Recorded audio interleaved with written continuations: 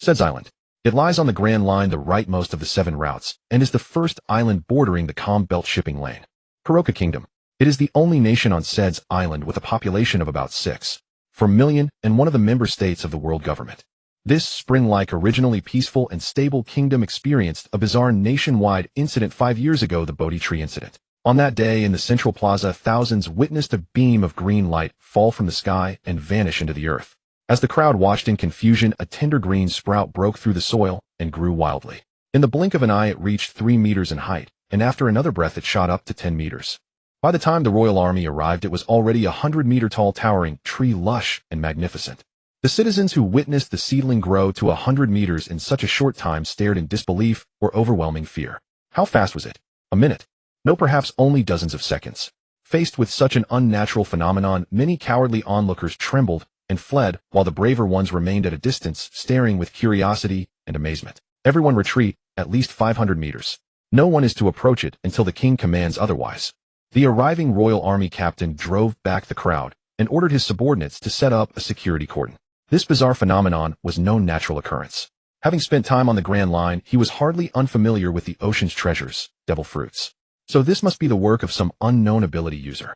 Raising such a commotion just to plant a tree here. What could your purpose be? Whatever your hidden agenda, Kaitana will never let you succeed. Captain Kaitana let out a cold hum. Suddenly the crowd blocked 500 meters away burst into violent commotion.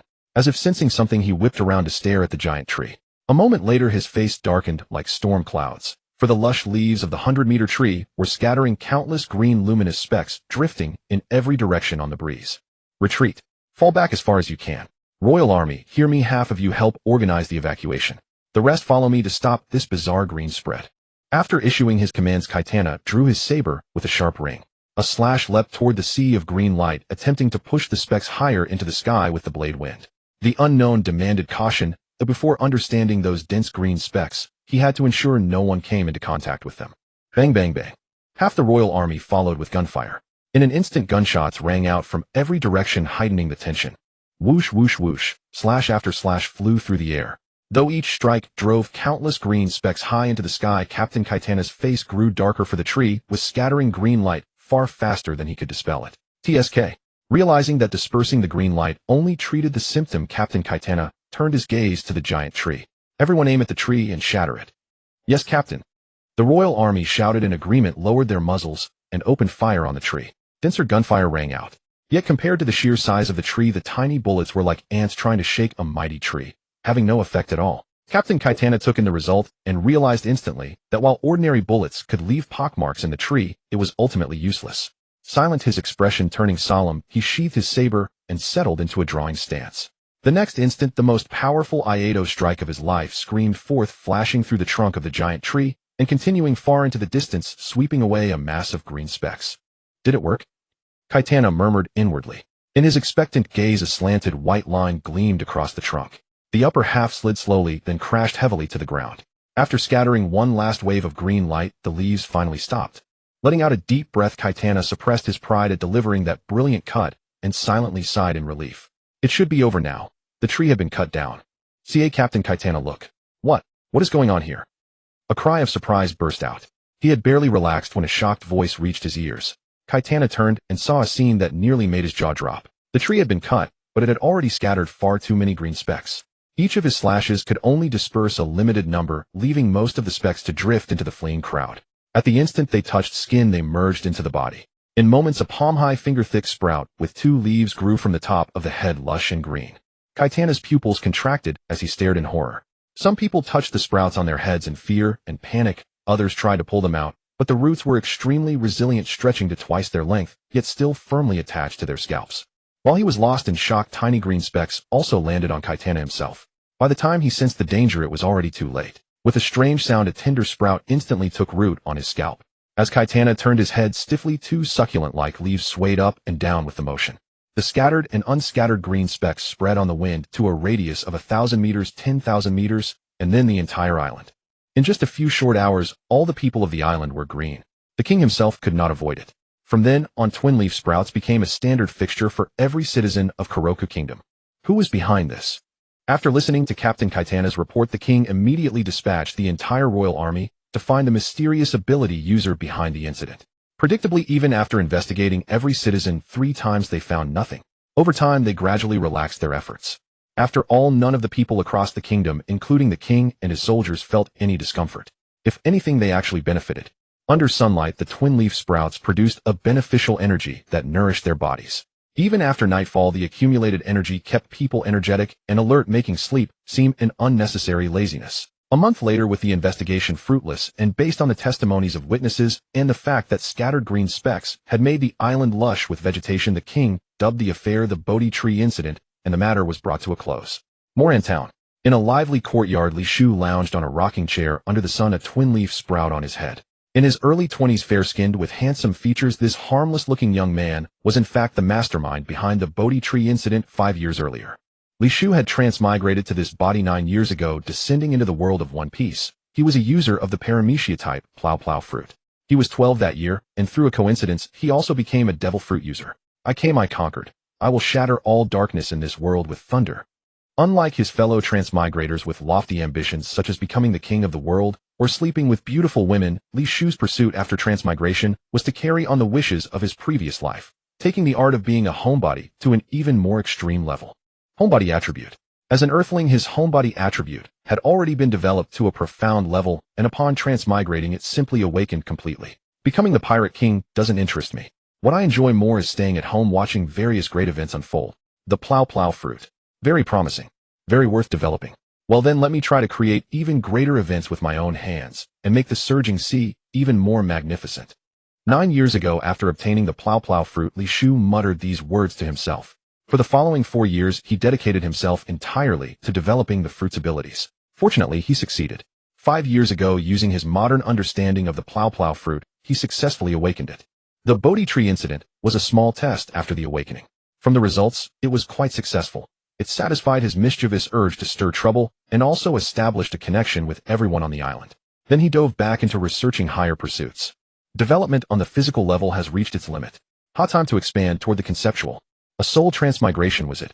Without any golden finger or system, I still came to the world of One Piece. Can I guess that my soul possesses a certain nature? From there I can extend it further. First use the fruit to grow a medium, then construct concepts and fill in settings, nurture and cultivate them. And maybe, just maybe, I can grow people and objects from other worlds too. Ho, I can't wait. 5 years ago, Molan Town, inside the courtyard. Being a homebody does not mean being lazy. Doing what he pleased, Li Shu threw himself at once into the pursuit of a higher goal. First he condensed a blank seed, shaping its concept with his mind and filling in its settings with his own ability. At last, through his tireless efforts, the first conceptualized seed was born. He dug a hole, sowed the seed, covered it with soil, and dripped his own blood into the earth. For 7 straight days he watered it with his blood, until finally the seed broke through the soil and sprouted. Phew! Even though it took 7 days, it has sprouted and grown in the end. This proves that my earlier conjecture has every hope of success. Excellent. Li Shu exhaled the murky breath of anxiety and let a relaxed smile spread across his face. Then he raised his hand and channeled the seed fruit's power. Instantly the surrounding grass began to shoot upward, and in the blink of an eye coalesced into 5 figures woven from grass and vines. The green vine attendants. In silence, Li Shu waved his arm once more. The fruit's power surged, and in the hands of the 5 green vine attendants, walnut-sized najong seeds appeared out of thin air. Hunt wild beasts. The order was transmitted with a single thought. With absolute obedience, the attendants sank into the earth, vanished from the courtyard, and crept toward the dense forest in the northern part of the island. As for hunting wild beasts, it meant killing them and storing their bodies in najong, then sending them back here once enough had been accumulated. Najong, a type of storage seed similar to a spatial pouch, a creation from an awakened ability. When constructing the conceptualized seed, one of the settings Li Shu had filled in was this: it would use his blood as nourishment and take however many days it needed based on its difficulty. Once it broke its shell and sprouted, it could be cultivated by feeding it the flesh and blood of other creatures until it matured. Thus, once the seed had sprouted, Li Shu no longer needed to water it with his own blood. Hunting other creatures and bringing back their remains was enough. The 5 green vine attendants sank into the earth and disappeared, and he immediately set to work on an even more difficult development. For years ago. With a joyful laugh, Li Shu held up the animal seed that came after the artifact seed. The more difficult development had also reached its moment of success. 3 years ago. He smiled in silence. Following Li Shu's own ranking, human-animal artifact, he had at last completed the initial structure of all 3. It was a truly milestone-like achievement. 2 years ago.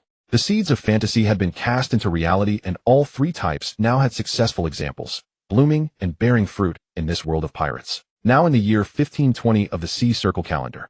In the courtyard, Li Shu, just over 20, idled lazily in the sunshine. Footsteps fell softly as a tall, handsome, stern-faced man carried a fruit platter to his side. The platter held all kinds of fruit cut into even pieces and arranged with delicate care. He bent down, set it on the wooden table by the rocking chair, then pinched the edge of the platter and rotated it slightly. Only after deciding it was truly perfect did he withdraw his hand. "Hey, Mr. Susanoo, you really should change that obsessive-compulsive perfectionism of yours." Li Shu cast a sidelong glance at the fruit platter and said with a helpless, quiet laugh. Mr. Susanoo, his true name Susanoo, was actually a humanoid imperial arm of the biological type, possessing formidable combat ability. Now that aside, Li Shu had not conceptualized and grown him out of some needless purpose like lacking a bodyguard to protect his life.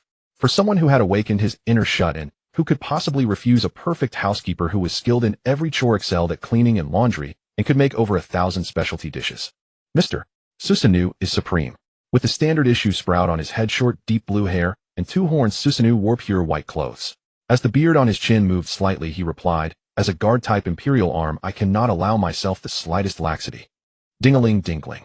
About 60 centimeters long, with a suction cup atop its head and a round little face, the small spirit, Finglingaling, whose lower body was 2/3 ribbon-like, joined the conversation with a delightful jingle. It deftly covered Susanoo's eyes, and its golden dot-like eyes curved into crescent moons, utterly adorable. Artifact, Susanoo. Animal, Finglingaling. Ha ha ha. Mr. Susanoo, didn't I tell you? Even Finglingaling can't stand it, and is asking you for affection.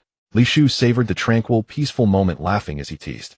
Yet an instant later his brow rose, and he could not help turning his gaze toward the harbor. More feet just came to the door. 5 years ago, excess green dots had scattered across the entire island and grown into lush vegetation. Because it was all born from the seed fruit's power, not the slightest wind or rustle on the island could escape his eyes and ears. Here comes work. A thought traveled through the vegetation to a certain spot on the island, entering the ears of a certain someone who was currently practicing magic by wildly flinging lightning. At the harbor, the water snake pirates, with a bounty of 4 belly on their captain Water Snake, Walt Snake, had already landed. With 32 crewmen under his command, the captain advanced menacingly toward the town nearest the harbor. Hee-hee-haw. Men, we've finally made it alive to the first island of the Grand Line. Screw this fickle sea and its freakish weather. We are pirates who live out the true nature of the sea. Freedom is our banner. Today, follow your captain into the royal palace, plunder the treasure, and unleash your desires. For gold and silver, for wine and women, charge all of you. Looking about 40 years old, Captain Snake wore a pirate hat and a dark red captain's coat over his burly, overweight frame. With cruel, vicious eyes, he waved his men forward as they hurried toward the island. A quarter of an hour later, crackle, crackle, a golden bolt of lightning flashed from afar and landed squarely before the water snake pirates. The newcomer had short yellow hair and a lightning-shaped scar above his right eye, with a music player hanging around his neck. Wearing a brown shirt beneath a fur-lined cape, he radiated a formidable presence as golden arcs of electricity crackled around his body. However, ah, Captain, look. This guy has grass growing on his head. That's hilarious. Is he a plant person? Captain, he's a rare breed. Let's capture him. We can probably find a buyer and sell him for a good price. The water snake pirates had no idea how formidable the man before them was. The first thing they noticed was the 2-leaf sprout on his head, and they all burst into mocking laughter. Veins bulged, one vein after another.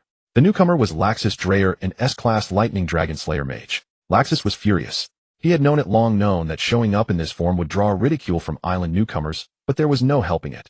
That leaf fellow had ignored his fierce objections, insisting that it was the island's standard configuration. If others had it, he must have it too. Who asked for that? The restless lightning echoed Laxus's own mood. He had never been good with people, and he had no interest in conversing with a bunch of dead men. After being mocked to his face without a shred of dignity, he could not even be bothered with words. He curled his fingers, drew lightning magic into his hand, and vanished from where he stood in an instant. A 4,000 belly bounty. Was that supposed to be impressive? It was not even worth using Dragon Slayer magic. Golden lightning flickered as Laxus swept through the crowd and reappeared behind them. He took 2 slow steps, then stopped and flicked his hand, scattering the arcs around him. At the same time, the sound of bodies collapsing struck the ground one after another. He turned and contemptuously surveyed the pirates who had mocked him moments ago. They were already corpses, eyes rolled back, jaws gaping, with faint traces of lightning still crackling in their mouths. TSK. He clicked his tongue in displeasure. It was unclear whether it was directed at the corpses or at the certain someone who often ordered him to dispose of garbage. No matter how resentful Laxus was, he could not turn things around and sing to the sky. The instant he had been grown, the core setting of obedience had already been inscribed within him. Silent, he took a walnut-sized gray mahjong from inside his clothes, touched it against each corpse, and drew them all into it. With a crackle of arcs, he sped off toward the courtyard. Within the courtyard, a crackling arc of electricity flashed. Lakshas materialized abruptly.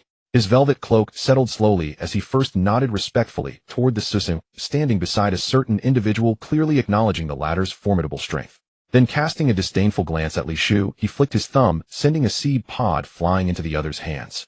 Dispatch IV attendants for such trivial matters henceforth. Don't waste my time with insignificant pests. I'm cultivating my strength to defeat you and earn the right to leave this place. I have no patience for childish games. Yak. Li Shu caught the seed pod midair, uttering an enigmatic string of syllables. With a single fleeting glance toward Fenglingeling, the spirit instantly understood and obeyed. A crystalline, ethereal melody rose softly, drifting toward Lakshas, its soothing resonance gently dissolving his simmering resentment. Oomph. Lakshas glanced sideways at the figure walking toward the rear garden, clutching the seed pod, then snorted softly through his nose. In the next breath, a tender, indulgent smile curled his lips. He raised 2 fingers in greeting. Long time no see, Fenglingeling. Though he cherished blending classical motifs with rock music, even he remained utterly defenseless against Fenglingeling's healing voice. During each brief visit to this estate, he unfailingly trailed silently in its wake. Wherever Fenglingeling drifted, he followed, unobtrusive and devoted. Lakshas, have some fruit. Susanu suddenly approached, bearing a tray of fresh fruit. His usually placid, depthless eyes flickered with something unmistakably human, hostility. After all, no being, not even a divine artifact, could resist Fenglingeling's voice. In the rear garden, the moment Li Shu arrived, the ordinary green grass that had blanketed the yard mere seconds before seemed to awaken, swaying rapidly, converging, intertwining into supple vines.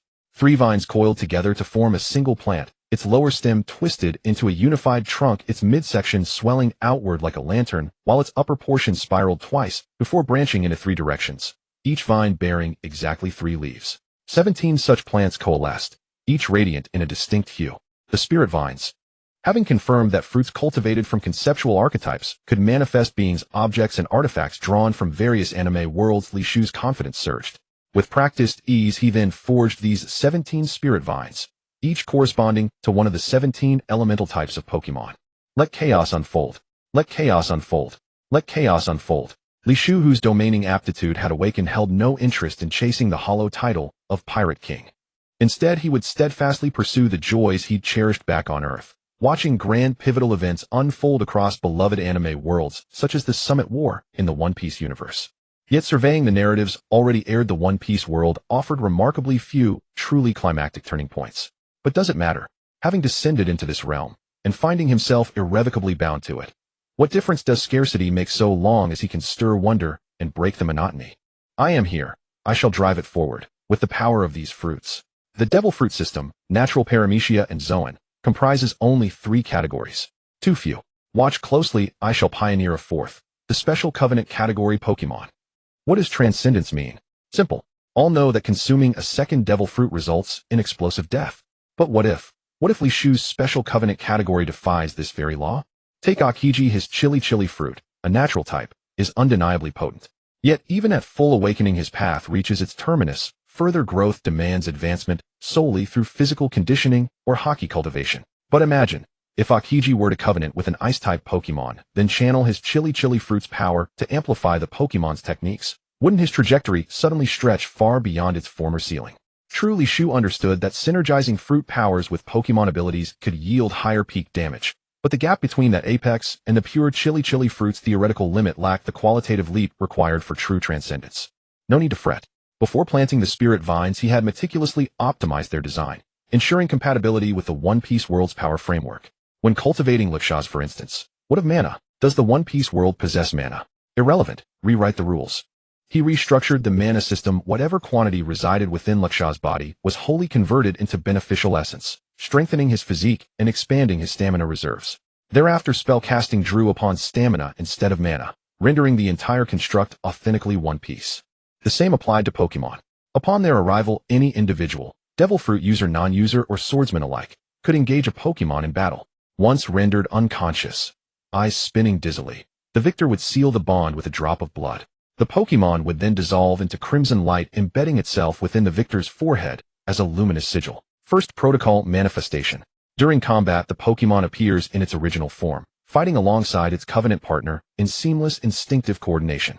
Advantage: synchronized combat, profound mental resonance, flawless synergy, and formidable technique potency. Disadvantage: dual exertion, drains stamina at an accelerated rate, unsuitable for prolonged attrition warfare. Second protocol fusion. During battle, bypass manifestation entirely. Instead, fuse directly with the sigil upon the forehead. The covenant partner's appearance subtly reshapes under the Pokemon's influence, while the fusion of both forces engenders qualitative transformation, dramatically amplifying overall power. Fusion's advantage is immediate and overwhelming until stamina depletes. The enhanced capabilities remain fully accessible, turning certain defeat into triumphant reversal. However, upon separation, the covenant partner enters a weakened state, its duration determined by their physical resilience. Exceptional constitution may even nullify this debilitation entirely. The third protocol is extraordinary, burst seed. When facing foes unconquerable, even in fusion, the covenant partner may activate burst seed mode, surging power by 100,300 beyond the fusion-enhanced baseline. This state lasts precisely 30 minutes. Regardless of victory or defeat, the sigil on the forehead enters a 6-month cooldown period. Advantage: desperate counteroffensive, pure protagonist privilege. Disadvantage: 6-month cooldown plus a 30 global attribute reduction for 1 month. Manifestation. Fusion. Burst seed. With these 3 protocols integrated, the special covenant category, this 4th tier, stands unquestionably justified. Unrestricted covenants fully compatible with devil fruit powers. Undisputedly supreme. I await your maturation. Li Shu murmured, his gaze blazing with intensity upon the 17 spirit vines. With a casual upward toss, the seed pods soared above them, then detonated spontaneously. Over 30 corpses plummeted downward. The instant the sacrificial feed appeared, the scent of blood ignited ravenous frenzy. Nearly 100 root tendrils erupted from the earth, scrambling violently for today's feast. A spectacle too gruesome to behold. Ignoring the carnage, Li Shu scrutinized the lantern-shaped swell at each vine's core. 17 hues: black, brown, blue, green, yellow. Pulsing rhythmically, their brightness persisting far longer than their dimness. Maturity stands at only 70%. Too slow. Past successes confirm that full maturity is merely the threshold. The vines require further nourishment before bearing fruit. Pokemon. Once the roots devoured every morsel, they receded silently into the soil. Only the 17 spirit vines remained, still silent, statuesque. Li Shu waved his hand. They dissolved back into ordinary green grass, resuming their camouflaged guise. He turned and walked away. It's been over 9 years since my arrival. To orchestrate a monumental event by the 10th year anniversary, relying solely on sporadic pirate landings as feedstock, proves inefficient. I must expand my sources. Hey Lakshas, you've always longed to glimpse the wider world. Here's your chance. At noon, Li Shu leaned back contentedly in his chair after savoring the meal prepared by Susanoo Mikoto. His arms hanging loosely at his sides, his neck resting against the chair's back, gazing upward into the warm golden embrace of sunlight, utterly unconcerned with appearances. Moments later, Susanoo Mikoto had already tidied away the dishes with quiet diligence. Only then did he tilt his head slightly toward Rakusasu, seated nearby, equally satiated, and asked, Rakusasu, you mentioned earlier that you've been training relentlessly, so as to defeat me and earn the right to voyage across the open sea, correct? Rakusasu chose to feign deafness. The right to sail abroad. It hinged upon defeating him. Yet Rakusasu was cultivated his very core code, preordained absolute non-resistance. Ah, I recall now. A faint knowing smile curled the other's lips. Without explicit permission, you are forbidden from striking me. Tisk tisk tsk. How stifling must that feel? You long to smash this handsome face with those fists the size of boulders, don't you? Eyes blazing with fury, Rakusasu glared at the infuriating figure before him. Violent lightning crackled around his frame, snapping and seething, on the verge of explosive life or death defiance. Heh. Li Shu laughed, utterly unshaken, waving a hand dismissively. Contemplating mutual annihilation. Not advisable. To cultivate you, every beast and aberrant creature on this island was eradicated. Their lingering spirits watch you still. As the living continuation of their lives, do not narrow your path. Li Shu. A thunderous roar erupted. Lightning surged skyward, whipping up gales that tore through the courtyard. Rakusasu's eyes blazed with raw electricity. Overwhelming pressure descended upon the grounds. Was that even human speech? The continuation of beasts. A man may die, but never suffer such indignity. I am Rakusasu Dolia, the lightning dragon slayer mage. Oh. Seeing Rakusasu unleash such chaos, Li Shu raised a hand, and 3 thick sinuous vines erupted from the earth, instantly coiling around the raging pillar of lightning. They constricted, crushed, crack, shattering it into countless scintillating arcs that scattered and vanished. If you're going to rage, at least do so discreetly. Such theatrics won't intimidate me, but they might expose this secluded sanctuary of mine. Remember, anywhere else on the island is fair game, not here. Preserve my tranquil, reclusive peace. Humph. Silence hung for a breath. Rakasasu exhaled sharply, a grim, heavy realization settling in. That effortless annihilation of his lightning pillar revealed staggering power. Mutual destruction. Hopeless. His electric gaze faded back to ordinary eyes. For several solemn seconds, he stared at Li Shu, then turned resolutely and strode from the courtyard, resolved to train harder, grow stronger. Hey, Li Shu called out just as Rakasasu's silhouette receded. You truly believe I've forbidden your departure to cage your freedom? A sharp halt. Rakasasu froze mid-step back, still turned, listening without turning. Turning your back on all creation. Who do you think you are? TCH. Internally scoffing, Li Shu continued, your elemental magic and dragon slayer magic are formidable indeed. Your once vast magical energy has forged an extraordinary physique, granting you astonishing endurance. Yet across these seas beyond devil fruits lies another system of power entirely. Haki, utterly alien to you. Kinbunshiko Busashoku Haushiko. Until you master both Busashoku and Kinbunshiko Haki, venturing beyond this island places you among the elite in the first half of the Grand Line, the paradise. But I know your heart yearns for the new world. Their dual Haki mastery is commonplace, or rather it's the entry ticket. Without them you'll be beaten senseless the moment you set foot there. Dog. Rakasasu's jaw tightened. First branded the offspring of beasts, now reduced to a canine. Li Shu was the true survivor, the ultimate schemer. After all that, his voice dropped low, barely containing volcanic wrath. Then he whirled around and roared, then teach me damn it. And why? Why have you never mentioned Haki before? Ow. Each rose in pitch and fury, his expression wild enough to devour Li Shu whole. Heh. Li Shu offered an awkward chuckle, then deftly sidestepped the question. So I've decided for now you may depart. Hunt 100 sea kings for me.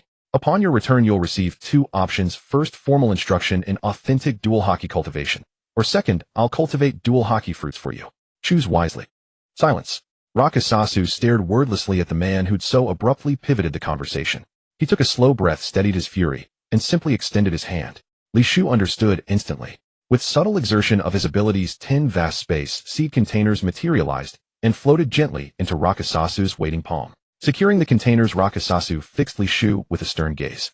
Once I master dual Haki, can I finally leave this island and forge my own path? Give me a straight answer. Absolutely.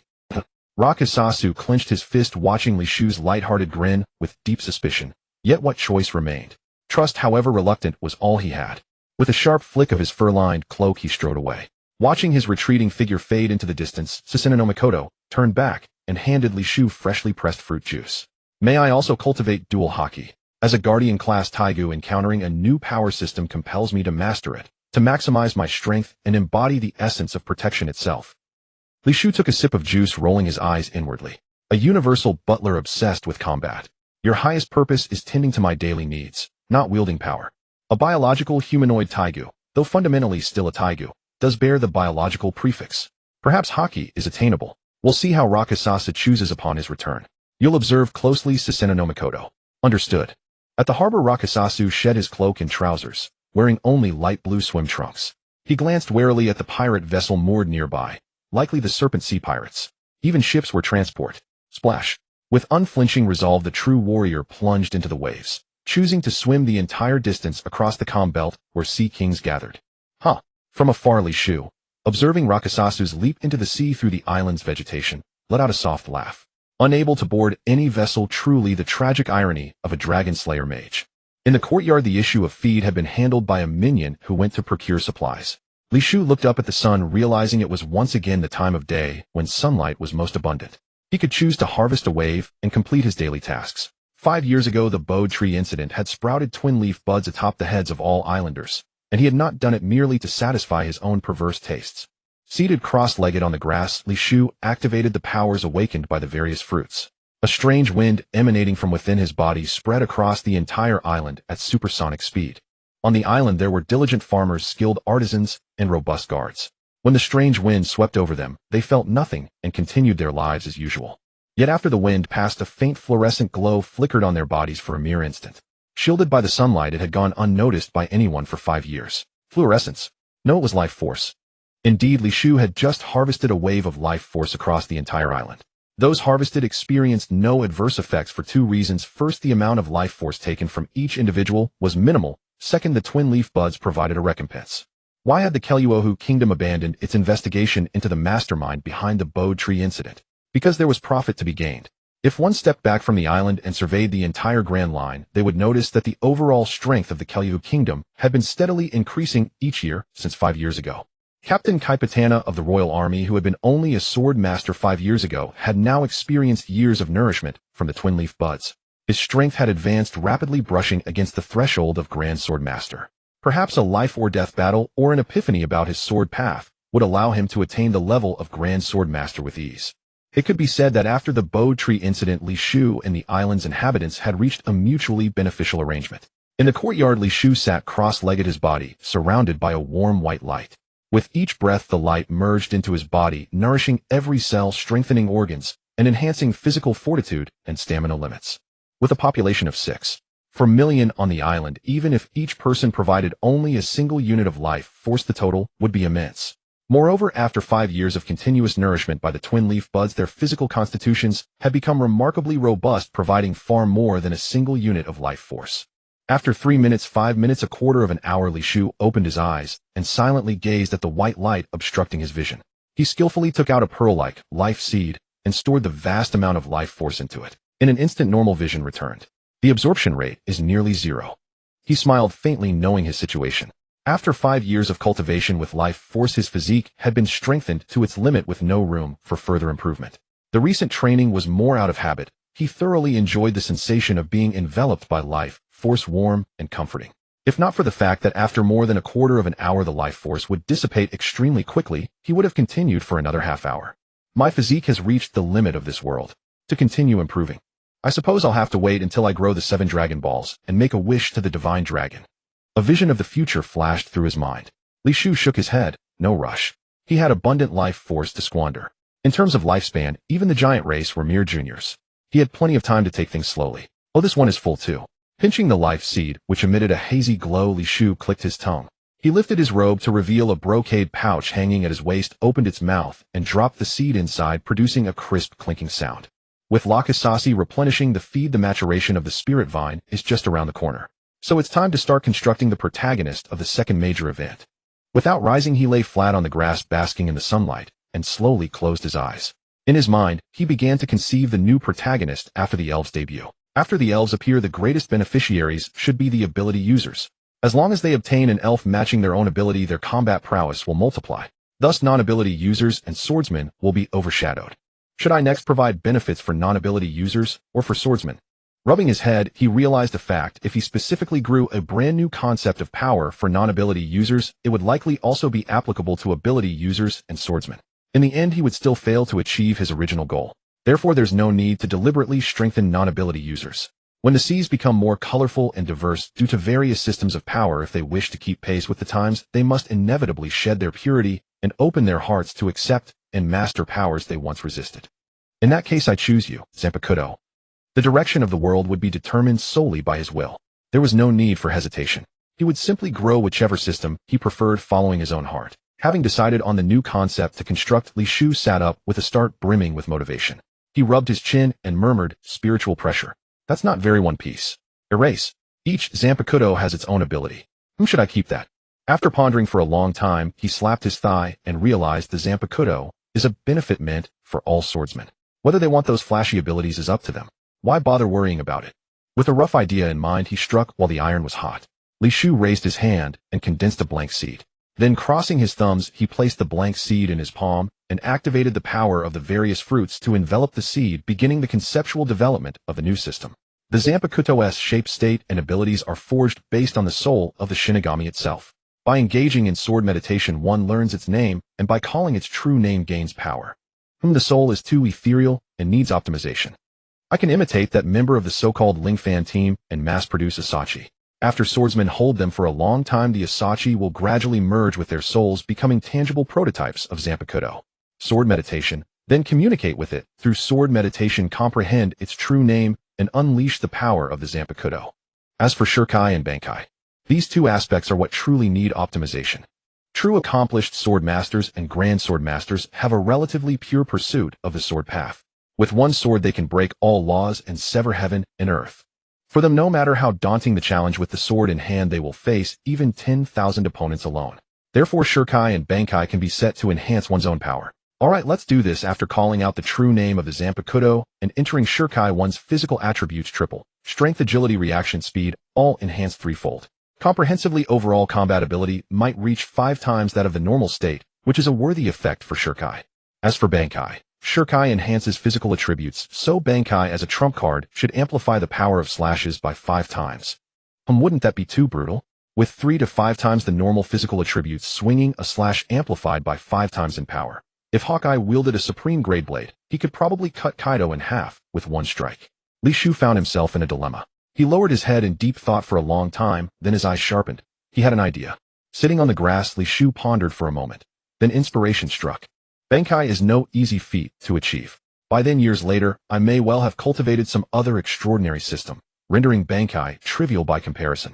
Better play it safe. Activating Bankai shall double physical stamina consumption. This, then, is the Zanpakuto tailored for swordsmen, devoted wholly to the pure way of the sword. Universal love. Yes, universal love. The love of all sentient beings. Muttering this self-reminder, Li Shu resolved not to favor one path over another. If there were swordsmen pursuing purity, there must likewise be those drawn to flamboyance and spectacle. For such swordsmen, the task is far simpler. Retain the Zanpakuto's original framework upon Shirkai, grant a novel ability, and double the wielder's physical prowess. No more than that. As for Bankai, the ability undergoes profound metamorphosis. Its power quintuples, while physical attributes remain unchanged, though stamina depletion accelerates. Pure artistry or dazzling flourish. I leave the choice entirely in your hands. Having finalized the 2 modes of the Zanpakuto, Li Shu channeled his full will, wielding his mind as brush and his awakened abilities as ink, meticulously inscribing each refined concept into the blank seed stroke by deliberate stroke. 1 day, 3 days, a week, half a month, a full month later. At last, it is complete. He murmured inwardly, then opened his eyes. Palming upward, he beheld a blade-shaped seed hovering above his palm. Leaning closer, he could faintly discern a rhythmic fetal-like pulse within, a sure sign of successful cultivation. The most arduous first seed is done. What follows is mere replication. Repetition now posed no challenge, but he decided to pause. Though his body bore no fatigue, his spirit was deeply worn. Moreover, today marked the long-awaited return of Laxus. Tinkling, tinkling. Fanglingaling drifted over her chimes, resonating with soothing, healing harmonies. Their gentle tones eased Li Shu's weariness. He smiled faintly and stroked her tiny head tenderly. Thank you, Fanglingaling. I feel much better now. You're truly wonderful. Tinkling. Her golden bead eyes crinkled into crescent moons, delighted to have brought him comfort. In an instant, she nimbly bound his eyes with her vines, expressing affection in her own sweet, unspoken way. Hey, you're blocking my sight, Fanglingaling. Though he protested aloud, he made no move to remove her. Even without Kinbunshaku, the island's verdant grasses served as his senses, so let her bind him. Why deny her joy? After lunch, and after harvesting that day's vitality, he rested on his lounge chair for over an hour until at last the courtyard grass rustled softly. So, you've returned. A long wait indeed. Through the eyes of Flora, Li Shu saw a streak of blonde hair bobbing rapidly across the horizon, a swimming Laxus returning from a month-long expedition laden with bounty. Half an hour passed in quiet anticipation. Zzzt. A soft crackle of lightning heralded Laxus's arrival. Resplendent in his favored attire, he materialized midair, his plush cape fluttering gently behind him. 127 sea kings, exceeding your request. 10 nastes arced through the air toward him. Li Shu caught them all effortlessly. With a subtle application of his ability, he assessed their contents, then lifted a knowing smile. Impressive, Laxus, but exceeded the request. Those extra 27 sea kings. You've already chosen your path to dual-colored hockey. They're meant to nourish the hockey tree, aren't they? How well you understand me. Unmoved by Li Shu's teasing, Laxus replied flatly, I wish to acquire hockey through an immediate effect method. Cultivating dual-colored hockey demands nourishment for the hockey tree, and given your nature, you'd never provide it yourself. Since the burden inevitably falls to me, preparing it in advance is simply standard procedure. Bravo, you're quite the clever little strategist. Li Shu raised a thumb in genuine praise, then turned toward the rear garden. Follow me. It's time to bear witness to the birth of a new sprite. Silent Laxus fell into step behind Sungnoo, who walked ever close to Li Shu. 3 figures and 1 companion entering the secluded rear garden, ordinarily barred to all. Rear garden. Upon arriving at this place, both unfamiliar and hauntingly familiar, Laxus's calm gaze softened, tinged with quiet nostalgia. 2 years ago, he had awakened right here. As Li Shu explained, all beings and objects he cultivates are refined replicas, optimized echoes of originals.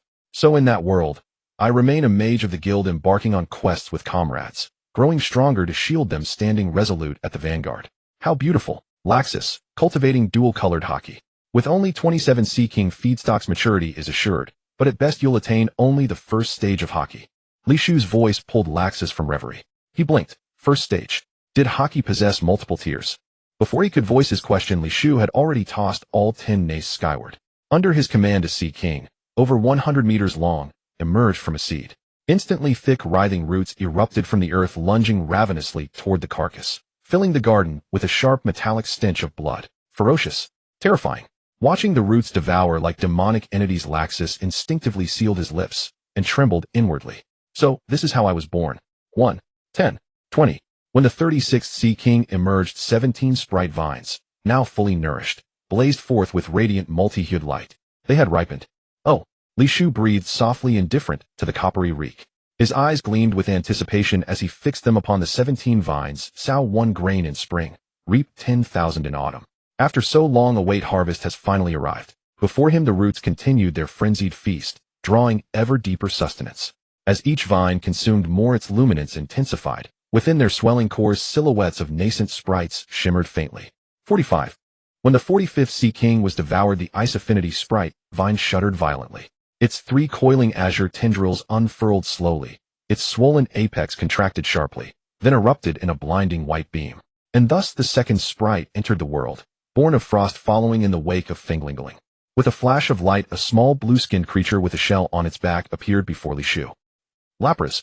A faint smile curled at the corners of Li Shu's lips as he silently named the creature in his heart. His mood was excellent, partly from fondness for it, but more so because its birth heralded the imminent arrival of the harvest season. Whoosh, whoosh, whoosh, whoosh. Indeed, in the next moment, the remaining 16 spirit vines gave birth to their corresponding spirits: the fire-type Houndoom, the steel-type Aaron, the grass-type Shiftry, the flying-type Firo, the electric-type Elikit. The roots continued to feast voraciously. After the 54th Sea King was seized, the second round of maturation began: the rock-type Corsola, the ghost-type Duskull, the bug-type Venomoth. 9 Sea King carcasses can yield a batch of spirits. Distributed among 17 vines, that's roughly half a Sea King per spirit. Li Shu silently observed and calculated the conversion efficiency. His already joyful mood grew even brighter. He hadn't expected that after spending so much time nurturing them to maturity, the harvest phase after the spirit vines ripened would be so effortless. An involuntary laugh escaped him. He glanced sidelong toward where Lakus's was. Lakus's, with your strong-willed nature, upon learning that hockey has several stages, you definitely won't be content with just the beginner level. So before you leave, let me reap a little from you. 99. 7th batch. Harvest. Activating the power of the fruit after the 99th Sea King was dumped and the 7th batch of spirits harvested, Li Shu commanded the Najong to cease operation, retrieved it into his palm, and left the remaining one for Lakus's as a tip for his sea expedition. Toying with the Najong in his hand, Li Shu turned to look at Lakus's and Susanoo, only to see the two glaring fiercely at each other, their eyes filled with hostility, locked in a standoff over the ownership of a certain spirit. The second one. Chimcho. Mr. Susanoo, your holder already has one, and you're always by his side. You're practically one and the same. What's his is yours. Do you really need to compete with me for the second Chimcho? Aren't you worried that two Chimechos living together might repel each other, fight for attention, and end up hurting one another? Let me have it. The battle for Chimcho, the brave wins. Lakus's persuasive words only earned him a more wary glare from Susanoo. Lakus's, perhaps after today you will leave. The sea is fraught with danger. It's not a good home for it. Keep both here, they can get along better with their own kind. With me around, neither will come to harm. No, you're wrong, Mr. Susanoo. Lakus's said with firm resolve. As a dragon slayer mage, I don't have a dedicated cat. Chimcho is my partner. No matter how turbulent and perilous the sea becomes, I can guarantee that ahead of Chimcho lies only my silhouette and a serene, beautiful landscape. Danger, I'll blast it into smithereens with thunder. Watching Lakus's confident declaration, Susanoo shook his head. No, Lakus, you're too arrogant. The sea is home not only to renowned powerhouses, but also to many hidden, unknown beings. Open attacks are easy to dodge, but hidden arrows are hard to defend against. The risk of Chimcho following you is too great. I won't agree. Li Shu was momentarily speechless. Well, as long as they hadn't settled the dispute over the second Chimecho, it was better not to get involved. He turned back and looked at one particular spirit among the 100. A grass-type Sceptile. It matches my abilities and is one of my favorites. So, let's make a contract with it. He beckoned Sceptile over with a wave, bent his middle finger, and, bam, flicked it on its forehead. The next instant, the bewildered Sceptile was knocked unconscious by an irresistible force, its eyes spinning in circles as it collapsed. After some effort, he squeezed a drop of blood from his fingertip onto the unconscious Sceptile. In an instant, the blood merged with Sceptile, and its body transformed into a beam of red light that shot into Li Shu's forehead, forming a Sceptile-shaped pattern. Contract successful. Fusion incarnation power burst. Let me first experience the new application of spirit power that I've designed. Fusion. Silently commanding in his mind, the pattern on his forehead suddenly burst into a dazzling emerald light, enveloping his entire body. What is this? Attracted by the emerald light, Lakuses and Susanoo both turned to look at Li Shu, who was now wrapped in radiance. The next moment, the light exploded, revealing Li Shu in his fusion form. His eyes were still the same, but now they were framed by a ring of red eyeshadow, adding a striking flare. His original clothes had vanished, replaced by a sleek green fighting suit that perfectly accentuated his physique, making him look dashing. Around his waist was a red sash with 2 green-sheathed and green-bladed longswords tucked into either side, lending him an imposing and heroic air. Around his neck, a long red scarf was tied loosely, its ends defying gravity as they fluttered, tipped with a blend of gold and yellow. So this is the appearance I designed for when I fuse with a spirit. Cool. He admired it with great satisfaction, a bright smile spreading across his face. Look at that. The transformation after fusion really had some style. After admiring his new look for a moment, he drew one of the swords from his waist and used its polished blade as a mirror. A new surprise awaited him. His eyes now had a ring of red eyeshadow, eye-catching and stylish, adding a hint of charm. But when he tilted the blade to reflect his hair, he saw a head of green spiky hair pointing upward. He couldn't help but feel a little down. Well, green. Green it is. It's a grass type after all. Green means health and vitality. 2 lifetimes as a single dog. No big deal. Whoosh, he swung his blade casually into the air, accompanied by the sound of cutting air. The energy-formed leaf blade skill whistled out, fading away only after flying nearly 10,000 meters. Agility returning the blade to its sheath, he used his own physical strength to activate Sceptile's skill, moving with a speed akin to teleportation. He appeared before a large tree in the backyard and executed pound, letting the scarf that defied gravity replace Sceptile's tail. It struck the trunk with a fierce wind, and with a loud bang, the seemingly flimsy scarf effortlessly snapped the tree in two, exuding overwhelming power. As the tree lost its support and began to fall, Li Shu raised his hand and made a grasping motion. Crimson energy coalesced in his palm, and the next instant a thick beam of red energy shot forth, reducing the falling tree to dust before it could hit the ground. Hyper beam. After briefly testing a few of Sceptile's skills, he deactivated the fusion mode. The green fighting suit, swords, and red scarf all turned into streams of light that converged into the pattern on his forehead, manifesting the Sceptile emblem. His original clothes reappeared. Indeed, no sense of weakness. Sensing his own condition, Li Shu felt no discomfort. Clearly his physique was so formidable that it completely negated any negative effects. Should I try incarnation? At the thought, a beam of red light flew from his forehead, and Sceptile materialized before him, its eyes bright and eager, gazing at its contractor. The memories of the brief fusion still echoed in its mind. Power. It was truly overwhelming. So incredibly strong. Drawing on the contractor's physical strength to replenish its own power, it felt as if it could tear apart legendary beasts with ease and crush them effortlessly. Subdued and respectful, the proud Sceptile knelt on one knee, bowing its head in submission to the contractor's might. No need to kneel. Seeing the Sceptile kneel on one knee, Li Shu let out a soft chuckle. A green blade of grass grew rapidly, lifting the Sceptile back to its feet. From now on, we are partners, equal partners. A conquered strongman may choose to bow their head, but their knees must never bend. As my contracted spirit Sceptile, hold your spine straight. Until I fall, uphold the pride of a king. Yemo. Yemo. Sceptile was momentarily stunned, then its gaze turned resolute as it puffed out its chest and walked behind Li Shu, assuming the role of a guard. He stroked the angular head of the creature, his joy evident. Yet as he scrutinized Sceptile again, he felt something was missing. Slap. He smacked his forehead, realizing what the missing adornment was. Parting his robes, he took out a bead brimming with vitality from his belt. Using various fruit abilities, he transformed it into a branch adorned with a single green leaf, bent down and placed it in Sceptile's mouth. Yes, now it was perfect. Ya. Yemo. Holding the branch, Sceptile widened its eyes in astonishment. Life force, an endless stream of life force flowed from the branch into its body, coursing swiftly and permeating every part. Power, a surge of power filled it to the brim. Don't be surprised. As my partner, what Sir Shu possesses you two are worthy of. Explaining briefly to Sceptile, Li Shu decided not to attempt the third, burst mode. That would put Sceptile into a half-year cooldown. He walked over to Laxus and Susanoo, who had stopped arguing. Finished arguing. As he spoke, 2 Chancho floated to his sides, their crescent-shaped eyes curving, each emitting a similar, yet slightly ethereal sound. No 2 leaves are identical, and the same holds true for Pokemon. You two are really stubborn. Li Shu teased the two-chime show with his fingers, continuing, since a second one appeared, it's only a matter of time and enough nourishment before we get a third. Why fight over this? Don't you have brains? Osoka, Susanoo realized. He had overlooked this logic, perhaps because obsession had shackled his thoughts.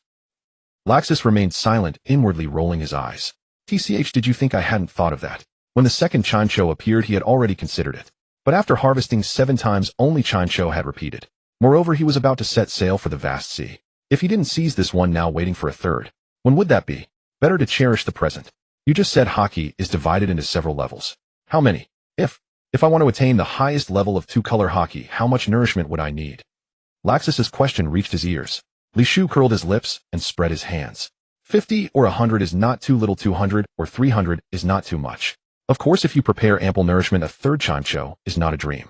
Moreover, there's a certain chance of cultivating a Pokemon that suits you perfectly, dragon and electric dual type. Laxus, you might as well just say you want to exploit me. A week had passed since Laxus's last departure. During this time, Susanoo meticulously cared for over 100 Pokemon. Of course, he attempted to contract with them more than a dozen times, all ending in failure. A biological humanoid imperial arm was ultimately not a true human. Even with Pokemon willingly cooperating, the contracts failed. Sir Shu, after lunch, lying leisurely on a rocking chair and basking in sunlight, Li Shu glanced at Susanoo, who was surrounded by Pokemon, and murmured lazily, "Don't mind it. Just because you can't contract Pokemon now doesn't mean you never will. Be patient. One day, I will help you break free from the Imperial Arm's shackles and become a flesh-and-blood human." Surrounded by Pokemon, their noisy calls drowning out Li Shu's murmurs, Susanoo meticulously groomed battle beast feathers, then a sincere smile spread across his solemn face. Li Shu smiled lightly, then withdrew his gaze, resting his head on his hands as he gazed at the blue sky, lost in thought.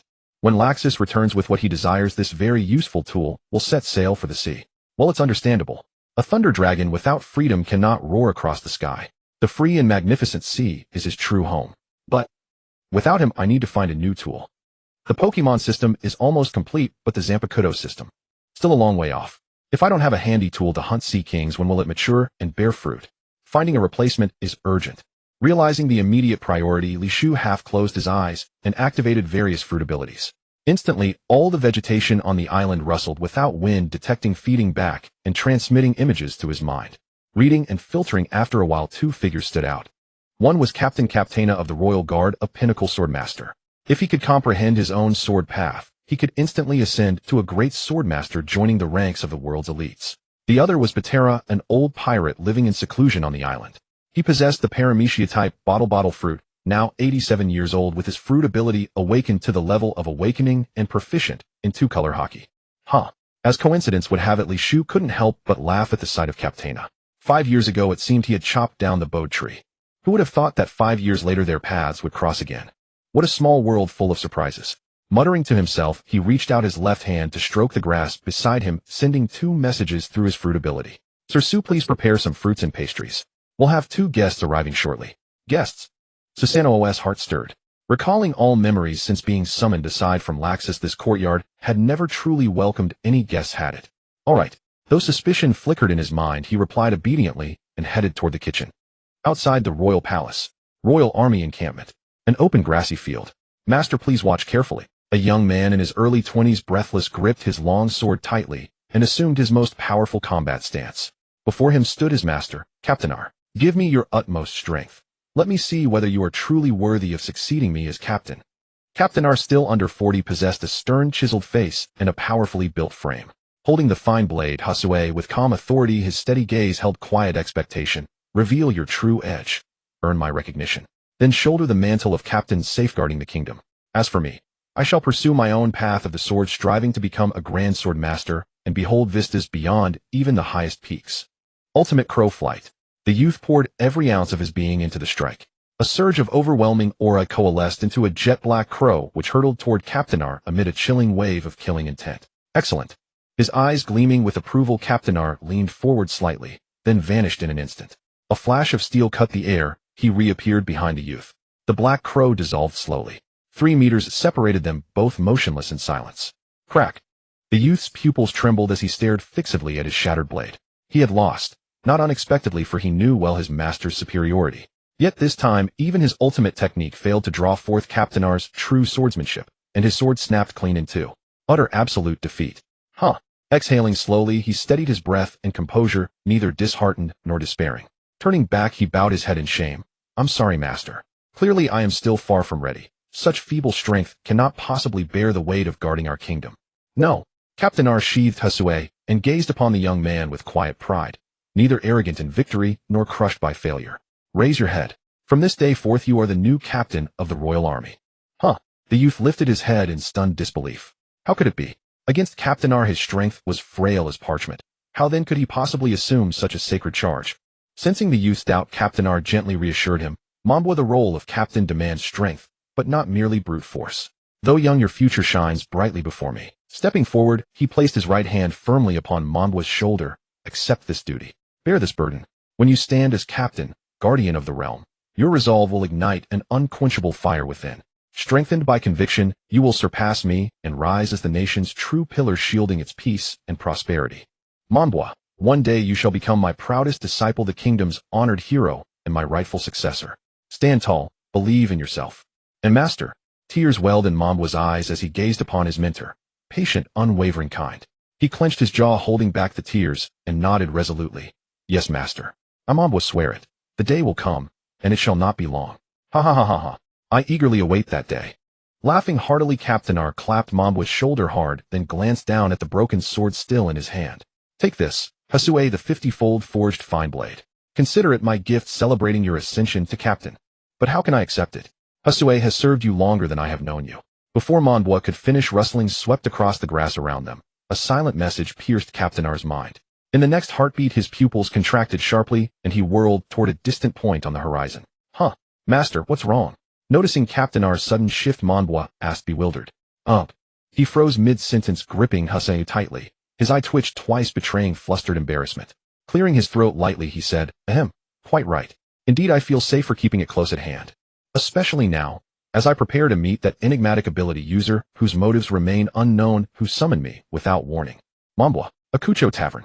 Buttra, an elderly man with silver hair and weathered features, rested his elbows on the counter, chin propped upon his palms. His deep-set eyes scanned the dozen or so patrons drinking merrily, not their faces but the vivid emerald-green twin-leaf buds blooming above each of their heads. That hour approaches. Through the tavern window, Buttra watched sunlight spill golden across the street. In half an hour the sun would reach its zenith, the optimal moment for harvesting today's sustenance. There was no time to wait.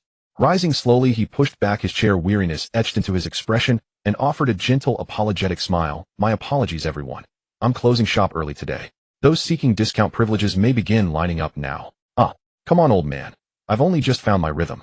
Yeah, surely one more hour won't hurt. Closing so early every day isn't exactly good for business, you know. Protests erupted, yet none could deny the tavern's allure. Its brews were legendary, rich, aromatic, each bottle steeped in the depth of time, leaving a lingering, unforgettable aftertaste. Silence, now. A thunderous bellow silenced the clamor. Patrons turned, and instantly fell mute upon recognizing the speaker, Floridaki, the city's notorious bully. The owner is elderly. Fatigue is natural, especially at noon. Show some respect. Form orderly lines and vie fairly for today's discounts. No need to shout. Floridaki's tyrannical command quelled the room, though inwardly he stole a nervous glance at Buttra. Seeing only a warm, benign smile in return, he exhaled in quiet relief. This poor baby suffers. 5 years ago he ruled the city's underworld. 400 thugs answered his call. All feared him. He was undisputed king of the streets. Until the day he met Buttra. Until Buttra produced that glass vial. Until 300 of his men vanished inside it, in an instant. His reign shattered. Utterly. 5 years, 5 long years. Who knows what I've endured? It hurt. He wanted to weep. Yet he tilted his chin high. You there, fetch the punch strength tester. Honestly, no sense of timing at all. Can't you see the lines already formed? Oh, right away. An innocent patron became his unwitting outlet for pent-up frustration. Daring not protest, he hurried off to perform unpaid labor. Moments later, a fully transparent glass-built punch tester rolled into place at the front of the queue. Tum. Floridaki clenched his fist and slammed it onto the impact pad. A dull thud echoed, and the glass display lit up 8-1. Congratulations, you've earned an 8-1 discount. Buttra's voice, soft yet unmistakable, reached his ears. Floridaki managed a weary smile, ignoring the fleeting sensation that something vital, some essence of vitality, had just been siphoned from his body upon impact. Chest puffed, head high, he sneered at those waiting behind him. 8.1%. Impressive, isn't it? 19 units of vitality harvested. Thank you for your patronage. Please visit again soon. Taking the coin, Butra observed Floridaki's complexion, already flushed and radiant, once more revitalized by the twin leaf bud's nourishment. Again and again he marveled inwardly what a supremely practical fruitability. 2 or 3 minutes later, after the last patron departed, Butra approached the glass tester, and in the next instant it softened, contracted, and condensed into a translucent glass bead pulsing with absorbed vitality. Clutching the bead, Butra gestured, and a sealed vessel appeared, impenetrable to any form of scrutiny. Time grows short. Old man I may be, but I am no harvest-ready leek for you to reap at will. After decades of careful accumulation, vitality is not so easily parted with. Better to retreat, to safety. Rustle, rustle, rustle. Suddenly the grass whispered unnaturally, and a message surged into Butra's mind just as he raised the vessel to step inside. At that instant, Butra's expression contorted into something astonishing, caught red-handed mid-theft. After bidding farewell to his disciples, Kaitana did not immediately head to the location indicated in the message. After some deliberation, he went to the royal palace and informed the king of all the intelligence for discussion. Swagian Erwishing, at over 60 years of age, showed no signs of decrepitude. His spirit was vigorous, and the twin leaf sprouts atop his head grew exuberantly. Silent for a long time after hearing Kaitana's report, he pondered, deeply sorting through all the information in his mind before speaking. The other party gave you a location, but it cannot be clearly described. Mysterious indeed. Still, they likely mean no harm, otherwise they wouldn't have gone to the trouble of arranging a meeting. Your Majesty agrees. I do, and I even encourage you to go. What? As soon as he spoke, he saw Kaitana's puzzled expression and continued, 5 years have passed, and now the mysterious ability user has voluntarily revealed themselves. Why should we refuse? Of course, that is only one aspect. More importantly, I hope this journey can help you resolve the knot that has weighed on your heart for 5 years. The knot in my heart. Kaitana's gaze dimmed as the Baidajishu incident 5 years ago surfaced in his mind. If only he had been stronger then, would the twin leaf sprouts not have grown on the heads of all the people in the kingdom? Though its existence had brought benefits to everyone, stronger bodies, more vitality. What if one day in the future the mastermind behind it harbored ill intentions? Would the nation's fate then be determined solely by that person's whim? No, that cannot be. A country that cannot control its own destiny has no future. I understand. Bowing respectfully, Kaitana said, Your Majesty, Mambwa can succeed me. Though young, he has great potential. You can guide and help him grow quickly. The kingdom will be safe under his protection. If I do not return from this journey, then so be it. Nonsense. The king frowned and scolded. What foolish words are those? I command you to return alive. Mambwa is promising, but still young. You must personally teach him how to become a qualified captain. After that, whether you resolve your heart's knot and become a grand sword master to sail the seas, or do something else, I will no longer interfere in your life. But for now, stepping down from the throne, the king paused as he passed Kaitana and said with a note of hope, Come back alive.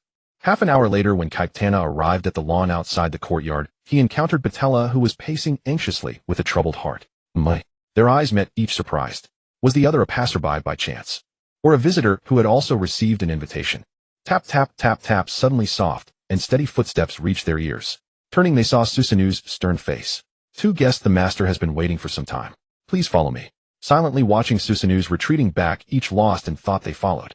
In the center of the courtyard was a square table laden with various fruits and pastries.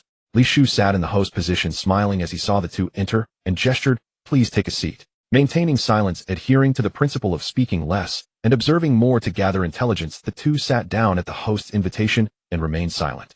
Huh. Li Shu chuckled, looking at the silent Kaitana full of questions, then at the equally silent Patella lost in conjectures, and shook his head. Since you two are so reserved, allow me to introduce you. This gentleman, he gestured toward Kaitana, is captain of the Royal Guard. Kaitana, a peak swordmaster revered by the people as the sword of the kingdom. In 12 years of service, he has crushed nearly 60 pirate crews, killed over 1,000 enemies, and is a national hero. Oh, and he's still unmarried. A confirmed bachelor. Confirmed. Bachelor. Kaitana's eyebrows twitched violently. He tried to stay calm, but failed, his already chaotic mind growing even more unsettled. So it's the esteemed captain of the Royal Guard. As if just learning his identity, Patella looked at Kaitana with an appropriate expression, smiling and nodding in greeting. Ignoring the dissatisfied grunt, Li Shu continued, gesturing toward Patella. Tisk, tisk, tisk, this one is formidable.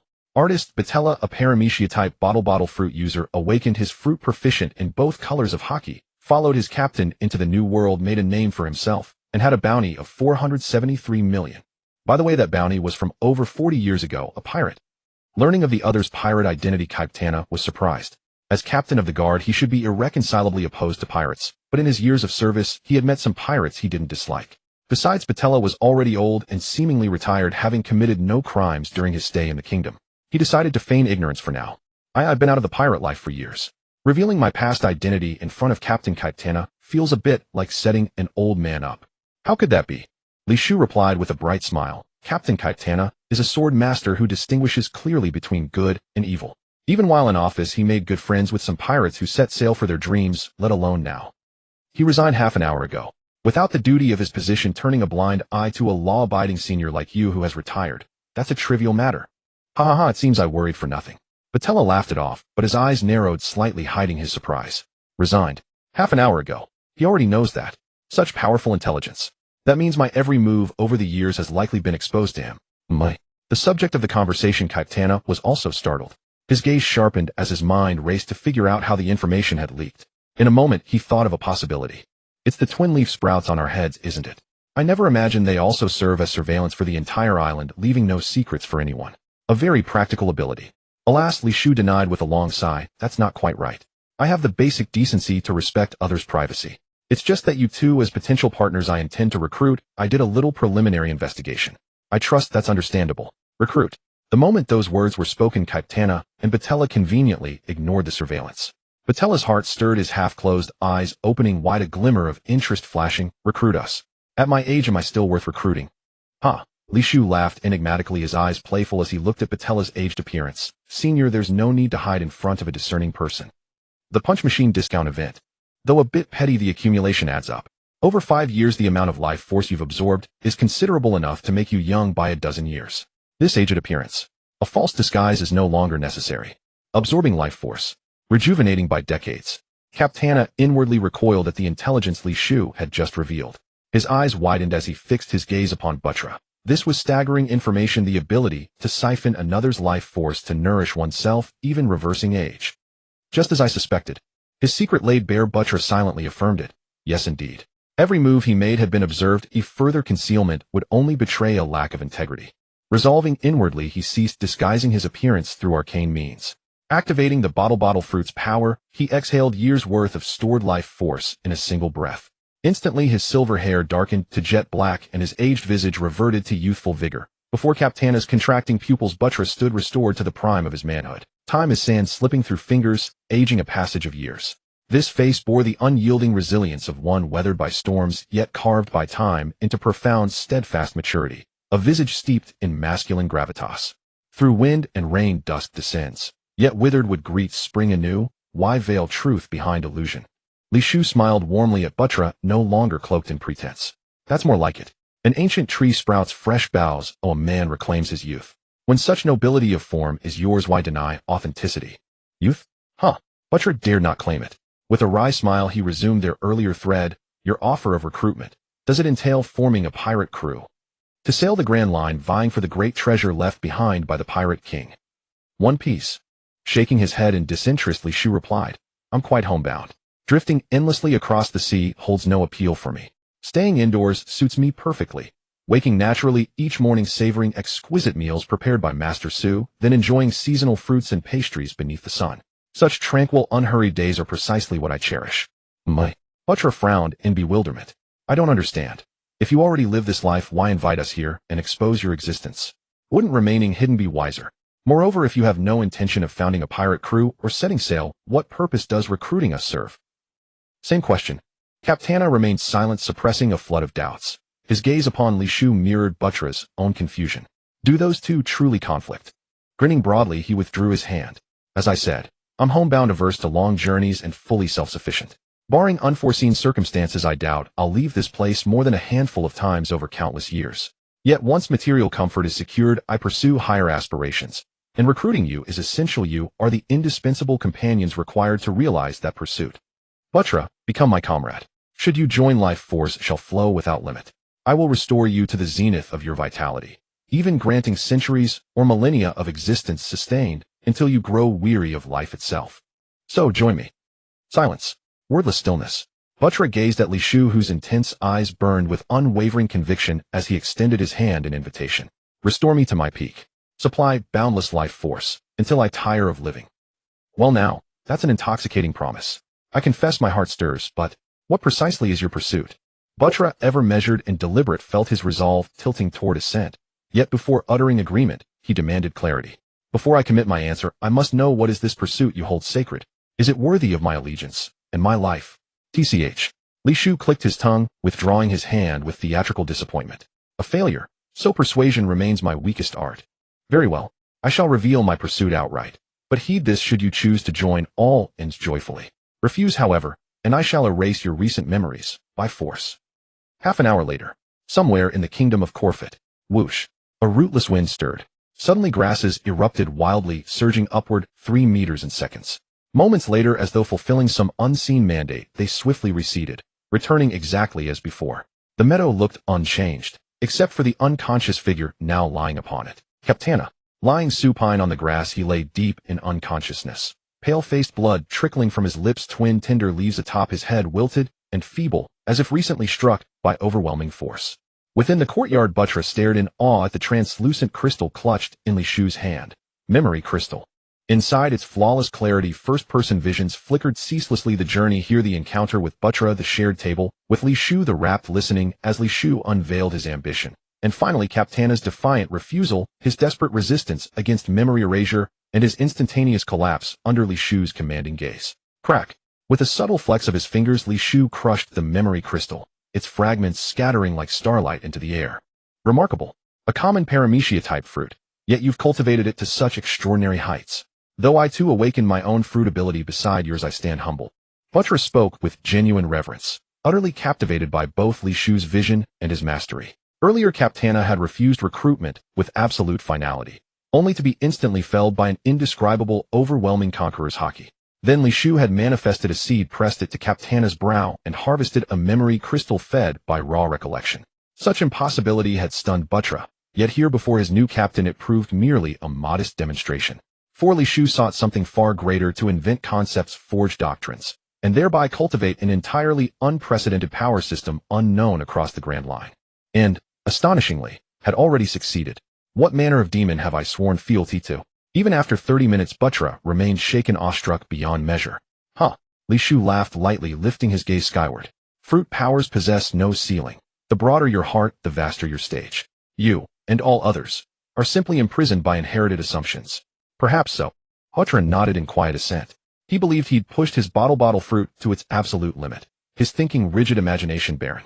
Rather than strain further, he shifted focus, having pledged allegiance. How ought I address you? Captain.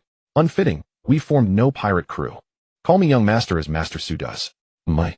A spark ignited in Buttra's mind. Master Su, the man who greeted us at the gate. I recall, he addressed you as master. Li Shu chuckled wryly. Though I am his holder master, I regard him as partner equal. Truly, there's no need to diminish yourself to elevate me. Holder. Another novel term. Buttra murmured it inwardly, choosing not to press further. After all, he'd only just joined. A deeper bonds could unfold in due time. Huh. That only underscores Master Su's unwavering loyalty to the young master. Sensing the moment, he gracefully acknowledged their closeness, then continued, by the way, Master Su has been absent since our arrival. As a newcomer, I ought to meet him properly. Indeed. Nodding in agreement, Li Shu gestured toward the left, where in synchrony thick towering green vines retracted violently into the earth, revealing over 100 vibrant sprites, and a stern-faced Susanoo. The green vines retracted, and Li Shu met the icy gaze of Su Zhuoji, then feeling an inexplicable unease in his heart. Master, when you were attacked, you used your ability to prevent me, an imperial armament, from guarding you. Such behavior violates my duty and tramples upon the meaning of my existence. The cold voice of Su Zhuoji Nan's questioning reached his ears. Li Shu immediately understood the reason for his stern expression. Slightly guilty, he couldn't help but scratch his lips. Ahaha, it's not that serious, Mr. Su. All these years you've taken such good care of me that I've gotten fat. It's rare for someone to cause trouble at home, and I just couldn't resist the itch to stretch my limbs. But who knew that the guy would be so useless, couldn't even withstand a single glare before fainting. So strictly speaking, I wasn't attacked at all. Relax. For Li Shu's explanation, Su Zhuoji Nan remained unmoved, still staring at him with a cold, dark gaze. What could he do? I'm sorry. Next time I won't. Unless I have absolute certainty that I can successfully recruit someone, I won't invite strangers here again, putting myself in potentially dangerous situations. Of course, even if I think I have 100% certainty, I will definitely have Mr. Su guard by my side next time. Sincerely bowing his head, Li Shu made a verbal apology. After receiving a satisfactory response, Su Zhuoji Nan's serious expression finally returned to its usual state, softening. Yeah. Batila, who had been quietly observing, spoke up in a timely manner. Young master's temper is indeed easygoing. It seems that this old man's days ahead won't be too bad. Huh. He chuckled non-committally, then changed the subject. The Paramecia bottle fruit seems to have no particularly matching Pokemon among the 17 types. Batila, do you have a Pokemon you fancy that can complement your ability? In the previous half-hour conversation, he had given a general introduction to the 17 types of Pokemon. Yes, I do. He answered affirmatively, his eyes filled with wonder as he observed the hundreds of Pokemon before him. Psychic type, I suppose. Although I am proficient in both types of hockey, what I'm truly comfortable with is my Devil Fruit ability.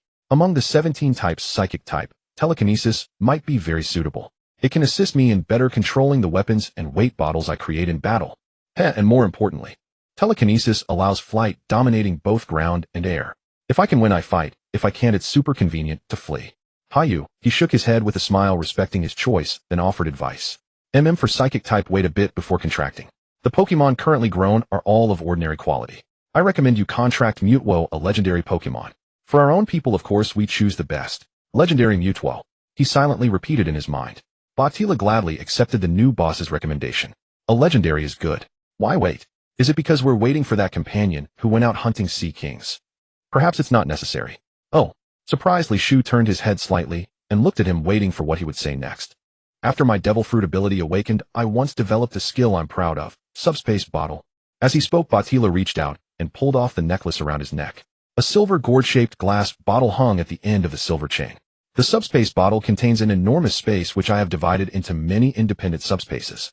Anyone or creature taken inside is imprisoned in a separate cage, their consciousness falling into absolute coma. However, the time flow inside the bottle is the same as the outside. Over time, they will die of hunger without knowing it, and their consciousness will sink into darkness, declaring death.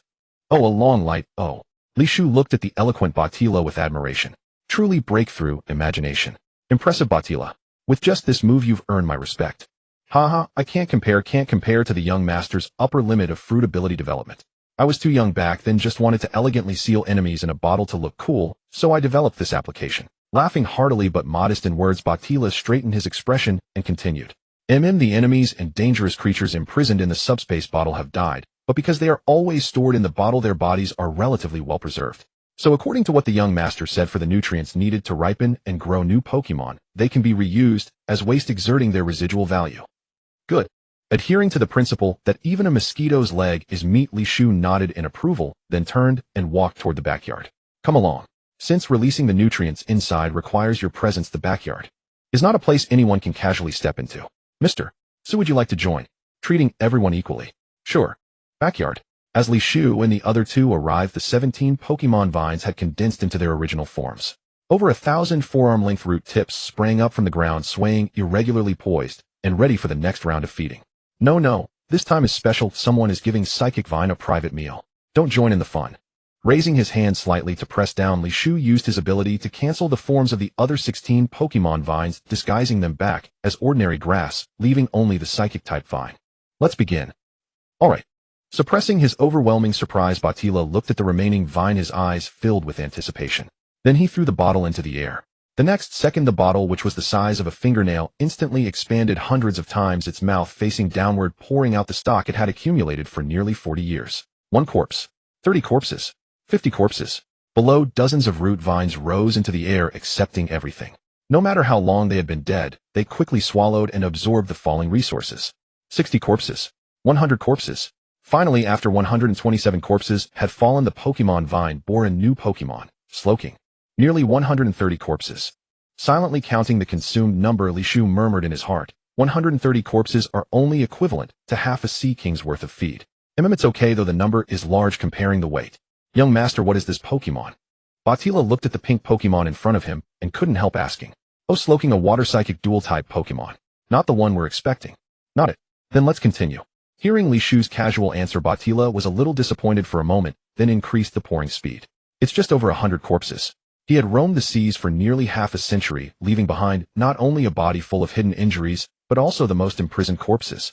The title artist was not undeserved. Drowsy. Espion. Mime Jr. Beldum. The Pokemon vine kept bearing fruit, and one by one Pokemon flew out from its interior. 5 minutes later, the backyard had gained 21 results. Baltoy. Another fruit. Batila looked at the strange-looking Pokemon with many big eyes and asked still. Not it. No. Sigh alright. Every time a new Pokemon was born he asked once. After 22 disappointments, although a bit frustrated, it actually stirred his tenacity. Good food is worth waiting for, the later the better. Mutwo, this old man is determined to have you.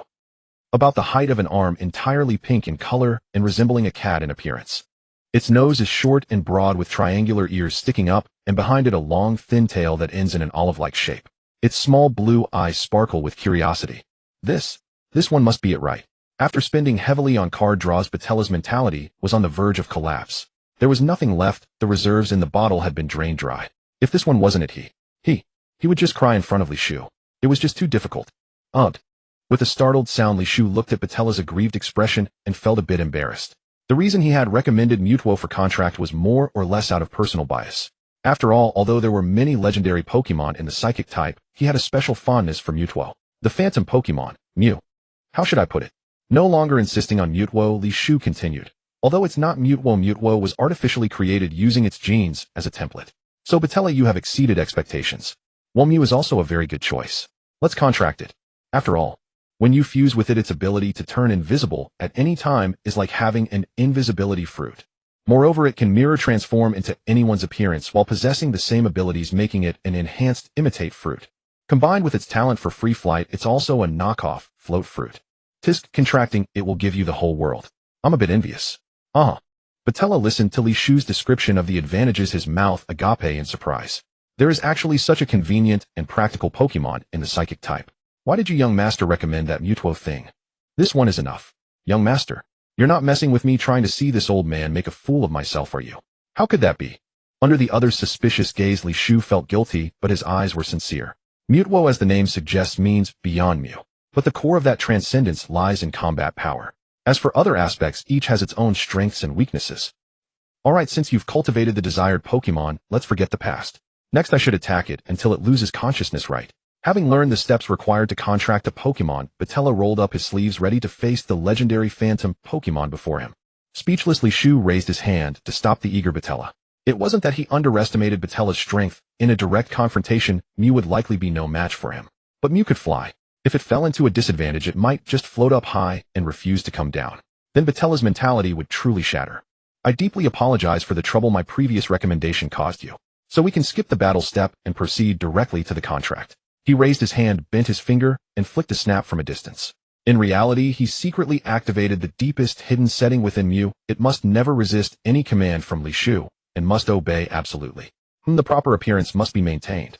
With a flick of his finger, an invisible force carrying unparalleled conqueror's haki struck Mew's small head. Following the command, it did not dodge or evade, was hit directly, and fell unconscious. Patella, don't just stand there, start the contract. After reminding him, Li Shu turned to look at the nearly 50 Pokemon cultivated in the backyard as decorations. He called out to Shuzhua Jinan, Mr. Su, I'll trouble you to take care of them again. Royal Palace. With a haggard face and a gloomy expression like water, Kaipatana could not accept it. He could not accept his defeat. Calculating the elapsed time, he had clearly met the hidden ability user, yet there was not a trace of an impression in his mind. Memory. His memory had a gap. No need to blame yourself. The king on the throne broke the silent atmosphere and comforted, a blessing in disguise. You returned safely. That alone shows the other party has no great malice. They merely erased your memory rather than harming you. Perhaps this is a gesture of goodwill, unwilling to be an enemy of the kingdom, and if we avoid each other, all will be peaceful. Is that so? Suppressing the worry in his heart, the king said with a tone of comfort, over the years the kingdom's power has been growing, and the people live in peace. Isn't it just a two-leaf sprout growing on heads? Since it's beneficial without harm, why bother to investigate thoroughly?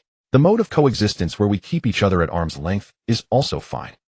Kaipatana's gloomy expression did not ease. He raised his head with a grave look. Your Majesty, after this incident, instead of resolving my inner knot, it has worsened. My path to becoming a great swordsman is now far off.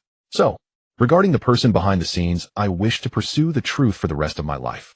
For the potential hidden dangers behind the two-leaf sprout, and for my own opportunity for advancement, I hope you will grant my request. Are you truly determined?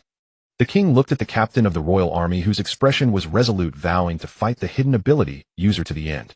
He tried to dissuade him. This might be a path that will never yield an answer. Life is not a binary choice. If promotion is hopeless, you can live a meaningful life in other ways. There is no need to waste your precious time on this. Silently, Kaipatana had made up his mind. He bowed to the king again. Your Majesty, half a year. This servant has failed your trust. Mamba's growth will require your careful guidance. After this farewell, I will step by step traverse the entire island. If I don't find it once, I'll search 10 times, if 10 times fail, then 100 times, until I recover the lost memory, uncover the conspiracy behind the two-leaf sprout, and bring the truth to the island's people. Capitana left with a resolute determination. Half a month later. Courtyard. Life returned to its usual leisurely days. Although of the 2 expected new tools recruited, 1 was gained, and 1 lost, overall the impact was minor. Mr. Su, having obtained a seed of life filled with vitality, not only did he restore his middle-aged appearance, but all his old hidden injuries also healed.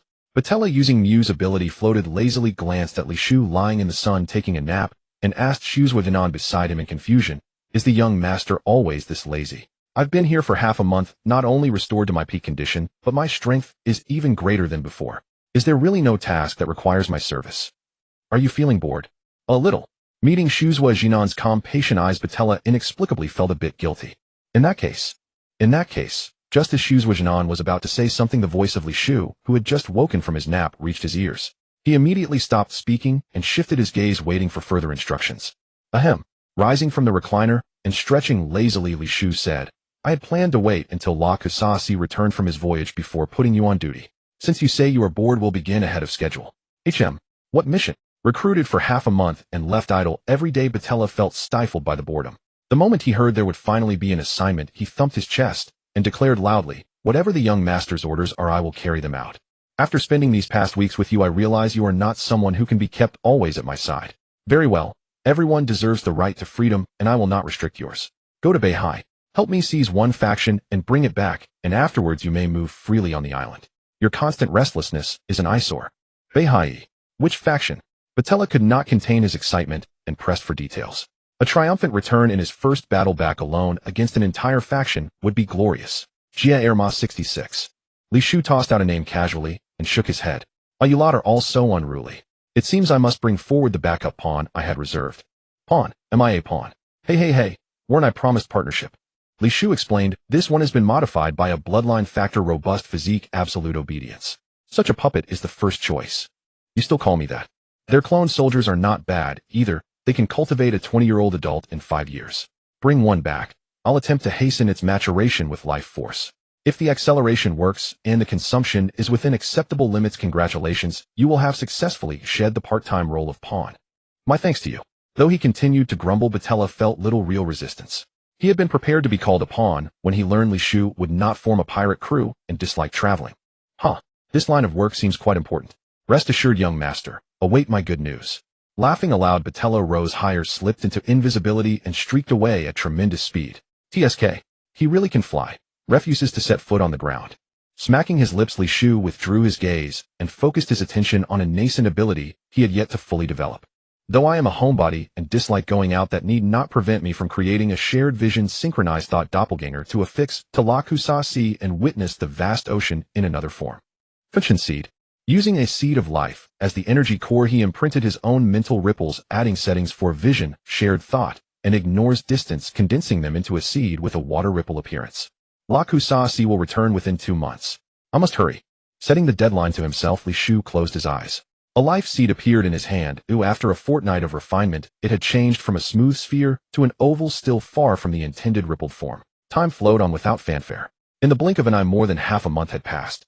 Beihai. Jia Erma 66, also called Jia Erma Kingdom, is one of the world's member states, a unique maritime nation without fixed territory. Normally, its hundreds of snail ships operate separately. When joined, they form the kingdom. Today, as the disparate vessels halted and merged on the sea, an uninvited guest arrived. As the young master ordered, bring them all back. Seizing the flask quickly would be straightforward, but after traveling so far, is it not reasonable for an old man to stretch his limbs a little? Batella, in high spirits, twisted his neck and began to warm up. A windlass belt, a lightning symbol in the right eye, and the guild emblem, Yahweh, engraved on the left chest. La Kusasi wore nothing but sea blue swim trunks. He stood imposingly atop the carcass of a sea beast floating on the surface, letting its blood stain the water, and the scent of iron draw other leviathans nearer, baiting them into his trap.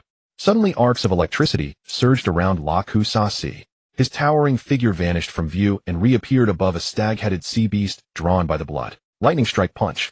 His right fist clenched as a furious swirl of lightning wrapped it, and it fell with a thunderous boom. The electric-clad fist met the sea beast and detonated on contact, the ferocious power shredded its body, felling the 200 meters stag-headed leviathan in a single blow. Its corpse drifted on the surface while residual arcs of electricity flickered. Progress 1. Taking out his seed absorption tool, La Kusa, C collected the carcass. Lightning danced around him as he reappeared atop another baited corpse awaiting the next target. A quarter of an hour later, TCH. Having waited in vain, La Kusa C scoffed, no new prey is approaching. Time to move the hunting ground. He absorbed the corpse beneath his feet with his seed collection and shot off as a streak of lightning. In the skies above the Jia-Erma kingdom, having warmed himself a little, Batella was puzzled. They've been stationary for some time. As the dominant force in Beihai is their vigilance, so lax that they don't sense my presence. TSK. Then, a friendly greeting first. Lingering in the air, seeing no sign of alert below, Batella made no secret of his intent. With a wave of his hand, the temperature plunged by dozens of degrees. Hail. Using an elemental sprite skill at normal intensity, the sound of steam freezing crackled. A tempest of hailstones, each the size of a fist, pounded toward the snail ships. Sirens wailed. The people below finally startled and detected Batella's presence. Enemy attack. Return fire. Clone soldiers reacted first. Some armed with guns took aim at the hovering intruder and pulled their triggers. Boom, boom, boom. Gunfire erupted in a cacophony. Bullets sprayed densely toward Batella. With his projection sensing, he nimbly dodged every round, a faint smile curving his lips. With this commotion, the experts of Jia-Erma should have noticed. Stealth. Through projection sensing, he perceived a figure move, almost invisible, flash behind him and wrap muscular arms in a blue battle suit around his neck. Charged thrust, needle strike. A knee slammed into Batella's lower back with force. The electric current that spread through him tingled, and he emitted a contented little hum. Shock fist. The attacker landed the blow and released his hold. Blue currents crackled as the electrified fist rained down on Batella's back, the tremendous impact hurling him dozens of meters away. Up. Batella let out a doleful scream to play his part in the ambush, though in truth, even without using bazooka-like defense, he had little to fear. Spark whirl. Under projection sensing coverage, a crimson figure surged forward. Batella rolled his eyes and allowed the blazing fisted strike to smash his jaw, using the momentum to flip several times and soar higher into the air. Wearing the No. 2 combat suit, sky blue hair falling over his right eye and a left brow curled when CMO Kiniji glanced toward the red figure and said coldly, "Big brother, the opponent has already taken 2 of our hits and is certainly either dead or crippled. There is no need to finish him off." With a silent, vicious smile, clad in the No. 1 combat suit, and also with his right eye covered and a left brow curled deep crimson hair, when CMO Hiji replied, "As professional soldiers, we cannot give the enemy even the smallest chance to recover." What? It's already over. Vinsmoke Yanji of Unit 4 hovered midair, using the jet propulsion system embedded in his tech boots. His eyes slanted sharply left beneath furrowed brows, scanning Bartra as he plummeted toward the sea. With disdain dripping from every syllable, he declared, "Such a feeble creature dares challenge the sovereign authority of the Germa kingdom in the North Blue. Utterly delusional." Little one, a voice soft as breath against his ears, suddenly whispered beside Yanji. "Until an enemy's death is confirmed, any reversal remains possible. Jet boost." As a successfully enhanced warrior, Yanji felt no flicker of panic or fear, even as the foe closed in upon him soundlessly. With absolute composure, he activated his tech boots repulsion function, instantly creating distance between himself and Bartra. Bartra let Yanji retreat without resistance, his deep gaze sweeping over the 3 figures suspended by technological means, and down to Unit 0 Vinsmoke Reiju, who stood below, cold-eyed and poised. He rubbed the small of his back. The lingering numbness was genuinely pleasant. All 4 Vinsmoke's siblings have appeared. Where is Judge? Has he grown afraid? Step forward and join them. Their combined strength alone falls short. Surely you intend to leverage your numerical advantage and surround this old man with all 5 of you. Arrogant, unshaken, utterly audacious. Yet even as he spoke these words of contempt, heavy rhythmic footsteps echoed from aboard the snail ship. Vinsmoke Judge emerged before them, tall, golden-haired, crowned with a metallic helmet. His sharp, upward curving mustache lent an absurd air to his otherwise stern visage. "You are not native to the North Blue." Judging Bartra's youthful appearance, no older than 40, Judge probed him with observation haki, receiving an answer that tightened his brow. "Formidable. Extremely formidable." Thus he asked, "What brings a warrior of your caliber to the North Blue? To the Germa kingdom? State your purpose plainly. Perhaps Germa 66 can offer logistical support, or personnel assistance." "Personnel assistance." A sinister smile curled Bartra's lips. "I truly do require precisely that. Listen well, all of you. I, Bartra, hereby declare you surrounded. Surrender yourselves quietly, and accept your fate to be bundled up and carried away by this old man." Instantly, Judge's eyes darkened like storm clouds. In one fluid motion, he drew the long spear from his back and leveled it at Bartra. "Insolent wretch. You dare trample upon Germa's dignity. Kill him. Understood. Genetically enhanced warriors, possessing superhuman physiques and devoid of emotion, sprang into action the moment the command was issued. For streaks, crimson, azure, emerald, and rose, blazed forward on jet-propelled boots. Spark fist. E.G. surged ahead, halting 5 meters before Bartra. Crimson light flared within his eyes as he roared, fists blazing with searing white radiance. Hundreds, perhaps thousands of luminous strikes erupted toward their target. Too dazzling. Bartra narrowed his eyes slightly, raising a hand before him. A bottle-shaped shield of obsidian glass materialized midair, blocking the blinding light and absorbing the torrent of impacts with muffled percussive thuds. Electro-leg thrust. Niji had circled behind him unseen. Crackling arcs of electricity coiled around his right leg as he launched a lightning-fast kick aimed squarely at Bartra's skull. His observation haki had already registered the movement. Bartra tilted his head just enough, effortlessly evading the blow, then shifted his gaze toward the azure blur whizzing past his face. The obsidian bottle liquefied instantly under his control, stretching, twisting, reshaping itself into a grotesque cage-like vessel that locked Niji in place, immobilizing him completely. Coil forced decapitation. Just as Bartra raised his fist to strike Niji, a mechanical prosthetic hand expanded rapidly within his field of vision, 5 fingers springing outward like a net. Bartra evaded with effortless grace. The fingers did not pursue, instead they reversed course, seized the restrained Niji, and retracted with brutal speed. Pink venom arrow. 3 crystalline pink projectiles, forged from concentrated toxins, closed in from multiple angles, clearly designed to restrict Bartra's mobility and pave the way for another's assault. Electromagnetic pierce. Judge lunged, propelled by his tech boots, closing the gap in an instant. His high-tech spear charged with volatile current thrust straight for Bartra's heart. Boom. What a... Stunned Judge stared at the impossible sight before him. Bartra's palm, pitch black and scathed, had caught the spear's full-force impact, nullifying the lethal current with utter indifference. This is the power of technology. Explosive kick. Before Bartra could finish speaking, Judge seized the opening, his tech boots erupting in a burst of pressurized energy, accelerating him into a devastating high-velocity kick. Telekinesis. The power of the little spirit surged forth, a vast weighty tide of psychic force enveloping Judge, entirely freezing him mid-air in the very pose of his kick. Why can't I move? The air feels viscous. Terror and dread contorted Judge's stoic features. His eyes trembled violently. The telekinetic pressure pressed in from all sides like colossal mountains, warping the very air, making each breath agonizingly difficult. Honestly, Bartra's eyes blazed with transcendent light as he spoke, majestic and commanding. Could you not simply let me finish my sentence? So this is the power of technology. It's aesthetic flair, I'll grant it that much. Aesthetic flair, the culmination of my life's work, reduced to mere spectacle. Faced with an adversary beyond his reckoning, Judge, outwardly resolute, inwardly brittle, broke. Tears streamed from both eyes and nostrils as he silently pleaded for his 4 children to save him. This man was an enemy he could never overcome.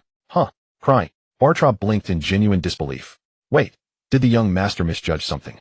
Is such frailty truly worth the trouble of traveling all this way to abduct? Or is the true objective them? His gaze shifted to E.G. and the others. Though they witnessed Bartra subdue Judge, their eyes remained eerily placid, devoid of fear, urgency, or even concern. Not a shred of concern. Bartra clicked his tongue, surveying their impassive faces. Tisk, tisk, Judge, are they truly your children? No, they are emotionless machines. Were I to kill you now, these bloodline-modified offspring would shed not a single tear for their father. As a parent, you have failed utterly. Realizing Germa 66 posed no real challenge, Bartra abandoned playfulness. Armament haki sheathed his fist. In 4 blinding flashes, he struck E.G., Niji, Yanji, and Reiju, knocking each unconscious. Then he activated his subspace bottle. Step inside the bottle. Half a month later, in the courtyard, Monkey D, Luffy, dead or alive, bounty 30 million berries. Li Shu reclined on the familiar lounge chair, his right arm pillowed behind his head, his left hand holding up a brand new wanted poster. Gazing at the photo of the straw-hatted, brightly smiling face, he drawled, "So the Pirate King, Luffy, has begun to make his mark, has he? The destined child of the original story. I wonder how your growth trajectory will change as I stir up the sea at will." He released his grip, and the wanted poster fluttered up and down in the wind, drifting into the distance. Straw Hat has already defeated the pirate captain, who was driven back to the East Blue by Hawkeye, and his bounty has been updated. That means he's about to enter the Grand Line. In other words, the curtain of the Paramount War has already been raised. The timing is just right. The 10-year anniversary incident will also enter its final preparation phase. His excitement could no longer be suppressed. Li Shu laughed heartily, his bright eyes burning with a mischievous desire to stir up trouble. When the little spirits descend en masse, how will the Paramount War evolve? Truly something to look forward to. Everything is ready, just waiting for your return, Lakasasu. Yamiyamiya, the Lizard King, sharing Li Shu's intent and vision, voiced its agreement beside him. A water pattern mark at the center of its forehead glowed, echoing the pattern on Li Shu's forehead. He had succeeded. After considerable effort, he had finally developed the clone seed a few days ago. The seed's core had merged into his own forehead, and because the Lizard King had signed a contract with him, it had naturally also acquired the water pattern mark. Not only that, but Li Shu had also imprinted the water pattern on the foreheads of all the little spirits that had already been spawned. Thus, any person who later signed a contract with them, provided he was willing, could perceive the surroundings of those little spirits to a certain extent through them as a medium. The 17 spirit vines in the backyard had not been forgotten either. All little spirits spawned in the future would inherit the water pattern from the moment of their birth. Caressing the pattern on his forehead, Li Shu manipulated it until a fluorescent light emanated from the watermark, instantly transforming into a palm-sized pseudo-thought form. An independent personality. No need. I'm not dead, nor do I have any unfulfilled desires. A high imitation replica will suffice, acting as my synced eyes, ears, and mouth. Once Lakasasu agrees, I'll set a new contract and have it permanently reside within Zekram's body, so it can witness the pirate world I have transformed. The pseudo-thought form was the size of a palm, resembling a tree spirit from Western fantasy, pointed ears, leaf-like wings on its back, and a tiny body clad in a skirt woven from even smaller leaves. Yes, Li Shu had designed it as female. Do you want to see the scenery under my skirt? The tree spirit fluttered in front of Li Shu, speaking in a voice as soft as a gentle spring trickle. Sure.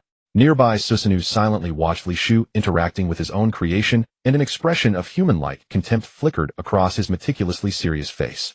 What was there to see? He had created the clone himself. Didn't he know it only had a feminine appearance? 1 week later, somewhere on the island, Buttra walked briskly toward the courtyard, humming a tune and beaming with joy. His mission was complete. Once he handed the task item in the bottle to Li Shu, he would be granted permission to move freely, albeit restricted to the entire island, but that was acceptable. Moi. Suddenly a familiar figure caught his eye, causing Buttra's brisk pace to falter slightly. He paused and looked at the former captain of the guard, Captana, who was scrutinizing the surroundings with intense focus, searching for any anomalies. Surprises always come when you least expect them. And is he looking for something? No, judging by the situation, he seems to be. A certain guess crossed Buttra's mind, and he smiled wryly. How persistent. Wiped and damaged memories can never be retrieved, let alone the secluded courtyard of the young master. Thinking through the chain of events, he easily deduced the reason and purpose behind Captana's earnest search. What a pity.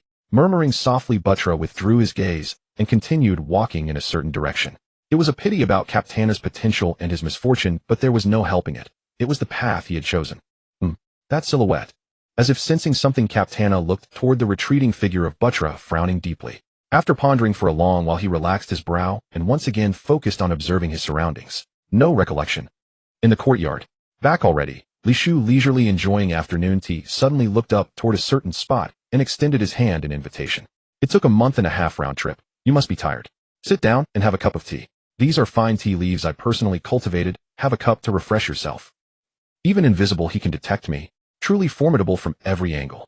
Sensing he had been discovered, Buttra dispelled his invisibility, floated lightly onto the chair opposite. Li Shu sat upright and accepted the teacup offered to him. Tea personally cultivated by the young master. This old man must savor it properly. He took a small sip, and as the fragrance of the tea exploded on his palate, a look of satisfaction spread across his face. Indeed, excellent tea. After finishing the cup, Buttra set down the teacup and said, "Young master, the North Sea mission was completed successfully. All members of the Germa family, as well as the soldiers and snail ships of the Germa kingdom, have been packed and brought back. What would you like to do? Release Judge first." Li Shu said. He had never dabbled in bloodline factors before. He needed to first understand how Judge controlled his children to be unresisting and absolutely obedient, then seize the authority. After that, it would naturally be easy to acquire perfect tools like Ichiji and Niji. Got it. Buttra took out the magic bottle, and with a thought released Judge, who had not eaten or drunk for over half a month. Thud. The man who had fainted from starvation and entered a state of suspended animation with faint breath collapsed onto the ground. You weren't really afraid of starving him to death, were you? After a moment of silence, Li Shu shook his head in exasperation. Without rising, he activated his fruit ability, instantly condensing a memory seed and tossed it onto Judge's forehead. The seed began to absorb his memories and grow rapidly. 3 minutes. 5 minutes. A quarter of an hour later. Mr. Susanoo. The memory seed matured, and Li Shu reached out to take it into his palm. At the same time, he instructed the nearby Susanoo, "Please prepare some easily digestible food for this now empty-headed fellow. And make plenty." "Yes, young master." Susanoo turned and walked toward the kitchen. Li Shu sat back down holding the crystal that contained all of Judge's memories from birth to capture and pressed it to his forehead. The moment the crystal touched Li Shu's forehead, it disintegrated on its own, transforming into countless sparkling fragments that surged into his mind, reading through Judge's memories at a rate of 1 year per second. 1 minute later. Oh, so that's how it is. I see. Opening his eyes in sudden comprehension, Li Shu stared at the unconscious Judge. With a slight lift of his finger, a blade of grass received his command, grazing across Judge's skin and carrying droplets of blood to its master. Wiping his index finger across the grass, he stained it with Judge's blood.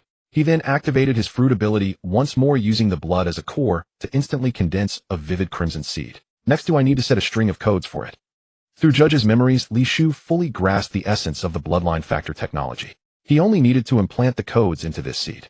With Judge having lost all his memories upon success, Li Shu would become the new ruler of the Germa Kingdom. Simple, half an hour is enough. Full of confidence and vigor, Li Shu immediately began developing the bloodline seed by adding configurations.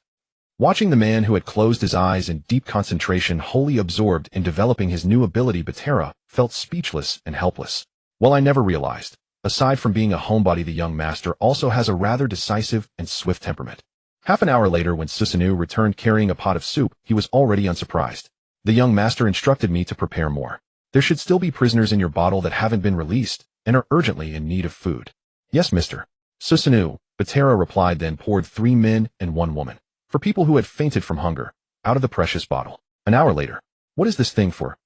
Staring at the watermark pattern on Dream's forehead, Batera couldn't immediately fathom Li Shu's intention.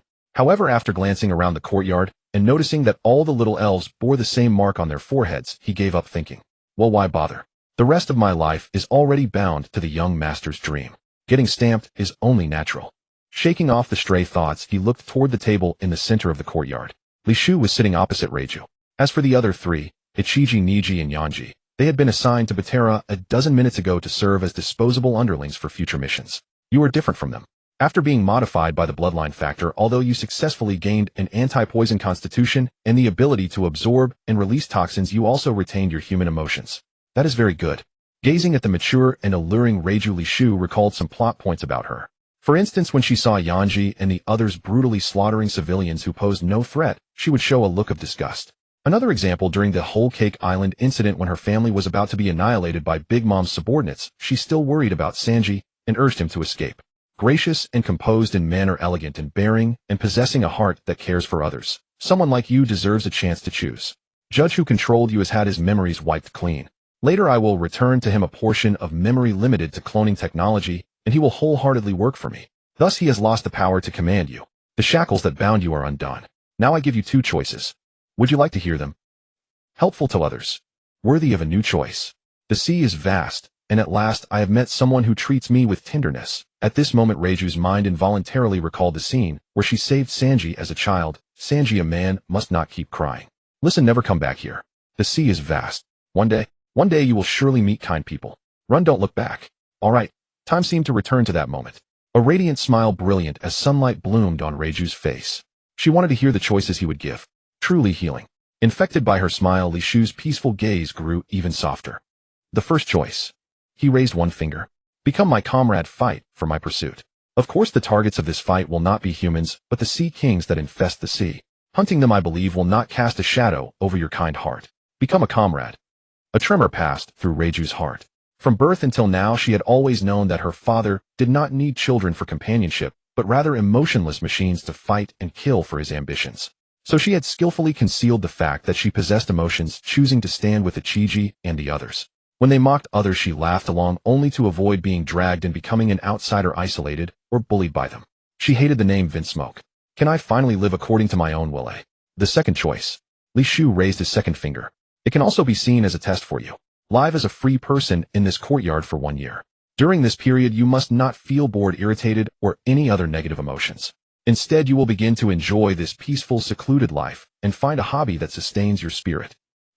The first choice was normal enough, but this second option. Reiju was puzzled. A look of confusion bloomed on her face, her eyes like spring water piercing straight into the observer's heart.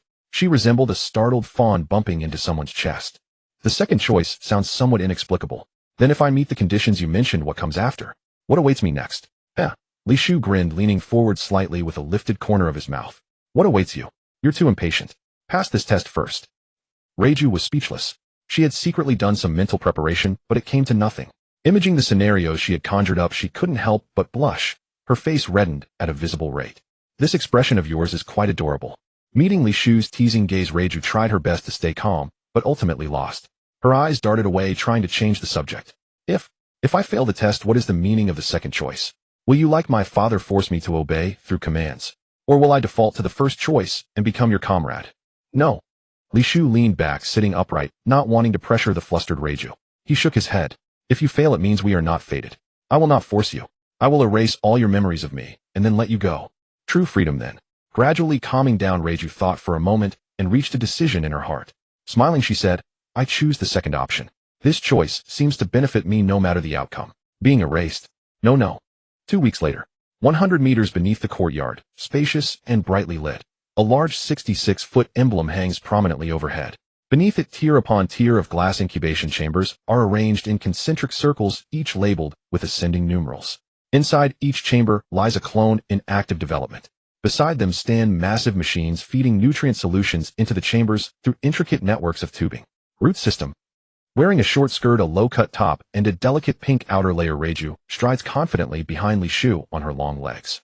Her exposed left eye surveys the colossal root structure arching across the ceiling of the base. Massive intertwined trunks, thick as embracing arms, crisscrossing to brace the weight of the earth above and reinforce the entire facility. Did you create this base using your own ability?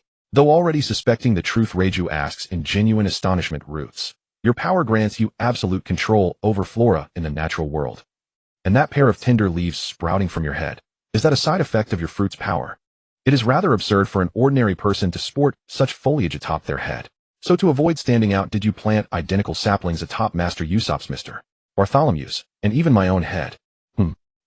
Stunned inwardly, Li Shu halts mid-step and pivots his upper body to glance back. Reiju's expression, no longer veiled, relaxed yet playfully mischievous, strikes him like a masterful painting. His fleeting moment of mild chagrin dissolves instantly. A faint involuntary smile lifts the corners of his lips. Oh dear, I'm truly that fragile, am I? To conceal my own eccentric appearance, I've unwittingly implicated the innocent Master Usopp, Mr. Bartholomew, and even you. But no matter. Expand the scope to its utmost limit. All 6 million residents of this island shall bear the same twin-leaved sprout. When everyone is alike, prejudice vanishes. 6 million people across the entire island. Startled by the figure, Reiju, now fully restored to her unguarded self, maintains her radiant smile. I had no idea you'd achieved something so monumental. It seems my perspective was far too narrow. You? Shaking his head with quiet amusement, Li Shu turns forward again and resumes walking, his voice calm and measured as he explains the paramecia-type fruit, the moku no mi, the plant fruit. The devil fruit I consumed is the plant fruit. In its conventional application, it enables me to cultivate any plant or fruit native to this world. These roots represent but one manifestation of its power. As for the twin-leaved sprout atop my head, it is a technique born of awakening my fruit's potential. Under sunlight, it performs vigorous photosynthesis, generating a continuous, abundant supply of health-enhancing substances beneficial to the human body. Over years and decades, it will gradually, gently fortify the physical constitution of every host. Concurrently, as their bodies grow ever stronger, their vitality deepens and flourishes. Thereafter, I harvest minute quantities of that vitality, harvested directly through the twin-leaved sprouts, establishing a symbiotic equilibrium between giver and receiver. Listening intently to Li Shu's exposition, Reiju's smile freezes, then fades into quiet contemplation. Her gaze lingers upon his unhurried, retreating back. He's divulging such critical intelligence so casually. Does he truly feel invulnerable? Or is it that when the year-long term expires, should I refuse, all memories of you will be erased, rendering today's revelations utterly harmless, leaving no trace of risk? Memory erasure? Absolutely not. Dispelling the unsettling thought, Reiju resumes her cheerful demeanor, though now her smile carries a subtle strain. And in that very instant, a sudden sharp curiosity ignites within her mind. Remarkable, pushing your fruit's power to such an apex, cultivating the entire island's population solely to harvest vitality. Given what you've described, vitality exerts comprehensive influence across all physiological domains. With an ocean of vitality flowing to you these past 5 years, your capabilities across every domain must have ascended to extraordinary heights. Having laid this groundwork, Reiju seizes the moment to pose her question, flawless in every respect. No, certain dimensions remain forever beyond even boundless vitality's reach. Oh, his stride unwaveringly, Shu draws out the syllable, signaling keen interest, and asks which dimensions precisely. For instance, deciphering a woman's heart. Reiju continues, a woman's heart is the most enigmatic of all. She often speaks contrary to her true feelings. When courted, she may inwardly consent, even yearn, yet utter rejection aloud.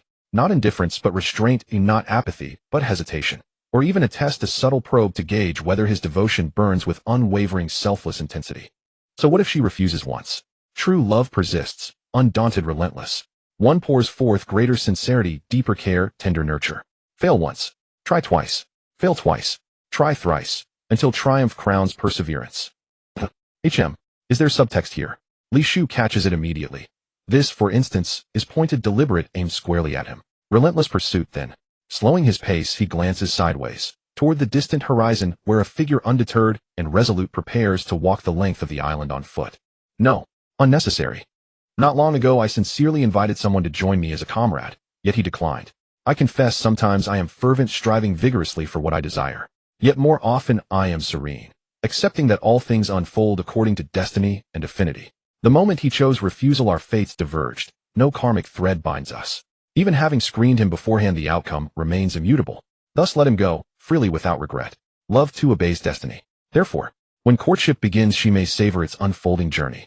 When confession arrives, let her answer, not with calculation, but with the purest voice of her heart.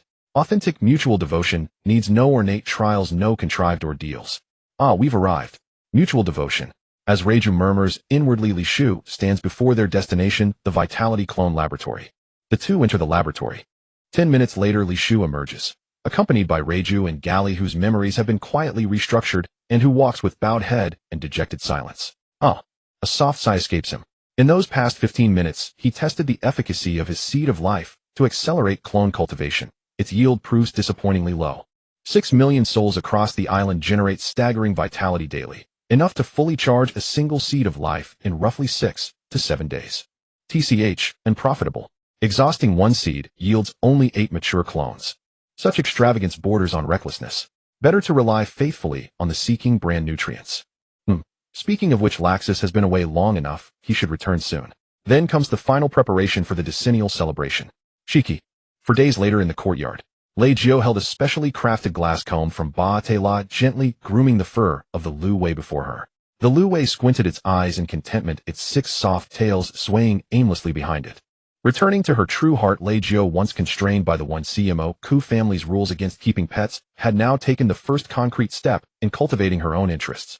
Ring, ring, ring, beside her a chimcho, obtained through her earnest plea, floated occasionally, emitting a melodious sound that soothed Lei Jiu's mind. Free from mandated tasks, free from abhorrent slaughter, accompanied by an adorable pet, and the ethereal music that relaxed her body and soul, Lei Jiu's smile was imbued with the gentle tenderness of a life of tranquil grace.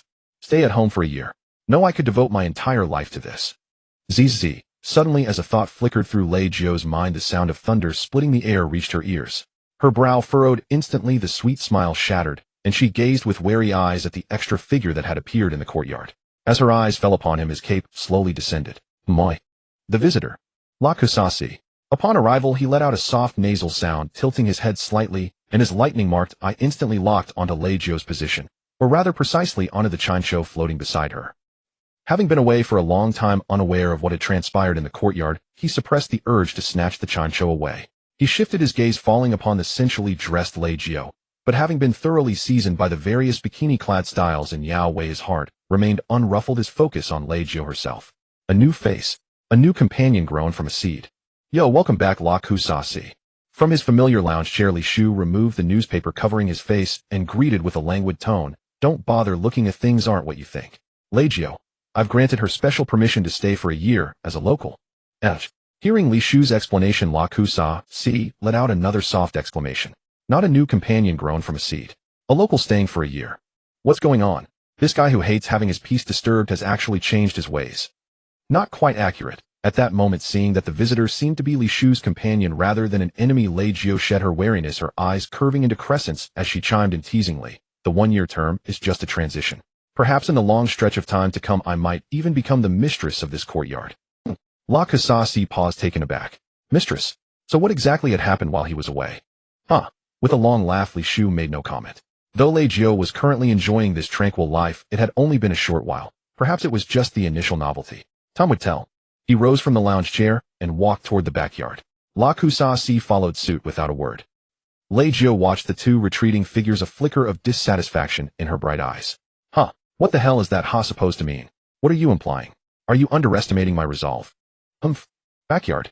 The process was the same as before. Without needing Li Shu to say much, La Kusasi skillfully took out all the na seeds and tossed them into the air. Under the manipulation of various fruit abilities, they methodically disgorged massive sea king corpses. Thousands of roots burst forth from the ground, scrambling to feast. Time passed little by little, accompanied by the arrival of new and duplicate Pokemon into the Heisei world. However, a quarter of an hour later, something happened that even Li Shu, the developer, had never anticipated. Whoosh, a flash of light, and from the psychic type vine emerged the last brand new Pokemon, Xiaoming. Then, the psychic type vine suddenly burst into an extremely dazzling radiance. Under the astonished gazes of the two, it tore itself from the ground, hovered in midair, and the intense light instantly converged, transforming into a milky white seed. Psychic seed. Li Shu's heart stirred, instantly recognizing it as the very first seed that had been planted. Upon closer inspection, he couldn't help but let out a puzzled sound.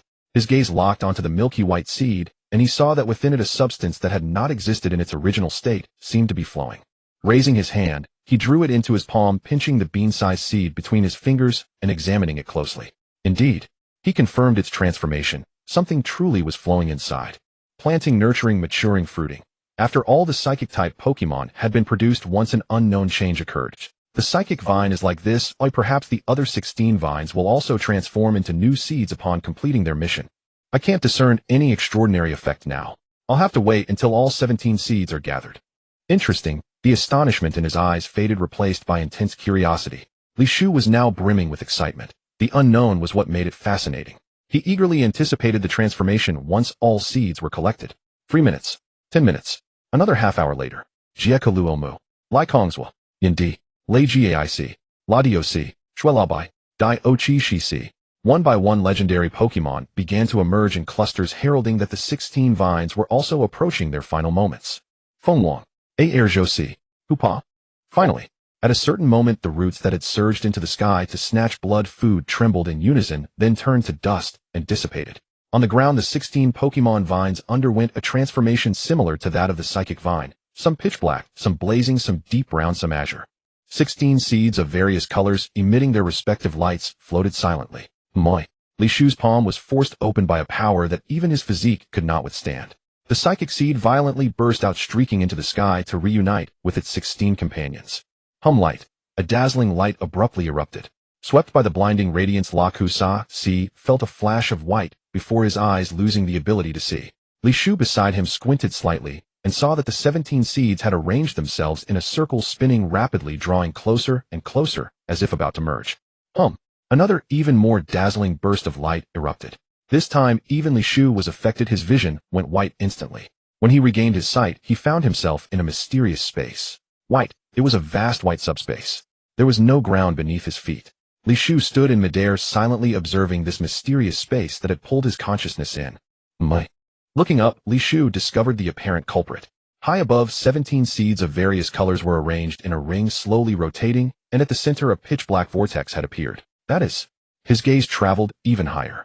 His heart, which had remained calm, even at being suddenly transported here, stirred. The pitch-black vortex was like a tunnel extending into infinite void, tightly connected to the phantom of a world. As it slowly rotated, it drew translucent strands of substance from that phantom world. That is, world force. Suddenly, a clear, cold voice resounded within the space. When it reached Li Shu's ears, he found himself surprisingly calm. That is the world force. A cool, detached voice suddenly rang out. Li Shu's gaze remained calm and unruffled. He had already grasped the truth. Oh, so this is the world force. It seems I have indeed awakened an extraordinary ability. You've even been drawn forth the world consciousness. Your Majesty, the owner of that voice, the world consciousness of the pirate world, silently affirmed Li Shu's conjecture. Its cool voice resonated once more across the luminous white void. For countless eons, this world's world force has intermittently leaked outward into unfathomable realms. Today, witnessing your capacity to seize power from other worlds, I begin to comprehend perhaps elsewhere beings akin to you have likewise sown their own world's force system, slowly, ceaselessly siphoning away this world's essence. By now, nearly 2/10 of my primordial source has dissipated. Beings from other worlds sowing the pirate world's force system. No, you are mistaken. The severe depletion of my primordial essence stems not from such phenomena, but from other transmigrators. Systems grant whatever one desires, effortless, convenient, and absolute. Li Shu brushed aside the truth stirring in his mind, choosing not to reveal it to the world consciousness. Instead he asked, "You summon me into this space because I have sown a capability capable of plundering the primordial essence of other worlds to replenish this one. So what is your intention? To enslave me? To focus solely on cultivating ever more seeds capable of bridging the shadows of countless worlds? Or to enter into an equal partnership with me?" Though he could not fathom why an unshakable certainty surged within him, the world consciousness sought alliance. Not domination, but collaboration, mutual elevation, and shared ascension. A partner. Indeed, in the next instant, it offered precisely the option Li Shu had anticipated. "You are unique. I faintly sense upon you a boundary-shattering force. Perhaps this very power lies at the root of your astonishing achievement. It is too vital for me to gamble were I to enslave you might it vanish forever. Thus cooperation is the optimal path." Boundary-shattering force. Li Shu heard this utterly unexpected term, and instantly realized this boundary-shattering force must be the innate talent he had long suspected since his transmigration. A gentle, guileless smile spread across his face as clarity settled. "Partnership, yes. And partnership demands mutual benefit. I can reclaim the essence you require, restoring your lost 2/10, or even propelling you beyond. So then, what shall I gain in return?" A low hum vibrated through the air. The white void trembled. Then beneath the swirling black vortex a vessel materialized out of nothingness, marked with calibrated graduations, poised to receive and contain the wisps flowing forth. World authority. Each graduation signifies a threshold of world authority, 100 in total. Filling one grants you partial dominion over this world, filling all 100 entitles us to co-sovereignty over its entirety. Another hum reverberated. The void shuddered anew. Beneath the 100 graduation vessel appeared a far larger one, densely inscribed with countless graduations. Beyond 100 lies 1,000. When fully filled, I shall become your vassal. In the courtyard Laxus regained his sight, only to be instantly captivated by towering crimson beams piercing the heavens. There the final stage divine beast Pokemon he had sown soared skyward, vanishing beyond the horizon. He watched them flee unmoved, offering no pursuit. As one likewise sown into existence, Laxus understood, without Li Shu's silent consent, they could never have taken a single step beyond the courtyard. He grants them profound respect, freedom to await their destined soulmates. He murmured inwardly. Though newly sown and having spent but little time beside Li Shu, Laxus perceived clearly this man wielded immense power, yet refused tyranny, preferring instead equality, mutual incentive, and symbiotic triumph. Indeed, turning his head, Laxus beheld Zekrom, majestic, imposing, while all other divine beast Pokemon had departed. Only Zekrom remained, confirming his intuition. The pact need not be hurried. His gaze shifted, to Li Shu standing motionless, eyes vacant and unseeing. "Is this state of yours, this extraordinary phenomenon, also part of your design, O architect of miracles?" Within the luminous white void of projection hovered midair a figure clad in orange and yellow traditional Japanese robes, golden mane cascading to the floor like a lion's mane, a ship's wheel embedded in his hair, and the legendary blades Sakuju and Kaboku grafted as prosthetic arms, now puffing a cigar while gazing into a mirror. In the next instant he recoiled in shock at his own reflection, then broke into a whimsical, absurd dance. The projection's perspective slowly receded, gliding past dwellings and forests, past beasts bereft of reason, rising higher still until it overlooked the entire realm from above. "Vermioid," its cool voice echoed, and the projection shattered, coalescing instantly into a golden thread that spiraled around Li Shu's wrist. "As a token of our first meeting and newly forged alliance, this thread shall guide you to Shiki's hidden abode."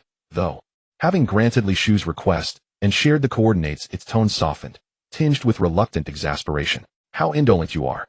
Even possessing strength unmatched across the seas, even having sown a fourth lineage of Pokemon, an achievement capable of rewriting the ocean's very order, you remain content to dwell in seclusion, unwilling to leave your self-contained haven steeped in lethargy. Shiki, you intend to use him to announce Pokemon to the world. Why the unnecessary detour?" "Huh." Li Shu laughed long and deep, idly twirling the golden thread about his wrist. "Humanity is complex, not merely in appearance, but in essence. Some crave thrill and exhilaration. They sail forth undeterred by disasters beyond mortal mastery. Fear may grip them, yet adrenaline surges higher still. Should they perish at sea, so be it. A mere twist of fate on the path toward inner truth. But what if they survive the abyss? That surge of triumph, the intoxicating euphoria, becomes the most exquisite narcotic imaginable, elevating even the soul itself. Others seek quietude, lives filled with steady labor, serene and unremarkable. As for me, I lean toward the latter, yet yearn to infuse tranquility with occasional amusement. Hence Shiki Fitz perfectly vanished for over 20 years. He accidentally uncovered an entirely new force system lost to history. Does that not sound eminently plausible? Let him proclaim to the world that hitherto unknown powers exist. Such revelation will be readily accepted. Do not urge me to stand before the crowd. All souls chart their own course, and my joy remains beyond your imagination. Thank you. He raised his hand, gently shaking the golden thread, then offered a warm, benevolent smile to the boundless white void, his consciousness fading, dissolving entirely from that realm. Consciousness returned, and the blankness in Li Shu's eyes gave way to a vibrant gleam as he slowly surveyed the backyard. All the divine beast spirits had vanished. His gaze remained calm, betraying no emotion as he lifted his head toward a certain direction. Salgaleo, come back now. He raised his hand and made a grasping motion.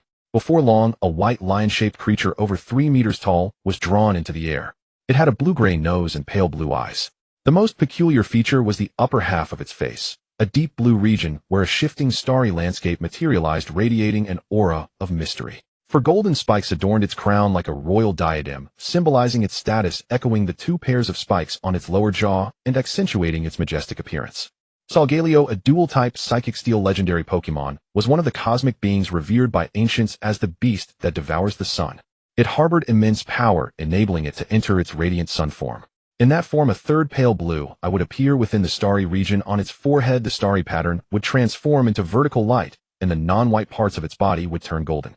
Brought back, Salgaleo landed on the ground, its pale blue eyes filled with human-like confusion. I apologize. Meeting its gaze, Li Shu explained, the plan has changed. Shiki's location has been confirmed, so I can't let you roam free for a while, as I initially intended. Ona. It lowered its head with a soft cry, accepting its mission. Hey, what was that phenomenon just now? Seeing that the two had finished communicating, Laxus took the opportunity to voice his confusion. Something important must have happened, right? Shiki. You're not talking about the legendary Golden Lion Shiki, one of the 3 great pirates alongside Whitebeard and Roger, the float fruit user captain of the Flying Pirate Fleet, the Pirate Admiral, the Flying Pirate. You've confirmed his location. Too many questions. Aren't you going to explain to me? Of course. After calming Salgaleo, Li Shu gave Laxus a faint smile. He reached into his bosom, pulled out 2 seeds, and scattered them over the empty ground where the 17 spirit vines had vanished. Silently manipulating the still hovering seed vessel, he poured out new Sea King carcasses and began recounting what he had just witnessed in a calm, even tone. As the 2 colored hockey vines voraciously devoured the Sea King carcasses, Laxus's initially composed expression gradually transformed into one of shock and awe as Li Shu's lips moved in narration. Soon after, his doubts resolved, Laxus was left stunned, his mind in turmoil. It took him over 10 seconds to process the information. So, in a few years this world will become your backyard. The world consciousness will become your vassal. Hey, that joke's too much, isn't it? Laxus couldn't believe it. Huh. Letting out an ambiguous laugh, Li Shu gazed at him nonchalantly. The prerequisite for becoming a vassal is to fill 1,000 scales. That's very hard, you know. Hard. Bullshit. Laxus barely held back a curse. He knew the guy well. Lazy as he was, his drive to stir up trouble was enormous. Now with the temptation of becoming a true world master, how could he not be even more motivated? With the twin leaf sprout providing vitality, your lifespan stretches beyond measure. 1,000 scales. Sooner or later. Should I congratulate you now? Congratulate you on becoming the world's sovereign so you can orchestrate even greater events with abandon. I truly pity this world falling into the hands of a lazy, sadistic guy like you. Hey, that's going too far. Rolling his eyes inwardly, Li Shu turned his gaze to the 2 hockey vines. With ample nourishment, they were growing rapidly, already forming fruit buds as they spoke. Laxus. Calling his name softly, Li Shu's tone grew more serious. Replying casually, Laxus also focused on the 2 hockey vines, eagerly awaiting their maturation. There's something I need to ask your consent about beforehand. The words became more serious, punctuated with consent. Hearing this, Laxus realized that what he was about to say would be closely related to him. Speak. Hey, your terse nature. Chuckling with a teasing remark, Li Shu glanced at him from the corner of his eye. You know me, a homebody not fond of going out. But you see, the sea is about to become more exciting and lively because of me. If I've toiled for years and can't personally witness the magnificent scenery of the new era, wouldn't that be like a night stroll in silk? Laxus stood with arms crossed, staring at the 2 hockey vines. Homebody and personally witness were contradictory options. He refrained from comment, knowing that the crucial point of the consultation had yet to come. So, I've developed a pseudo-avatar.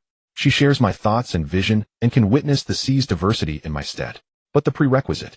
She needs a host. Here, this is her. A tree spirit flew out from Li Shu's forehead. Palm-sized, adorned with a delicate dress of leaves, its leaf wings fluttered as it landed before Laxus. Its bright, innocent eyes sparkled as it spoke in a clear voice, "Can you be my host?" With its cute appearance and pitiful eyes, Laxus felt he had lost the power of speech. He looked at the tree spirit, about to reach out to catch it, but just as his arm moved, he suddenly turned and glared at Li Shu. Shared thoughts and vision. "So this is also you." "I agree." His eyes turned ruthless. He grabbed the tree spirit, roughly pressing his thumb heavily on its face, rubbing. At the same time, Li Shu, standing nearby, blinked in surprise. He felt an invisible force pressing and rubbing his own face with overwhelming strength. Hey, you have to be gentle with a lady." Unable to bear it, Li Shu shouted at Laxus, losing his composure. "The tree spirit is so cute. How can you lay a hand on it?" "Humph." Laxus snorted coldly, ignoring the rebuke. He even grabbed the tree spirit's 2 wings and swung it around 3 times forward, then 6 times backward, as if venting all the pent-up frustration of recent years. Stop. What grudge? What hatred? If you have the guts, come at me." The tree spirit is innocent. The world spun around. Though the torture wouldn't affect him in the slightest, Li Shu played along with Laxus's performance, shaking his head as if truly dizzy. "Oomph." Snorting again, Laxus finally stopped. He released the tree spirit, letting it hover in the air. Having vented his resentment, a faint smile crept onto his lips. "I'll adopt her. What do I need to do to become the host?" I'm suddenly having second thoughts. "How about we forget it? Stop babbling. Speak." Half a month later, over a certain sea area of the Grand Line, the cape hung naturally unaffected by the wind, even as Lakusasi moved at extreme speed. Jiekalomu, a dragon-electric dual-type Pokemon, one of the Tao Trio, a legendary creature said to be capable of scorching the world to ashes with lightning. Its form was a fusion of a dinosaur and a western dragon with a grayish-black hue, a lightning-shaped gray crest atop its head, and an engine-like tail. In overdrive mode, the electric engine tail emitted a brilliant blue glow, tinging the crest and entire body with azure luminescence, and generated immense power. This power could be used for both attack and to create an anti-gravity field, enabling flight unaffected by air resistance or gravitational pull. Having contracted with Giacomo, Lakusasi was now flying at high speed, using the anti-gravity field generated by its ability. Yahung. The tree spirit sat on Lakusasi's right shoulder, elbows resting on knees, wrists together, hands cupping her delicate face. With a clear, melodious laugh, she said, "A perfect match. With anti-gravity, the Dragon Slayer mage's weakness to any form of transportation is overcome." Ling. A phone ling, one belonging exclusively to Lakusasi, floated to his left. Its lower body like silk swayed as it emitted a pleasing, melodious sound. 4 of them. During Batella's dedicated cultivation of the psychic vine aiming to grow Mutuo, a total of 4 phone ling emerged. 1 was obtained by Leijio's entreaty, and the remaining 3 found their own masters. Li Shu originally had 1, and Susanoo, having long accompanied him since his otaku awakening, effectively made that garden-dwelling one his as well. However, seeking to treat everyone equally, someone still gifted him another exclusive phone ling, bringing double the joy with 2. The remaining 2 belonged to Lakusasi and Batella. Lakusasi acknowledged the tree spirit's jest. With this ability, he could bid farewell to any form of transportation. For him, even the power boost from Giacomo wasn't as convenient and practical as this anti-gravity function. Batella, A memory from a week ago surfaced in his mind. He had met the man who replaced him as the new tool, a middle-aged figure with a mature, experienced demeanor. The strength emanating from the man exerted a considerable pressure on him. Strong. And that Pokemon of his is troublesome, with too many versatile uses. Moreover, thinking of the information Li Shu had shared about Batella, Lakusasi's gaze involuntarily drifted to the tree spirit's neck. There hung a silver chain at the end of which dangled a miniature glass bottle. Improved version, subspatial treasure bottle. It altered the bottle's setting, creating a habitable subspace a myriad meters in radius with a storage and living capacity similar to but more refined than the nascent seed. Withdrawing his scrutinizing gaze, Lakusasi called out the tree spirit's name. As your original self said, you are merely his eyes to observe the chaos of the outside world. Though you have been granted the damage transfer setting, any attack on you will be redirected to the original body, ensuring your indestructibility. You are truly powerless, yet you've packed away all your Pokemon and carried them with you. Aren't you worried about unforeseen circumstances? Moi. Yi tilted her delicate face. Unforeseen circumstances? Isn't that why I have you? Are you worried your strength might not be enough, Lakusasi? Lakusasi's face darkened. Fine, he shouldn't have asked. Yahung, it's fine. She said with a light laugh. Sure, G is no longer the golden lion of old. You can handle it. Even if you lose, I can try to persuade him with my silver tongue. Besides, aren't we heading to the Sky Island to further strengthen you? Once we seize the natural type, Rumble fruit suited for you, combining Devil Fruit, Hockey Dragon Slayer magic, and Giekalomu. 4 powers in one. If you can't crush Shurji, you'd be a disappointment, Lakasasi. Lakasasi's face grew even darker. Shurji, when we meet, don't blame me for going too hard. It's all her instigation. Oomph. A displeased snort suddenly echoed over a certain sea area, but the originator had already vanished beyond the horizon. 10,000 meters high. Gyre Island. Temple. For drums engraved with 3 Magatama were linked by a metal ring and worn on his back. He wore a white turban, long ears hanging down to his chest adorned with earrings, and loose balloon pants on his lower body. On the throne, symbolizing the divine status, Enelu lounged lazily, crossing his legs, his bare foot tapping rhythmically against the air. His upper body was completely naked, revealing a muscular physique. Yawning lazily, his arrogant face was etched with boredom. Propping his head with one hand, he reached for the fruit plate beside him, grabbed a red apple, and brought it to his mouth. Today there are no discordant voices defaming the divine authority among the citizens of the sacred land. How boring. So, let's randomly select a lucky one and bestow divine punishment. Beneath his lazy exterior hid a cruel heart. Enelu ate the apple in 3 bites, not even sparing the core, then grabbed the golden rod beside him and pointed it toward the sky. Rumble, rumble. Somewhere in the sky island, a colossal lightning bolt descended with a thunderous roar, shaking heaven and earth. The dazzling light of the thunder illuminated the surrounding area. Countless Sky Islanders trembled in fear at this sudden attack, but they could only desperately control their thoughts, not daring to conceive any rebellious notions against the god. The pillar of lightning dissipated, the light dimmed, and the lucky one lay charred black at the bottom of a huge pit devoid of all life. Yahahaha. Hearing that someone's voice had vanished completely, Enelu laughed wildly, highly satisfied with the terrified voices of the other citizens of the sacred land after that strike, a supreme tribute to the divine authority. The temple echoed with arrogant, cruel laughter. The 4 priests below, with their disparate physiques, showed little change in their mindset. It had been 6 years since the god began ruling Gyre Island, and they had grown accustomed to hearing such joyful laughter every day. Moi. In a distant patch of sky above the Sky Island, Lakasasi, who had been searching fruitlessly without finding his destination, suddenly turned his head, alertly gazing in a certain direction. A very intense, thunderous fluctuation. A rumble fruit user. Are you guiding me? Changing direction, he flew rapidly toward it. Whether it was or not, since he had no clear signpost, now he might as well go check it out. About a quarter of an hour later, at the edge of sight, the silhouette of a Sky Island came into view. The white sea, like a real ocean, surged with waves billowing and undulating. Yahung. He looked at the rapidly enlarging Sky Island ahead and couldn't help but chuckle softly. Fate, what is fate? I searched for you 1,000 times, and suddenly, hearing your voice, you've lit the beacon and issued an invitation. Lakasasi, he has given you the blank seed. Don't forget the steps. Otherwise, after he dies, who knows where the new rumble fruit will be reborn. Are you teaching me what to do? You dare instruct me, your elder? A flicker of impatience crossed Rakasasu's mind as he silently nodded. Steps. Nonsense. Merely implant the seed into the target's heart the moment he dies. A crude, brutal method requiring no reminder. The sanctuary. Snap. An apple soared upward, then fell, caught deftly by Enel, who tossed it again with one hand while idly digging his ear with the other, reclining lazily upon his throne as if half asleep. Divine existence beyond occasional displays of celestial might is monotonous and hollow. So this is the place, Rakasasu. Suddenly, an unfamiliar voice pierced his consciousness, born through the fusion of his heart network and electromagnetic perception. A low, drawn-out hum escaped his throat. Enel's eyes snapped open, cold, sharp, and piercing, as he turned his gaze toward the source.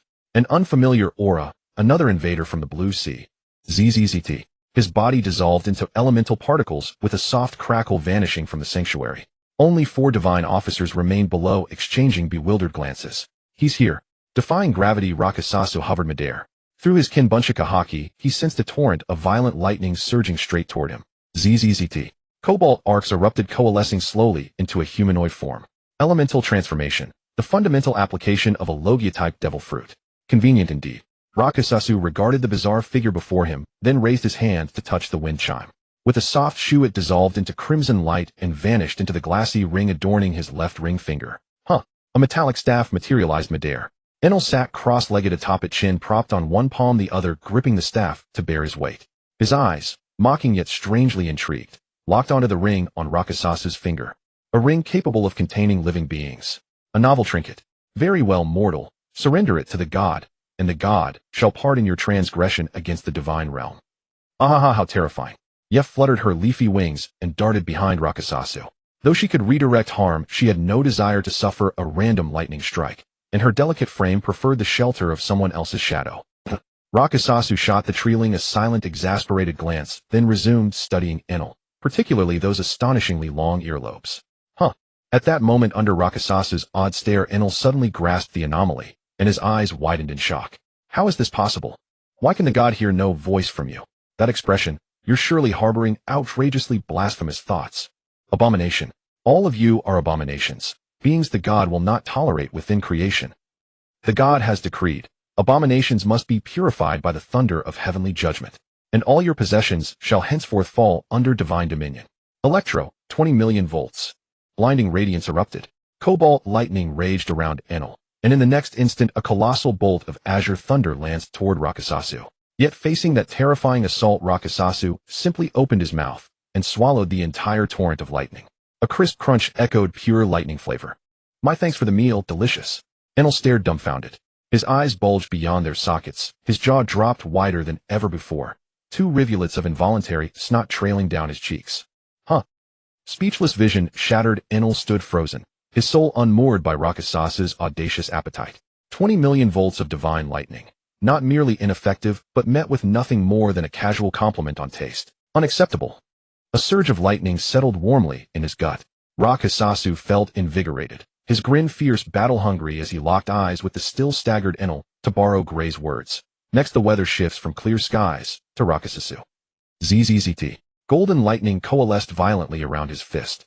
He blurred forward, golden arcane sigils unfurling midair like sacred mandalas, as he delivered the opening salvo of combat. Lightning fist. Boom. A probing strike, to jolt Enel back into focus. The blow struck home, detonating with furious force upon impact. They passed like opposing currents. Rakasasu's strike shattered half of Enel's body. ZZZT. Cobalt lightning flickered. Enel steadied himself. His fragmented form reconstituted, charged anew by lightning. Gripping his metallic staff, he pivoted. Combat stance assumed. Panic vanished, replaced by haughty disdain.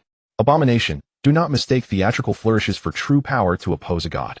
I am the omniscient god, immortal, eternal. For daring to defy divine majesty, you shall pay with your life. Ignorant. A contemptuous snort escaped Rakasasu. His lightning-marked eye slid sideways, disdainful. A frog at the bottom of a well. Immortal. Merely the rudimentary application of a logia fruit. I withheld armament hockey not out of restraint, but out of curiosity. Your fruit's true capabilities intrigue me. I wish to witness them firsthand. Yahaha. A sudden manic laugh burst forth. Then fury flooded Enel's eyes, uncontrollable and searing. Dare you call the god a frog at the bottom of a well? Remember this. You have utterly offended the god. Henceforth the omniscient god shall toy with you, torturing you to death.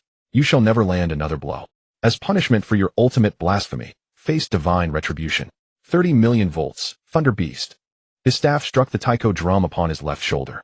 Cobalt lightning erupted wildly, coalescing into a snarling wolf-like thunder beast that lunged toward Rakasasu, jaws agape, fury incarnate. Mindless beast, dare you wound a man? Rakasasu scoffed. An arcane array blazed to life.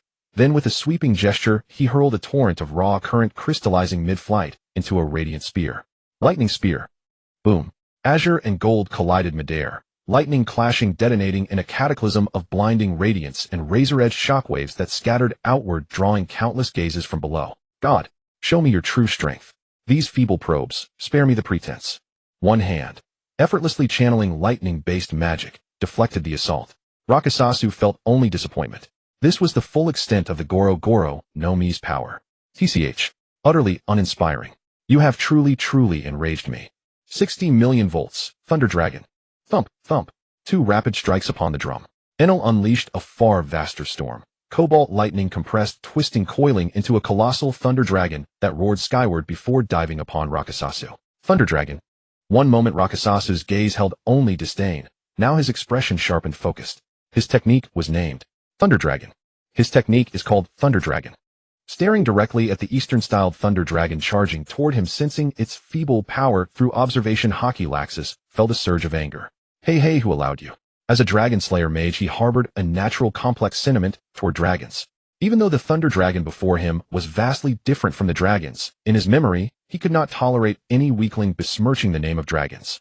A dragon was not such a hollow, superficial imitation. Who allowed you to casually name your technique Thunder Dragon? He roared in anger, golden lightning already crackling from his mouth.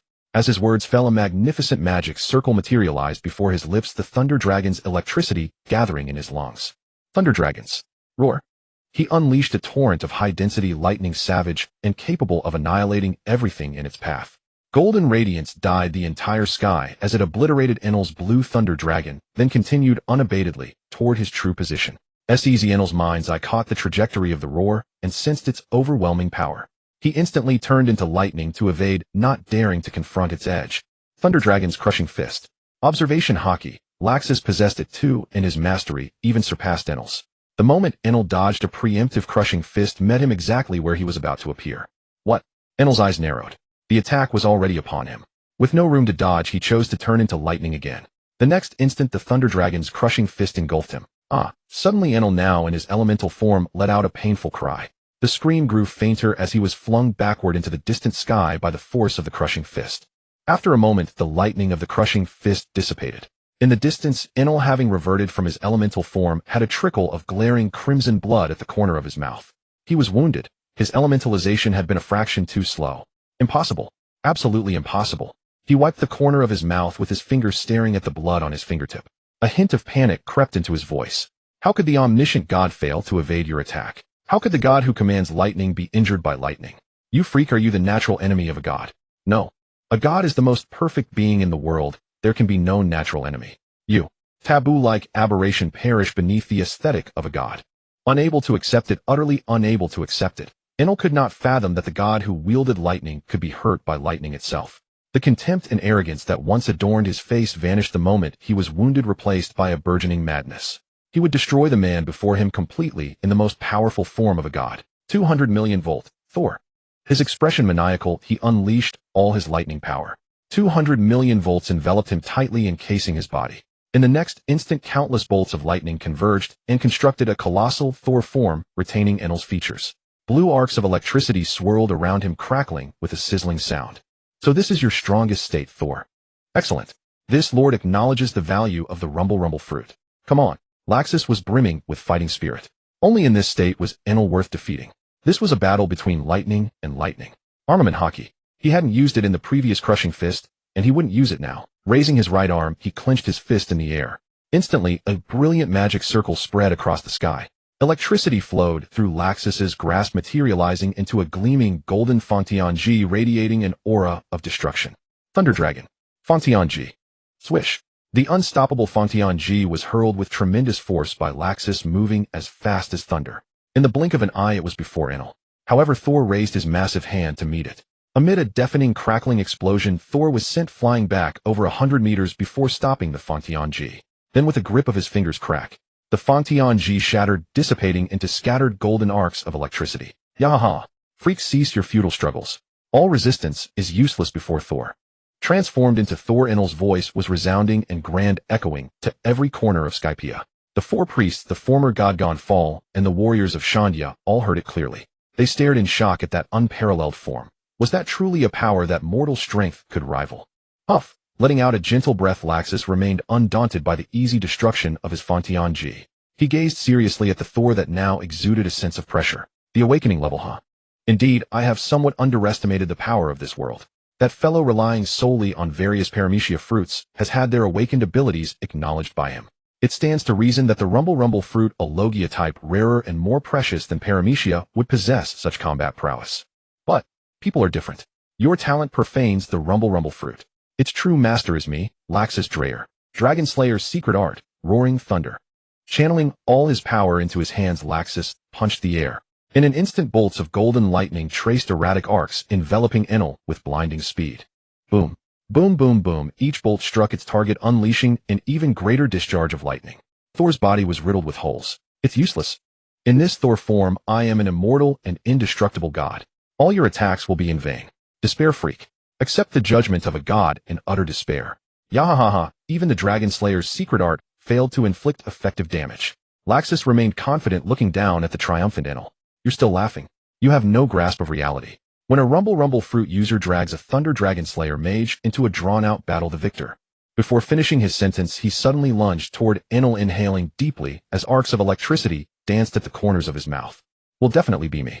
Thunder Dragon's roar. A magnificent magic circle bloomed in the air and a powerful thick column of lightning blasted forth from within. I told you it's useless. Is your head empty? Enel taunted impatiently, raising his massive hand to deliver a similar attack. God's judgment. Rumble. The two attacks clashed violently. Amid the deafening thunder, they ultimately dissipated, forming a chaotic field of blue and golden lightning. As suddenly Laxus dashed into the field, letting out a mischievous smirk of triumph. He opened his mouth and devoured the lightning, both blue and gold, completely. His spirit invigorated, his stamina restored. Seeing the man once again consume lightning through such an incomprehensible method, Enel was still utterly shocked, his eyes wide with disbelief. This time it tasted even better. As a token of gratitude, clenching his fists, Laxus, now brimming with energy, offered his return gift. He flew up against gravity to hover above Enel, gathered and compressed thunderous lightning in his fists, then slammed down with all his might. Thunderdragon's jaw. The sun set, the moon rose. That night, when the lights should have been turned off for sleep, the sky was replaced by gold and blue, each taking half the heavens. Frequent and rapid, terrifying thunderclaps resounded. That night, countless people were destined to lose sleep. They fought from daybreak to midnight, relentless and unyielding, until dawn's first light spilled across the earth, two figures still locked in fierce combat. Yet what had begun as a clash of equals had devolved into a desperate chase, blue fleeing, gold pursuing. Courtyard. Why do you persistently pursue me? The divine has already acknowledged your strength. Why must this meaningless battle continue? Meaning. Defeating you is meaning. Roar of the thunder dragon. Splitting his focus, Li Shu observed the escalating chase, now far beyond the boundaries of the Sky Island, through the eyes of a trailing spirit, while simultaneously reclining in the courtyard, lost in quiet contemplation. He had 2/10 of his primordial essence seized, vanishing into an unfathomable, untraceable void. If my deduction holds true, it was likely another interdimensional traveler who acquired a divine boon or system. With such artifacts obscuring the trail, the reason for its untraceability becomes clear. I possess no system. The little spirit world poses no threat. It lacks a coherent world consciousness, or rather its awareness remains profoundly chaotic. True sovereignty rests with those god-beast tier spirits. Let them plunder, even if they sense this realm's existence, will simply seize one upon arrival, or pair two together. No concern. But what if I later cultivate illusory echoes of worlds possessing stellar annihilation power, such as Dragon Ball? Will they descend through the very channel used to siphon that world's primordial essence, and then obliterate the star in a single strike, leaving everyone utterly incinerated? This is an unknown peril, one born precisely from my lack of a system. Sigh. Moreover, he stated, I bear the attribute of boundary shattering. It is upon this foundation that my conceptual abilities were successfully forged. Could the force that propelled my transmigration itself be a concealed divine boon? A solitary wry chuckle escaped him. He shook his head, dispelling idle speculations. Knowledge only magnified his own insignificance, and with it mounting apprehension. Better proceed with caution. Releasing a slow, thoughtful breath, he murmured his resolution aloud until the hazard's existence was confirmed. All high-risk world frameworks, Dragon Ball among them, would be excluded from his upcoming grand designs. Best avoided entirely in the early stages. You remain well within my grasp. Upon the same reclining chair, resting his head on his left arm, he raised his right hand and traced a delicate arc through the air, whereupon 108 blade-shaped seeds materialized, each resembling a Zanpakuto. Yamamoto Urahara Aizen Ichigo. I eagerly await the day one of you traces the thread of connection across the veil, appearing before me, either to slay me, or be slain by me. The one-piece world, devoid of spiritual particles, is our absolute domain. Hey, what exactly are you muttering to yourself over there? If you truly have nothing better to do, go gather some flowers for me. At a nearby table, Lei Jio sat clad in soft pink sleepwear, her graceful form subtly revealed beneath the fabric. A gentle smile played upon her lips, her eyes warm with amusement as she gazed at Li Shu. Sure thing. Snap. Infected by Lei Jio's smile, he snapped his fingers with effortless flair. 4 blades of wild grass erupted and twisted into supple vine attendants, then sank soundlessly into the earth. Flower arranging, an elegant pastime. His gaze drifted toward the table before Lei Jio, now adorned with porcelain vases brimming with blossoms, while scattered petals littered the floor like remnants of abundance. Rokubiai, fetch the crimson bloom. At her command, Rokubiai trotted to the red flower, delicately plucked it in his jaws, and returned to Lei Jio's side, lifting his head proudly. She stroked his velvety fur before taking the bloom, tilting it thoughtfully left and right as she mused. Your courtyard is nothing but grass and trees. Don't you think it craves some refined embellishment? Is it truly necessary? Does not an expanse of verdant foliage embody vitality itself? Thank you for your trouble. Offering a nonchalant reply, Li Shu gestured dismissively, retracting the 100-odd Zanpakuto seeds, then rose from the lounge chair, and strode toward the rear garden simultaneously dispatching a silent task directive through the grass. Rear garden. With practiced ease he buried every seed deep in fertile soil. Then with 2 fingers pressed like a blade, he slit his right wrist's artery, suppressing the instinctive rapid healing of muscle tissue, and let his hot blood cascade freely onto the buried seeds, nourishing them with lifeblood. World echoes. Once sufficient Zampicudo primordia take root, they may undergo extraordinary metamorphosis, perhaps even coalescing into a phantom conduit to the soul society. The little spirit world's echo had been pure serendipity. Ali Shu possessed no reproducible method. After days of reflection, he arrived only at a tentative hypothesis, still awaiting verification. Perhaps not. After all, the soul society hosts myriad powers beyond Zampicudo alone. Yet these seeds shall serve as vital corroborative evidence. Somewhere on the island. Whoosh. Grass trembled without wind, transmitting a message directly into Butra's mind. 10,000 sea kings, within 1 year. Charcoal flames roared with searing heat, roasting a wild boar whose golden brown hide exuded rich, savory aroma.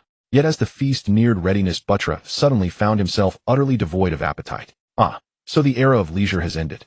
Time for me to officially assume duty. Having received the order, and unable to refuse, he glanced sidelong at the 3 figures behind him, then smiled warmly. Izumi, come taste my cooking. Eat heartily. After this meal your labors begin. At last, a mission.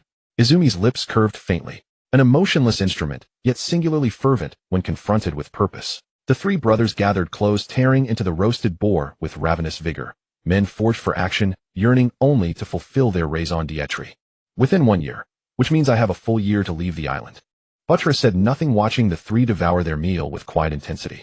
His mind raced, calculating margins within the deadline, weighing how best to complete the mandate without sacrificing his hard-won freedom. Above the Sky Island. ZZZZT. Golden lightning cleaved the sky, catching up to the azure arc. Laxus clenched his fist and brought it down. A torrent of savage thunder energy slammed into the elementalized enel, detonating in deafening cracks as jagged blue currents shattered and scattered under the impact. Inhale. Mouth agape, Laxus drew in the dissipating currents, consuming them as replenishment, restoring stamina and extending endurance. A full day and night. A full day and night. Why, oi? Why do you doggedly pursue me? The elemental lightning contracted and recoalesced, forming Enel's upper torso while his lower half remained suspended in evasive flight. Blood vessels webbed his eyes, exhaustion hollowed his face, his expression twisted into raw, unhinged frenzy. Unfathomable. You are utterly unfathomable. The divine. I have pledged alliance together. The boundless earth lies within our grasp. Co-rulership of divinity, shared sovereignty over a celestial realm. Why? You remain unmoved by divine promise. Why? Why cling so fiercely to desecrating sacred authority? Yet his question met no answer. Only Laxus's most devastating technique fully restored and unleashed. Let us end this cat-and-mouse chase. God, pitiful mortal, descend into hell bearing your hollow, illusory delusion. Lightning, Mercury, crimson, thunder, sovereignty.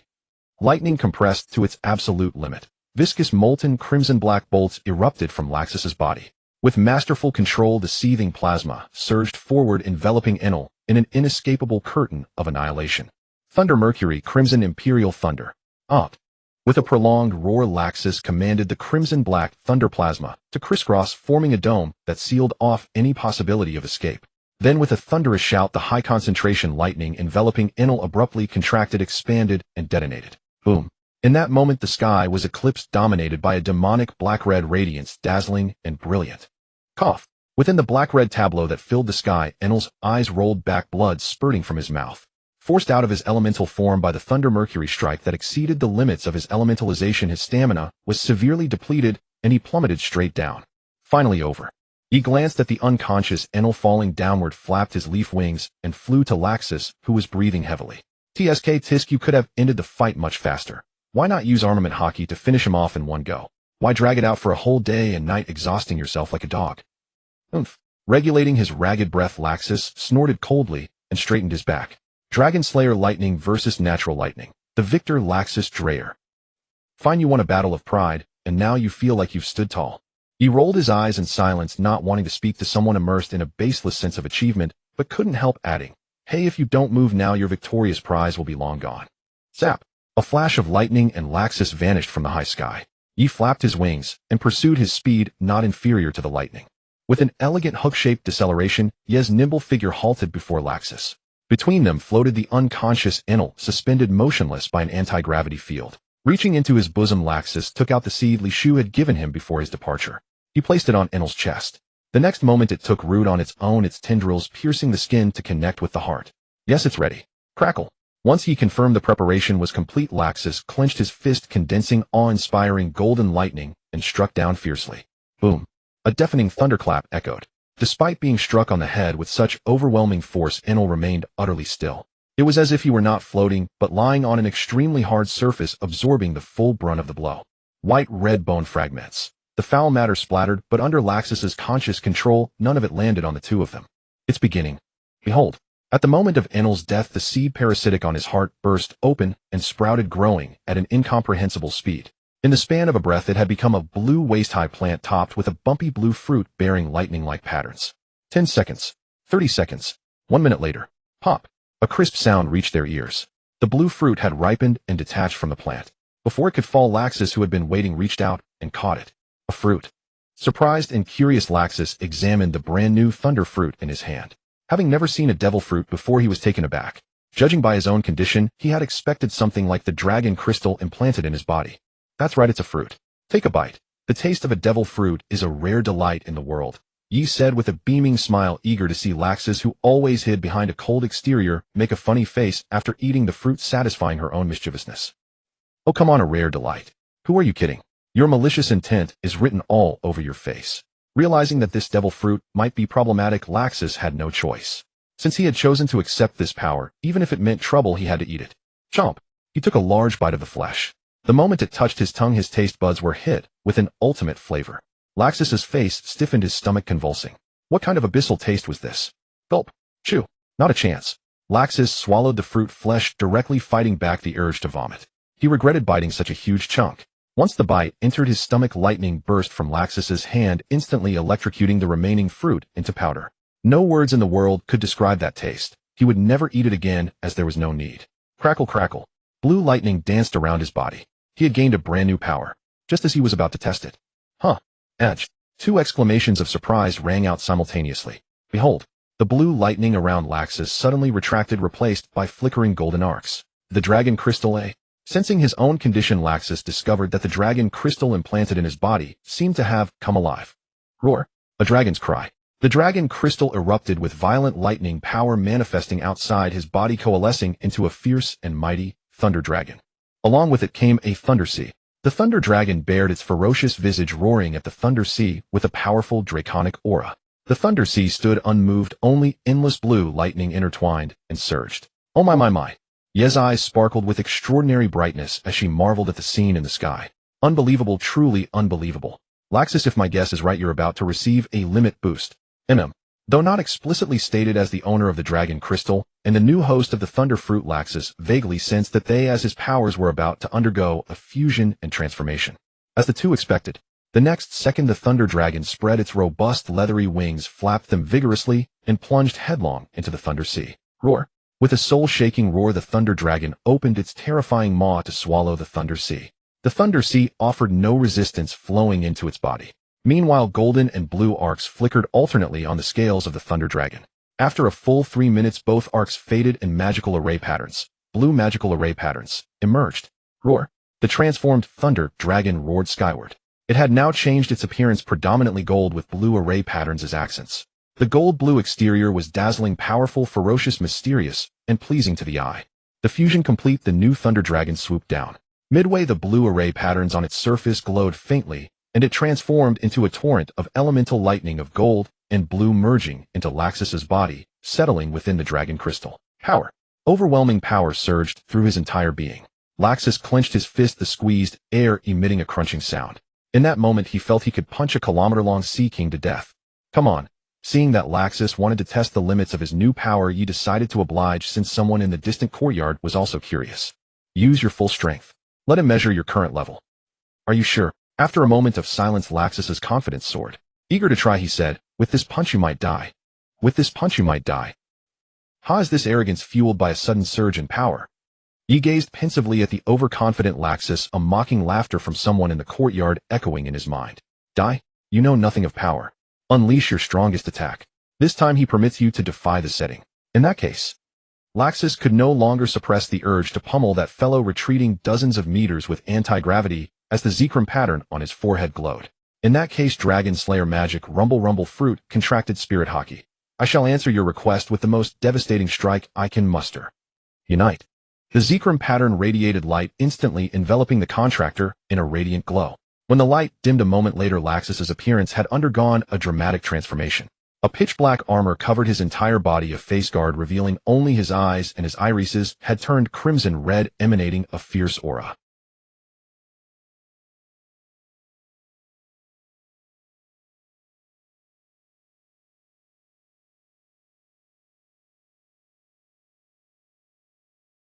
Yahung so cool. Ye's eyes sparkled full of envy at Laxus's fusion form. The mecha-like appearance, the power device resembling a nuclear reactor behind him. This was the romance of a man dripping with style. Reverse scale. Unaware of Ye's envy, Laxus silently activated Zekrom's skill. The power device behind him blazed with blue light. This move, which would normally trigger a chaotic outburst after the attack, became a state skill that amplified the upper limit of attack power when used by him as the contractor. A fierce pressure burst forth from his body, sweeping over Yi and in all directions, pushing the clouds far away, creating a scene of a clear sky for thousands of miles. Might of the Dragon Slayer. Roar. A dragon's cry echoed through the heart. Behind Laxus, a dragon-shaped creature formed of lightning suddenly rose, spreading its leathery wings and roaring skyward, surrounded by violent blue and gold lightning.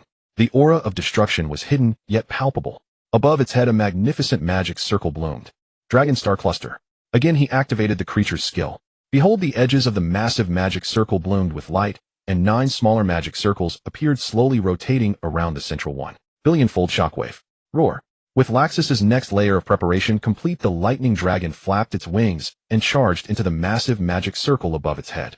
In the next instant, a ferocious dragon head emerged from each of the 10 magic circles, 2 massive eyes, 1 gold, 1 blue, crackling with violent lightning power. Armament hockey enhancement. The thick armament hockey flowed into the magic circles, dyeing the 10 dragon heads pitch black, echoing the dragon scales, and presenting an even more ferocious appearance. One final piece of advice: if you know you cannot withstand this combined technique, stubbornly enduring is a foolish choice. Words have been spoken. Take this. Armament Thunder Dragon Gods 10 billion shockwave. Roar, roar, roar. Laxus shouted loudly, pushing his hands toward Yi. The dragon heads within the 10 magic circles roared in unison, charging out with the speed of lightning. One charged straight ahead, while the 9 rotated around it, even faster, madly churning the airflow like a drill, as if capable of tearing space. Yahung, completely exerting yourself, a strike capable of destroying an island. Laxus, are you aiming to beat the original to death, or cripple him? But Yi hovered calmly in the air, watching the attack as it arrived before him, letting the wind pressure sweep over him, muttering with an appreciative expression. Courtyard. Whoosh. Before the attack landed, the wind pressure had already ravaged the courtyard, through Yi violently shaking the trees, blowing leaves off, spiraling into the sky. To spare my peaceful courtyard from being affected, I shall receive this attack in the sky. Tapping his toes lightly, Li Shu rose like a feather, dozens of meters, stepped on a leaf to gain more height, and ascended another dozen meters, reaching 10,000 meters, in an instant, trailing behind him green leaves carried along. Landing on 2 leaves, Li Shu stood upright, awaiting the attack that was about to be transferred. On the other side, Yi crossed her small arms, accentuating her petite, yet full figure. The next moment, the 10-dragon pincer attack surged toward her, but when it reached a paper-thin distance from her, the leading strike vanished without a trace. The subsequent strikes continued for a full 3 seconds before being completely transferred. The scene fell silent, only a gentle breeze lingered, swaying her skirt lightly. Here it comes. Over here. Armament hockey hardening. Not needed. Li Shu held his hands behind his back, relying on his absolute trust in his own physique. He decided to receive Laxus's combined ultimate technique without any defense. Foolish. Heh. A soft laugh not yet faded the void before him, suddenly twisted violently. Boom. The drill-like ferocious attack appeared out of thin air 10 meters in front of Li Shu. Roar. Accompanied by a soul-shaking dragon's might and roar, the Armament Thunder Dragon Gods 10 billion shockwave, combining Dragon Slayer rumble fruit, contracted spirit, and hockey struck instantly, slamming heavily into his wide-open body. Boom. The attack landed. Li Shu's upright posture bent slightly, and a huge sonic boom erupted behind him, madly stirring the flying leaves. Boom, boom, boom, boom, boom, boom, boom, boom. As the first sound faded, 8 subsequent sonic booms followed. 9 layers of sonic boom rings, like breaking the sound barrier, were spectacular. The cost was that Li Shu's bent posture lowered a bit more. Boom. After 9 booms, the main attack arrived with ultimate force. The sonic boom. A massive sonic boom ring instantly scattered the previous spectacle, a gigantic ring of 1,000 zhong in diameter blooming brilliantly. Even from 10,000 meters in the sky, the kingdom's subjects on the island below could see this miraculous sight. Compared to the 9 appetizer-like strikes, this one was so powerful that the 2 leaves beneath his feet finally shattered from the force, sending Li Shu flying backward. The violent Thunder Dragon God's impact had lingering momentum, pushing him sliding back a dozen meters. He stepped on 2 more leaves, partially diverting the force, but they too shattered and vanished like the previous ones. Their sacrifice was not in vain. In a moment of borrowing and dispersing force, Li Shu straightened his posture again. After sliding back another dozen meters, he stepped on the 5th and 6th leaves, using their destruction to offset a greater portion of the impact. His right leg shifted back, stomping the 7th leaf into pieces. The impact was now only residual. His left leg alternated to step on the 8th leaf. Crack! A faint breaking sound came from the leaf, but it did not shatter. Li Shu's backward momentum finally ceased. Puff! As the residual waves dissipated, he looked down at his 8-pack abs exposed to the air. A relaxed smile crept onto his lips. He waved a hand over his torn clothes, and the power of the fruit activated. The fabric came to life, threads extending to weave themselves, restoring the damaged clothes to their original state. Hey, not bad. Leaf force. 7 leaves perfection. The leaf force. 7 leaves perfectly complete. As Li Shu delivered his verdict, Yi, synchronized with his thoughts, gazed playfully at the panting Laxus, and said with a lilting laugh, well done, Laxus. The original body has bestowed upon your dazzling strike the rating of 7 leaf force. You're nearly close enough to warrant his genuine attention. 7 leaf force. Struggling to steady his ragged breath, Laxus wore an expression of bewilderment, but Ye's subsequent words pierced clearly through. Even his most devastating attack had failed to earn true recognition. Impossible. Unwilling to accept such a judgment, Laxus, still inflated by his own arrogance, ignored his unsettled breathing. The high-tech apparatus mounted on his back flared anew, surging with power. Encased head to toe in gleaming armor, his face remained obscured, yet his eyes burned crimson, blazing with a deeper, more feral madness. After enduring my strike, you should be either dead or gravely wounded. To exaggerate one's strength is the hallmark of weakness. I, Laxus Dolia, acknowledge your power may one day surpass mine. But please face reality. True strength is never measured merely by raw force. So, even if it means defying the very framework, I will force you to confront yourself. Heart. Belief. These are the wellsprings of human greatness. Embrace the baptism of reality. Roar. Once more the shadow of the lightning dragon materialized, resonating harmoniously with the humming device on his back. Armament hockey surged outward as Laxus opened his mouth to inhale. The arcane array bloomed before the dragon's snarling maw. Armament lightning dragon god's annihilating roar. As the dragon unleashed its maw, a searing crimson beam of destructive energy flickered into being, only to be instantly swallowed by obsidian black armament hockey, enhanced further by both Dragon Slayer magic and the Rumble Fruit's thunderous might. Boom! A torrent of jet black annihilation, crackling with sapphire and gold lightning, hurled itself toward the Sylvan spirit Yi. Yi stood silent, utterly unmoved before the onslaught, yet her brow furrowed faintly at Laxus's deteriorating state. On the island, unscathed from the prior assault, Li Shu descended like walking down a staircase of leaves. When he hovered just under 4,000 meters above ground, he paused mid-air, stepping lightly on a leaf and tilting his gaze upward into the void. The baptism of reality. A subtle shift crossed Li Shu's expression, astonished that Laxus would recklessly violate the fundamental parameters. Though Li Shu would not punish him severely for it, transgression demanded accountability. Given this is his first offense, and motivated however self-interestedly by concern for me, I shall grant leniency. Consider this your own dose of reality's baptism. Elsewhere, with cinematic flourish, the augmented armament hurtled toward Yi. Unflinching, she unfurled her wings and met the awe-inspiring blast head-on, deflecting it seamlessly onto her original body. In the same breath, she dissolved into an emerald streak, piercing Laxus's forehead, armor notwithstanding, as though it were mist. Pop! A surreal sound echoed, and within Laxus's mind's eye, space shimmered into existence, revealing a vision. Li Shu floated effortlessly atop a single leaf. Then, without warning, a strike erupted from the void and hurtled toward him. Within the vision, Li Shu glanced across the expanse directly at Laxus, then raised his left hand, and with effortless nonchalance swatted the attack aside. Snap! The armament lightning dragon god's annihilating roar, fused from 4 distinct powers, shattered like brittle glass, disintegrating into chaotic torrents of raw energy that swiftly dissipated. Laxus, this once only. Do not repeat it. Li Shu's voice resonated inside his skull. Laxus's scarlet eyes trembled violently, disbelief flooding his senses as he stared at the vision. Was his might truly so fragile? Could it truly be shattered with a casual flick? without even invoking armament hockey. Wait. Suddenly Laxus's gaze locked onto the leaf beneath Li Shu's foot, then traced the motion of his casual leaf-supported strike. His burning crimson eyes dimmed, darkened, then fell utterly still. A revelation dawned. Pop. The vision dissolved. Yi reappeared before him, emerging gently from his brow. Wordlessly Laxus deactivated his fusion, his obsidian armor receding, reverting him to his original attire. Astonishment.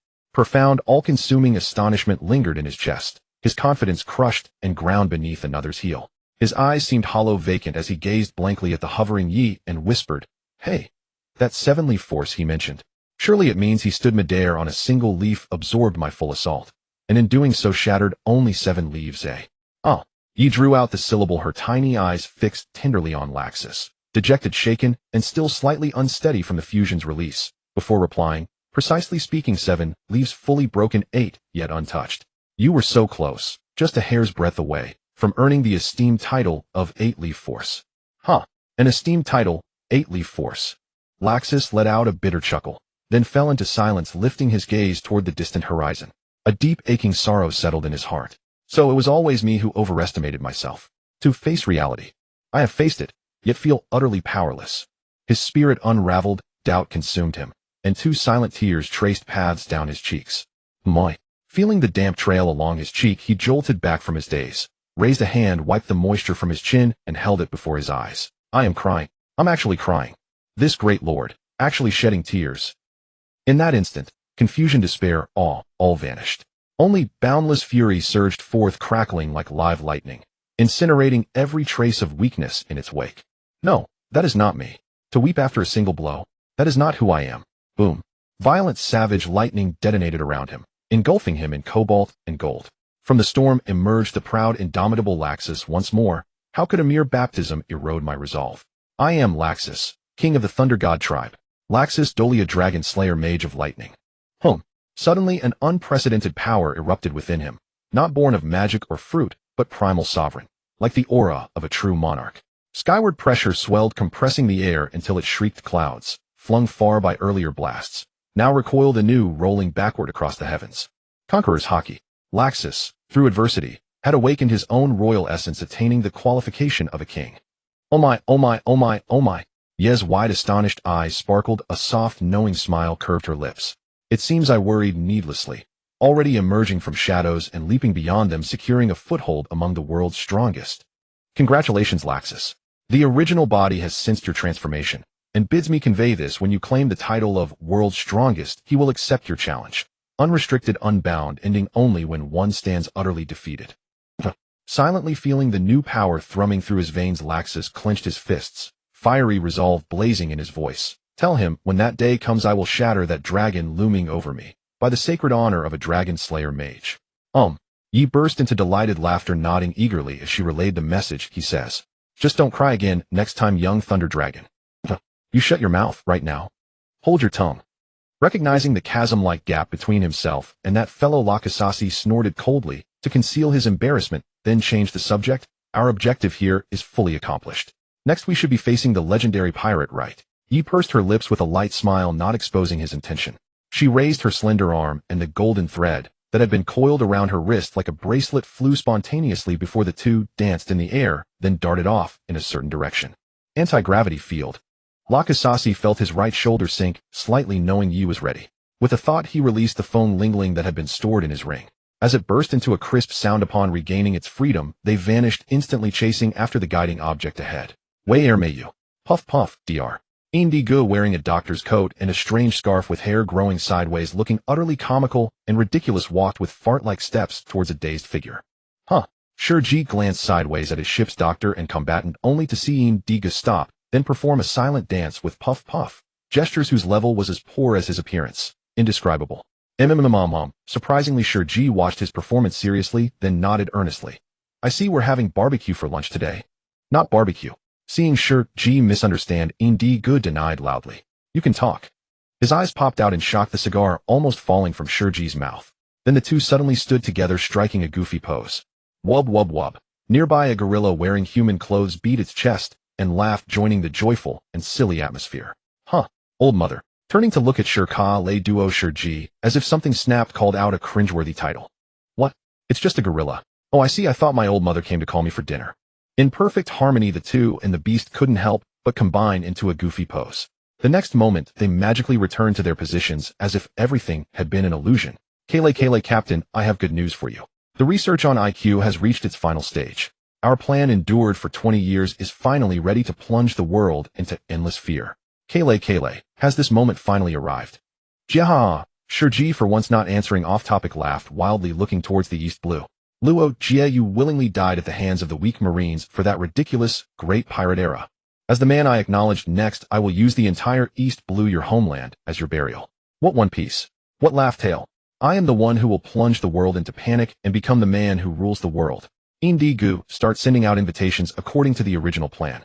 Gather all the villains on the sea to share this feast of destruction. That sea will be turned into a living hell under the feet of countless beasts. ZDZ, an electric arc suddenly shot through the space, sweeping over two figures. Thud, thud. With the sound of two charred bodies hitting the ground, Lakasasi and Yi appeared before Shurji. Ya hung, you came just in time. Ye's melodious voice flowed like a clear stream. Ignoring the smoldering corpses on the ground, she showed Shurji an innocent look. Want to send invitations to recruit villains from the sea? Destroy the East Blue. Plunge the world into panic. Don't bother. The sea is his paradise, Shurji. Don't meddle. Of course, unless you become his messenger. Indi Gushur Ka Le Duo. Seeing his last two loyal subordinates dead on the spot, Shurji, who was scheming cold and cruel, even shooting his own men when angry, muttered their names softly. His cold eyes held a hint of regret, but little sorrow. Jiahaha, what a novel meeting scene. You killed two of my men. I'll give you a choice, join me. Lightning. You're a Logia-type Goro no Mi user, right? With your strength and ability, you're more suited to be my subordinate and share the upcoming grand feat. With his long-serving subordinates killed before him, he could still magnanimously invite the murderer to join. This laid bare Shurji's ruthless nature. After years of planning, I've devised a perfect plan to destroy the East Blue. Join me, become my right hand, plunge the world into endless panic, force the world government to submit, and revive the glory of the flying pirate crew. Wealth, power, fame, everything will be yours. Silently watching Shurji lost in his delusion, Lakasasi turned to glance at Yi with confusion. This is the spokesperson and messenger you chose. Destroy the East Blue to force the world government to submit. Just a delusional old lion stuck in his dreams. Tisk, don't be so harsh. The two ignored Shurji's invitation and chatted casually. If he can face reality, that's for the best. Saves me trouble. Otherwise, Yi glanced at him and said softly, I'll just reset his memory. After all, what he values is nothing more than Shurji's legendary name and the 2 decades of dormancy. Jiahaha, I've been completely fooled. Through the frank exchange between Lakasasi and Yi, Shurji grasped the situation. They had come prepared with the aim of recruiting him as some kind of messenger. Gloomy. After his laughter, Shurji's lion-like gaze grew dark. The aura of a legendary pirate and the murderous intent accumulated from countless battles surged toward the two. Brett, you've successfully angered me. Wait. Attacking suddenly, he kicked out a massive sword slash which passed through Lakasasi, then flew outward effortlessly, cutting the entire room and the ground outside in half. Jiahaha, so it is the Goro no Mi. Kid, you don't really think that a Logia's elementalization makes you invincible, do you? Zinking split in two, the elementalized lightning crackled and connected, piecing Lakasasi's two F's back together. He said calmly, no hockey. You wanted to test me. I'll give you the answer. Next, let's get serious. Crackling, surrounded by violent lightning, his fighting spirit surged. I was just thoroughly baptized not long ago, but that's one thing. You, the legendary pirate, even if your glory days are past, can still measure my true level. How many leaves of praise are you worth? It's heating up.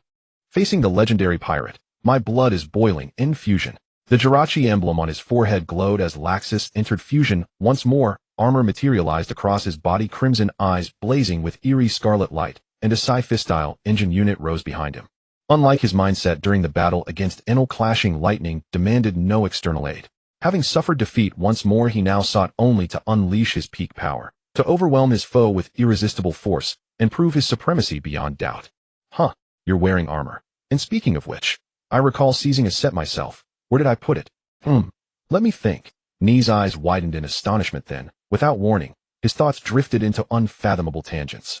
Arms crossed, chin scratched, thoughtfully he sank deep into contemplation, utterly forgetting the enemy poised to strike. KRRR.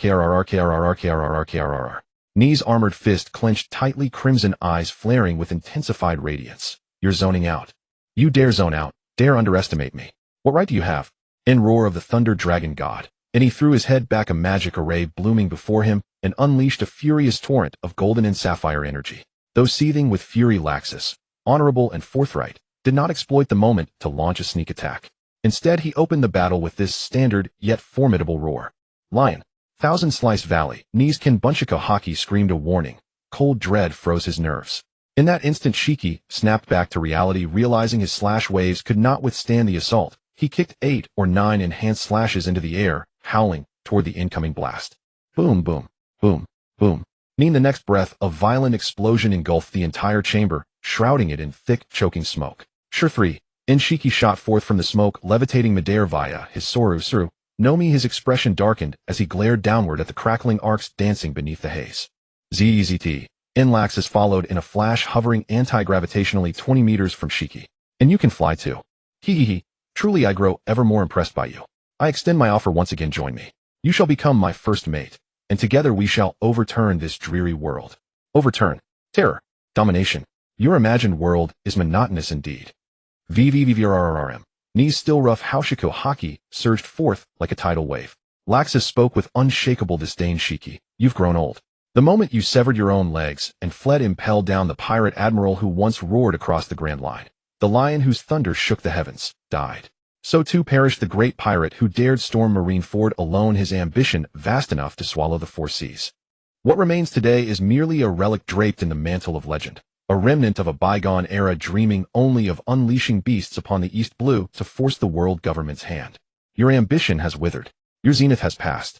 One who relies on borrowed strength. What right do you have to invite me? In to kill the body is murder, to slay the heart is annihilation. Amidst the thunderous resonance of Haushiku Haki, Laxus's words struck Shiki's soul like a lightning bolt. But for this relic of a fallen age, unwilling to confront his own failure, even the most piercing truth could not awaken a willful sleeper. No, you understand nothing. Wounded to the core, Shiki shrieked in manic denial. Roger was wrong. Only together could we save this world, slaughter every pig-like celestial dragon. Yet he rejected me, again and again. At the Battle of Edwar I lost half my fleet. No matter. He was the man I acknowledged. But then, he was publicly executed by the Marines after claiming the title of Pirate King. I refused to believe it. A man like him, captured by weaklings. So I stormed Marineford itself, to demand an answer. Yet he truly died, for a phantom new era solely to herald the dawn of the pirate age. NY. If we had joined forces, with his power and my influence, we could have toppled the world government, and he was wrong. Roger was grievously, catastrophically wrong. A mistake must be punished. Lowtown, East Blue, the Pirate King's birthplace. 20 years. With 2 decades I crafted the perfect plan, one that will soon drown the East Blue, entirely forcing Roger to pay a hellish price for his error. Will you try to stop me? Then come. Though the lion may age, its all remains, in Lion's Majesty Black Moon Requiem. Madness consumed him utterly. His Soru Nomi spun his body violently, his 2 prosthetic swords, legendary blades, sliced downward in unison, sheathed in dense Busashoko Haki, carving a colossal crescent-shaped slash wave. The air shrieked in protest, torn apart along its path. Aya, and the Thunder Dragon's shadow reared skyward, roaring. Its razor-sharp sword intent vibrated against the obsidian armor with metallic chimes. Laxus raised his hand, fingers curling into a claw. Behind him the dragon mirrored the motion. Busashoku Haki surged over its form, blackened claws, hardened scales. Then with explosive force it lunged forward, meeting the black crescent without hesitation. Armed Thunder Dragon God's Dragon Claw. BM. In the collision froze midair, the dragon's claw gripping the slash wave, wrestling it into stasis. Whoosh whoosh whoosh. Shockwaves blasted outward like hurricane gusts. The claw tightened, crack crack crack. White fissures spiderwebbed across the solidified wave. A sharp crunch, and the dragon's massive arm crushed it, utterly dissolving it into shimmering stardust. Arrogant whelp, buried beneath the earth you shall be. And Shiki hadn't expected Laxus to withstand the slash, but to catch it barehanded. That sight reignited his madness. And he stretched his hand forward, palm upturned, then wrenched it upward, maximizing his Soru Nomi's power. Lion's Majesty Imperial Earth Spiral. Kurum. And the ground convulsed violently. Within a kilometer radius, earth erupted upward, soil coalescing into 18 majestic lion heads, defying gravity as they soared skyward, then plummeted down upon Laxus in lethal encirclement. He tilted his head upward. The sky darkened instantly. Gazing upon the descending lion heads, Laxus stood unflinching. Behind him his propulsion engines whirred to life, bathing him in incandescent blue light. Aya, and the Thunder Dragon's shadow roared. Busashoko Haki surged through its frame. Laxus chose to charge, not wait. The Thunder Dragon's destiny lies in boundless skies. Mere mud lions dare bury the dragon's pride.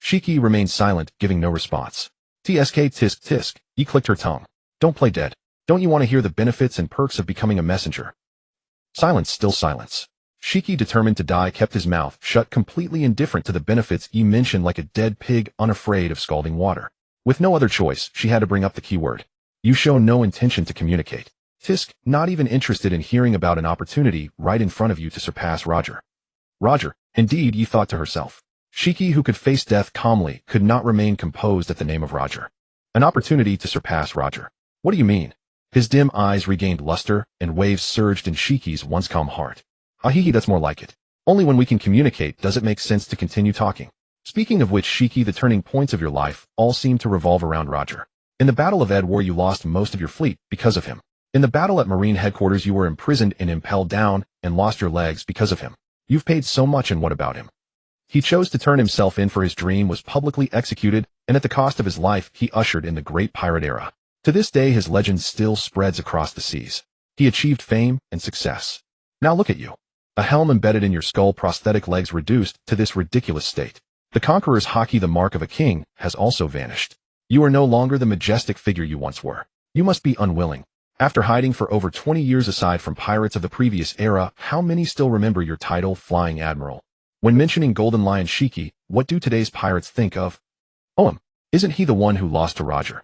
He was captured by the Marines, then escaped, and now lives in retirement, a relic of the past. A failed remnant of an old era. There's no ship for him in the new age. You must be very unwilling. Times have changed. On the seas today, Roger's name as Pirate King resounds to the heavens, and Whitebeard's title, World's Strongest Man, shakes the new world. What about you? You who once stood as a trio with them. You have long been gradually forgotten, crushed under the wheels of history. Are you truly content? Swept into the dustbin of history, becoming a legend that people occasionally recall after meals, only to be mocked and ridiculed. Is this the meaning you sought in life? Every man who wants to conquer the sea, if he cannot leave an indelible mark on his era for future generations to admire and remember, then that is a truly failed life. Are you willing? Are you willing? Are you willing? Each question, each statement stirred the turbulent depths of Shiki's heart, waves rising one after another. His resolve to die wavered, violently wavered. Jiahaha. Suddenly Shiki's eyes once again gleamed with the sharpness of a lion king. He laughed uncontrollably, even tears streaming down his face. Enough. He stopped, his mad laughter replaced by infinite fighting spirit. Relying on his exceptional will, Shiki overcame the paralyzing electric arcs coursing through his body, propping himself up with his hands to sit upright. Yahung. Yi flew up from the ship's will, stopping before Shiki, and couldn't help praising. With this tenacious will, it seems you're only one opportunity away from reclaiming your conqueror's haki. Jia, let's get back to the point. I'm now very interested in the emissary you mentioned. Letting the arcs of electricity dance over his body, as if unaware, Shiki asked the question that concerned him, the chance to surpass Roger. The Pirate King is already the highest honor in the world. What does it mean to surpass? I'm all ears. Yahung, the Pirate King is the highest honor. That's an exaggeration. Yi disagreed. The ancient weapons are divided into Uranus, Poseidon, and Pluton. How is the Pirate King the highest? She brushed them off without further elaboration. They can destroy islands and annihilate countries. Are they that strong? Years later, under his efforts, perhaps any moderately famous pirate armed with multiple power systems would find them nothing special. How did the title of Pirate King come about? Simply because Roger was the first to reach Laugh-Tale. Since the sea has Laugh-Tale representing the king, who can deny the possibility that there is also a sky island in the sky, and the first to find it would be the Sky King. Sky Island. Sky King. Shiki's eyes narrowed, pondering the meaning of Ye's words. He looked at her suspiciously. Who can deny? Meaning you made this up. You're focusing on the wrong point. Yi patiently explained, whether it exists or not is unimportant. If we say it exists, it becomes real. Having been in hiding for over 20 years as a float fruit user with the ability to soar through the sky, with your legendary pirate reputation, you can announce to the world that you have discovered Sikuai Island, and become the king who conquered the sky. No one will doubt its authenticity. One in the sky, one on the earth. In terms of reputation, you will directly match Roger. Fabrication. Shiki stared in disbelief, his turbulent heart suddenly stalling, his high spirits deflating. He flopped back onto the ground with a thud. Enough. I'd rather die than achieve such a despicable feat. To surpass Roger through deception and false reputation is a shameful act, not what Shiki desires. Just finish me off quickly. Such a proud ego, Yi thought, glancing at the prone Shiki, knowing the process would not be smooth. It's not a fabrication. He will make Sikuai Island live up to its name, making it truly exist. The only difference is that Roger found Laugh-Tale himself while you. We will collectively elevate you to that position. If your pride cannot accept this compromise, I will have to activate the backup plan he prepared. He. Again he. Shiki could no longer suppress his confusion. Little thing, who is this he you always mention? The reason Laughtail became the symbol of the Pirate King is because it contains something or a secret attractive enough. Can he make the non-existent Sika AI island live up to its name? How to make it live up to its name? Try to convince me. I can concede on this step. Ya hung, so you won't let go without seeing the rabbit. Simple. Seeing Shiki's wavering, Yi understood that fabrication was ultimately a fragile illusion. If there was a real treasure to substantiate it, then the Sky King. He was willing to bear the honor of matching Roger. He was willing to bear the honor of matching Roger. The Pirate King. It has already become your shape, Roger. Even if I become the second, I'll still live under your glory. To surpass, I must surpass completely. The Sky King that suits me perfectly. Laxus. He called to Laxus, who was watching the show. Come dispel the final doubts for our emissary. He silently thought, ding, your tool has come online. Resigning to his role as a tool, Laxus couldn't refuse. He walked up to Shiki and said expressionlessly, watch carefully. These are two power systems beyond this world. Incarnation. With a thought, the Zekrom pattern on his forehead suddenly glowed, and a red light flew out, transforming in midair into Zekrom's original form. A pitch-black appearance, dragon-like shape, with an engine-like tail. Zekrom dragon and electric dual type, one of the Tau Trio dragons, my contracted partner. Shadow clone. Through mental commands, Zekrom's body flickered, and a dozen identical clones appeared out of thin air. In the previous battle, your observation hockey should have noticed. I used the effect of this skill then. Thunderbolt Thunder. The engine tail on Zekrom's back glowed blue, and it unleashed two skills at an empty area. Boom. The powerful lightning blasted the earth, carving out gullies. These two skills combined were the move that defeated you. Shiki stared at Zekrom's form in a daze. Through the demonstration, Laxus's explanation, and recalling the battle memories, he was convinced that everything they said was true. Next, another power system. Sizzle. Blue and golden arcs of electricity burst forth. Laxus slowly elementalized his body, finally manipulating the power of lightning. Finally set against the two-colored lightning, a crystalline object appeared before Shiki. Dragon Crystal. I am the second-generation Lightning Dragon Slayer. This Dragon Crystal is the source of my Dragon Slayer power, also not of this world's power system. Roar. After a brief explanation, a lightning dragon silhouette suddenly appeared behind him. Its terrifying mouth opened, a brilliant magic circle lit up, and it spat out a thick roar that soared into the sky. Lightning Dragon's Roar.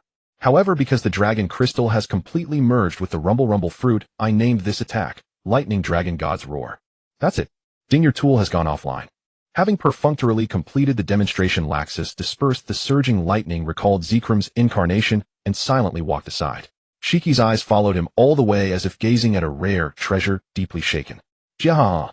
At some point he laughed, even more uninhibitedly. Two completely new power systems. Spirits. Dragon Crystal. Jiahaha, I've learned something new, truly learned something new. Roger, you definitely never anticipated such a new era. The Great Pirate Era. No. This will be my new era, the era of the Sky King. Jiahaha. It's settled. Smiling, you watched Shiki lost in excitement. Her eyes curved into crescent moons. It was time to stir up a major event. Half an hour later. Hey, young one. Radiant with vitality, the ship's wheel atop his head had vanished, leaving a slightly balding patch amidst his thick golden mane that now bristled with vigor. Having consumed a seed of life, Shiki had returned to his prime, both in appearance and strength, as if he were not yet 40. Solgaleo. His own sun-themed Pokemon Solgaleo stood beside him, its majestic lion form complementing Shiki's presence. Having grasped an entirely new power system, an incredulous yet intensely real sense of strength flooded his entire being. The Conqueror's Haki, once lost now reclaimed, surged forth with overwhelming pressure. Shiki fixed his battle-hungry gaze upon Laxus. Let's fight again. Pressed by Shiki's dominating Conqueror's Haki, Laxus unleashed his own rough, unrefined version of the same power, clashing defiantly. His cape fluttered high behind him as he met the pressure head-on, his aura undiminished. What a familiar period of arrogance. It seems your baptism needs to be far more thorough. The two Conquerors' Haki collided fiercely, causing even the sky to tremble. Bathed in the crosswind of the clash, he rubbed his forehead in exasperation. They say a gift from afar is light, but carries deep meaning. Original body look. This wave of Conquerors' Haki sent across 10,000 miles. You see it clearly, such a wide range. I can't escape it. Jiahaha. Lion Combine. Restored to his peak state, Shiki was unable to restrain his soaring spirits, craving a hearty battle to vent his surging emotions. Yet when he issued the command to combine, Solgaleo did not enter the fusion state as he had expected. The clash of the two auras abruptly halted as each side withdrew their leaking Conqueror's Haki. Shiki turned his head and saw Solgaleo lying quietly on the ground, completely ignoring his command, as if the contract ritual they had just completed had never happened. The moment he laid eyes on it, his gaze gradually darkened. The deep-minded Shiki instantly understood that this power obtained from him harbored a hidden threat. Ye don't look so scary. Yi flew over to Salgaleo and gently stroked it, saying, arrogant, as you are, set aside any improper thoughts. As a practitioner of the enforcer's duty, he will forever be the pillar behind you. Jihaha. Shiki laughed loudly to mask his thoughts. Laxus cast a contemptuous glance at him, ultimately unaware of how heavy that fellow's fist could be. Improper thoughts. What he needs is a baptism. The courtyard. In the tranquil and peaceful courtyard, Li Shu was drinking juice while basking in the sun. Susanoo set down a plate of fruit and walked toward Leijio, having also prepared a sweet and delicious fruit platter for her. Leijio lay on a beach chair dressed in cool attire, slowly flipping through a book. Suddenly 2 mixed surges of Conqueror's haki erupted, enveloping the entire yard. The intimidation descended, but Susanoo's stride remained unperturbed, as if unaffected at all. Leijio let out a muffled groan, her pupils constricting in shock. The oppressive air drained her face of color and beads of sweat rolled down her cheeks as she suffered this undeserved calamity. Li Shu scratched his head speechlessly. So sudden. Couldn't you give me a little reaction time? Oh well, Leijio's going to have her hands full again. Crack, crack, crackle. The sound of a vase falling and shattering followed. The Conqueror's haki came abruptly and receded just as quickly. When the residual pressure faded, Leijio's body trembled, slightly drenched in sweat, her beauty drained. She gently touched her wildly pounding heart, and before she could recover, her beautiful eyes caught sight of the shattered vase and scattered flowers on the floor. Her gaze then exploded with fury. Li Shu, Mr. Susanoo, don't hold me back. I'll fight him till the end. Don't get so worked up. It was an accident, but also a warning. In the days ahead, this might happen every now and then. Just get used to it. Mindset. Her anger, not yet faded, Leijio fell into confusion. So in the time to come, she would need to be on constant alert. Otherwise, constantly getting startled like this would surely lead to nervous exhaustion, wouldn't it? Yo ho ho ho, yo ho ho ho. Yo ho ho ho, yo ho ho ho. Yo ho ho ho, yo ho ho ho. Yo ho ho ho, yo ho ho ho. Binks. Using the power of illusion to turn invisible, Ba Te La drifted leisurely in midair, hands behind his head, legs crossed. After pushing all the tasks Li Shu had assigned onto the 3 Ichiji brothers, he sank into a vacation-like idleness. On a whim, he hummed Binks Sake, filling the relaxed, carefree holiday atmosphere with joy. However, rumble. Suddenly, a violent collision echoed across the sky, followed by a sweeping blast of wind. The sea surged backward, sending jagged waves rushing toward the deep ocean. His joyful moment shattered by the aftermath of battle. Ba Te La's steady, mature gaze narrowed slightly. His reclining form smoothly shifted to standing in midair, his eyes fixed on the island, where people were locked in combat. With a glance, he saw a spectacular sight on the island several dozen nautical miles ahead. Half of it was shrouded in rolling black smoke, the other half ablaze with raging flames. The 2 forces clashed and opposed each other, lighting up the sky. 2 Logia-type ability users are fighting. Ba Te La's curiosity was piqued. Maintaining his invisibility, he flew toward the center of the battle. On the way, the 2 stalemated forces had already come to a resolution. The flames were no match for the darkness, swallowed whole by the surging black smoke. Defeated. Bonero Island. Battle scene. The wreckage of destroyed buildings lay scattered across the ground. The residual force of the fierce clash dissipated. A young man, bare-chested, struggled to support his exhausted body on one knee. Blood and sweat covered his handsome face. Zehaha. Opposite him stood a burly, middle-aged man with a rough exterior and thick body hair, laughing arrogantly through a mouth missing several teeth. With the black smoke rising behind him, he was the perfect image of a villain. What a pity, Ace. The era of the old man is about to become history. Since you refuse to become my partner, let me use your status as 2nd Division Commander to help me become a warlord of the sea.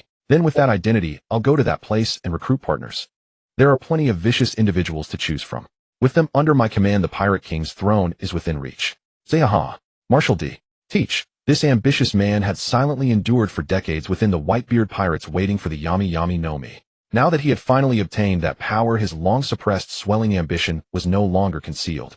He intended to use the warlord position as a stepping stone, infiltrate, impel down, recruit the vicious and powerful world criminals imprisoned on level 6-0 and ascend to become the king. Peer. Pirate King.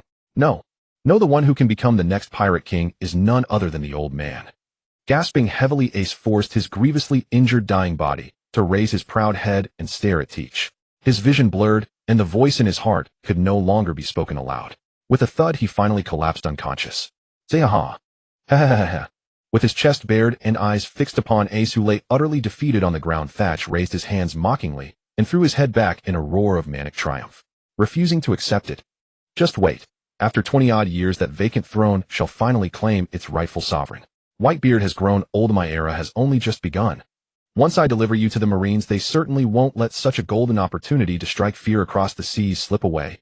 Public execution, perhaps. Yes, they'll seize it. Even if the Marines themselves hesitate to provoke Whitebeard outright, the world government behind them will grasp this moment without hesitation.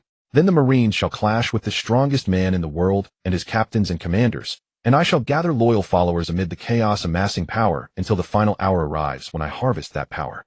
A grand event, an upheaval destined to engulf the entire ocean, is imminent. The battlefield that draws the gaze of the world is precisely where Marshal D. Teach shall make his resplendent debut, delivering shockwaves to all of humanity. Ace, your life shall serve as the curtain raiser to my new saga. With ambition blazing and strategy crystallized, Teach strode toward the unconscious youth, his unyielding, rapacious gaze brimming with visions of the future.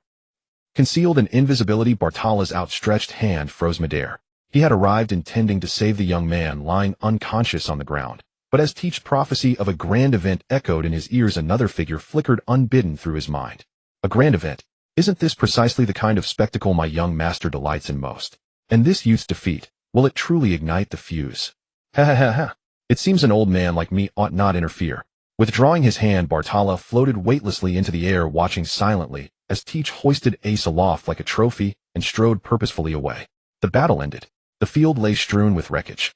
Amid the desolation, an orange cowboy hat rested motionless in the wind, the smile and sorrow badges pinned to its brim mirroring the parting emotions between hat and master. A hand entered the frame. Bartala picked up the hat, brushed dust from its surface, and placed it gently upon his own head, pulling the brim low to shield his weathered eyes. The sea is boundless and free. To tread this path is to embrace mortality without flinching. Ace, the Fire Fist 2nd Division commander of the Whitebeard Pirates. Your fall shall become the spark of the grand event. Such is your destined end. Removing the hat, he hurled it high into the sky. Carried by the sea breeze, it soared, drifting ever farther across the endless ocean. Gazing toward the direction where Teach had vanished, Bartala replayed his final words. Harvest that power.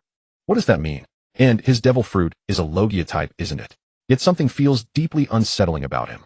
TCH. Let me examine his abilities firsthand. Having witnessed Teach in person and observed his devil fruit manifest, the conditions were fulfilled. Transformation.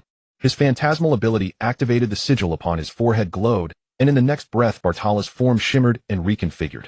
Teach stood once more upon the scarred battlefield. Logia type, dark fruit. Upon activation, the body emits dark smoke. It opens a void of absolute darkness capable of drawing and compressing and annihilating objects and attacks alike. Cannot achieve intangibility. Contact with the user nullifies any devil fruit ability, regardless of type. Wave after wave of revelation surged through Bartala's mind. His eyes widened in astonishment. With a thought, thick black smoke coalesced in his palm. Such a perilous ability exists in this world. Nullifying devil fruits. Seriously, you're basically walking sea stone. And, black smoke coiling around his fingers, he probed deeper into this transformed body and recoiled inwardly. How bizarre this physiology is. I feel another presence nested within this flesh. Harvest that power. Suddenly Bartala connected Teach's words to a notion so earth-shattering it froze his thoughts. Horror contorted Teach's cruel visage. No way. Startled by his own deduction, Bartala blurted aloud in disbelief. Could harvesting that power possibly refer to Whitebeard's tremor fruit? Monster. This body is a monster. To become history's first dual demon fruit wielder, though it would shatter global understanding. Yet this uncanny sensation emanating from the body, could he truly succeed? Mouth agape in shock, Bartala instantly dispelled the transformation, reverting to his true form, the eerie dissonance vanishing at once. His gaze darted wildly toward the horizon where Teach had disappeared. Marshal D. Teach, you have utterly astounded me. Capturing Ace, provoking war between the Marines and Whitebeard, then reaping the spoils, wielding darkness that suppresses all powers, while simultaneously commanding the mightiest tremor known to man. These two forces synergize perfectly. Your ascent to supremacy is enough to make even me tremble. Reaching into his robe, he withdrew a piece of Laxus's life paper, and Leaf stood beside him. After a fierce inner debate, Bartala steeled himself. If discovered, so be it. What's wrong with cutting corners? So long as the mission quota is fulfilled, it should suffice. I must verify it personally. Once bonded with a spirit and merged, will I remain immune to the dark fruit suppression? Without that assurance, I possess no true sense of safety. The dark fruit. I declare it the most treacherous devil fruit in existence. May the verification yield anything but the worst possible outcome teach. Otherwise. Humph. With a cold, stifled snort, Bartala lowered his gaze palm, cradling the life paper. As it subtly shifted to indicate direction, he vanished into the air and sped toward the ocean's deepest reaches. Jahahaha. Vermio, now renamed Skypea Island. Its inhabitants had been exiled en masse by Shiki and returned to the Blue Sea. Meanwhile, the vast throng of beasts corrupted by IQ within the island's forests had all been subdued, packaged, and sealed into seed pods by Laxus, ready to be delivered as nourishment for cultivation upon their return. My little darlings, have you prepared yourselves to adorn my title, King of the Skies? Hovering midair above the forest, Shiki gazed upon the newly summoned sprites replacing the beasts and erupted into gleeful laughter. After so long apart from the sea, I shall first pay a visit to my old friends among the marines. In the style of Lion King Shiki. Perched upon Laxus's shoulder, Leaf watched Shiki's triumphant exuberance with keen fascination. It begins, the first act of the Realm of the Strong. Marine Headquarters, Marine Fort. The Fleet Admiral's office. Bent over his desk, Fleet Admiral Sengoku, renowned as the sage of the Marines and Buddha Sengoku, wore spectacles and a braided beard. Above him hung the banner, Justice Reigns Supreme. His naval cap bore the emblem of a seagull, symbolizing the Marines. Pop, pop, pop, pop. At that moment, the den mushy on his desk rang sharply. In kayak. He answered it casually with one hand while extending a document toward the goat assigned to shredding, speaking in a calm, measured tone. This is Sengoku. What is it? Sengoku, Fleet Admiral, sir. It's dire. We're under attack. The attackers are, in chaos and terror gripped the Marine on the line. His voice trembled with panic, and before he could finish, a blood-curdling scream cut off all further transmission. An attack. Who launched it? Hello. Where are you being attacked? Thud. Sengoku slammed his fist hard onto the desk. Though startled, he remained composed, attempting to re-establish contact. But the den mushy emitted only panicked shrieks over and over. Clutching the receiver tightly, fury coiled within him. To dare openly assault a marine vessel. Surely pirates were behind this. Which arrogant, reckless crew would so brazenly challenge the Marines' authority? After waiting in vain for a reply, silence settled upon him. Reluctantly, Sengoku accepted the grim truth. They had fallen. And suddenly an unfamiliar yet achingly familiar laugh pierced the air. Sengoku froze, as if struck by lightning. That laughter, he knew it well. Long time no see, my old friend, Sengoku. Shiki's voice rang out again, confirming Sengoku's dread-filled suspicion. Shiki. His lips barely parted to utter the name, and his expression darkened layer upon layer as the gravity of the situation crystallized. You vanished for over 2 decades, have finally chosen to re-emerge upon the Grand Line. Attacking the Marines, such a bold, flamboyant move. Truly befitting a legendary pirate. Sengoku, wait. This is only the beginning. I shall present the Marine Headquarters with a most sincere, unforgettable welcome gift. Ugh. The den mushy on the other end was crushed violently. Silence followed instantly. Sengoku stood, frozen veins pulsing at his temples, speechless. Guards, bang, the door burst open.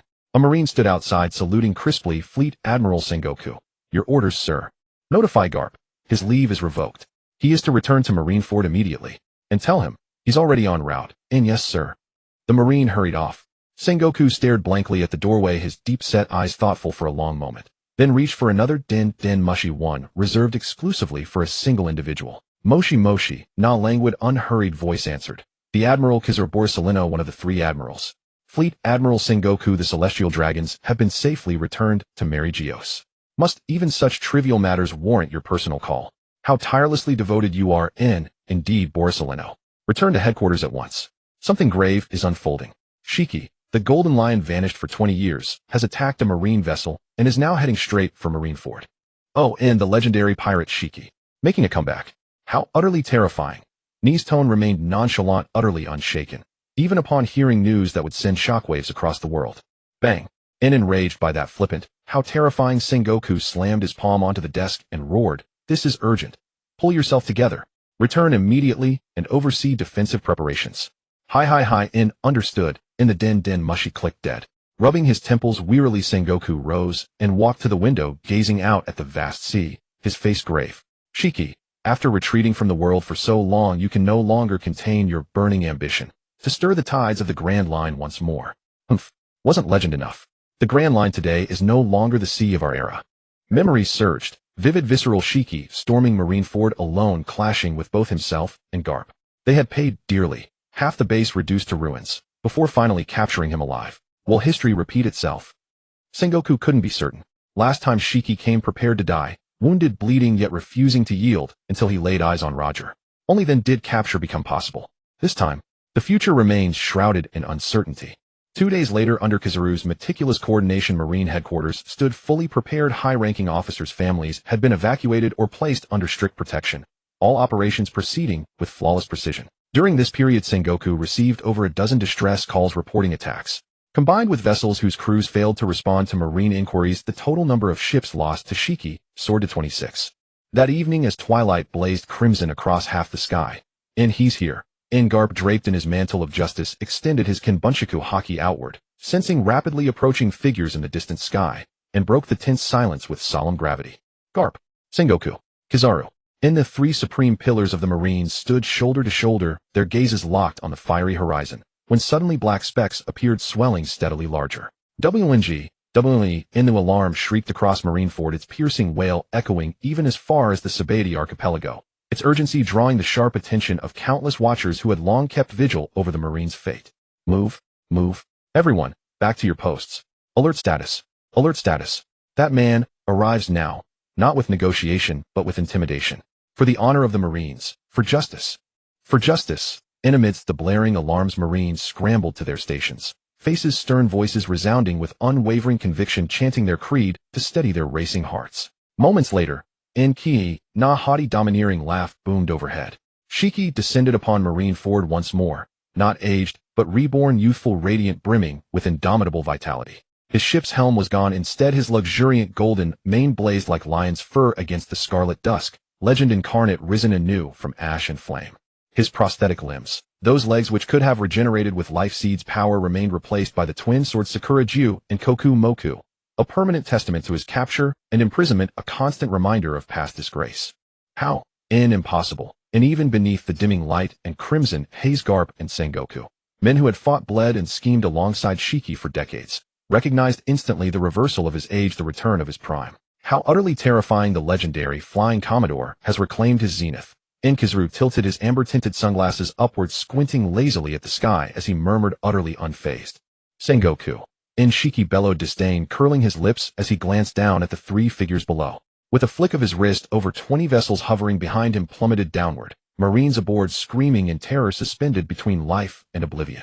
After so many years apart, accept this grand gift I've prepared for you. Hee. After many years, accept this grand gift I have prepared for you. Hee. Boom. The ship crashed to the ground, the immense impact igniting the ammunition depot on board, flames engulfing the hull instantly, and the Marines aboard were in grave danger. Boom, boom, boom. One ship fell, followed by several others. Above the normally peaceful and solemn Marine headquarters, the sky resounded with violent explosions, the desperate cries of Marines, and the commotion of the crowd below. This is madness. Sengoku witnessed the tragedy unfolding before him, his observation haki detecting the fading voices one by one, with fierce anger burning in his shadowed eyes. A man capable of this scale? I only know one. As expected of you, Shiki. With a serious expression, Garp bared his steel teeth, staring at the sky, his fists clenched and cracking. Watching young Marines lose their lives, their dreams, and justice shattered at Marine headquarters, which should have been a safe harbor, a sense of irony welled up. At this moment, even the ever-flippant Kizaru fell silent. He tugged at his admiral's cloak, the word justice on his back growing heavy. No matter how ambiguous or lazy he was, justice had its limits. Boom. After the final explosion, the Marines on the ground began extinguishing the fires, hoping there might still be surviving comrades above, unwilling to give up any possibility of survivors. Hee. Shiki's laughter was harsh as he admired his own creation. It reached the ears of the three below. Kizaru raised his pinky to pick his ear and said, "How audacious, Fleet Admiral Sengoku. Shall I send a return gift to that guy?" As he spoke, his body began to slowly elementalize, emitting a blinding light that rivaled a lion's mane. Wait. Just as he was about to nod in approval, Sengoku suddenly let out a surprised sound and stopped Kizaru's query. In his eyes reflected Shiki's figure as he saw the latter take out a den mushi. A visual den mushi, and toss it to a certain small creature they had overlooked. At the same time, on the Sabaody archipelago, Laxus transformed into lightning, flashing through area after area, dropping live broadcast den mushi in crowded places. As he passed through Area 13, having completed the task he had assigned, he suddenly felt a probing gaze fall upon him. His electric arc paused briefly, then he flashed onward to the next location. At the rip-off bar, Rayleigh, with his flowing white hair and vigorous spirit, couldn't help but put down his bottle. A glint flashed in his scarred right eye. Lightning arcs. Is it that fruit that has been missing for so long? Such a heavy aura. Has it detected me? Don't you want to go and see? Inside the bar, the still attractive Shaki exhaled a puff of smoke, resting her elbows on the counter. Gazing through the window toward Marine headquarters, she said, "The faint alarm we heard earlier combined with the intercepted classified intelligence suggests that the legendary figure has already arrived at Marine headquarters. Coupled with the movements of that unfamiliar ability, user, you sense something big might be about to happen." Shiki. All right. He downed the remaining liquor in one gulp, set down the empty bottle, and stood up. Slowly walking out of the bar, he then accelerated and vanished in an instant, leaving Shaki staring pensively. In this era of rising supernova, Shiki, what kind of storm will your return stir up? In front of the live broadcast Den Mushi, when Rayleigh arrived, many people had already gathered around, murmuring to each other, the noise ceaseless. Rayleigh had no intention of joining in. He quietly stood in an inconspicuous corner waiting for events to unfold. Click! Suddenly the dormant live broadcast Den Mushi activated its large snail, eyes opening, projecting an image of Marine headquarters into the air. The same scene played out in every area. Hee. Shiki's wildly laughing figure appeared in the projection. Marine Fort. In the fiery twilight, Shiki's golden figure stood out starkly, floating in midair. His arrogant laughter echoed through the sky, providing a sinister soundtrack to the tragic scene below. Hee Sengoku. In the midst of his mad laughter, Shiki suddenly leaned forward and shouted, his youthful face becoming clearer to the three below, and also broadcast live to the onlookers on Sabedi Archipelago. Anyone from the older generation who knew Shiki was shocked to see him in his prime, their pupils trembling. Even the composed Rayleigh was no exception. How do you like my welcoming gift? You weak Marines, are you already trembling in fear? He had a talent for directing. Flapping her leaf wings, she did a close-up shot of the blazing scene, broadcasting the shocking image to the distant audience. The headquarters under attack. This tragic sight was not suitable to be openly broadcast to the outside world. Kizaru pursed his lips, raised his hand, and a bright laser beam gathered at his fingertip. For the sake of the Marine's face, little one, may I destroy what you're holding? Whoosh! A golden beam shot out, accurately striking at Ye's miniature body as she twisted and dodged. Shiki took in the scene, narrowing his eyes thoughtfully. He had no intention of intervening to save her. After all, he still didn't know what she really was. Why would he stop someone from testing her for him? Yahum! Allowing the laser to hit her and be redirected, Yi remained unharmed, hovering in midair, her gaze inexplicably fixed on Kizaru. The legends of the previous generation are catching up. Why couldn't you just slack off? This attack. It disturbed someone's enjoyment of dinner. You've narrowed your path. Well, it doesn't matter. With his gentle personality, he probably won't take it seriously. Moi. Several surprised exclamations sounded. With the keen eyesight of Sengoku and Garp, they could tell that Kizaru's attack was not simply withstood, but redirected by some unknown means. Disturbed someone's enjoyment of dinner. Sengoku's scrutinizing gaze locked onto Yi as he murmured inwardly. Someone. Could Shiki's comeback be backed by someone else? The situation is getting more troublesome. How scary. Narrowed your path. After failing to achieve his goal with one strike, Kizaru wisely withdrew his hand and said lazily, "As an admiral, if I don't act at a time like this, Fleet Admiral Sengoku will dock my pay, little one." Yahum. Yi laughed lightly and said understandingly, After all, it's you, Admiral Kizaru." Diverting some attention to keep an eye on Yi, Sengoku snorted coldly, refuting Shiki's mockery. Those with justice in their hearts would never be intimidated by evil. State your purpose. A man like you bearing such a gift cannot have come just for a simple catch-up. Hee. Shiki also suppressed his speculation about Yi and got down to business. Sengoku and everyone watching the broadcast, listen up. Laugh Tale is real. Laughable Island truly exists. Boom. As Shiki's resonant voice rang out, the onlookers gathered on Sabedi Archipelago recoiled in shock. 20 years had passed since the death of the pirate king Joel D. Roger. 20 years without a single soul ascending to that fabled summit. Among today's pirates sailing the Grand Line, growing skepticism had taken root regarding the veracity of his final words. Yet now, on this unexpected twilight, the legendary pirate, Flying Lion Shiki, had emerged, not as a phantom of myth, but as living proof, reaffirming the truth with thunderous authority. Shiki. Hidden in shadow, Rayleigh's gaze sharpened with genuine surprise. He had not anticipated that Shiki, rival, ally, and enigma, would so boldly thrust the tides of history forward. With such a name lending credence to the revelation, the seas ahead promised to surge with unprecedented turbulence and grandeur. Yet before Rayleigh could fully absorb the moment, the golden figure on the live broadcast continued. But the great age of pirates, which Roger inaugurated at the cost of his own life, is not the totality of this world. The sea is vast, boundless, and freedom brimming with infinite possibility, yet it remains fundamentally only the sea. Have you all suffered some collective blindness, utterly overlooking the sky? The sky, far vaster, far more infinite than any ocean. Yahohohoho.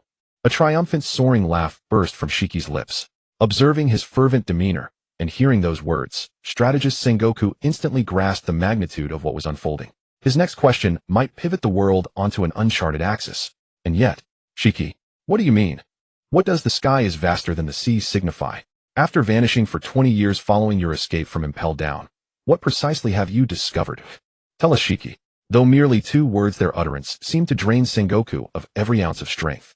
Ignoring the sudden exhaustion weighing upon his body, he fixed his blazing, unblinking gaze upon the figure suspended midair, waiting breathless for the turning point of history. Sengoku, to ask such questions from your position, you must already be prepared, resolved to face a new era far more turbulent than the one we inhabit now. Good. Listen well, all who watch this broadcast. Reaching Laughable Island is the ultimate symbol of the Pirate King. Yet 10,000 meters above the waves, there exists a celestial counterpart, the Sky Island Skypiea. Whoever reaches it shall become the king of the sky. I, captain of the flying pirates, flying admiral Golden Lion Shiki, return today crowned with the title of King of the Sky, declaring to all mankind buried beneath the weight of history lies another throne, one equal in stature to the Pirate King's seat. It stands aloft, rising with the sun, level with the moon, eternal, ancient, watching over the mortal realm since time immemorial. Skypiea is real. As Shiki's impassioned oration faded, Marine headquarters sank into a silence so profound it felt like death itself. On the other end of the Den Mushy transmission, Sabati archipelago likewise fell into stunned, breathless stillness. Every face among the crowd bore the raw imprint of awe, staring transfixed at the live feed. Moments stretched into eternity, until one by one the dry, hollow sound of swallowed saliva shattered the hush. Then, chaos erupted. The entire archipelago dissolved into pandemonium, overlapping shouts, frantic cries, and the incessant rapid PRT of countless Den Mushy being dialed simultaneously. The world went mad in that instant. Even Rayleigh could not conceal his astonishment. Gazing at the figure on screen, he stood utterly spellbound. Skypiea, a sky island buried beneath the dust of history. The sacred seat of the King of the Sky. Does it truly exist? Roger. Struggling to steady his racing heart, he murmured his captain's name softly. Did we all miss our era? The journey toward freedom has no terminus. The sea is but the first horizon, beyond it lies the sky. Marineford. Sengoku stared, eyes wide with disbelief. His pulse hammered violently, his pupils contracted sharply. In that moment, speech abandoned him. Regret surged. He should never have asked. Another throne. Its emergence would ignite a fresh wildfire across the world. The burden now fell squarely upon the Marines. Oh my, oh my, oh my. Kizaru's languid tone carried unexpected gravity as he gazed up at the legendary figure suspended in the heavens. His usual smirk vanished. Such audacity, such proclamation. I am witnessing history unfold once more. However, Skypiea, 10,000 meters high. With current technology incapable of mass-producing airships, my workload shouldn't escalate too drastically. A small mercy amidst catastrophe. Sengoku whirled, locking eyes with Kizaru, his expression sharp enough to cut steel. Is that human speech? At a time like this, your sole concern is your workload. The world is veering irrevocably off its axis. Under his superior's withering stare, Kizaru raised both hands in surrender, silently thinking how terrifying. Hey Shiki. Ignoring the King of the Sky title entirely, Garp, fingers deep in his nostrils, cut straight to what mattered most. Pirate King. King of the Sky. Old man doesn't care. But you, how'd you suddenly get younger? What's your secret? Share it. I'll trade you some bay. Plenty stashed in Sengoku's office. Garp. Sengoku's brow erupted with dense, jagged black lines. Must he be so irreverent, even now? Though admittedly, that was the question burning in his own mind. Shiki, you've achieved your objective. Still broadcasting live, Sengoku maintained a modicum of composure befitting the fleet admiral. He refrained from quarreling with Garp and instead met Shiki's gaze head-on, pressing further. You herald a new epoch, the King of the Sky. Your declaration surely extends beyond mere nomenclature. Roger launched a new age with his life, his treasure, his power, his very legacy. Undisputed, undeniable. And you? A mere assertion holds little weight, even bearing the weight of legend. The die was cast. Concealment was futile. Better to seize this moment, to extract intelligence, to shape future strategy upon solid ground. Yo-ho-ho-ho-ho. You've struck the crux again, Sengoku. Your open endorsement of Skypiea today will surely shake your tenure as Fleet Admiral. The world government behind the Marines will undoubtedly demand answers and sanctions. Join me. I recognize your strength. An outright recruitment, brazenly poaching from the world government itself. Shiki had always possessed an incurable weakness for formidable talent. His metaphorical shovel swung with vigorous, unapologetic gusto, aiming to enlist his first lieutenant before the eyes of the entire world. The outcome was inevitable. I refuse. Shiki accepted Sengoku's icy rejection with unruffled equanimity, shrugging lightly. A pity. You forfeit your chance to reclaim youth, and furthermore, a flash of light illuminated the sigil of Salgaleo upon his forehead, the first time his personal spirit manifested openly before humanity. You forfeit access to this entirely new power. The fourth category, standing apart from the three known devil fruit lineages. An ancient power system long buried beneath the sediment of history. The dominant force of the previous era. 1 week later, 7 days had passed since Shurji descended upon the Marine headquarters proclaiming the advent of a new era. During these 7 days across the four seas the Grand Line, and the New World the explosive content of the broadcast had spread to every corner of the world. Countless self-proclaimed powerful pirates, hunters, and free individuals all fixed their gaze upon the skies above as Shurji's words had indicated. Hey, did you know? On that sky island there exists a spring that can restore youth. Drink it, and remain forever young. Sky Island. It's Sky Island. The Sky Island that rivals Laugh Tale. What is that power? The fourth contract system, spirits. Iteration. The mainstream power of another era before the world's destruction. Does this world truly undergo iterations? And not just once, but each iteration brings forth corresponding power systems. Who knows how many entirely new powers the Sky King Lord Shurji holds in his hands? That's not the point. The key is that the contract spirits the first to be revealed truly exist. The legendary great pirate Sky King Lord Shurji has already explained and confirmed their existence. Avatar fusion power burst. Once you have your own contract spirit, anyone's strength can be amplified by double on the original basis, and in the burst state it increases several times. What an astonishing effect. No strength enhancement is one thing, but don't you think Lord Shurji's transformation in the fusion state looked incredibly cool? Yes. His golden hair turned platinum white, and his already thick mane-like locks became even more majestic. Especially the celestial phenomenon behind him. Mysterious, vast, and mesmerizing. Why hasn't anyone mentioned the advanced rising sun state? Platinum turned to crimson gold, and within the celestial phenomenon a third eye opened. At that moment I was on Sabaody Archipelago. Even just through the screen being stared at by that I made me feel completely exposed, as if no secret remained. Hey, where are you going? Instead of idly discussing the spectacle here, it's better to act early. Compared to those already famous experts who have received permanent pointers from Lord Shurji in these past few days and obtained tickets to the feast, anyone who conquers the skies and successfully reaches Lord Shurji can have one chance to choose a contract spirit. My strength hasn't reached the standard, but Lord Shurji hasn't abandoned us. He released 100 permanent pointers scattered across the sea. If we don't seize the opportunity, we will eventually be crushed by the wheels of history. Exactly. I'm going to. The times have changed. All the famous experts in the world have begun to act. Contract spirits will become a prerequisite for stepping into the ranks of world-class experts. Without one, you will inevitably fall behind the times, be harshly abandoned, and drop out of the ranks of the strong. You go ahead. With my meager strength, I won't join the fray. Even an ordinary race spirit is beyond my reach, let alone the quasi-divine and the even higher divine beast level. I'll just live my life quietly. The sea is no longer suitable for me to meddle in. Live well. One day my name will also resound across the sea. Those unwilling to be mediocre with ambitions surging set off on their journeys, striving for that tiny opportunity, dreaming of a future as a strong figure. In Ma Lin Fan Duo, the Storm Center that had unveiled the new era within the office of Fleet Admiral Sengoku, all the major figures of the current Marine headquarters, Garp Tsuru, Kizur Sakazuki, and Kazan, were gathered. The new world was turbulent. All forces, including the four emperors, were summoning their men and consolidating power in preparation for the feast a month later. Even the Whitebeard pirates who were indifferent to the struggle for supremacy began to stir. Their sole purpose was to obtain that new power, for the sake of their family being able to roam the seas freely, and for the islands they protected to live in peace. Whitebeard had reasons he could not ignore. Therefore Sakazuki and Kuzan, who were stationed in the New World, were recalled to the headquarters, leaving only essential personnel to monitor the movements of various parties. Sengoku stared at the permanent pointer quietly placed on the table, lost in thought. In the end, Shurji had still left them a pointer pointing to the Spirit Sky Island. How pitiful. Kizura glanced at the contemplative Sengoku and leisurely filed his nails, saying, a divine beast-level spirit, yet the Fleet Admiral gave it up. That's the same level as the one contracted by the Sky King Shurji. Bang. Kizuru. Sengoku snapped back to reality, slammed the table, and glared furiously, roaring. Are you asking me to bow to a pirate in front of the whole world? Preposterous. Enough, Sengoku. Vice Admiral Tsuru spoke up to ease the atmosphere, her wise eyes passing over the permanent pointer on the table, then looking out the window into the high sky. Divine beast-level spirit. That was just an empty promise made by Shurji. He later mentioned that besides himself, the discoverer, only one native who had lived on the island for generations earned the recognition of a divine beast and contracted it.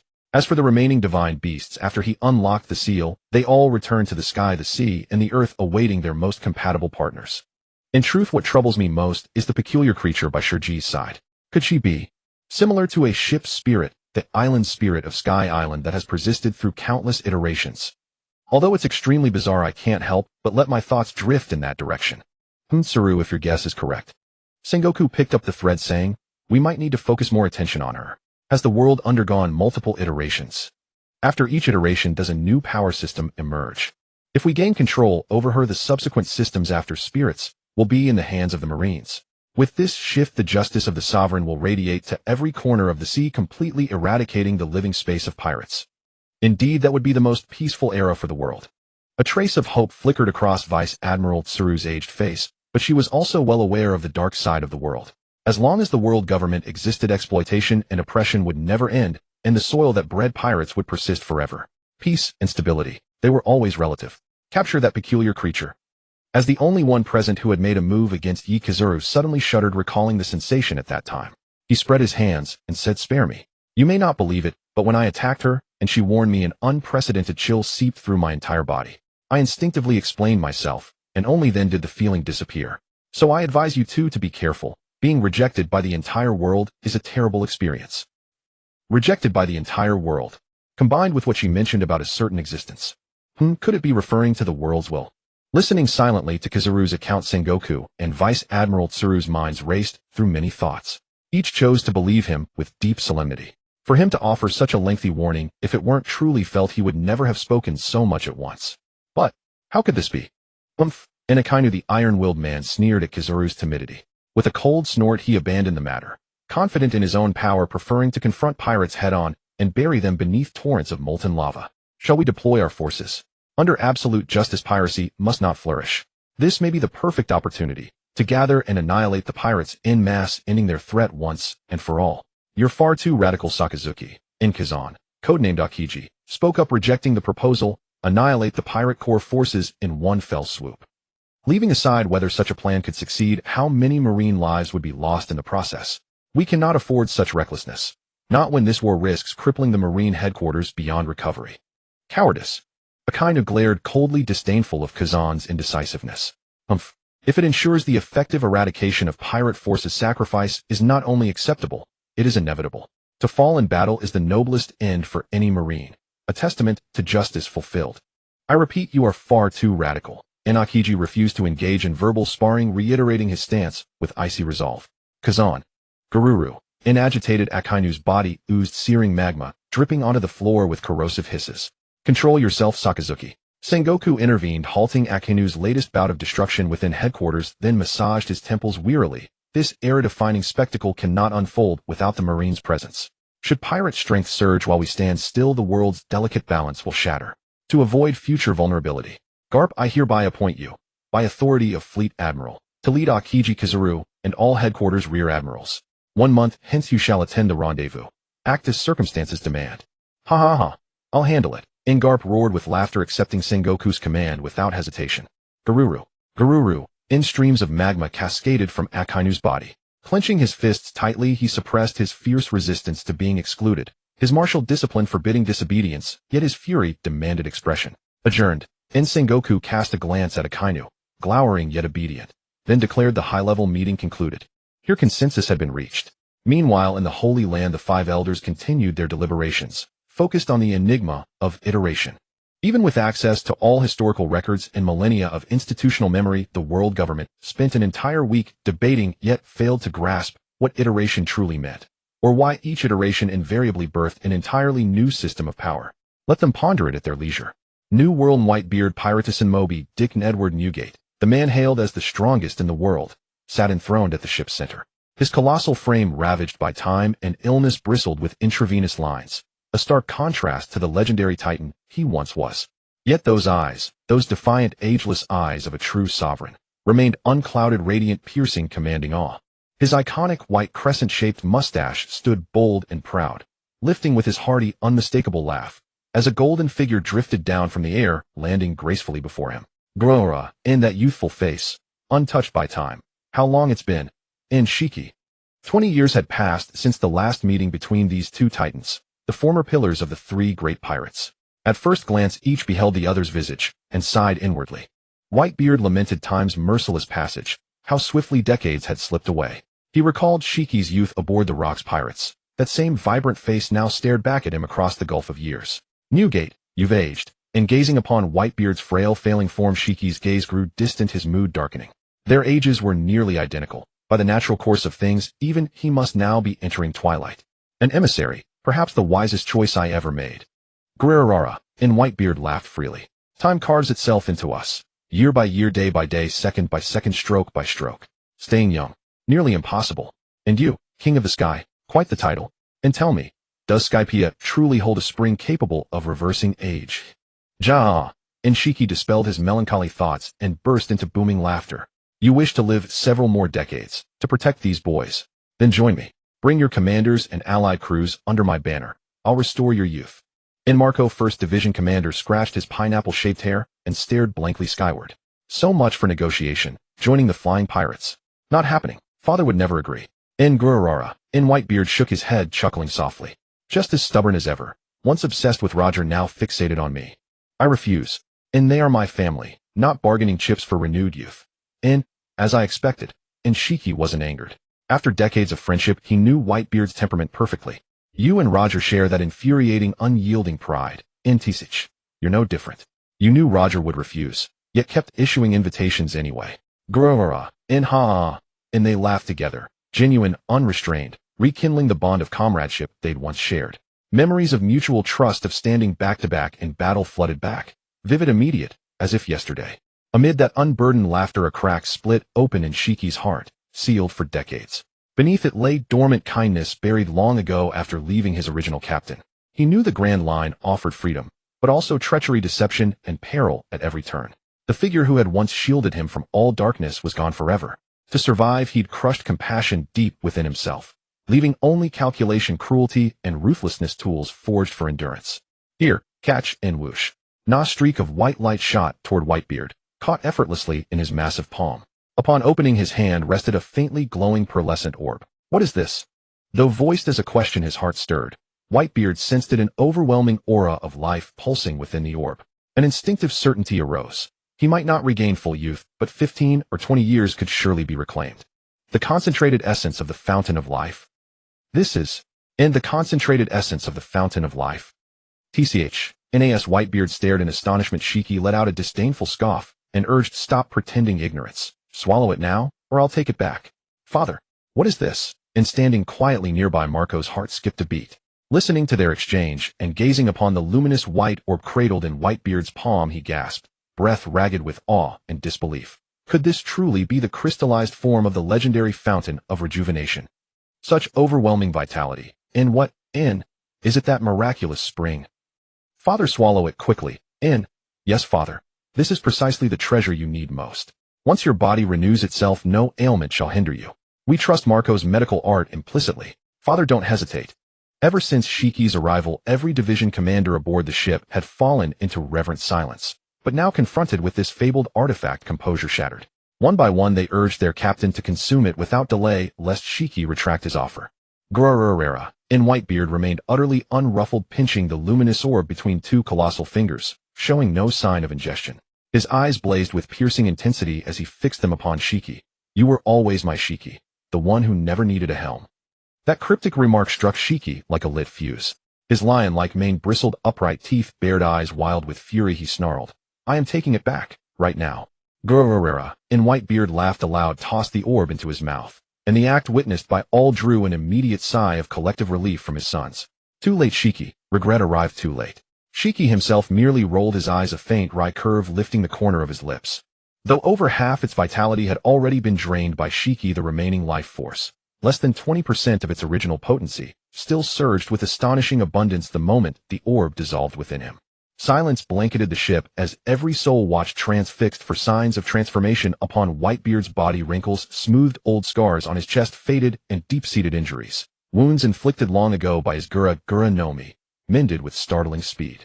And 15 minutes later, Grrrrara's eyes snapped open. Emerging from a bliss so profound it seemed to soothe the very soul, Whitebeard felt a physical ease unlike any he'd known in decades.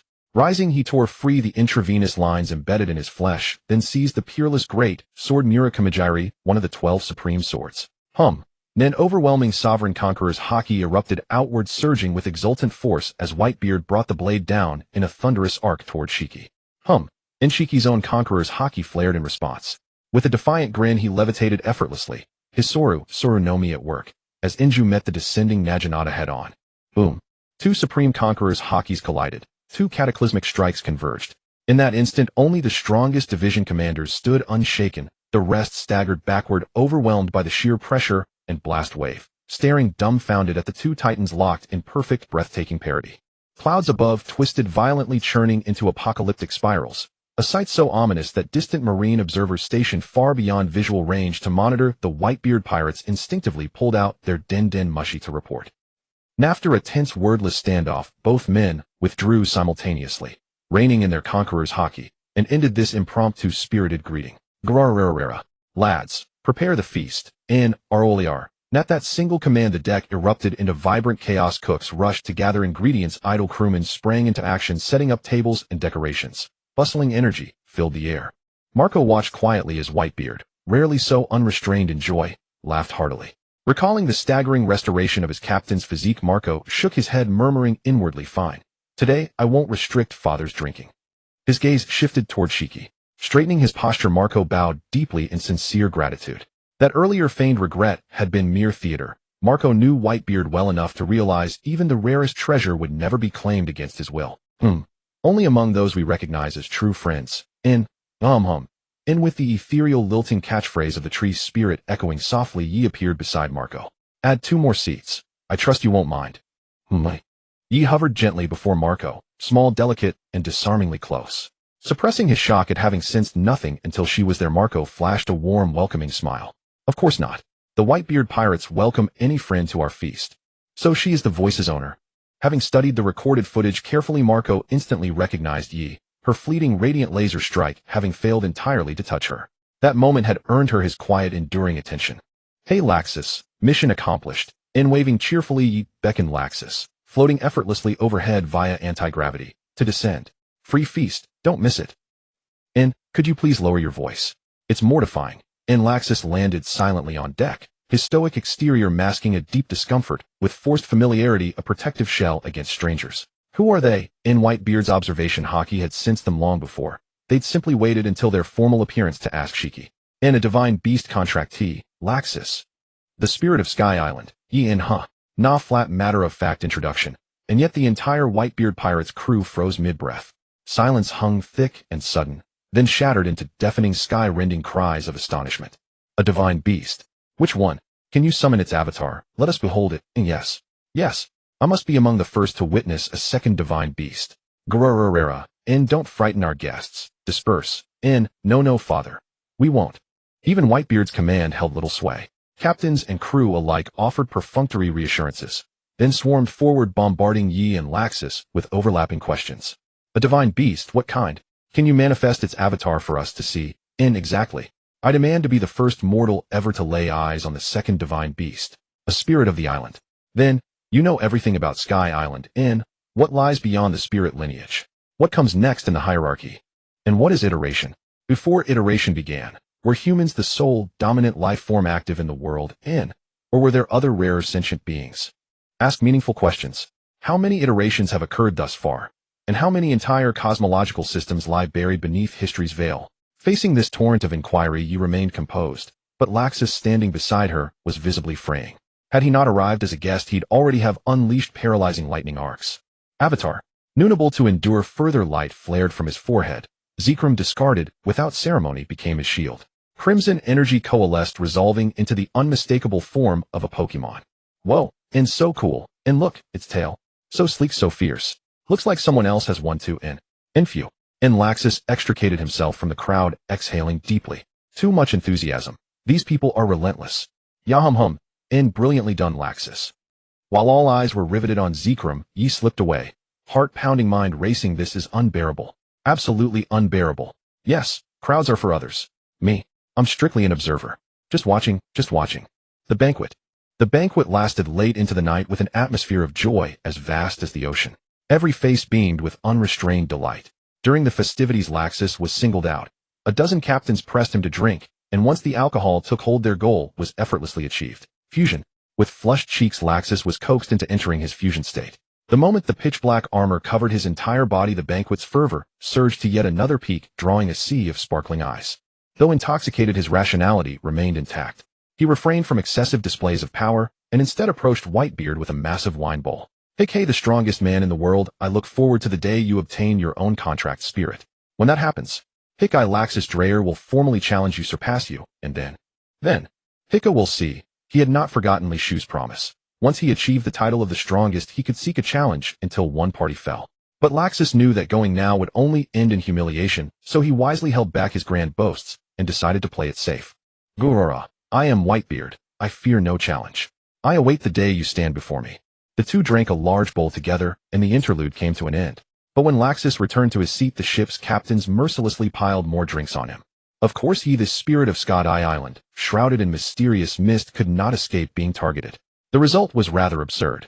She simply plopped into a bowl large enough to serve as a swimming pool for her size, triggering her teleportation effect and inadvertently letting someone in the courtyard enjoy a free round of drinks. "Huh, what's this? Cheating. Let's break up, no fun." In the end, the party broke up unhappily, leaving only one or two who boasted of their capacity to challenge their limits. And then nothing more. The next day, on the Moby Dick, bodies lay scattered everywhere, tangled in the aftermath of a night of heavy drinking.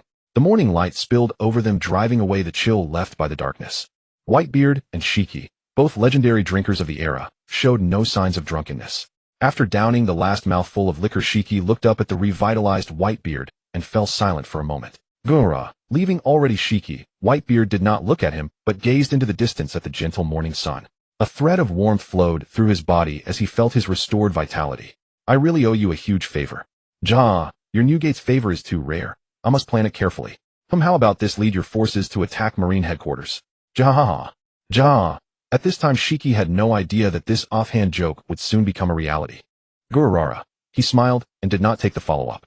Whitebeard glanced at Laxus, who was waking up with a shake of his head, and realized that the time to part had truly come. "All banquets must end. Thank you for your warm hospitality." Also noticing Laxus awake, Shiki reached into his chest and pulled out a stack of blueprints depicting small spirits. Each one detailed the creature's race, attributes, and name, with a note at the bottom: "Can mega evolve." As a return gift, this information is enough. The float fruit acted on the paper, sending it flying before Whitebeard, where it spread out and filled the air. The number was about 40. Meanwhile, Shiki, Laxus, and Yi rose into the air, preparing to leave. Gurura. He roughly glanced at the blueprints before him and instantly understood their weight. The most precious intelligence on spirits in the current world. "Shikiyu." Ja. Before Whitebeard could say anything sentimental, Shiki's wild laughter overwhelmed him. As he left, a bold declaration echoed across the sky. "A new era is rolling in. Continue to solidify your position. Don't fall at the start of a new age. The sea without you will be boring. Newgate."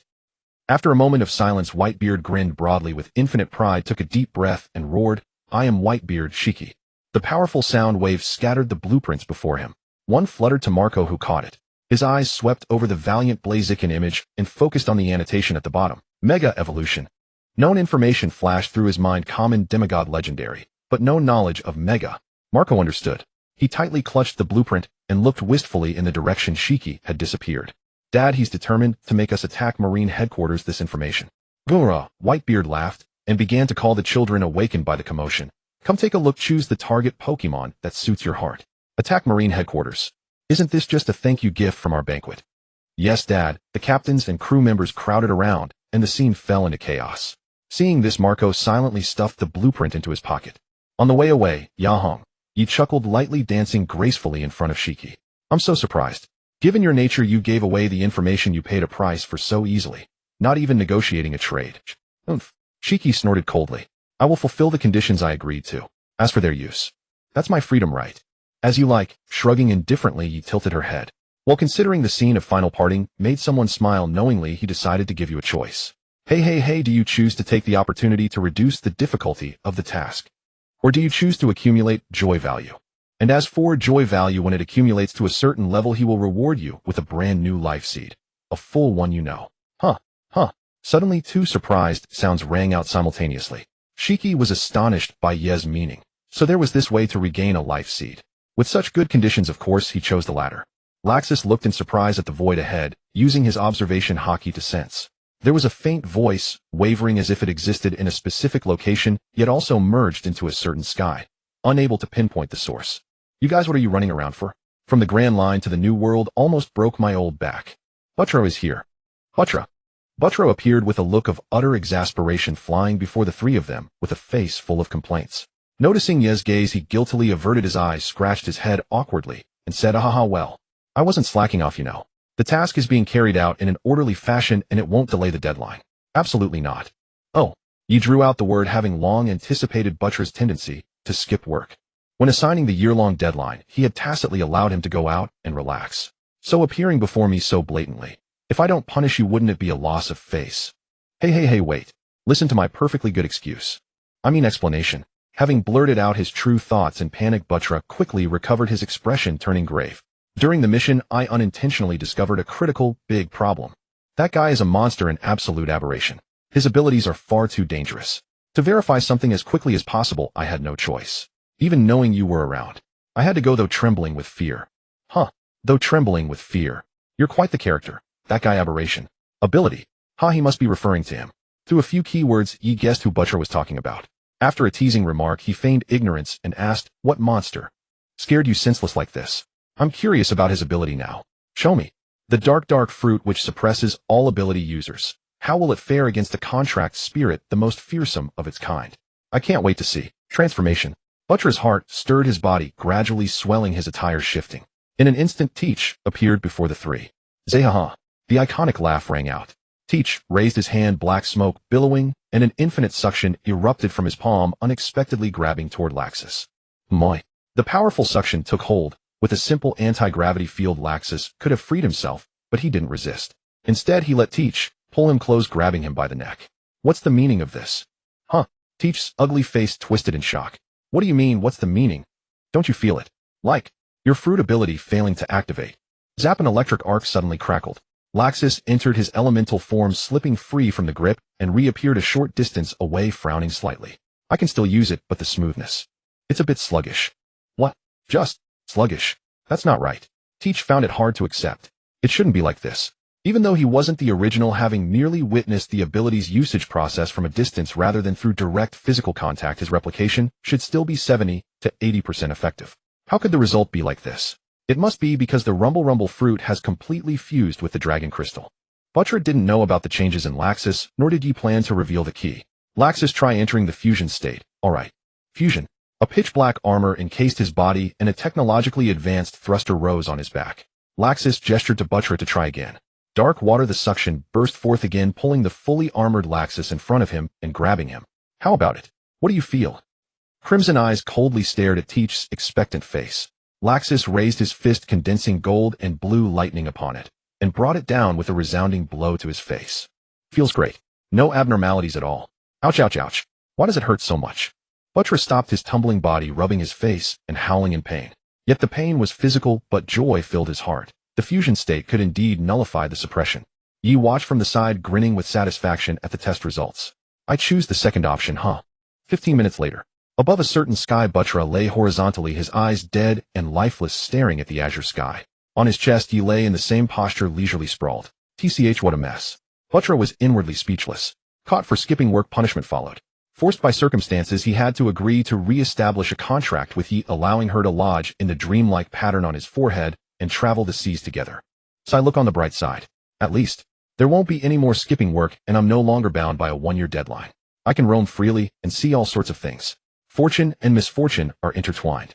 Ye, he softly called her name, seeming to ask casually. Laxus and I have both agreed to the contract, so you can move freely between us. By the way, Shiki and the others are preparing a grand feast, aren't they? Creating such a big stir must be quite lively. Why not go there instead? No rush. There's plenty of time. Laxus will remind me when the time comes. For now, I, being considerate, choose to keep you company, you lonely old man. Aren't you touched? No, I dare not move at all. The mature, charming face of Butro was deeply speechless. He glanced down at Ye, who was comfortably lying on his chest, and admitted that he dared not move. Laxus had an anti-gravity field, so he could levitate her freely while moving. But Butro couldn't. His dream ability only affected himself. So the slothful Ye had to land on him. TCH, she can fly anyway. So, Butro was silently complaining when Ye's voice came again. What entertainment do we have next? Entertainment, huh? Heh. A thought suddenly struck him and Butcher chuckled. How about we play a little game of pillaging? On my way here, I spotted a marine ship transporting criminals. If my timing is right, it shouldn't have reached Impel Down yet. Oh, that's an interesting proposal. Let's go. Okay. The Grand Line. On a marine ship, a vice admiral stood at the bow draped in a coat of justice, two famed swords at his waist. He stood with his eyes closed expressionless, letting the sea breeze ruffle his long black beard that reached his navel. He wore a tall, protruding hat. Whether the hat was odd or his skull elongated, it fit perfectly. Strawberry, a vice admiral of Marine headquarters, serving under Kazoo. He had severely wounded Fisher Tiger, the captain of the Sun Pirates, and was proficient in both forms of hockey, a pillar of strength among the Marines. Report, Vice Admiral. Impel Down has sent a communication stating that all preparations to receive the former warlord of the sea, Sir Crocodile, are complete. Still with eyes closed, Strawberry gave a low hum. Maintain vigilance. There must be no slack until we have safely delivered the criminal to Impel Down. Yes, Vice Admiral Strawberry. Usurp the nation. At the forefront of the warship's deck, Vice Admiral Satalia Bailey's tightly shut eyes slightly parted. He gazed at the sea ahead, anger surging in his heart. Pirates cannot be trusted. The Shichibukai who possess legal plunder rights are even more so. Each one is a full-fledged ambitious schemer, joining only for their own hidden secrets. Crocodile is by no means an exception. Spirit, he murmured, closing his eyes with a heavy heart. A new power system. Where will the future of this sea go? In the end, it is the common people of the world who suffer. 1 month from now, at the upcoming Grand Feast, I will spare no effort to secure enough spirits for the Marines to awe the sea for the sake of justice. He murmured his resolve, his hands unconsciously gripping the sword hilt. Who goes there? With a clang and a whoosh, his observation hockey detected an unfamiliar presence approaching, yet he could not pinpoint its exact location. Satalia Bailey resolutely drew his blade and unleashed a sharp slash toward the void ahead. Alert! Enemy attack, he shouted loudly, holding his twin swords in focused vigilance, warning the Marine soldiers on the ship to prepare for battle. With clattering sounds as soldiers of the Marine headquarters, they were all well trained. Upon hearing their Vice Admiral's warning, they loaded their rifles and drew their swords, their eyes quickly scanning the surroundings where no enemy was visible. Not planning to show yourself? Satalia Bailey's slitted eyes remained closed, his face expressionless. He suddenly shook his arms, unleashing waves of attacks toward the approximate direction of the enemy. Two-sword style instant 100 slash. With a series of whooshes, 100 sharp slashes engulfed a certain void, stirring the air currents into a burst, attempting to force the enemy hidden in the sky with unknown abilities to reveal themselves. Invisible state. Batella, with he sitting on his shoulder, predicted the trajectory of each attack, dodging them all with agility and grace, untouched like a light feather. Two-sword style heavy 1 slash. Seeing that his previous attacks failed to achieve their goal, Vice Admiral Satalia Bailey held his twin swords horizontally to the left side of his body, his arm muscles bulging. Then he swung them diagonally upward, unleashing a massive slash that could cleave mountains. Fisk. Suddenly a clicking sound came from the void. Batella finally deactivated his invisibility and appeared, his aged eyes gleaming with a smile. He raised his hand, coating it with armament hockey, and held it out flat, meeting the attack head-on. Boom. Amidst the raging air currents sweeping around, his pitch-black hand firmly caught the massive slash. With a squeeze of his fingers crack, he crushed it barehanded. Not bad, strength 60 points, just passing. Ya hung hung. Leaving enough room for Batella to show off, he leaped up and amidst the sound of gunfire darted into the cabin. Vice Admiral Satalia Bailey's slitted eyes had now opened wide. Watching Yi fly unhindered into the cabin, his brown eyes twitched violently. It's her.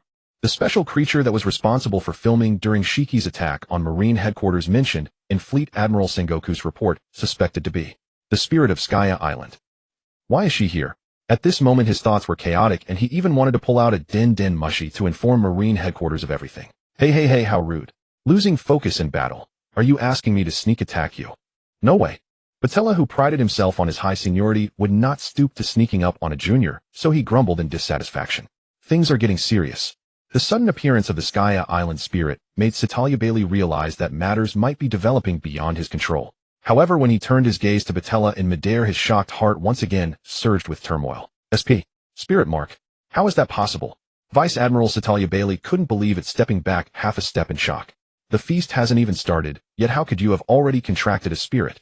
Know that Skaya Island spirit just now? Is it her? No, that's not right either. In the intelligence circulated to all Marine High Command by Fleet Admiral Sengoku, it was mentioned that she should be a special existence, an island spirit, born from iteration. She might know many ancient secrets buried in history, but most likely has no actual authority. Otherwise, why would she wait until Shiki set foot on Skaya Island before revealing herself?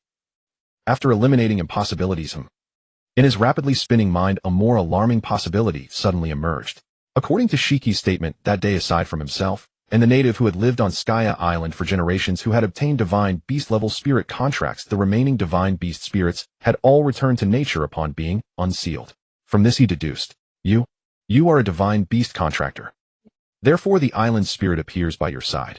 She has mistaken you for a descendant of the people who lived on Skya Island for generations. Categorical and unquestionable. Vice Admiral Satalia Bailey was now convinced that his deduction was absolutely correct. The enemy attacking the Marines was actually the first divine beast contractor of unknown intelligence, and with his excellent ability to fill in the gaps, he had rationalized the possibility of Ye's appearance, selectively ignoring another possibility. What nonsense is this? Slightly stunned for a moment, Batella shook his head with a wry smile. Hey, that's too much. Adding so much drama so blatantly. Be careful, or I'll make sure you don't survive this chapter. Inside the cabin, Crocodile with a slicked-back pompadour and wearing a fur coat looking like a mafia boss was bound by a C-prism stone chain, lying on the cabin's wooden floor staring straight up. No matter how chaotic the gunfire outside, he remained indifferent and cold, trapped in self-doubt after tasting defeat again. I failed. Total failure. Years of scheming, all for nothing. Pluton was not an Alabasta. External things are unattainable, and my own strength has fallen behind. Defeated by a greenhorn pirate. A barrel of water. Waha. To think that I earned fame in my youth, fought evenly with many heroes, and today I was defeated by a barrel of water. Pathetic. Lamentable. Ridiculous. Weakness is a sin. I was wrong. External things are just aids, one's own strength is the foundation. So noisy outside. Someone is fighting the Marines. Who is it? Thud, thud, thud. The sound of chaotic footsteps fell into his awakening ears, accompanied by urgent shouts. Quick, stop that thing. Don't let it get near the prisoner. Gunfire is ineffective, try swords. The enemy might be a devil fruit user, hurry and fetch the spare C-prism stone equipment. Oh no, she flew into the iron cage holding the prisoner. Sensing someone approaching, Crocodile weakly turned his head. His cold eye, set off by the horizontal scar across the bridge of his nose, seemed even more indifferent. Long time no see, Crocodile. Li Shu once heard a meme about Crocodile. As long as he uttered the opening greeting, Sashaburi Dana, he could force a 50-50 outcome against any opponent. At the summit he would drop it on Mihawk, then on Whitebeard, spamming his presence everywhere. Now meeting the man behind the meme for the first time, he mischievously uttered that very phrase. Sashaburi Dana Crocodile. Yet Crocodile, the origin of the meme, was dazed. His cold gaze scrutinized Yi intently, and finally he concluded, Hey, you, do we know each other? Yahaha. We don't. Yi laughed merrily, floating before Crocodile and leaning down to say, But what does it matter? You're Crocodile after all. Dropping that line just feels so right, so satisfying.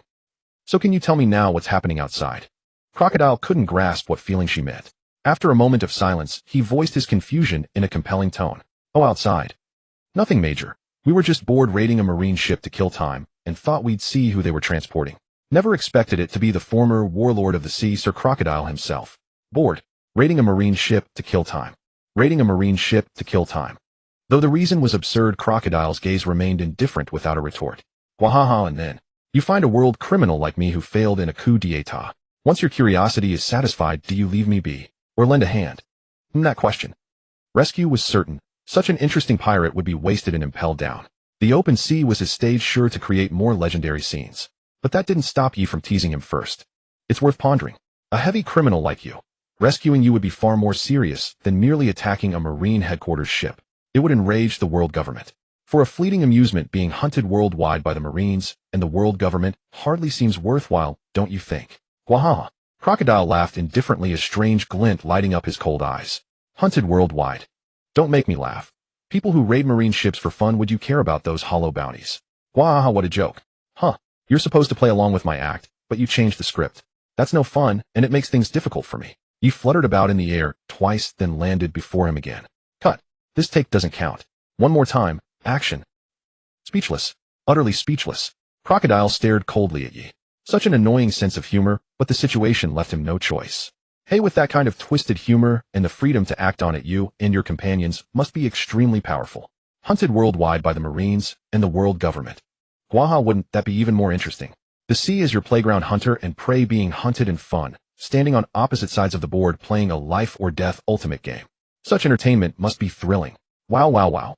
Yi gasped in admiration, appreciating the tightly bound Crocodile. So true to form. Then thoughtfully she said, To set up this grand game, is it enough just to rescue you?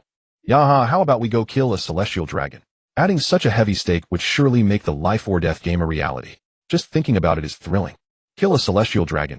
Crocodile was stunned, his cold eyes widening. Wahaha, are you mad or supremely confident? Kill a celestial dragon. Enraging the world government, drawing the admiral's pursuit, skipping normal difficulty, and choosing helm mode from the start. Arrogant. Oh, drawing out the syllable, Yi looked at him with sparkling eyes. Arrogant. Can I take that as you advising us to know our limits? The consequences of killing a celestial dragon would unbalance the game from the very start, turning it into a one-sided chase. So, you're not a complete madman. Seeing that Yi had caught the deeper meaning in his words, Crocodile said seriously, since you know the danger, your eagerness to kill a celestial dragon was just a toy with me, right? TCH, such a boring sense of humor. Yahaha, you caught me. Now that she was found out, Yi stopped teasing him. She flew around Crocodile, once landed on the chains wrapped around his chest, then leaned down and hugged them, using the damage transfer mechanism to expose the paper-thin contact surface to someone in the courtyard. Crocodile exclaimed in surprise, glancing sideways at Yi, who was unaffected by the sea stone chains. You aren't a devil fruit user. No, I'm not. Tisk, breaking such thick chains bit by bit is a pain. Only you would do this. Outside the cage, Marine stood armed, trusting in the sea stone's effect. They had assumed Yi was a devil fruit user, so even if she reached the prisoner, she couldn't free him. Plus, bullets were useless. They planned to wait for Vice Admiral Strawberry to finish off the enemies outside and come reinforce. But then, she lay on the sea stone chains without any effect. Kill a celestial dragon. Recalling the evil words she had just spoken, the Marines could no longer stay calm. They couldn't wait for Vice Admiral Strawberry's support. Damn, she's not a devil fruit user. She's trying to free the criminal. Open the cell door and stop her. Click. A quick-witted Marine opened the cell door, and a dozen Marines rushed in. Abandoning their guns, they drew blades and slashed at Yi. Clang, clang, clang. Ineffective. The blades were still useless. Most attacks passed through her body, and whatever material the weapons were made of, they shattered. A few attacks were deflected by broken blades and clanged against the chains. Of course, some unavoidable strikes landed on Crocodile, cutting open bleeding wounds. Hey, hurry up. Crocodile panicked. Was she rescuing him or harming him? He quickly glanced at the chains, already half destroyed, then at the Marines, who were momentarily stunned but resumed their assault. As a notorious pirate who had shaken the seas, he would not die ignominiously under a rain of blades. Stay calm, you won't die. Yi offered reassurance, but it was nearly useless. In his urgent gaze, a new wave of attacks was already upon him. Sandstorm. Yi finally snapped the chains in the last second. Crocodile broke free from the sea stone's restraint, his Suna no Mi powers returning. He swung his hand, unleashing a devastating sandstorm that easily blocked all attacks and eliminated the enemies. The crisis was over, but clanked. Several more wounds appeared on his body, the stinging pain snapping Crocodile back to reality. He had not ground through the chains in time as he had hoped. You are absolutely, definitely sent to torture me by the people of Alabasta. Absolutely. You must be a citizen of Alabasta sent here solely to torment me. His illusions shattered, grievously wounded by countless blades, Crocodile nearly succumbed to despair, recalling the devastation he had once wrought upon Alabasta. Had retribution finally arrived? Okay. He finished grinding, spread his wings, and soared into midair. Gazing down at the figure below, he opened his mouth in astonishment. How did you get injured so badly? TCH, how pitiful. You shut up. Enraged, Crocodile roared, straining every fiber of his weakened body, still loosely bound by sea stone chains, and with a thunderous bellow shattered the restraints. The chains clattered violently as they scattered across the deck. Sand tempest. Freed at last, his voice resonated with renewed confidence. A violent sandstorm erupted within the cabin, spiraling like a tornado, engulfing nearby Marines before bursting through the hull and surging outward. The swirling sand swept onto the deck like a gust of wind, coalescing slowly into Crocodile's imposing silhouette. His cold, indifferent gaze swept once, then paused upon two figures standing before him. Yi descended gracefully, eyes widening in surprise as he beheld Bartala and Stolberry still locked in tense standoff. Surely not, surely not.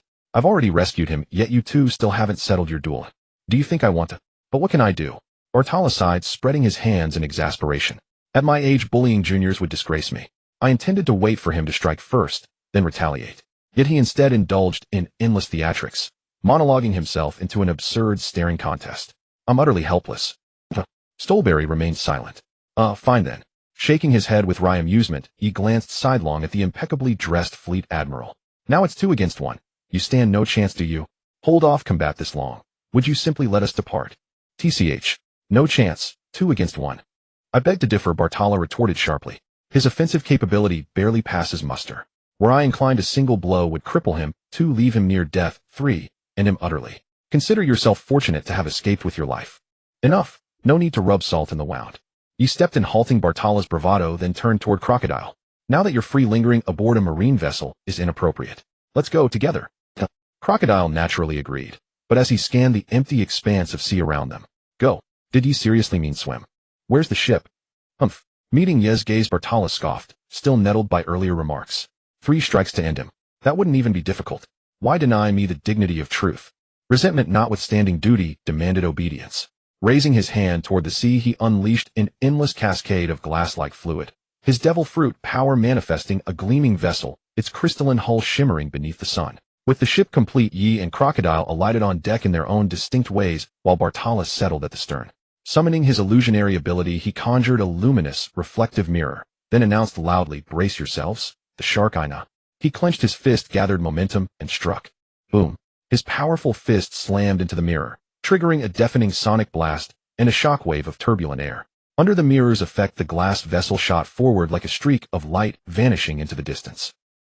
Stolberry blinked, stunned, as the crystalline ship receded into the horizon. His expression darkened. Crocodile had been rescued. He had failed in his duty. Gazing after the vanished vessel, he suppressed his humiliation and silently retrieved a din mushy, dialing the fleet admiral at Marine headquarters. 1 minute earlier, a tranquil courtyard. Suddenly, a sharp hissing whistle pierced the air. Bullets materialized out of thin air, dense, relentless. Spit, spit, spit. Some shattered ornamental vases, thump, thump, thump. Others thudded dully into the earth. Lulu was stunned by the unprovoked assault, then instantly understood. Veins pulsed, dark lines etched across her brow, fury coiled, thick and heavy. Her fists clenched, knuckles cracking audibly. Li Shu. She roared, her beautiful face contorted with wrath as she pointed at the ruined courtyard. What is this supposed to be? Huh. A bullet whistled from nowhere, aimed straight at Li Shu's face. He caught it midair, crushed it between thumb and forefinger into fine dust, and replied calmly, "Life is unpredictable. You enjoyed the wine last time, so now it's bullets. Don't complain. I warned you, mindset. Always mindset." Crack, crack, crack. Clenching her fists, Lulu trembled, not with fear but pure, incandescent rage. How could they possibly be the same? How could they be the same? I savored that wine precisely because those days were fraught with constant anxiety, so a moment of relaxation felt extraordinary. But just moments ago I'd finally eased my exhaustion, and now this. Ah, I see. Watching Lulu's simmering fury, Li Shu scratched his head, then reached into his bulging satchel and produced a luminous white seed. This fits your current state. Helpless, furious, impotent. Swallow it. When your physical prowess surges and true strength blossoms, confidence will follow, and with it serenity. My apologies. I overlooked this earlier. Huh. Catching the glowing seed, Lulu froze. That tone, was he just implying I'm weak? And, helpless, furious, impotent. This is unbearable. Clutching the life seed in frustrated silence, Lulu glanced around the courtyard. No Susanoo in sight. Unimpeded, she could storm off and confront that man. Yet she merely huffed and stalked toward her room, her long, elegant legs cutting sharp silhouettes against the light. Humph. A soft chuckle escaped him. Li Shu raised his hand again, flicking his fingers with effortless grace at phantom blades slicing through the air. Ding, ding, ding. Each blade snapped cleanly. Moments later, a palm-sized, paper-thin object hovered before him. Sea stone. He touched it. A strange, oppressive energy flooded his body, suppressing all devil fruit abilities, forcing him into passive silence. Oh. Sensing the shift within, Li Shu drew out the syllable, soft, contemplative. Indeed, sea stone was the universal bane of all devil fruit users, including himself. But crack. His 5 fingers closed, crushing the sea stone outright. Power suppression mattered little, his physique remained intact, unaffected, unbroken. Then, continuous forehead flicks. Fingers blurred, again and again, shattering the sea stone piece by piece, employing sheer brute method to liberate Sasaranada. Beyond the waters off, impelled down, 100-meter tidal surge surged forth, water pulse, propelling a gleaming glass vessel toward the distant horizon. Yahum. Yi cast an exasperated glance at Bartala, whose eyes shimmered with fluorescent light as he channeled his extraordinary ability. You should have done this from the start. To intimidate that marine, you even amplified your power with a reflective mirror. What an absurdly inventive mind. With a thunderous crash, waves crashed upon the sea's surface. Bartala remained silent, listening to the rhythmic rise and fall of the tide, as though wholly absorbed in piloting the glass vessel, leaving no room for distraction. Grah. Crocodile stood at the ship's railing, cigar clamped between his teeth, watching crest after crest roll across the ocean. A cold, perplexed gaze flickered in his eyes. Hey, you're a paramecia-type devil fruit user, aren't you? Judging by this glass vessel. Glass fruit. Perhaps not quite precise, But surely such mastery over seawater transcends the capabilities of any paramecia fruit. Bartala, the one to occupy despair attention, offered only silence. Guess away. If you guess right, I'll tell you. Kiao. A seagull's cry pierced the air. It circled once before alighting aboard the ship. Whitecap perched atop its head, a thick scroll of newspapers and a coin pouch slung around its neck. This was no ordinary seabird, but a news hawk, an employee of Morgan, publisher of the World Economic Journal. A news hawk, good. Let me see how the world government has rewritten my crimes. The crocodile murmured softly as he gazed upon the bird, then fished out a single berry from his pocket and dropped it into the hawk's coin pouch before drawing today's edition from its scroll. The transaction concluded, the news hawk courteously flapped its wings and soared away. The headline blazed across the front page, "The Sea under the Dawn of a New Era. The Four Emperors have assembled." Moi. The moment he unfurled the paper, the banner headline leapt into view. Crocodile's brow furrowed. The dawn of a new era. The four emperors have assembled. So this isn't even about me. Without rushing to read the lead story, he skimmed the other headlines. Clash of Titans. Shiki boards the Moby Dick conquering sky with Supreme King Haki. Naval headquarters mobilizes. Hero Admiral leads the vanguard. War or alliance.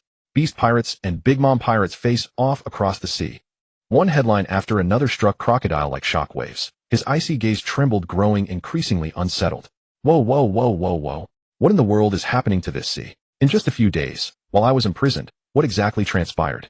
Yahum. Yi landed lightly on his shoulder, her smile radiant. The age has shifted, Crocodile. Impel down was never your destiny. This vast storm-tossed sea is your stage. Keep reading. This paper will help you discern the tides of the new age. In silence, Crocodile turned first to the main article. 1 minute passed. 3 minutes passed. His eyes trembled more violently with every line he absorbed. After the headline came the rest. Each character, each punctuation mark scrutinized without omission, every word consumed with intense, unwavering focus. 15 minutes later. He exhaled deeply, gaze sinking into the boundless sea ahead. Clenched tightly in his fist, the newspaper lay still. Yet within him burned an inferno, ambition fierce and unrelenting, surged forth like a rising tide. Graha. Giraha. Suddenly composure shattered. Crocodile's manic laughter erupted skyward, uncontainable, ecstatic, triumphant. His aura swelled raw and overwhelming, his soaring ambition laid bare, unrestrained, roaring forth like a typhoon. Spirits. A brand new fourth type. Contract spirits. Truly marvelous. This is how it should be. The boundless sea must hold infinite possibility. Sky Island. King of the sky. Another sovereign throne ascends. Once more a new era dawns, heralding a grand feast for the strong. This time I shall reclaim ultimate power for myself. Stand atop the pinnacle through my own strength under the name Crocodile. Declaring his vow aloud, Crocodile's heart raced wildly as he raised his hand toward the heavens. As if Sky Island floated there, as if he could already grasp the throne of the king of the sky. Yahum. A fine resolution indeed. Yi toyed playfully with the golden earring dangling from his earlobe, her voice ethereal. External tools. Crutches for the weak. That Pluton you schemed over for years. Perhaps decades hence its island-shattering might will pale beside a single effortless strike of yours. Look ahead. The sea's future knows no bounds. Having just delivered her motivational soliloquy, Yi suddenly paused, her expression faltering. If future warriors can level islands with casual strikes, won't this world collapse under its own absurdity? Hey, original self, this is critical. Find time to consult him. Don't let this world, already treated as your personal garden, shatter beyond repair. Manual iteration. Received. The pep talk was excellent. Crocodile approved wholeheartedly, but he wasn't swept away. He glanced sidelong at you perched on his shoulder. Effortless strike. You mean a casual, unrefined blow. Grah. Even amplified by spirit energy, peak tier strength would rise dramatically, but the spirit system alone cannot achieve that level. Spirit of Sky Island. Your words carry deeper meaning. I find myself even more eager to learn what systems follow spirits. What else lies beyond? Might you share a fragment of intelligence? Nah, better not. Yi smiled warmly, ignoring Crocodile's burning curiosity. She rose into the air and hovered directly before him, eye to eye. Isn't mystery what makes anticipation so delicious? Now then, let us turn our gaze to the present. The sea ahead will be perilous beyond measure, with factions locked in brutal struggle. The four emperors. Even with ever-emerging systems, dominance is no longer eternal. A single misstep, and you may topple from the pantheon. Thus the time for choice has come. Mr. Crocodile. Oh. His cold eyes narrowed slightly, a drawn-out, thoughtful hum escaping his lips as he studied Yi. So this choice, was it already decided the moment you chose to free me at? Grah. This isn't coercion born of debt. I speak plainly, Yi countered. Should you choose solitary defiance, wandering the seas alone, unwavering in your resolve, We harbor no desire to impose our will upon you. You'd be free to depart. Farewell, perhaps to meet again someday, raise a glass in peace and reminisce as old friends. So, would you care to hear my proposal? The crocodile said nothing, his gaze fixed upon the distant sea. Within, uncertainty stirred. Was there truly an irreconcilable rift between self-reliance, lone wandering, and chosen companionship? No reply. Then I'll take that as consent. Seizing the moment before hesitation could settle, ye declared, we cherish this 7 warlords of the sea institution. It resonates with authority, evokes gravitas. We intend to preserve it, forever, an immovable mountain deterring ambition, standing tall to welcome challenges from mighty pirates. Yet this king is neither the Marines nor the world government, nor is it Shiki, newly crowned king of the sky. Rather, it refers to a being hidden from all sight, a true sovereign, the sole rightful king of this world. Moi. Who is he? Crocodile's gaze sharpened, frost-laced and alert. Intrigue, deep hidden intrigue, tingled in the air. Was there truly such a figure concealed, yet supreme somewhere in this world? A mysterious figure, unseen, yet undisputed sovereign of the world. Who is he? Well, don't rush. I grant you 3 moments to ponder. Once I utter what comes next, you forfeit all choice. Join or have your memories erased. Yi gazed solemnly at Crocodile, her grave expression instantly signaling that what she was about to reveal would be momentous and strictly confidential. Have my memories erased? Grah. Having sorted through his thoughts, Crocodile chuckled lightly. Such severe consequences, so I respectfully decline. Let such an entity remain hidden in the shadows. To bow beneath another. Impossible. So long as I draw breath, I shall kneel before no one, not Whitebeard, nor him. A pity. It seems you're even more resolute than Shiki. Ye made no further insistence. Each person follows their own path. Why force every worthy soul into her orbit? Let fate take its course. Shiki. Why bring him up now? Startled by the unexpected name, Crocodile's curiosity sharpened, prompting him to press. What connection does he have to this? By your tone, Shiki has joined your ranks. Surely that's a jest. He is the sovereign enthroned upon the Sky King's seat, the legendary pirate who dreams of swallowing the heavens whole. Ye casually acquiesced, unwilling to dispute, and sparing Shiki the indignity of stripping away his title as Sky King. How dismissive. Crocodile bristled at Ye's nonchalance. Hey, you know well enough that every fool who ever mocked me ended up desiccated husks in my grasp. Answer me properly. Oh, a threat is it? Bartola finally ceased his single-minded navigation of the glass vessel and turned toward Crocodile with keen amusement. Youngster, I can end you in 3 strikes. Care to test it? Ye slapped her forehead in exasperation, staring at Bartola. You're still fixated on that 3-strike nonsense. Who was it screaming in agony after getting flattened by a single thunder fist? Have you forgotten already? TCH, rubbing salt in the wound. Bartola fell silent, gaze drifting skyward, his pride wounded, his loyalty misplaced. Among tools, evidently the first Hokage remained the favored one. Do you truly wish to know? Very well, I'll tell you. But the price is nominal fealty to Shiki, as an outer circle affiliate of him. Him? That him surely isn't Shiki himself, is it? Crocodile's eyes narrowed, mind churning. Outer circle affiliate. Though incredulous, he conceded, even Shiki is but an outer circle affiliate. Grah. Nominal fealty. Accept it. Okay. Yi beamed buoyant. The outcome diverges slightly, but no matter. As his emissary, Shiki counts more or less as good as the real thing. Emissary.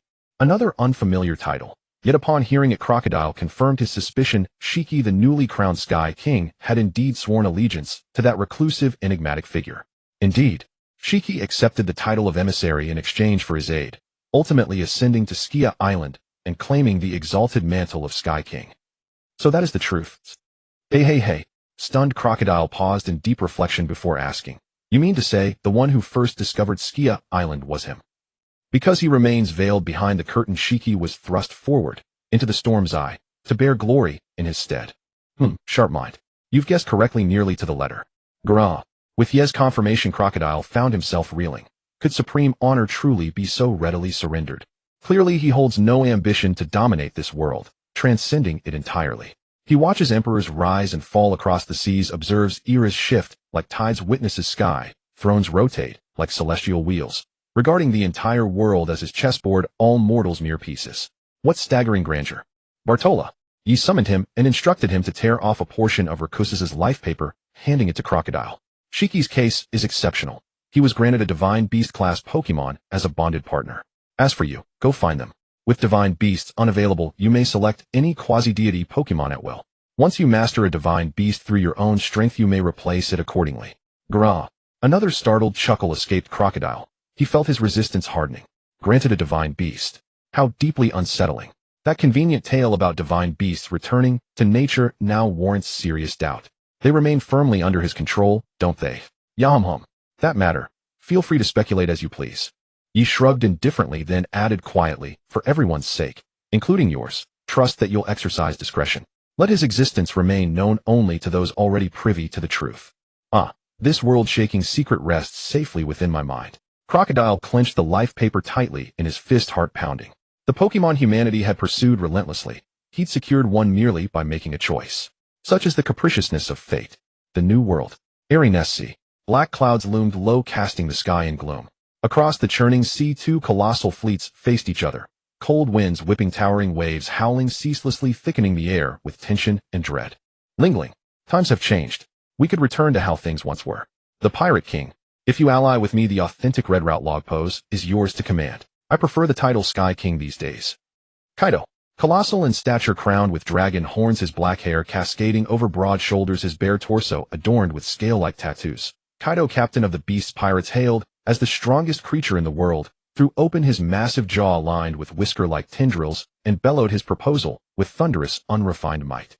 Even the shrieking gales stilled, his voice alone echoed across the ocean. Kaido, I am Big Mom. So what if times change? To claim the throne of the world and seize the title of Pirate King, I need no alliances.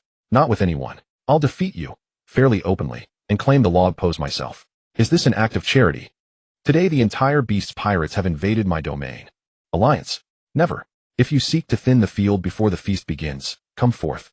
Until victory is decided, the first to retreat is a coward. She stood tallest among all known humans, her bold crimson lips radiating raw authority as she defiantly rejected Kaido's overture. Charlotte Linlin, the captain of the Big Mom Pirates, had birthed an entire crew from her own body.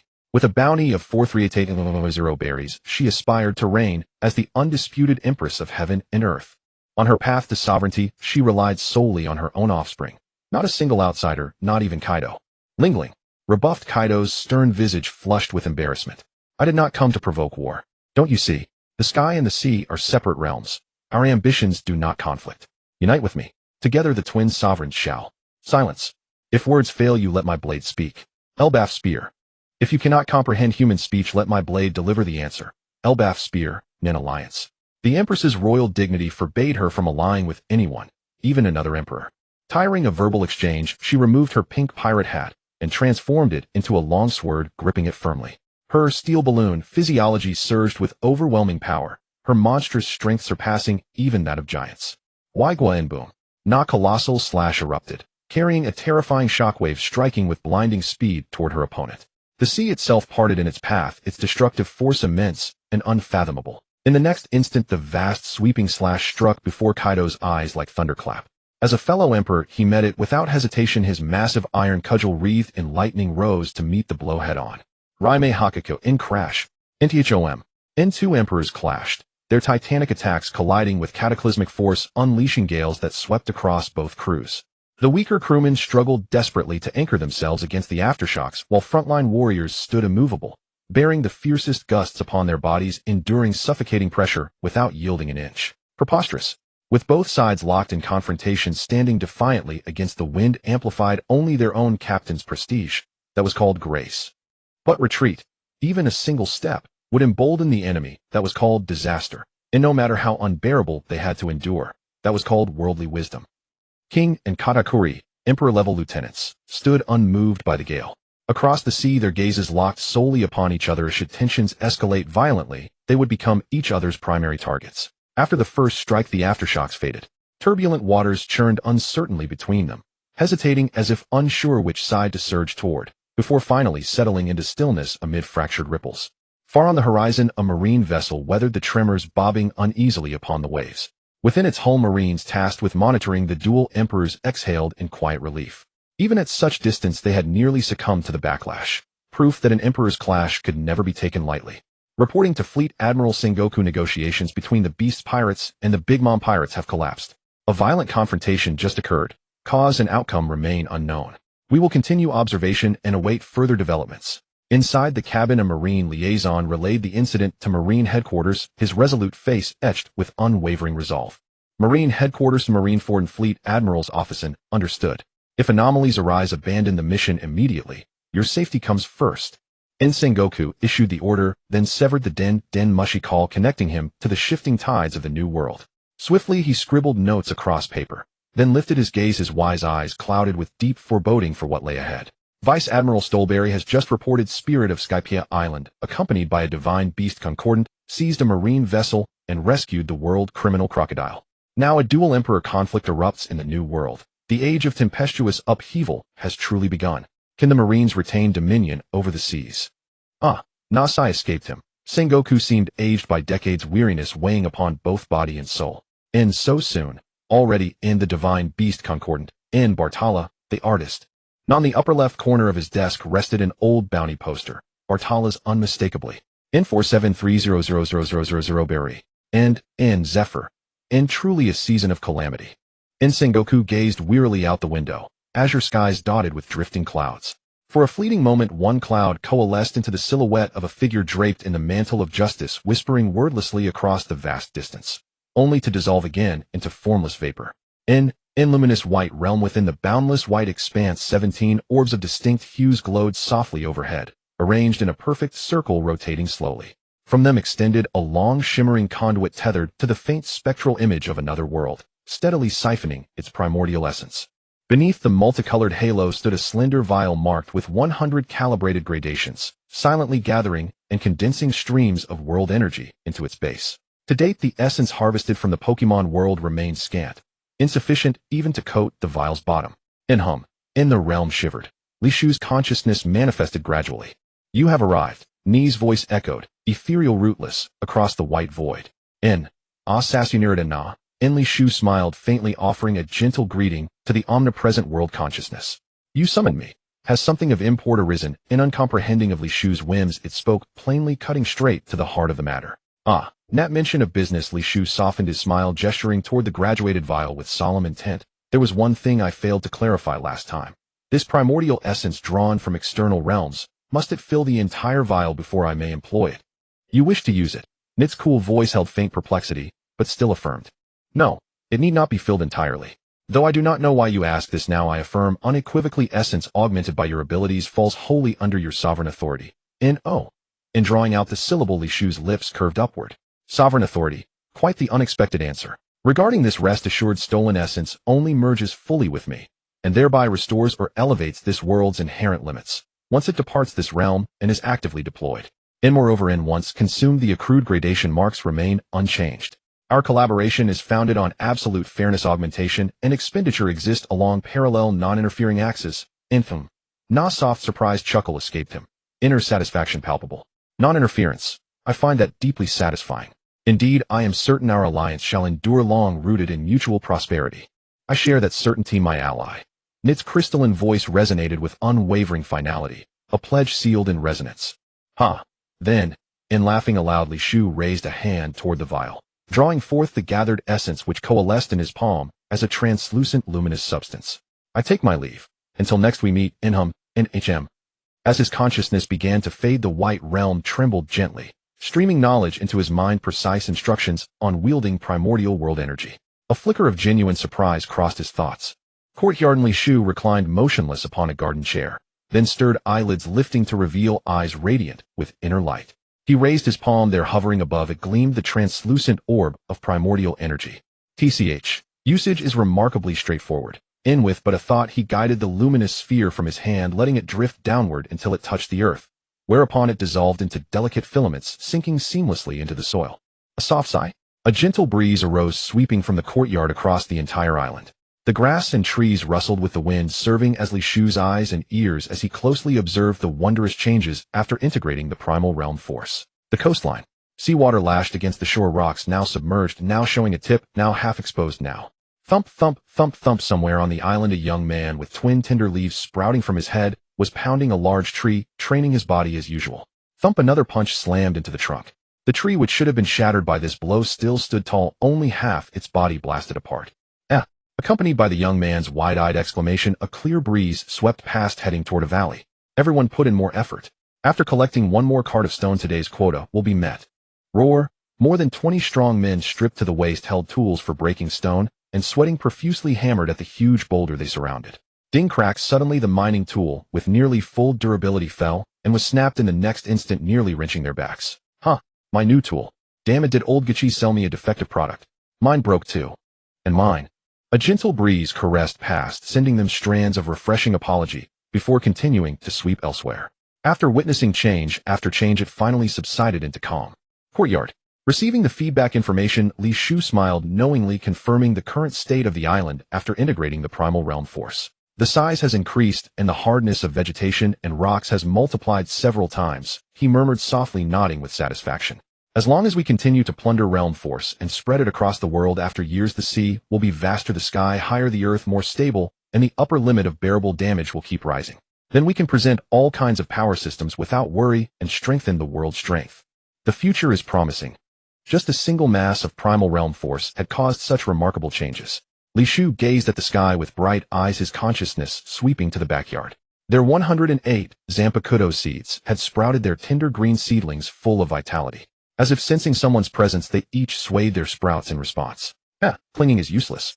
You've been drinking my blood for so long, you're no longer seeds. Wait quietly, the hunting party hasn't returned yet. Withdrawing his consciousness, Li Shu chuckled from his recliner, soothing them. His heart was also full of anticipation.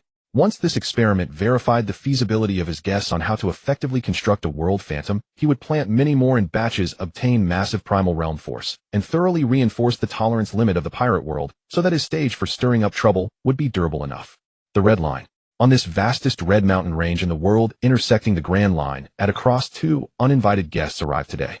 Jia, a middle-aged man with a lush lion's mane of golden hair and swords as prosthetic limbs, Shiji, floated in midair, letting out an arrogant laugh as he gazed at the imposing red line. Too wasteful.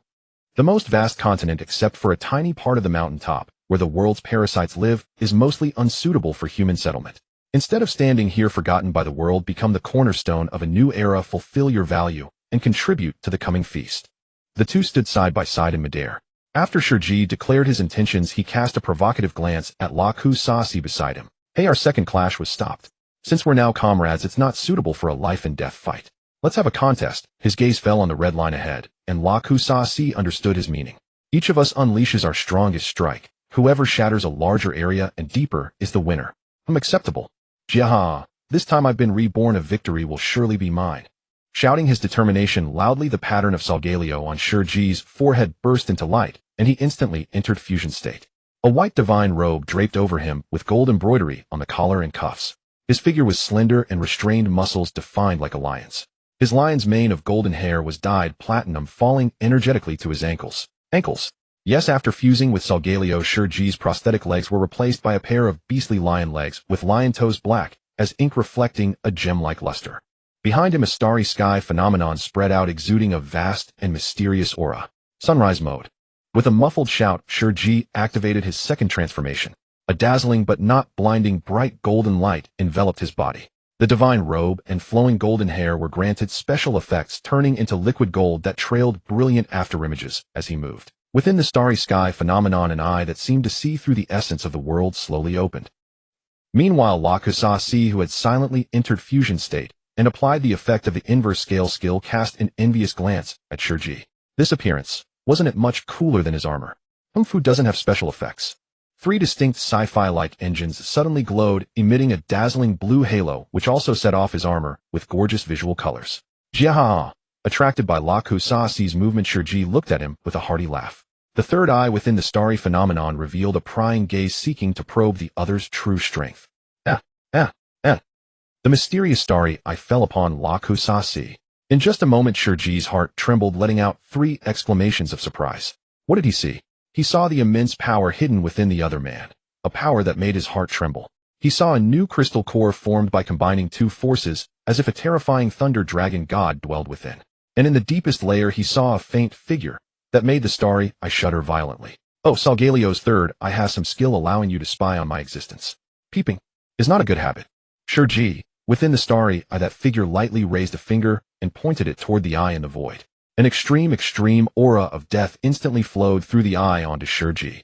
Amid boundless horror, the starry eye closed on its own, and the bone-chilling coldness slowly receded. How is this possible? In disbelief, deep shock made Shiji shout out. How could such a powerful person exist in this world? Just a single finger from afar, an indescribable terrifying aura had crushed his fighting spirit. Unmatchable. That was an absolute supreme being he could never match. Huh, what's wrong? La Kusasi looked at Shurji, strangely, watching him tremble uncontrollably. Ignoring the question, Shurji's mind was blank. He didn't even hear La Kusasi's concerned inquiry.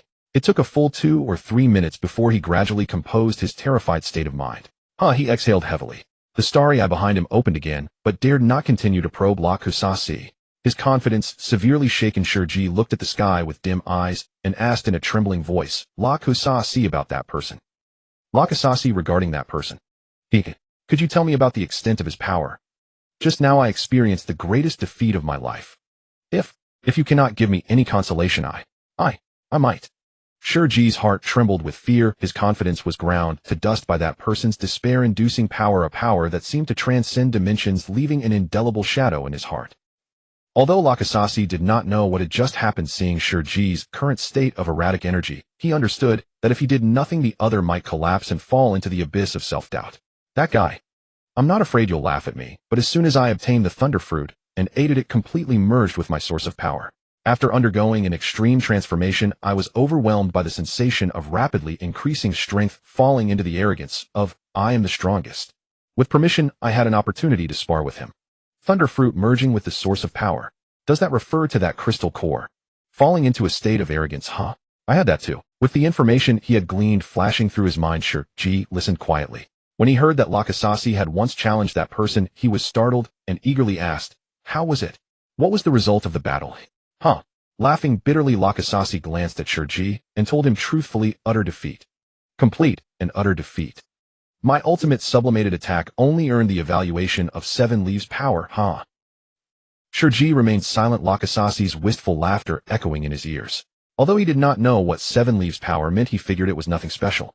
This teasing evaluation was clearly a playful taunt from that person who had not taken it seriously. Feeling better.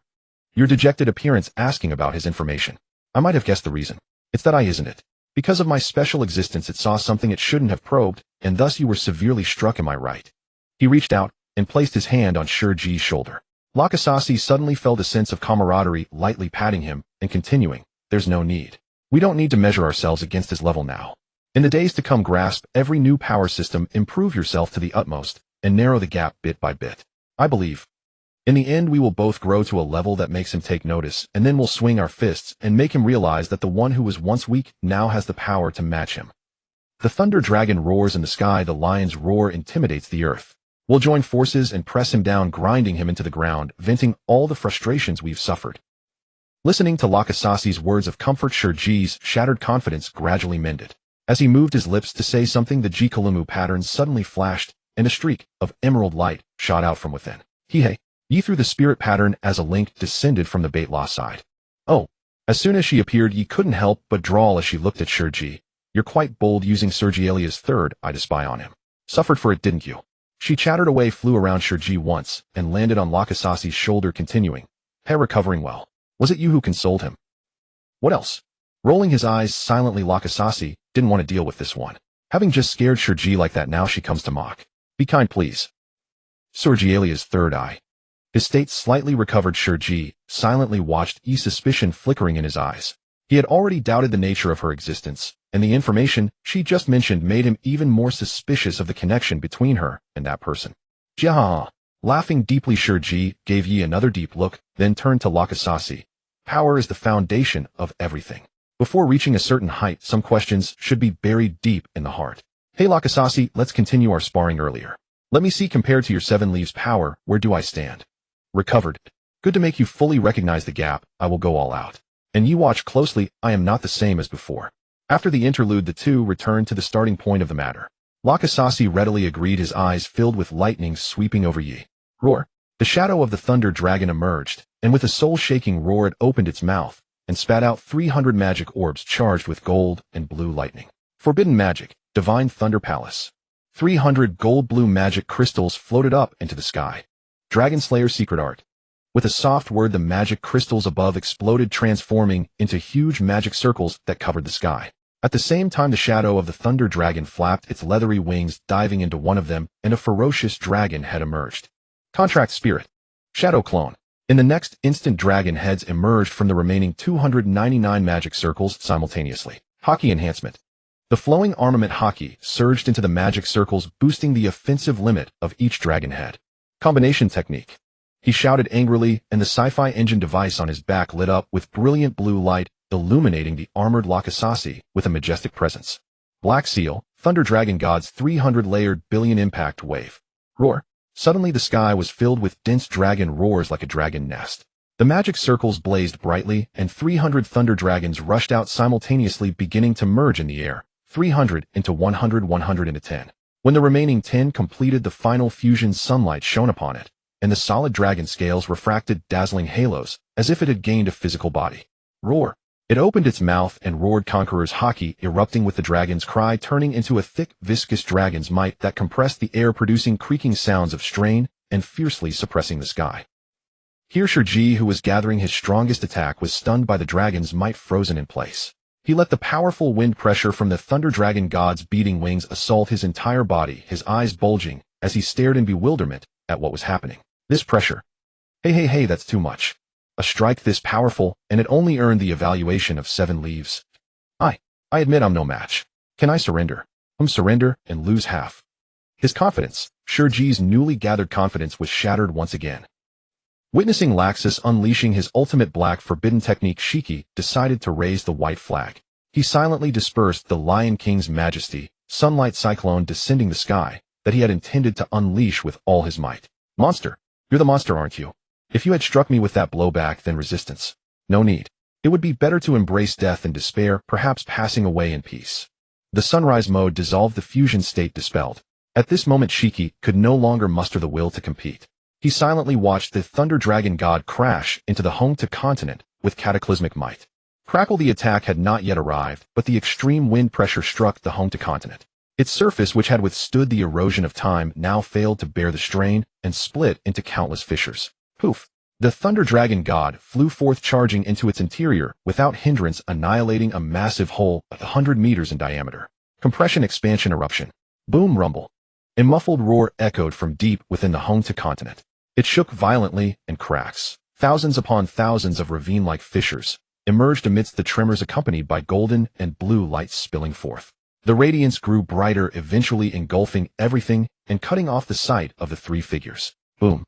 At a certain moment, the light erupted with apocalyptic intensity. Countless enormous fragments shot into the sky, the sound like thunder. It fell upon Shiki's ears as if he had gone deaf. Amidst the ringing, he stared blankly at the mountain body that had been instantly vaporized, his pupils quaking. Whoosh! A shockwave akin to a nuclear blast followed, sending him tumbling backward for over a dozen meters before he regained his footing. The sea water churned backward, surging into towering waves that rushed toward the depths of the ocean. At this moment, Shiki was profoundly shaken. After losing his hearing, he now lost his voice. He looked up and saw a concave landscape on the home to continent. Had the home to continent been pierced through? No. Shiki forgot that he was looking up at the home to continent. Although Laxus's strike was awe-inspiring, it was still far from the level of piercing through the home to continent. Hee. Ignoring the shockwave, he flew over to Shiki's side and reminded him, snap out of it. If you don't go collect those huge fragments in the sky, they'll fall into the sea. Don't waste Laxus's efforts after all. After all what? Shiki snapped back, following Ye's gaze to Laxus. There he saw an unnatural flush spreading across Laxus's face, his eyes dimmed and his chest heaving violently. A clear picture of exhaustion. Speechless, utterly speechless.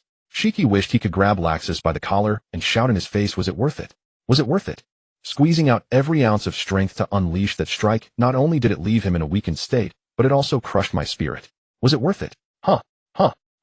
TCH, struggling to calm his tumultuous emotions, Shiki braced himself against the residual force of the Category 12 shockwave and floated into the sky, preparing to gather the target of this expedition. Puff. Hey. Gasping heavily, Laxus, without even pausing to recover his state, turned his weary eyes to Yi. TH this time. H how many Lea leaves? W will he give me? Sigh why must you? Yi sighed and shook his head. Alright, he chooses to respect your will. As for the leaf rating, his meaning is, when you can casually unleash such power in your normal state after you're prepared, you may come see me. Well, considering it's your first formal challenge, I'll use only one hand. If you can push me back half a step, you win. Laxus Doria, listen to this. Is that human language? In the courtyard, how time flies. One should be viewed with new eyes. Watching through Ye's perspective the devastation caused by Laxus's ultimate strike, Li Shu curled his lips into a gratified smile. The kid had worked hard, pushing himself to the brink just to unleash the most brilliant move and earn a new evaluation from him. But you're still far from it. To be truly acknowledged by me and stand before me having only one strike's worth of power is far from enough. When you can wield such force casually in your normal state, then we'll talk. At that time I will stand still and fight with one hand. If you can push me back even half a step, that will be the moment you truly rise. Keep it up, young Thunder Dragon. Your future. I look forward to it. Synchronizing his thoughts to the distant Yi Li Shu devoted 12/10 of his attention to monitoring the situation over there while channeling the remainder into his own contemplations. Gourmet cells. Once the Zampakudo is successfully planted and I verify the feasibility of building a world projection before fully dedicating myself to the primal world force, I can use this system as a transition. Just eating makes you stronger. It's a process of long-term accumulation. I can plant it first and release it into the sea. But gourmet cells originate from the work Toriko. Its setting is based on a deep-sea creature, the phantom jellyfish. Discovered and utilized by the gourmet god, when implanted into a human body the cells become activated. As one enjoys delicious food, their physical strength is enhanced step by step, surpassing human limits. Demon. Gourmet cells reside in the human body in the form of a demon. When strong enough, they can even emerge from the body. This setting. Forget it, having one devil fruit is enough. I'll simply retain the aspect of strengthening physical constitution. Forget the demons, the food techniques, the inner world, devouring everything, regeneration. All of it simplified. Hey, we haven't reached that stage yet. The sea can't withstand such devastation. A nerfed version is best. If the setting is too complete, unintentionally opening a cross-dimensional channel to it might attract those non-humans who casually destroy stars in the later stages. So the form and effect are determined. How should I deploy it? Li Shu fell into deep thought, various methods of deployment flashing through his mind. For a moment he couldn't decide. No matter, time was abundant and he could ponder slowly. A few days later, several days had passed since Shiki plunged the world into panic with the most ostentatious display at the Navy headquarters. The sea was turbulent with various forces gathering and preparing to act. The impending chaos required a powerful force to once again impose deterrence. Crocodile's failed coup d'etat led the world government and the Navy to strip him of his title as a warlord of the sea. However, before the curtain rose on a new chapter, a warlord had already acted so audaciously. Now at a turning point amid the surging waves, other warlords might inevitably harbor similarly insane thoughts. To curb the others and keep them in line, as well as to recruit new powerful figures to fill the vacancy, the Navy headquarters had issued a summoning order days ago requiring all active warlords to gather at the Holy Land for a meeting. But just recently Mary Geos suddenly fell into an unexpected tremor, the cause unknown. To ensure the safety of the world nobles, the meeting venue was temporarily relocated to the Navy headquarters. Marine Fort. Conference office. In the spacious sunlit chamber, a large circular table stood at the center. Sengoku, wearing his signature seagull-adorned naval cap, sat at the head of the table, flanked by Vice Admiral Tsuru, the Marine Headquarters Chief of Staff, and 4 other Marine Headquarters Rear Admirals. His fingers interlaced before him on the tabletop, his stern gaze swept over the 6 figures standing before him. Dracule, Mihawk, Bartholomew, Kuma, Jinbe, Don Quixote, Doflamingo, Boa Hancock, and Gecko Moria. These 6 pirates, previously indifferent to the Marine summons, had all answered the call to Marineford, the hallowed ground where history's tides first turned. Though they had missed the fateful Twilight event that inaugurated a new era, their arrival here afterward stirred profound reverberations within them. Standing upon this soil, they felt as though they were once again witnessing firsthand the dawn of a new age. Don Quixote Doflamingo lounged atop the table in his flamboyant pink feathered coat and oversized sunglasses, his distinctive arrogant laugh echoing through the room. An aura of overwhelming power radiated from him unreservedly, while a sardonic smirk curled at the corner of his lips. Sengoku. Time's great gears turn anew. The grand curtain lifted by the pirate king Joel D. Roger has been drawn wider still, now amplified by the thrones above the sky and the emergence of an entirely new spirit. Does the Marine force still possess the strength to quell the surging waves of this unprecedented age? Fufufu, so urgent a summons. Crocodile's affair was merely a pretext. Your talk of negotiation and recruitment for successors lays bare the Marine headquarters' waning grip upon the seas. The world stands on the cusp of a dual king era. Fufufu. Sengoku remained silent. Tsuru, Vice Admiral and longtime adversary of Doflamingo, who knew him better than any, stepped forward. Do not underestimate the Marines' resolve, or our capacity, to command the 4 oceans. In the past, the Marine headquarters prioritized maintaining global equilibrium. The very foundation of the 7 warlords of the sea system lay in establishing a buffer zone between pirates and Marines, a truth known well to everyone seated here. Now the seas approach a period of upheaval. Doflamingo, and you others, If you prove incapable of fulfilling this mandate or openly align yourselves with piracy, then the outdated institutions of yesteryear shall reach their inevitable end.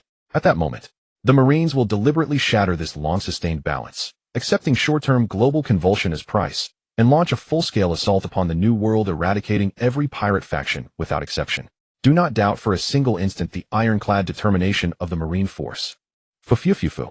A man who had weathered countless storms, Doflamingo laughed with unrestrained audacity. Glancing sidelong at Tsuru, calm, dignified, and aged, he felt a flicker of wariness behind his dark lenses. Memories of being relentlessly hunted by her surged forth, prompting him, at last, to grant her a measure of deference. Indeed, you are absolutely correct. Hee. Gecko Moria, nearly 7 meters tall and bearing a demonic visage, joined the discourse. I have no desire to relinquish my status as a warlord of the sea, not until I exact vengeance upon a certain individual. Until then I shall comply with the Marine headquarters directives. The battlefield suits me best, provided the Marines do not impede my acquisition of stronger shadows and corpses. For the sake of world peace I accept this duty without hesitation. Jinbi the pirate hunter declared with unwavering righteousness. Humph. Boa Hancock, the woman hailed as the world's most beautiful, let out a haughty snort, adopting an expression of undisguised disdain. Even if I capriciously refuse the Marine's request, I shall surely be forgiven, for I am simply too exquisite. Bartholomew Kuma sat upright and nodded solemnly. Beside him, Dracul Mihawk cast a brief, appraising glance toward the imperious pirate empress, whose temperament struck him as utterly incomprehensible, then withdrew his gaze. Clad in aristocratic elegance, he spoke with quiet composure. My original intent remains unchanged. Should the Marines' request pique my interest, I shall gladly lend my aid. Once the declarations concluded, Sengoku gave a soft, nasal hum of acknowledgement and smoothly transitioned. With Crocodile stripped of his Title 1 seat among the 7 warlords remains vacant. Let us now deliberate upon a suitable successor. Admiral Menard, a burly officer of the Marine headquarters, had listened silently thus far. Upon hearing Sengoku raise the new topic, he promptly picked up a stack of wanted posters before rising and distributing them before the 6 warlords. These 6 pirates have each carved formidable reputations across the Grand Line. One may be extended an invitation. Whom among them do you believe would most effectively cooperate with Marine operations? Just in time. No sooner had Sengoku spoken than an elegant voice resonated throughout the chamber. All present stiffened. On the Marine side, tension thickened. Their supreme commander had been infiltrated without a single department detecting the intrusion. Doflamingo and the others, though momentarily startled by the intruder's sudden appearance, were chiefly eager to witness the Marine's humiliation. How deliciously embarrassing. The Devil Sheriff, Lafitte, formerly a peacekeeper, yet infamous for brutality and excessive use of force and enforcement. Your exile was inevitable. Now you dare trespass upon Marine headquarters. Perhaps impelled down awaits you for the rest of your days. Tsuru fixed her calm gaze upon him, naming him effortlessly before adding, It is truly an honor that Chief of Staff Vice Admiral Tsuru knows my name. With utmost grace, Lafitte, his top hat tilted just so, returned a courteous bow, idly twirling his black cane, the weapon concealed within its elegant form. My unannounced visit reflects poor judgment on my part, but exigency permits exceptions. Supreme Commander Sengoku, you are deliberating upon a new warlord candidate. There is no need for such laborious consultation. I offer you a fitting nominee. Teach. Suppressing his rising ire, Sengoku murmured the name with suspicion, his mind racing to place it, familiar yet elusive. Precisely, that is the name of our captain, Lafitte added with a gentle smile. Never heard of him. No record surfaces, meaning the name carries no weight, Sengoku muttered, narrowing his eyes toward the window. A figure of unknown origin cannot possibly deter other pirates. Before he could conclude, Lafitte struck his palm sharply with his cane, cutting off the sentence. Indeed, I am fully aware. Yet we have already devised and executed a meticulous plan. Our crew bears the name Blackbeard Pirates, and our captain is Marshal D. Teach, the Blackbeard himself, and I urge you all to remember it well. Fufufufu. Doflamingo unleashed his overwhelming presence, pressing down upon Lafitte. How amusing. Has every nameless upstart grown so brazen? Remember it well. Fufufu. Though lacking the conqueror's hockey, Lafitte felt a jolt of alarm beneath Doflamingo's crushing aura, yet maintained outward poise. He lifted a hand, adjusting his black top hat with a faint knowing smile. The heavenly Yiksha. Titles are forged, not bestowed. Our captain operated in obscurity, for his former domain demanded discretion. But after this the name Blackbeard shall echo across every sea. Hey Sengoku, I've suddenly grown quite curious about this successful plan he mentioned. Why not hear him out? Sengoku ignored the rogue's suggestion, pondered deeply, and then following his own conviction gave a firm, decisive nod. On a stretch of the sea, a gleaming glass ship sailed. A tall figure stood before the helm, his cigar flickering dimly, his indifferent eyes narrowed. Crocodile was furious. He actually left. This old man can finally enjoy his own vacation again. Hey, I'm lending you these wind dials I've hoarded. With them for power, and the Vivre card in your hand finding Shiki is just a matter of time. So, this old man is off. Memory replayed, the scene flashed through his mind. Crocodile bit down hard on his cigar, rage surging. He desperately wanted to punch someone. Lend him wind dials instead of propulsion. Fine with a Vivre card to guide the way. No problem. But, you damn well left enough food and water behind. Grr. At that moment his stomach made an undignified sound. Crocodile's face darkened. How many days? He could barely remember how long it had been since he last ate. Marineford conference room. What? Ace, my brother. Jinbe, the Knight of the Sea, slammed the table and stood. What had he just heard? Fire Fist. Ace had been defeated and captured. He was being escorted in waters near Marine headquarters. And this was being offered as a tribute to join the 7 warlords. Teach. How dare Teach do this? Was he not afraid of retaliation from the world's strongest man? The whale shark fishman with the sun emblem on his chest clad in Geta appeared instantly before Lafitte. His broad light blue fish hand grabbed the latter's collar, and he opened his mouth with its prominent lower fangs and demanded, Where is your pirate crew holding my brother Ace? Speak clearly. Knight of the Sea Jinbe. Grabbed by the collar of a fishman 10 times stronger than a human, Lafitte, despite his pale face beading with cold sweat, still maintained a firm tone. Known for chivalry, but in this setting your gallant righteousness truly stands out too conspicuously. Wanting to rescue Fire Fist Ace, the 2nd Division commander of the Whitebeard Pirates. Marshal Sengoku, his stance is worrisome. Sengoku's face darkened. He stared coldly at Jinbe and spoke sternly. Warlord Jinbe, are you openly siding with pirates? I could turn a blind eye to others, but...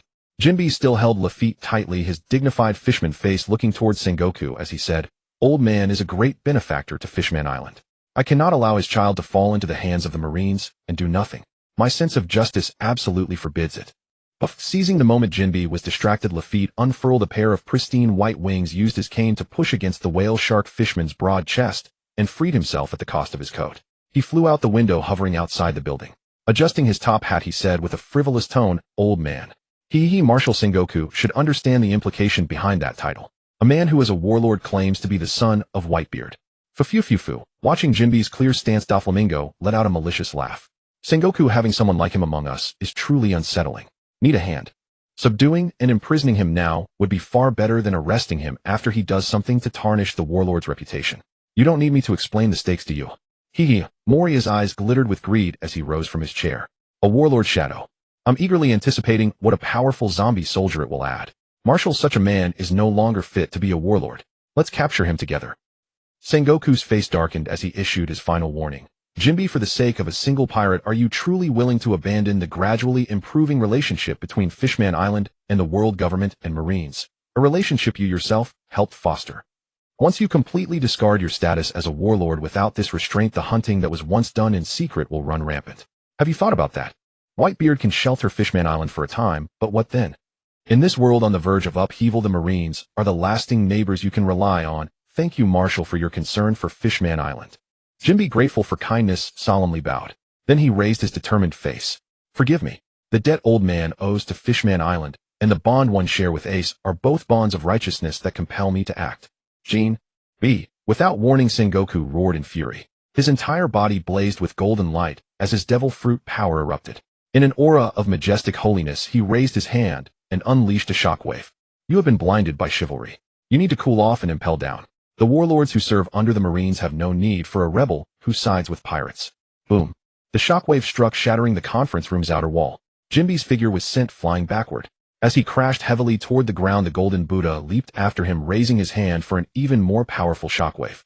Fishman Karate Samagashira Seiken. Still in midair, his backward momentum undiminished. The next attack, coming, Jinbe adjusted his stance and unleashed a full-power Fishman technique, meeting Sengoku's shockwave head-on.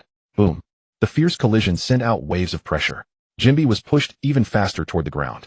Sengoku used moonwalk, borrowing force in the air to pursue again, and fired a shockwave infused with armament hockey at the dark-skinned fishman who had just landed. Boom.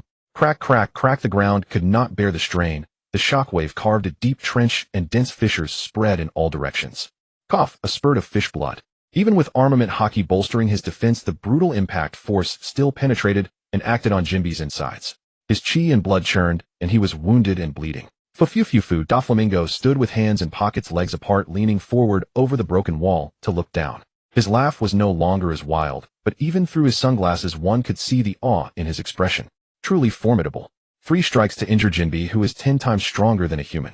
Buddha Sengoku. The pressure is immense. Parasite strings. Suddenly his fingers twitched slightly.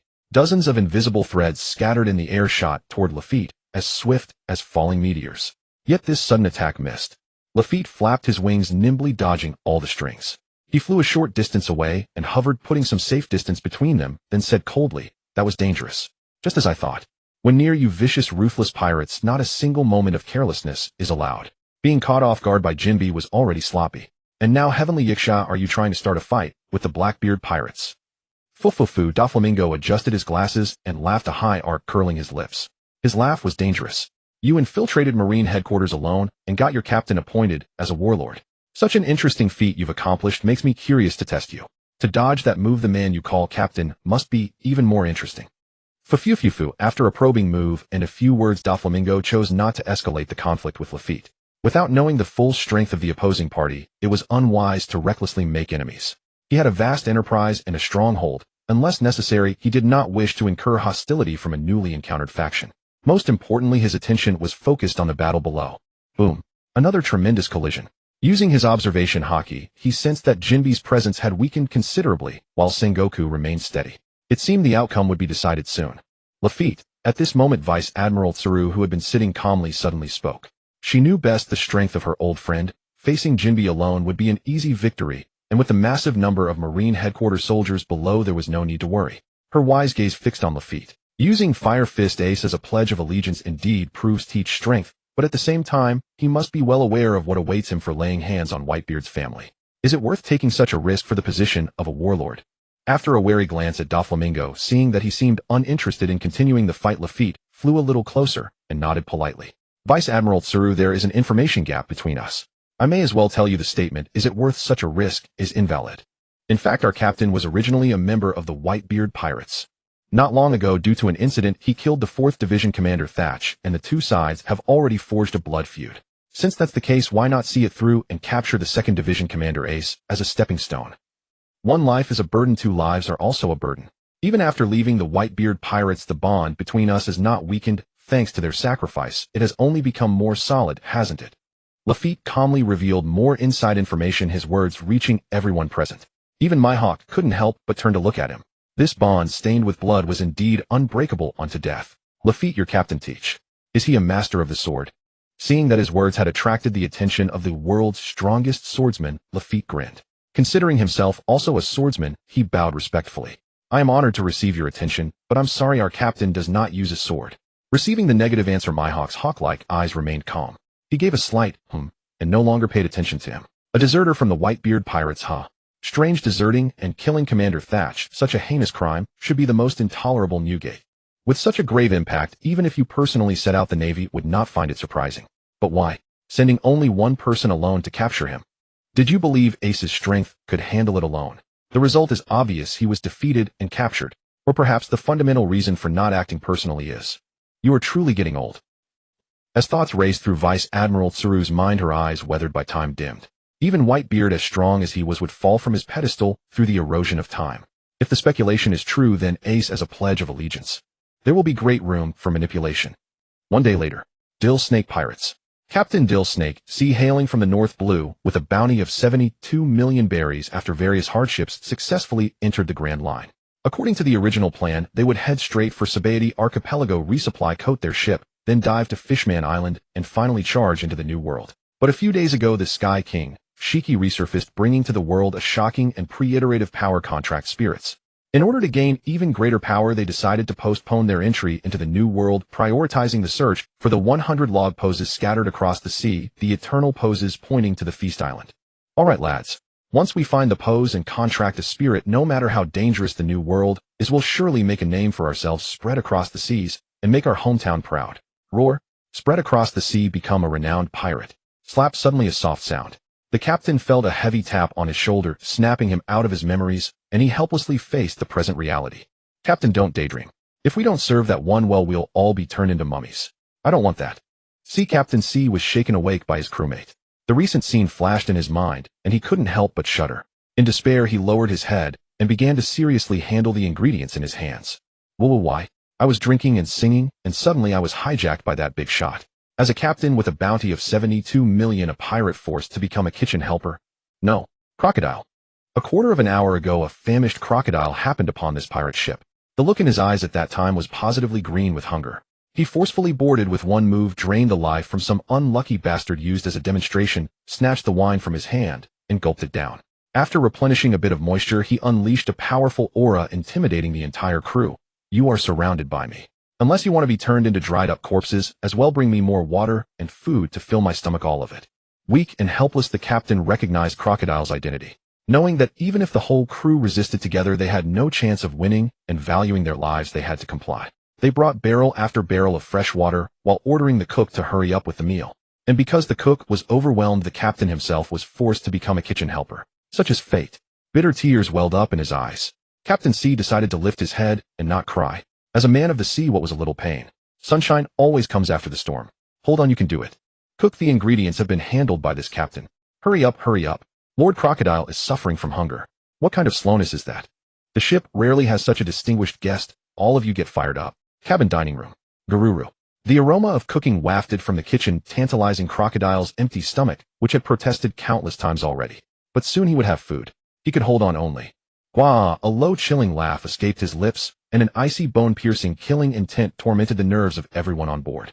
Their faces turned pale with fear, feeling suffocated. Captain, save us. This little one can't take it anymore. This big shot is so hard to please. He's staring at a small piece of moving paper, and I don't know what's wrong, but I feel like he might lose control of his towering rage at any moment and take it out on us. It's too hard. Yet another change. Laxus. Running all over the world, treating me like a dog to be walked however he pleases. This isn't over. Hey, where's the food? Bring it to me right now. Do you all think I'm someone to be trifled with? Huh. Oh, so Ace the Fire Fist has already been delivered into the Marine's custody. In Bartla, the very one who had plunged Crocodile into utter embarrassment, floated lazily through the sky holding today's newspaper in hand. Yes, he'd quietly pilfered it from a news-selling seagull. Marine Headquarters' newly appointed Shichibukai, Marshal D. Teach Captain of the Blackbeard Pirates. Skimming the article beneath the headline, Bartla confirmed his earlier prediction. Portgas D. Ace, 2nd Division Commander of the Whitebeard Pirates and bounty target worth 550 million belly, had indeed been imprisoned within Marine Headquarters. Ace is in place, so the grand event foretold must now be drawing near. He murmured softly to himself, then glanced over the rest of the paper, finding nothing new beyond what he'd already read, and casually tossed it into the high heavens. Stretching languidly, he savored the tranquility of his holiday. Dong. Na, deep, resonant, and profoundly ancient bell chime echoed across the distant horizon, drifting gently into Bartla's ears. His expression softened into rapturous awe, as though cleansed, purified by that sonorous, ethereal tone, a sensation uniquely exquisite. The chime lingered, reverberating across the skies, before gradually fading into silence. And what an extraordinary sound. Surely a bell. Wait. No. How could a bell toll so high above the clouds? Intrigued, Bartla carefully recalled the approximate direction from which the sound had first emanated, then swiftly soared off toward it. Something so sublime simply had to be brought back, for his young master to hear. Skypea, Gaia Island. As the lingering chime finally subsided, every descendant of the Shandya wept, not with sorrow, but with sacred joy. After 4 centuries, their lineage had at last rekindled the lamp of Shandora. The Angel Island inhabitants too were stirred by that soul-soothing resonance. But unlike the Shandya, they smiled serenely, as if healed, restored by its gentle harmony. Even the colossal sky serpent listened, coiling its immense body upright, its ancient serpentine eyes glistening with tears. This venerable python, having lived for centuries, had at long last heard once more the melody etched deep within its memory. Ha! And beneath the golden bell stood Monkey D. Luffy, the straw hat boy, grinning broadly as he adjusted his hat, his laughter infectious, his face radiant with unbridled delight. That sounded amazing. Do it again. And without hesitation, Luffy raised his hand to his brow, scanning for the gleaming golden pillar he'd used moments before, now flung 30 meters away by recoil.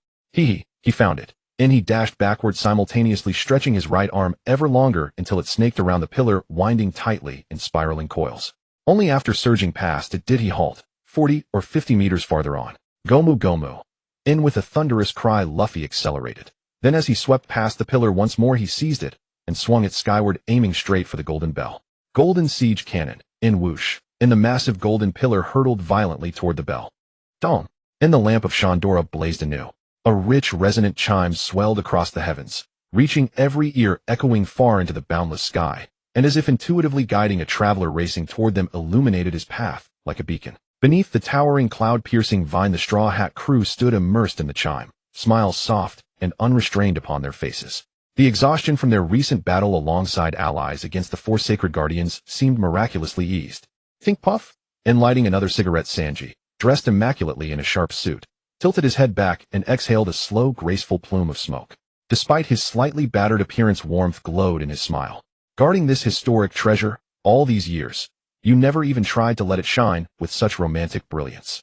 Truly unforgivable. In exhaling again, Sanji strode toward his crewmates, pausing only to step past the spherical unconscious form sprawled on the ground. Daigo, the forest guardian, one of the four sacred guardians.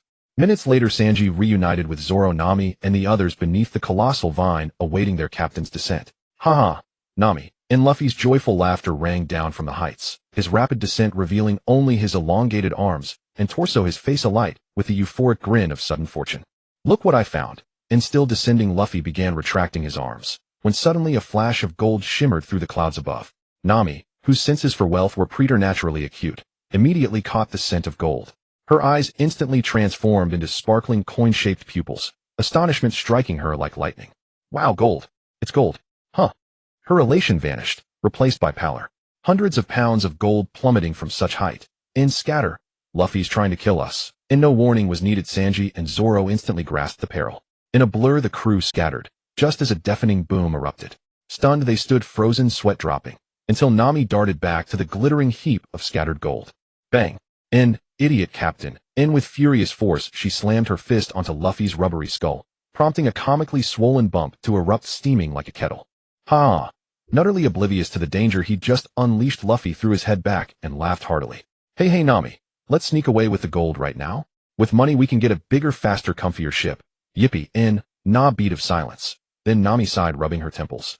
This idiot captain, exasperating yet impossible not to love. And speaking of gold, her demeanor instantly shifted with uncanny speed. She gathered every last gleaming fragment into a single mound, cradling it tenderly in her arms, utterly entranced. Luffy. And Zoro strode forward, voice booming like a demon's roar. Do you have any brain at all? Next time you pull something like this, I swear I won't forgive you. Not even once. In grinning impishly, Luffy dismissed Zoro's words as mere wind, flashing a dazzling sunlit smile. Everyone's okay.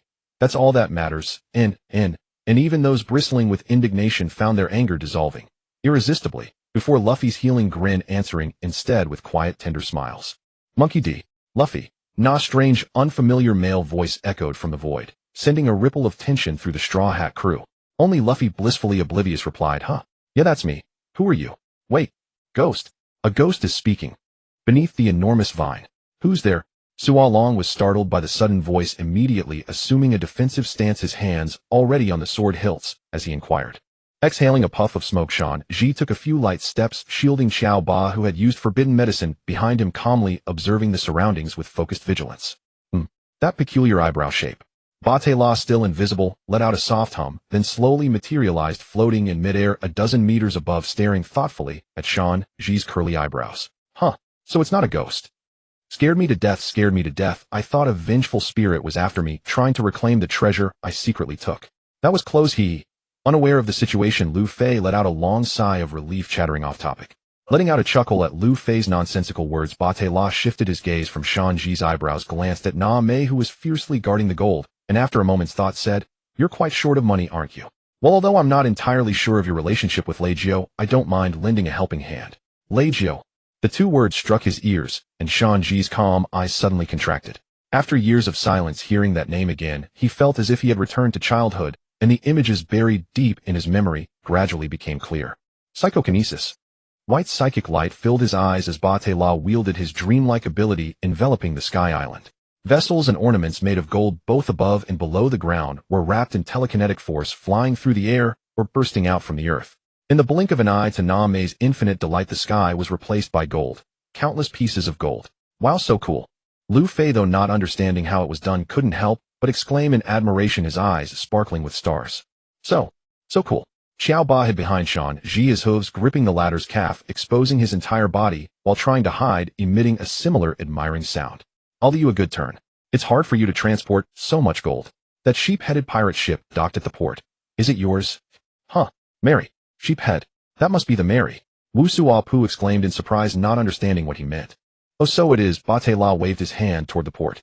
Before long, the Mary, flying the Straw Hat Pirate's flag, flew through the air, drawing another 2 exclamations of wonder from Lu Fei and Xiaoba. Under telekinetic control, the floating gold formed orderly arcs, flying into the cabin and landing on the deck.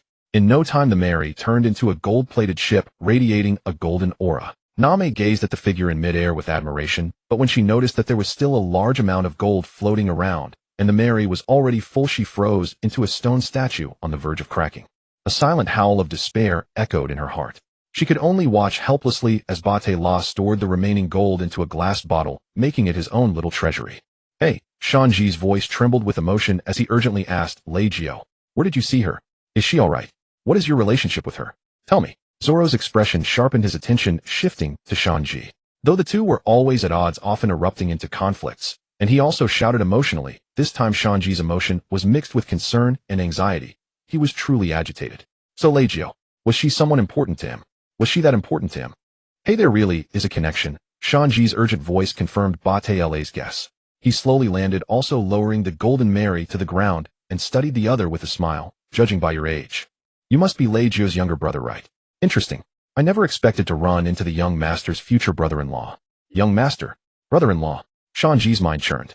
Looking at the thoughtful Shanji, Batela nodded kindly, and continued, Leijio, she's living a very good life now. She has left behind the life she once hated, free from the disgust of killing.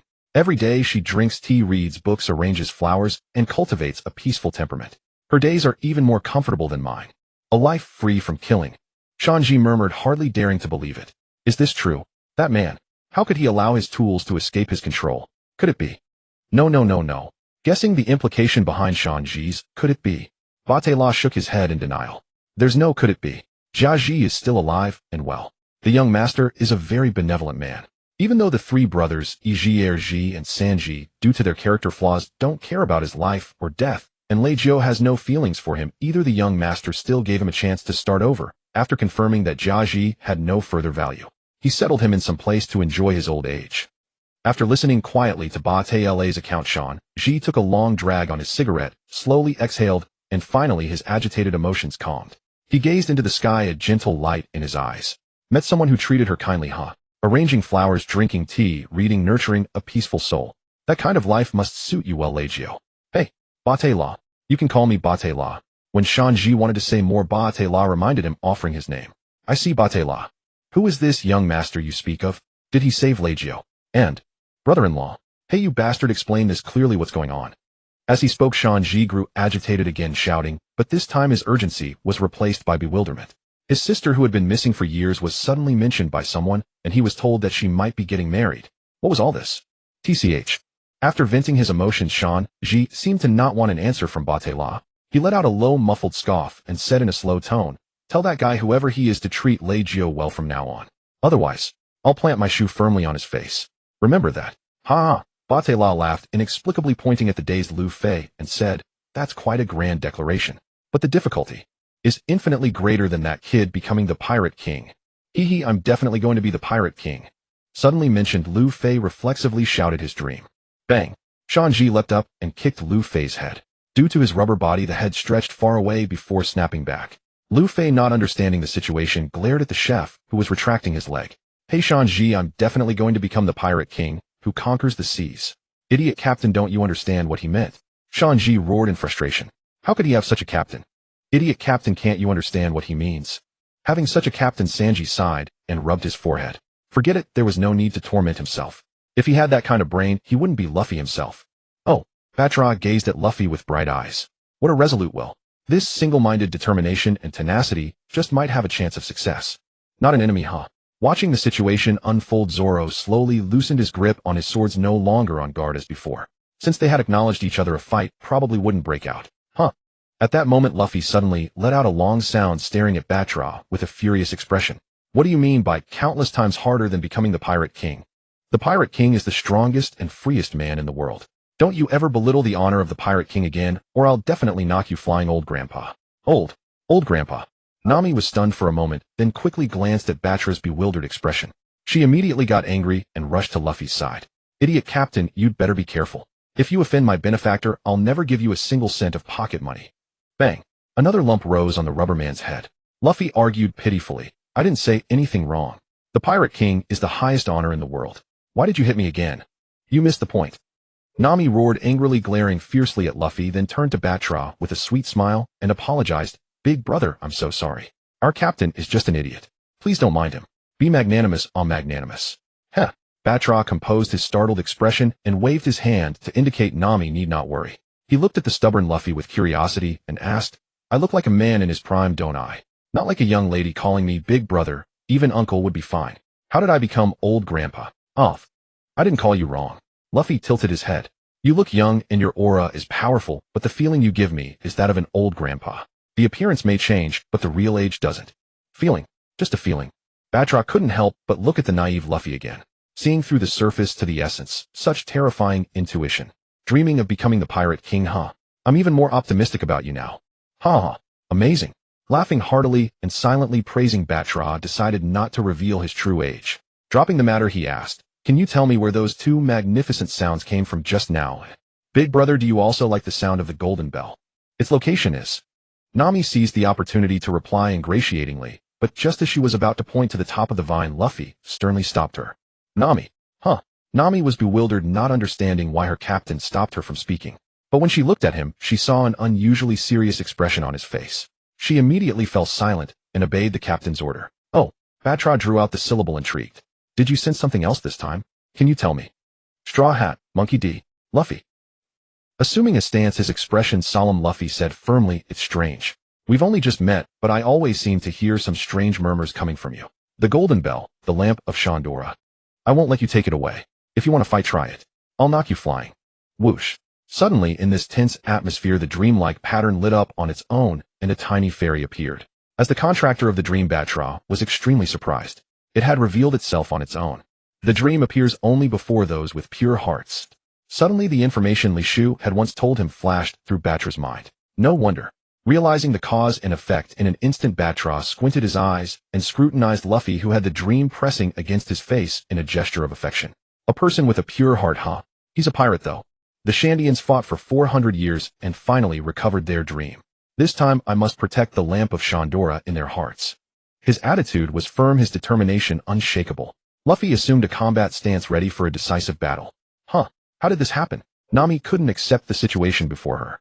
Devastated, she retreated to the Going Merry and began secretly hiding some of the golden vessels to minimize losses in advance. So we're going to fight after all. Having just lowered his guard, Zoro was the fastest to react. He bit a sword in his mouth and entered a combat state, waiting only for the captain's order. The situation had taken an unexpected turn. Sanji stepped aside and formed a triangular formation with Luffy and Zoro surrounding Batra. He dropped his cigarette and crushed it under his foot, silently responding to the captain's decision, even though the other party was acquainted with Reiju. Surrounded in the center, Batra rubbed his head vexedly. A person with a pure heart. That's definitely a derogatory term, isn't it? It's more like calling someone a stubborn blockhead. Fine, I get it. He raised his hands in surrender and said, the dream has betrayed me, so why should I still fight you? Besides, when Lacuses killed that Thunderfruit ability user, she was also present. Since she didn't care about the lamp of Shandora, the young master naturally has no interest in it either. Well, that's true. When it struck, the sound is so loud, it wouldn't be suitable to hang it in the courtyard and keep banging it. Come back, dream. The pink fairy heard the call, and after rubbing its slender tail against Luffy's cheek, transformed into a red light that surged into Batra's forehead, condensing into a dreamlike pattern. Hee. The tense atmosphere dissipated with Luffy's innocent smile. Zoro and Sanji exchanged a glance, both seeing relief in each other's eyes, for the pressure Batra had exerted on them was truly immense. Huh? What are you looking at, Mosshead? Huh? What are you looking at, Curlybrow? The two who loved and hated each other suddenly grunted softly. Who knows what wire got crossed, and called out each other's nicknames. Then swords and legs clashed as if they were mortal enemies. How you two really get along. Huh? Watching the two enthusiastically roughhousing, Batra smiled and sighed, but his mind paused. Gomu. Rope net. Two rubber arms stretched out and grabbed the back of his neck. Luffy shot into his embrace like a bullet, extending his arms and legs to wrap around Batra, his neck twisting upward like a snake. Saji. Hey, where did that little kitten go? Bring it out to play with us, old grandpa. Batra was speechless. This persistent roguish demeanor was a far cry from the hostile, unyielding stance he had just taken. So it's a fairy. Huh? Fairy. Luffy turned to look, finding it was his new crew member speaking. Robin, what is that? Let's get one too and keep it on the ship as a mascot. Robin, shall we adopt one as our mascot? Though aboard only briefly, Robin had already grasped Luffy's temperament, and this time she chose to ignore him. With solemn composure she addressed Bartla. The fourth affinity, contractual spirits, has recently stirred the seas. If intelligence is accurate, they have yet to truly emerge before the world's gaze. Yet you have already formed a contract with one. Sir, your true identity, or rather the young master you speak of, who precisely are you? Heh. He girl, you do well to emulate that curly-browed gentleman. Probing too deeply seldom ends well. Bartla would never divulge such information lightly. With a teasing smile, his body, bound tightly by Luffy's rubber limbs, suddenly vanished, reappearing midair. Teleportation. I've come for the chime. Since you refuse to let me take it, very well. I shall emulate the young master's ethos and honor your will. One final courtesy, then I bid you farewell. Psychokinesis. His eyes flared with radiant light. Luffy, Robin, Zoro, Sanji, locked in fierce combat, and even the opulent Mary, all were enveloped by psychic force and lifted gently into the air, drifting toward the edge of Sky Island. Wa Namine. Luffy's eyes gleamed with delight, utterly immersed in the extraordinary sensation. Soon after, Bartla guided them down from the 10,000-meter-high Sky Island to just above the ocean's surface. After ushering everyone into the overloaded Mary, he dispelled his psychic force and said a word of counsel: do not rush headlong into peril. Instead seek the banquet islands scattered across the seas marked by eternal pose compasses. In this new age of the sea, pirates, unaided by spirit energy, possess no future. So much for my parting words. May our paths cross again. Bartla departed, leaving behind the Mary, its waterline perilously close to the gunwales, on the verge of flooding. Whoa, Nami. The ship's sinking. Let's jettison some treasure. Thwack. Predictably, Nami's iron fist struck Luffy's skull once more. Not a chance. We'll sink with every last coin intact. But I can't swim. Luffy weakly clung to his final shred of defiance. Usopp, Sanji, Zoro, you three lack devil fruit powers. Secure yourselves with ropes and swim alongside us. Reach the next island safely, and each of you shall receive 10 million berry as pocket money. Oh, 10 million. Enough to upgrade to a far superior blade. Blinded by greed, Zoro dismissed the rope entirely. In one fluid motion, he leapt into the sea and swam steadily alongside the sluggishly sailing Mary. Ah, Nami-san. The lovesick chef responded without hesitation, diving in immediately.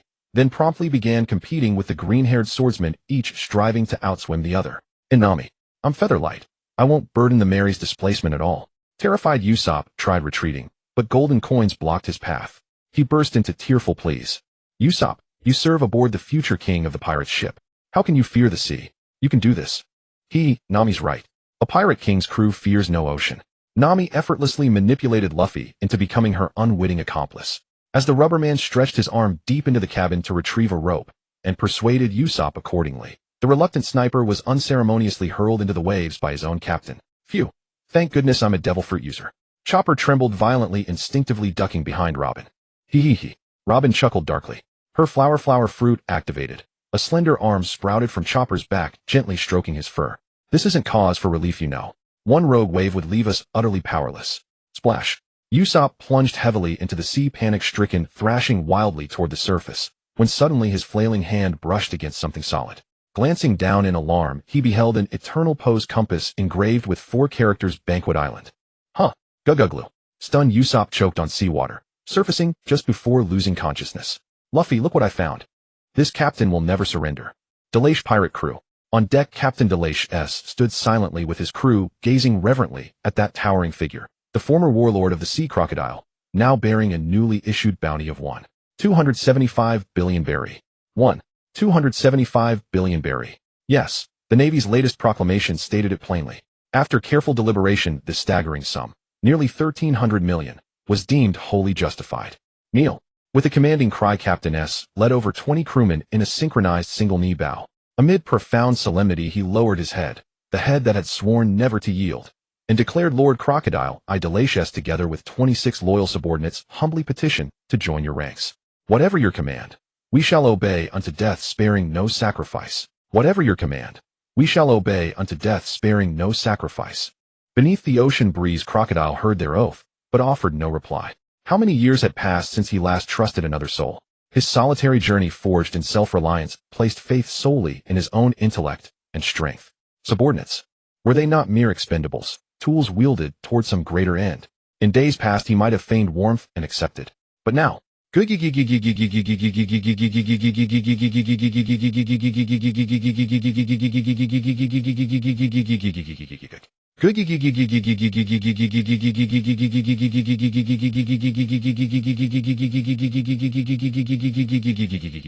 A laughable vow. A man without his own dream is nothing.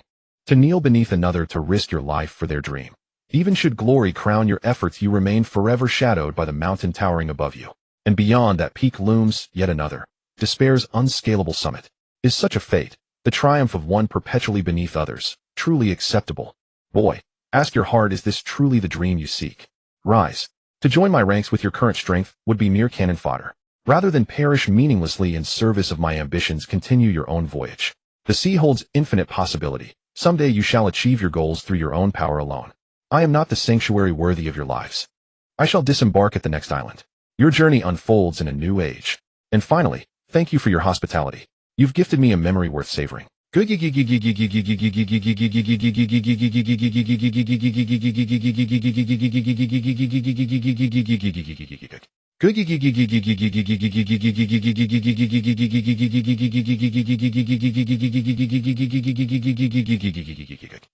Enough. A momentary lapse, nothing more. He, a ruthless and merciless pirate, thrives best alone. Past subordinates faded into oblivion, what's done cannot be undone. Rescued and reborn amid the tides of this new era, he chooses solitary ascent. Not because he scorns companionship, but because the summit's chill is preferable to entanglement. No, Lord Crocodile. Captain S gazed upward, his voice brimming with reverence. It is now, truly now, that you are worthy of our lives. A triumph beneath shadows. This captain gladly accepts. Combelt. In the windless sky between the Grand Line and the East Blue, a medium-sized sky island was rapidly moving in a certain direction, followed by dense clusters of red boulders of varying sizes. Jiahaha, Shiki's bold laughter echoed across the sky. He manipulated the island group and stopped in an area approximately 1,000 nautical miles from Marine headquarters. Right here. Raising his hand, the power of the float fruit halted the moving island group in the high sky. Yahung. Ya's laughter was crisp as she whirled around a few times, her gaze sweeping over the medium-sized island that had been taken by Shiki years ago, now repurposed as the Feast Island, at the center of the great event. Let's start setting up this staircase, Shiki. Understood. After having his confidence shattered and rebuilt twice, Shiki had regained his former high spirits. He had come to understand that the strength of that person exceeded the limits of his perception. Since he had already pledged allegiance to such a towering peak, there were countless benefits and no harm. Why dwell on it? Just embrace it and move on. As for Lakasasi, he already had an additional power system, and moreover the Goro no Mi among Logia types had long been known for its supreme destructive power. After further complete fusion with the Dragon Crystal, they complemented each other into an ultimate transformation. Being surpassed by him was inevitable. No need to dwell on temporary wins or losses, just look to the future. Jiaha, laughing arrogantly, Shiki moved his fingers using his devil fruit ability to transport countless red stones downward 10,000 meters. Small ones were several meters, large ones over 1,000 meters, scattering densely toward the sea's surface like a meteor shower, serving as the landing staircase for the approaching feast. Flying through the air was not an ability everyone possessed. It was necessary to set up this ladder to the heavens to assist the countless invited pirates in ascending to the Sky Island and sharing the feast. The number of spirits is limited. To better screen for contractors with sufficient strength, the difficulty of ascending the island needs to be greatly increased. Let everyone rely on their own means. That's what makes it interesting. After setting up the staircase, Shiki unleashed his observation haki to make fine adjustments. He moved some stones that were too close together farther apart or tossed them into the sea, ensuring that the parallel distance between each stone was no less than 100 meters and the vertical difference greater than 20 meters. To increase the difficulty, he also set up dozens of dead ends that could not be advanced further when climbing high enough. Luck is also part of strength. I'm looking forward to the expressions of certain unlucky ones when they find no way forward. Entertain me to your heart's content, you scoundrels of the sea. Jia, awesome. Yi gave Shiki a thumbs up, praising his operation, and offered her own suggestion. Is this enough? Why not add some more fun? Set some of the smaller stones as passable by only one person. After being used as a springboard, they will be pushed into the sea by the reaction force. I believe this will make the fierce competition even more exciting.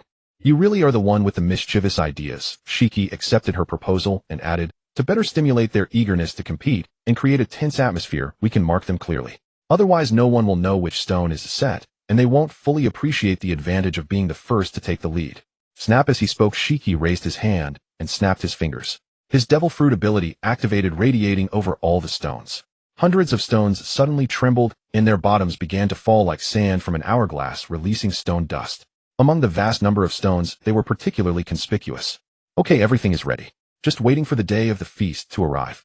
After completing the preparations, Yi and the others floated toward the Sky Island. Hovering in midair, they looked down below. The feast island modified by Shiki had a sufficient variety of environments, ocean valleys, lakes, forests, deserts, volcanoes, to accommodate the spirits transferred from Sky Island. As time passed day by day, the tension of the impending storm grew stronger over the sea. Any slight movement from any party would draw intense attention from many. Half a month later, above a certain sea area in the calm belt, a black shadow whistled past. A quick glance revealed the figure's attire and appearance: a tall, well-proportioned body, completely wrapped in black clothing. He wore a samurai long sword at his waist, and had a pair of huge wings on his back, using them to fly swiftly. Jin, the lead of the three calamities of the beast's pirates, nicknamed Flame Calamity, Kaido's right hand, a great pirate with a bounty of 13900 berries. He is a user of the Ryu Nomi ancient Zoan Pteranodon form. Holding the eternal pose for the Feast Island, Jin volunteered to scout ahead. He simply wanted to gather more information for his respected captain, striving to gain an advantage on the opening day 10 days later, so as to contract more spirits to strengthen the overall power of the pirate crew and increase their foundation for changing the world. Moi. After flying for an unknown time, Jin hummed softly. He saw the destination of this trip. 10 li ahead in the clouds that were 4,000 or 5,000 meters higher than his flight altitude, a huge sky island floated motionlessly. Below it were dense clusters of island fragments. Know that familiar red? What a grand gesture. Even Jin, who was resourceful and courageous enough to single-handedly stop the Big Mom pirates, couldn't help but be amazed. The stones forming the rock group must have been cut from the Red Line Sky King Shisama. Ja. The moment Jin finished speaking, a figure detected by his observation, Haki, descended from the Sky Island and flew over, his unique laughter echoing toward the distant sky. The opening day hasn't arrived yet.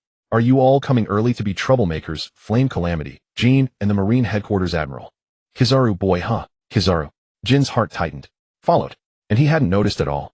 Under his gloomy gaze, a golden beam of light shot from afar and slowly coalesced into the form of Borsellino. He wore amber sunglasses and a marine coat with justice on the back. Kizaru pursed his lips and said in a lazy tone, "What a bother. I just wanted to follow Jin-kun to see what he's up to in this sensitive period. Who would have thought I'd accidentally discover the location of the Sky King's feast? What terrible luck. I hope this simple tracking mission doesn't turn into a troublesome skirmish." Kizu.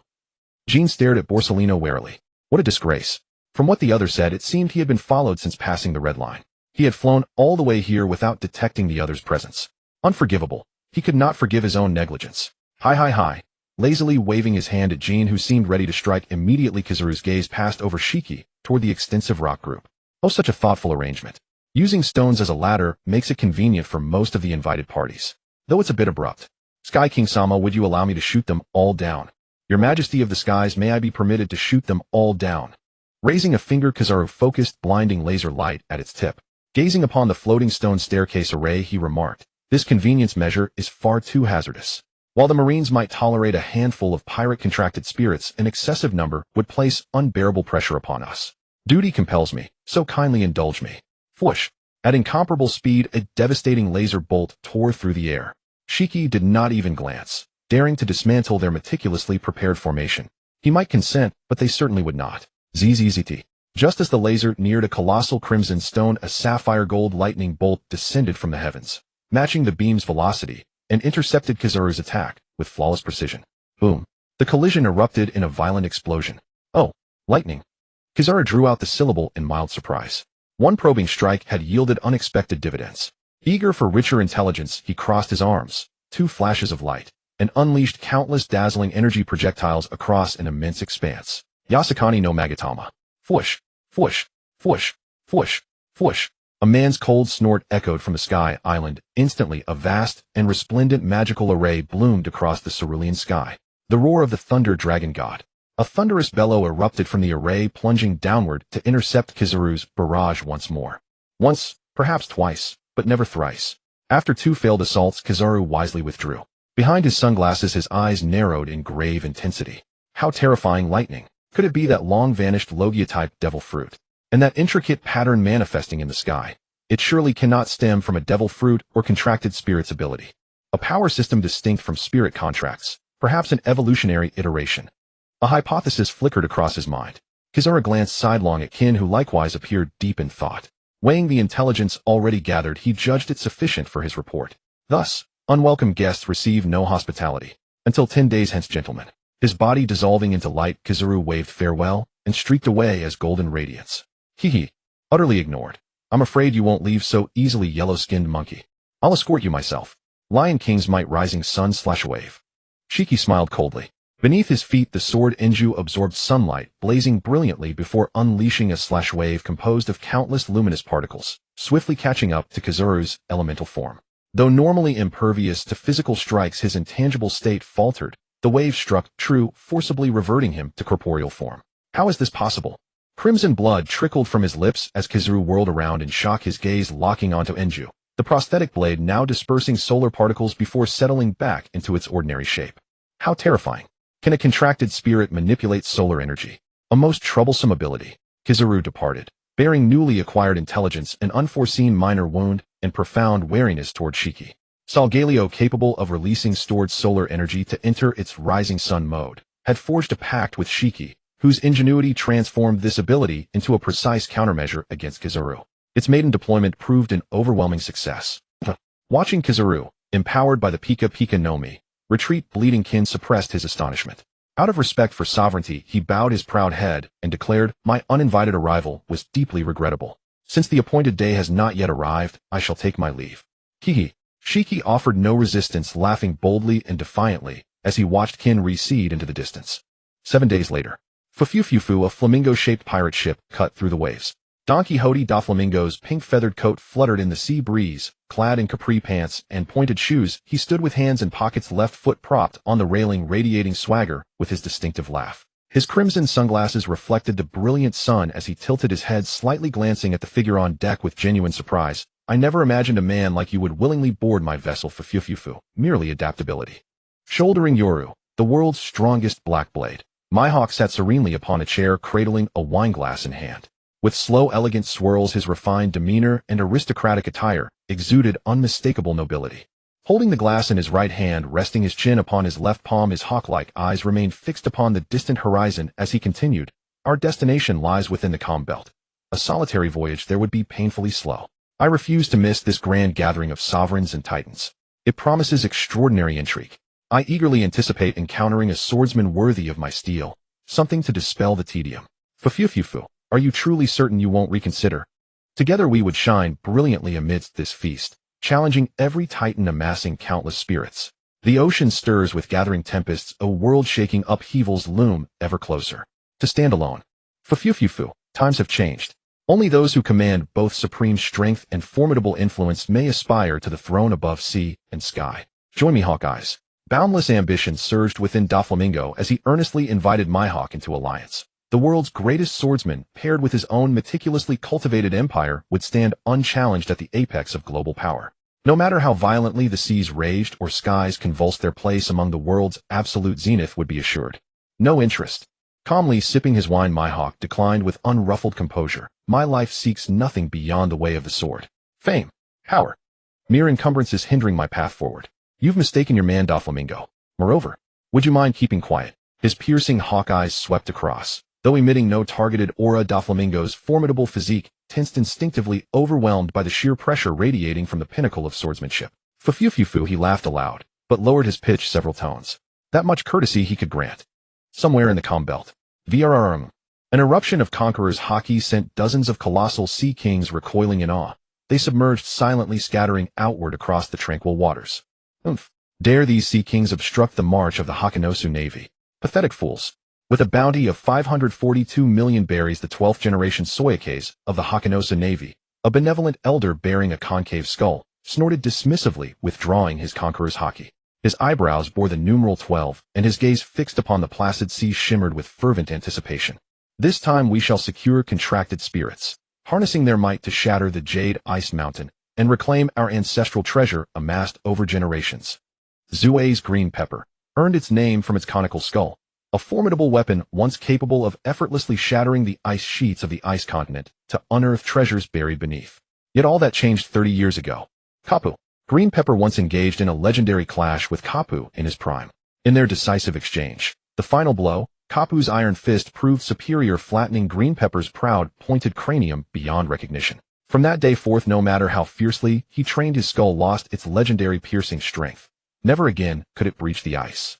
For 30 long years he endured the torment of standing before untold riches, agonizingly close, yet forever out of reach. 30 years.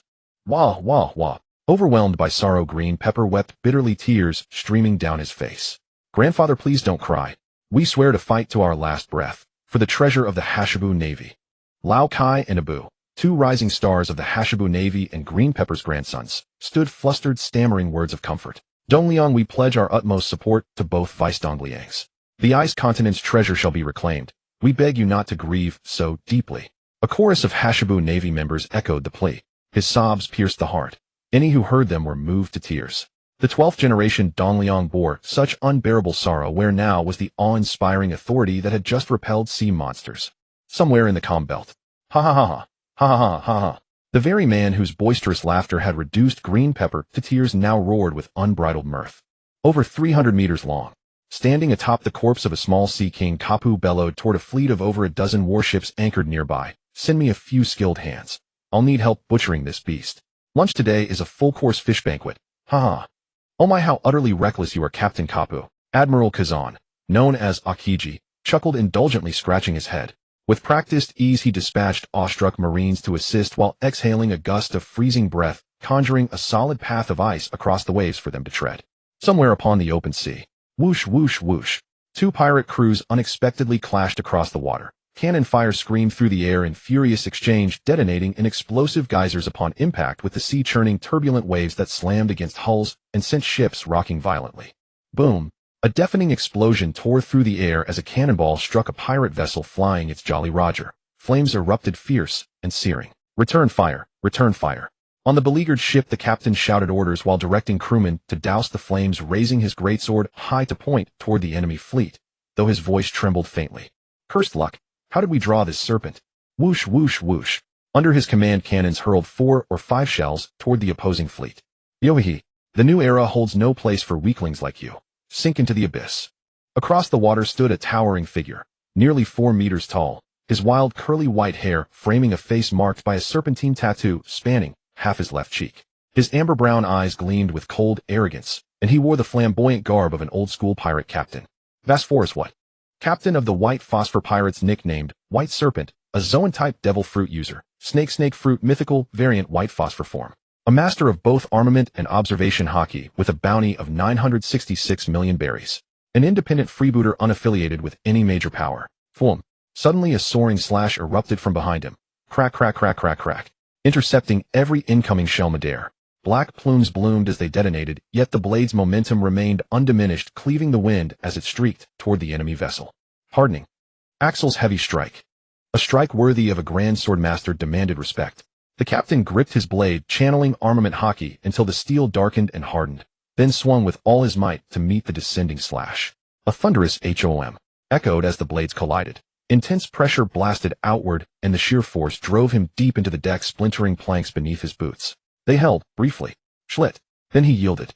Flung backward, a deep, bone-exposed gash split his chest, blood arcing crimson into the air. Coo! Thud! Spitting blood, his eyes rolling white, he crashed lifelessly onto the deck. Axel, the captain bearing a 200 million berry bounty, had fallen grievously wounded to a single stroke from the enemy's vice-captain. Wensi Kampu, vice-captain of the White Phosphor Pirates, known as White Ghost, a grand swordmaster-level swordsman with a bounty of 645 million berries. Pitiful weakness. The tide of the new era is no stage for your kind. Kampu slid his blade smoothly into its scabbard. Towering over 2 meters, his lean, powerful frame filled his pristine white samurai robes, wind rippling the fabric tight against his sinewy musculature. Yohihi, Captain What laughed, a sharp, merciless sound, his ambition blazing with unrestrained ferocity. Men, give them a farewell worthy of legend. Sink them. Boom, boom, boom. Whoosh, whoosh, whoosh, whoosh, whoosh, whoosh. Dozens of cannonballs launched in unison, reducing the enemy ship to splinters in seconds, consumed by roaring flame before vanishing beneath the waves, sealing a swift, overwhelming victory. Onward, we march. Our era calls us forth. Brew, brew, brew. The shrill ring of a den mushy pierced the air, reaching every ear present, and instantly spurred a young man with golden wave-like hair to accelerate his movements. My apologies. I'm afraid our little game must end here. Wearing a formal hat adorned with goggles, the youth danced effortlessly through a circle of pirates. A scar marred his left eye, but his confident smile remained unwavering. He formed his hand into a dragon claw, thumb bent, index and middle fingers extended, ring and pinky folded tightly. Dragon's claw. Armament hockey surged across his fingertips. Three-toed shattered their weapons effortlessly, then snapped their throats with lethal speed. In the blink of an eye, the last resistance aboard the ship dissolved. This is Sabo. Having dispatched every foe, the golden-haired youth retrieved his den mushy and answered the call, only to hear the device mimic its owner's furious expression and erupt with a girl's indignant shout. Ah, Sabo, can't you ever follow the plan? Going off alone, how utterly reckless. Claire's voice crackled with righteous fury over the line. As Sabo's partner, she seethed, not only at his habitual impulsiveness, but at his solo detour to Skypea Island via an alternate route. Hey, that wasn't the plan at all. Ha ha ha. Don't get angry. I've grasped the core objective perfectly. And as for execution, well, I do have a plan for my recklessness. It's all part of the same strategy, Claire. Sabo grinned sunnily, earnestly insisting his actions were deliberate, calculated, even if wildly unconventional. Yeah. Her shriek spiraled into pure, unhinged hysteria. If she'd been standing before him, she'd surely seize his collar and shake him violently, unleashing a torrent of demonic, scathing commentary. The storm of the great event had broken. Countless ambitious factions, each driven by dreams and destiny, now converged upon the Feast Island, guided by the eternal pose pointing unerringly to Skypea. Countdown, 3 days. The Feast Island. Sizzle, crackle, a magnificent, colossal, magical array woven from intertwining gold and azure bloomed in the void, unleashing countless bolts of soul-seizing savage thunder and lightning that enveloped the Feast Island and the stone stairway below, sealing off any possibility of early boarding, awaiting only the moment when the grand feast would truly commence. A curtain of lightning cascaded down, stretching from 10,000 meters above to the sea surface, reacting with the water to electrolyze vast quantities of hydrogen and oxygen, which were then ignited by the sparks from the flashing lightning, setting the lower edge of the electric curtain ablaze, radiating scorching heat waves that forced the forces already arrived in the vicinity to retreat to a distance, silently biding their time. Roar! Suddenly a high-pitched, resonant dragon roar echoed across the eerily still sea. The various factions from the New World couldn't help but look up at the sky, where 10,000 meters above an azure dragon spanning hundreds of meters was soaring. As its massive dragon body rolled and flew under the sunlight, each scale gleamed with a blade-like blue radiance, showcasing the dragon's formidable physique and offensive defensive power to the world. One of the 4 emperors, Kaido. Exclamations arose one after another. Sensing the dragon's might, which rivaled that of conqueror's haki, the many forces below wore solemn expressions. The name world's strongest creature brought them immense pressure from the moment of his appearance, causing some to feel fear and dare not contend with him. He at that moment, as the dragon's might dominated the sea, a lion's prestige, also not that of conqueror's haki, swept in. Even the sunlight was affected, bursting into even more brilliant radiance, highlighting the golden figure flying out from the electric curtain separated by 10,000 meters. It's been a long time. Kaido, that brat who once served under Captain Rocks, has now grown to the level of an emperor. Whitebeard, Kaido, Linlan. Truly none of them have disgraced the captain. Years later, meeting his former comrade again, Shiki burst into wild laughter. 2 of the 3 legendary pirates, 3 of the 4 emperors. The era of Rocks had passed, but the era of his crew members continued. The sea held infinite possibilities. Sky King, Shiki. The fierce, majestic dragon had fixed its gaze on the figure before it. Kaido, opposing the lion's prestige with his dragon's might, declared with imposing tone, after disappearing for so many years, your comeback has truly brought me a great surprise. The throne in the sky, that is the dragon's seat most suited for me. Surrender it. No matter how much an aging lion rejuvenates itself, the dragon will always be the true sovereign. With a defiant laugh, Shiki's eyes narrowed, and he curled his lips arrogantly. His vast conqueror's haki leaked out, churning the clouds, and pressing down irresistibly on Kaido, who had provoked him. The dragon is the sovereign. Kaido, brat, the 4 emperors are nothing but a crumbling false title. Don't get lost in the glory of the past and fail to see reality. Listen to the sea below, those soaring voices, those fiercely burning ambitions. When the spirits spread across the sea, they will surely surround and burn away the name of the 4 emperors, ushering in a grand era of contention among heroes, rendering your authority unable to withstand the challenges of the new age. Pressed by Shiki's conqueror's haki, Kaido responded fearlessly with his own emperor-level domineering aura, which crashed against the others. The 2 forces clashed violently in the air, spawning countless black lightning bolts. Don't underestimate me, Shiki challenged by upstarts. I've long grown tired of such things. Some weaklings who don't know their place. Their fate won't change with the era. I am the king who can change the world. The so-called new era is merely a new stage to help me change the world. So Shiki, hand over the throne in the sky. Tell me the location of Sky Island, Give me the subsequent iterative power system. Step back peacefully. A lion in its twilight is only fit to live in the legends of the past. Amid Kaido's domineering declaration, Shiki laughed maniacally, but the laughter was filled with anger. His indifferent eyes were icy cold, radiating an extremely dangerous light. As expected, such arrogance is in need of a harsh dose of reality. Hey Laxus, an opponent at the level of the four emperors. Are you interested in giving him a baptism to make a name for yourself, while also intimidating those restless upstarts below? Having himself been baptized thoroughly twice, Shiki, as a former comrade, intended to uphold the vow of sharing hardships, and called out Laxus's name with a sneer. He believed that with the other's strength, Kaido could surely be made to face reality. The four emperors. Were they really such great figures? How many blows from the Thunder Dragon God's full power could they withstand? Now I'm curious. Secretly planning to baptize Kaido's confident, Shiki received a disappointing reply. Yahihi. Suddenly, an opening appeared in the electric curtain, and from within came Ye's intrigued voice. Stop messing around, Shiki. It's rare to encounter a fruit form that feels so familiar. Come back. Oh, and you four emperors, Kaido, come in too. But you have to stay in this form, Azure Dragon. Dragons in memory, huh? Huh. Two surprised hums sounded simultaneously. Shiki was disappointed. Wasn't this too unfair? But dragons in memory.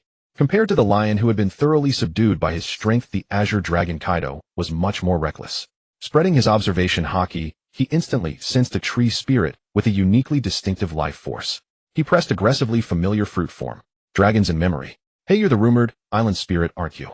Explain clearly, what do you mean by dragons in memory? In some iterative era buried deep in history, did dragons once roam this world? What happened? Answer me. Yahihi, with an ethereal laugh, he flew out of the gap. Under the penetrating gaze of the dragon-formed Kaido, she landed lightly on his head, curiously touching his dragon horns and scales. Want to know the answer? Fine, then be my mount first, and let me truly experience the feeling of being a dragon rider, huh? Be a mount. Instantly enraged, the dragon-formed Kaido tossed his head high, throwing Yi off, and pressed his savage aura, without reservation, onto the island spirit who had insulted him. Who do you think I am?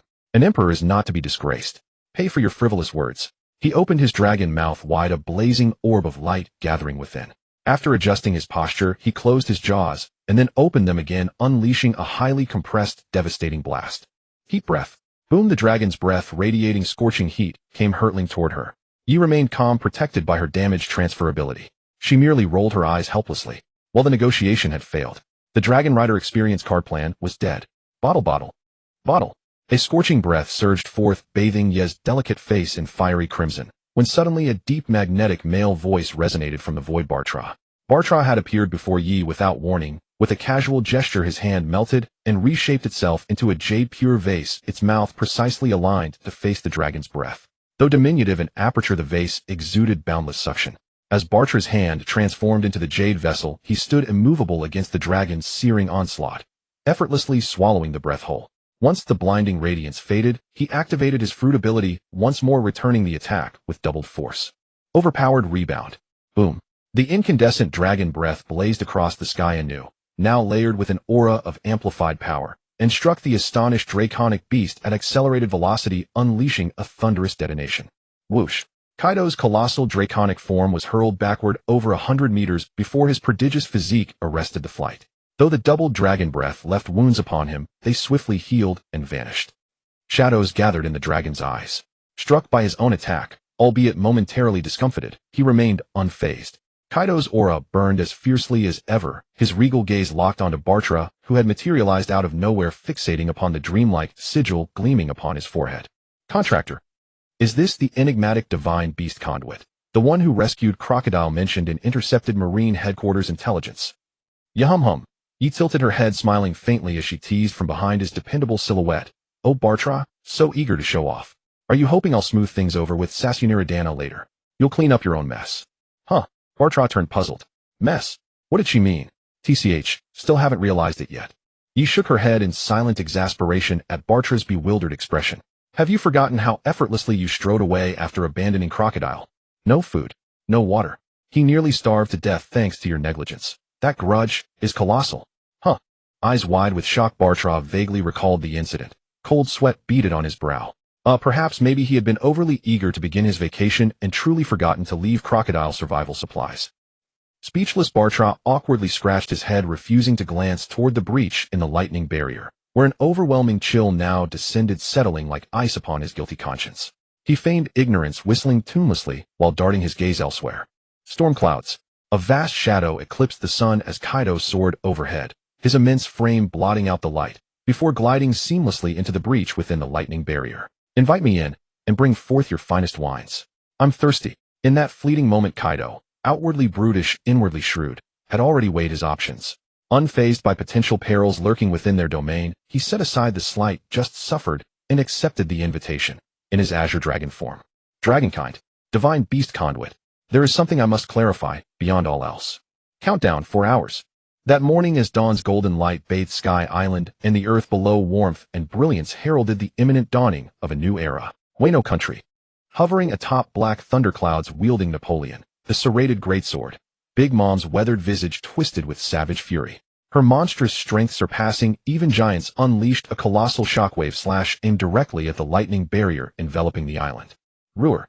The devastating strike slammed into the barrier, warping it inward as if about to rupture, until Laxus, elementalized, streaked into position. With calm resolve, he raised his hand and channeled torrents of additional lightning, utterly dispersing and erasing Wano country's assault. Unauthorized entry into the banquet venue is strictly prohibited. Even the 4 emperors are no exception. Brat. Warned coldly by Laxus, Big Mom's rage deepened into something far more sinister. Dare not test an emperor's dignity. If Kaido may enter, so may I. Open the breach now, or this nuisance of a barrier shall cease to exist. Eyes marked with lightning flashed disdainfully toward Big Mom, Laxus' lips curled into a battle-hungry smirk. You refuse to heed reason. Excellent. Since someone harbors peculiar affection for the Azure Dragon, and forbids me from defeating him in disgrace. TCH. Disgrace. Then let Thunder Dragon God's frustration fall upon you. ZZZT. Lightning crackled, Laxus blurred into motion, erupting beyond the barrier. Fusing the powers of the Rumble fruit and Dragon Crystal, his eyes blazed. 1 gold, 1 azure, radiating dazzling volatile lightning. For Emperor. Come, let me gauge your worth. How many strikes can an Emperor withstand? Thunder Dragon Gods, roar. Even as he spoke, Laxus arched backward, inhaling deeply, golden and azure currents streaming from either side of his mouth. From his open maw burst a magnificent interwoven magical array, launching a lightning barrage far vaster than Wano country's. Brat.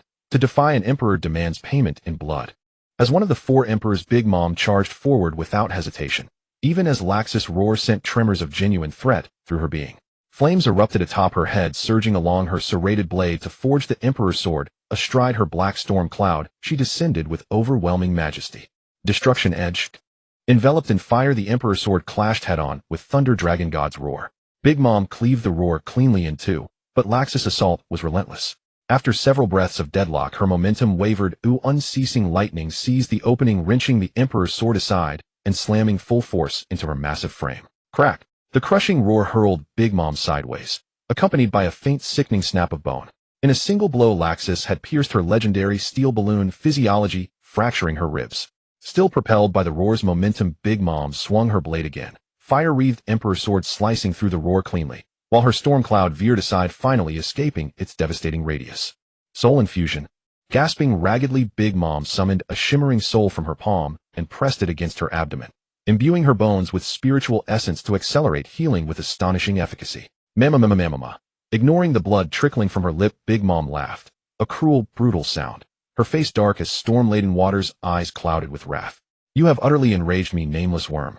You have thoroughly angered me, insignificant nobody. Buzz. Conqueror's haki burst forth and entangled the flames burning on the sword blade, growing even more crimson, as if wrapped in a viscous substance. Radiant sword. Big Mom's expression was ferocious. The dark clouds beneath her feet released powerful lightning energy that continued to envelop the sword blade. Combining lightning flames and serrated blade into one composite technique, she mustered all her power into the tip of the sword and unleashed one of her ultimate moves. Mother's Visit Cannon, 3,000 miles. Boom. Exhilarated and bloodthirsty with a savage expression, Big Mom fiercely slashed a giant wave toward Laxus. The wave left the sword and in its rapid rush transformed into a colossal female figure. It seemed to possess its own consciousness, chasing after the target in erratic flight. Oh, advanced application of Conqueror's haki. Drawing out the word, Laxus was thrilled by the sight. As a powerhouse who also possessed Conqueror's haki, he knew his own situation well. Although he could already proficiently release Conqueror's haki to clear out underlings, he was still clueless about the more profound techniques. Lightning armor. With resolve in his heart, he released golden and blue lightning that tightly enveloped himself, intending to personally experience the actual effects of the advanced application of Conqueror's Haki and seek inspiration. Crackle sizzle. Violent lightning enveloped Laxus. With anti-gravity acceleration, he closed in to meet the attack. Thud. A dull impact sound suddenly rang out. As soon as Laxus approached the female, an invisible force that ignored the lightning armor struck his body, acting on his internal tissues and organs. The powerful force caused his blood and chi to churn, internal injuries, and a trickle of crimson from the corner of his mouth. Ignores defense. Again. Sitting on the head of the dragon form Kaido, Yi shaded his eyes with his hand and peered through the barrier at the battle scene outside. You're being a bit too arrogant, Laxus. Compared to these monster emperors, the advantage of your multi-system lies in the higher ceiling of offensive power, not in physique. Well, if you want to explore the advanced application techniques of Conqueror's Haki, then taking this loss is fine. Your physical body, converted from magic power though inferior, can withstand a few days of beating without much trouble. It's good to experience it. Truly worthy of the first generation, so brave. Dragon form Kaido also let out a sigh of admiration. For the sake of further developing Conqueror's Haki, he actually chose to be beaten and personally experience its effects to find inspiration. Butcher was glad that not having Conqueror's Haki wasn't a bad thing. He didn't have a masochistic streak. Hearing Butcher's teasing, Yi pretended not to know what he meant by first generation. He reached out his small hand and patted the dragon's head, saying, "You can transform back now. I reckon if you keep riding on his head so blatantly in front of his true body, you'll also provoke a conflict with another emperor." Kaido, who had transformed back into human form, had a ferocious expression, staring intently at Butcher as he slowly detransformed and returned to his original appearance, his mind churning. Turning his hand into a bottle to absorb the returning heat breath. That's the effect of a paramecia-type devil fruit. Now this copying ability. Is it because of the elf pattern on his forehead? Divine Beast Contractor, Divine Beast. Such a bizarre ability, perfectly copying others' fruits. Even in the pre-iteration power system, a Divine Beast level contracted spirit. This effect is too insidious. A Divine Beast seems like I want it. Hypocritically, among those present, not only Kaido coveted the dreamlike ability, but Crocodile, who was sitting quietly on a chair, also became interested. He cast a cold glance at the pattern on Butcher's forehead, then peeked out of the corner of his eye at a certain small creature standing beside him. Over 2 meters tall, with a tail behind it, its body covered in armor-like green shell from which extended 2 rows of sharp spikes. There were several triangular holes in the chest area, giving it a demon-like appearance. Pseudo-legendary Pokemon, Tyranitar. It stood motionless, its 2 upper limbs stretched out diagonally. Its robust physique seemed capable of remaining unmoved under any attack. Its arrogant eyes held powerful confidence. Once enraged, it could easily reshape the surrounding terrain with its formidable strength, destroying mountains when encountering them, flattening forests when encountering them. Combined with this sandstream ability, it could summon a sandstorm in the destroyed area, creating a home field environment. Gwahaha. Recalling the information fed back after contracting Tyranitar, Crocodile withdrew his gaze. The Pokemon he had contracted a few days ago was not a divine beast, but it was more compatible with his fruit ability. There was no need to look at one mountain while longing for another, he just needed to develop its Mega Evolution form well. According to the information provided by Yi, Tyranitar's final evolved form was not weaker than some divine beasts. "Boss, have some tea." See, the captain C respectfully walked up to Crocodile, bowed his head, and handed over a cup of tea he had personally brewed. He had finally gotten his wish, and was brought to Feast Island. Taking the teacup, Crocodile's face was calm, but his eyes glanced at the other 5 cups of steaming tea on the tray beside C. "Everyone present is a big shot, don't neglect them." "Yes, boss." C immediately responded, bowing with excitement and gratitude. His new boss had such prestige. The people he conversed with were either kings or emperors, and he was also very warm, which eased C's nervousness about wanting to pour tea. "I was indeed clever. Kings and emperors mean nothing. The first cup of tea must be given to the boss." Giving himself a mental thumbs up for being sensible, C approached Shiki and once again respectfully offered tea, saying, "Be big shot, have some tea." "Jihahaha." Shiki laughed heartily, in a very good mood. He raised a finger, and the teacup in C's hand was influenced by the float fruit ability and flew into his hand. He took a light sip. "As a subordinate of my good brother Crocodile, after the feast ends, if there are any remaining Pokemon that haven't been contracted, I'll take the liberty of giving you a chance to pick one at will." Off. Surprise! The surprise came so suddenly that C was a bit stunned. "That can be done."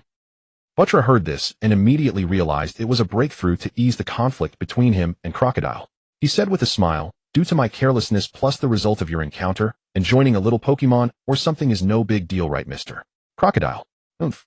With a cold snort of anger, Crocodile glanced at C, whose excitement was hard to contain, and said nothing more. He picked up his teacup and drank his tea. It's settled. Seeing that Crocodile did not refuse, Buttra immediately made the decision and gave C a friendly smile. Thank you for the favor, big shots, he. Grinning foolishly, C quickly handed teacups to the remaining people, even leaving one at the empty seat of Laxus, who was still fighting Big Mom, being thorough and not neglecting any big shot. 1 hour later. 3 hours later. The courtyard. A rapid staccato of knife strikes against the cutting board. Leggio, clad in a soft pink homeware ensemble, moves with practiced grace in the kitchen, deftly dicing vegetables and meats before arranging them neatly in separate empty plates. Master Su. With preparations complete, Leggio turns to Su's Waji Nan with a serene, gentle smile. Shall we now ignite the stove, pour oil into the wok, and heat it? Yes. Patiently answering the novice's query, Su's Waji Nan nods. Once the oil reaches 8/10 heat, add the aromatics first to release their fragrance. Then introduce the meat for stir-frying. Understood. Leggio beams brightly, then her expression tightens with quiet tension as she embarks, heart pounding, on her very first culinary endeavor. Half an hour later. At the dining table, Li Shu gazes at the 4 dishes before him, neatly plated, visually appealing, and glances sidelong at Leggio with mild surprise. A faint teasing curve lifts his lips. Well, talent runs deep, doesn't it? I'd spent half the afternoon steeling myself, bracing to swallow even a charred lump of coal with theatrical delight, just to preserve your passion for cooking. Who does he think he is underestimating? She raises one eyebrow, wordlessly amused, then choosing magnanimity over retort, offers him chopsticks with both hands. Please taste them first.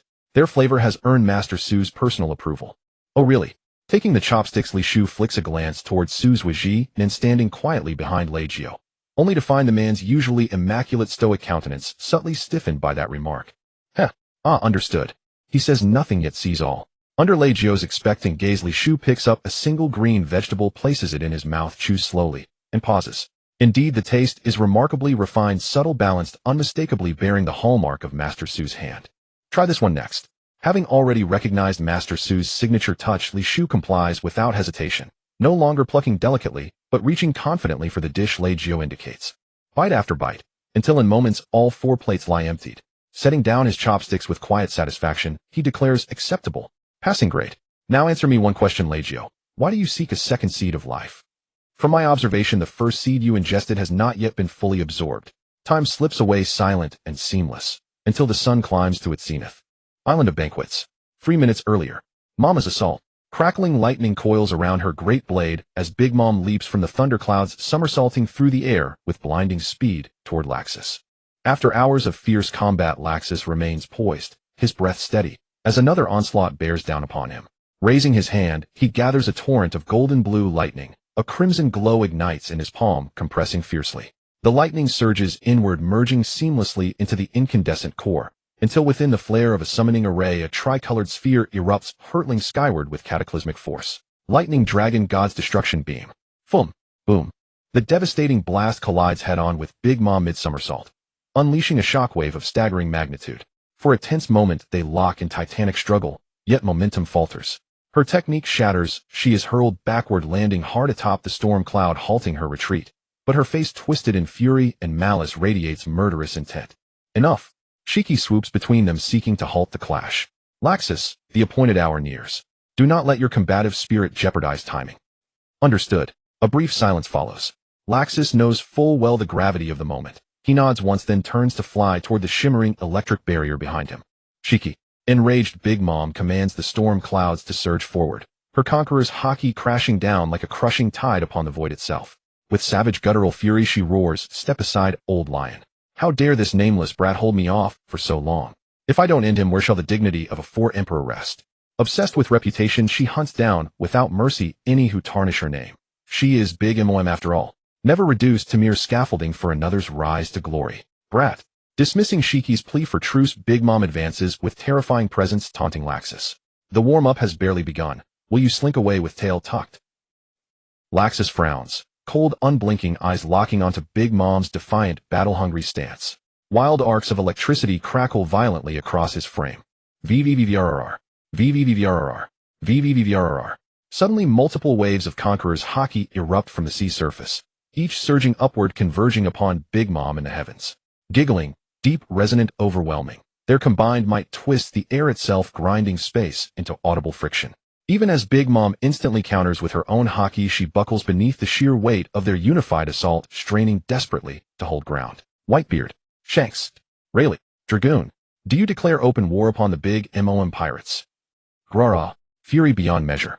Though kilometers distant, Big Mom, grappling with the crushing pressure of Force Sovereign Oris, shrieks downward in raw, unhinged hysteria. Why? Why does everyone stand against her? Garea, atop the Moby Dick, Whitebeard stands tall, katana held firm, his conqueror's haki roaring outward like a tempest. His gaze, piercing, regal, utterly unyielding, locks on a Big Mom above. War? If that is how she interprets it, he accepts, though only after the banquet concludes. On the Red Force ship, Shanks, the red-haired, and Rayleigh, the Dark King, stand shoulder to shoulder, their conqueror's haki lancing skyward toward Big Mom, yet conversing calmly amid the storm. First mate, you joining this spectacle surprises me somewhat. After years in seclusion, you emerge openly at this volatile juncture. There must be compelling reasons you cannot ignore. Ha ha.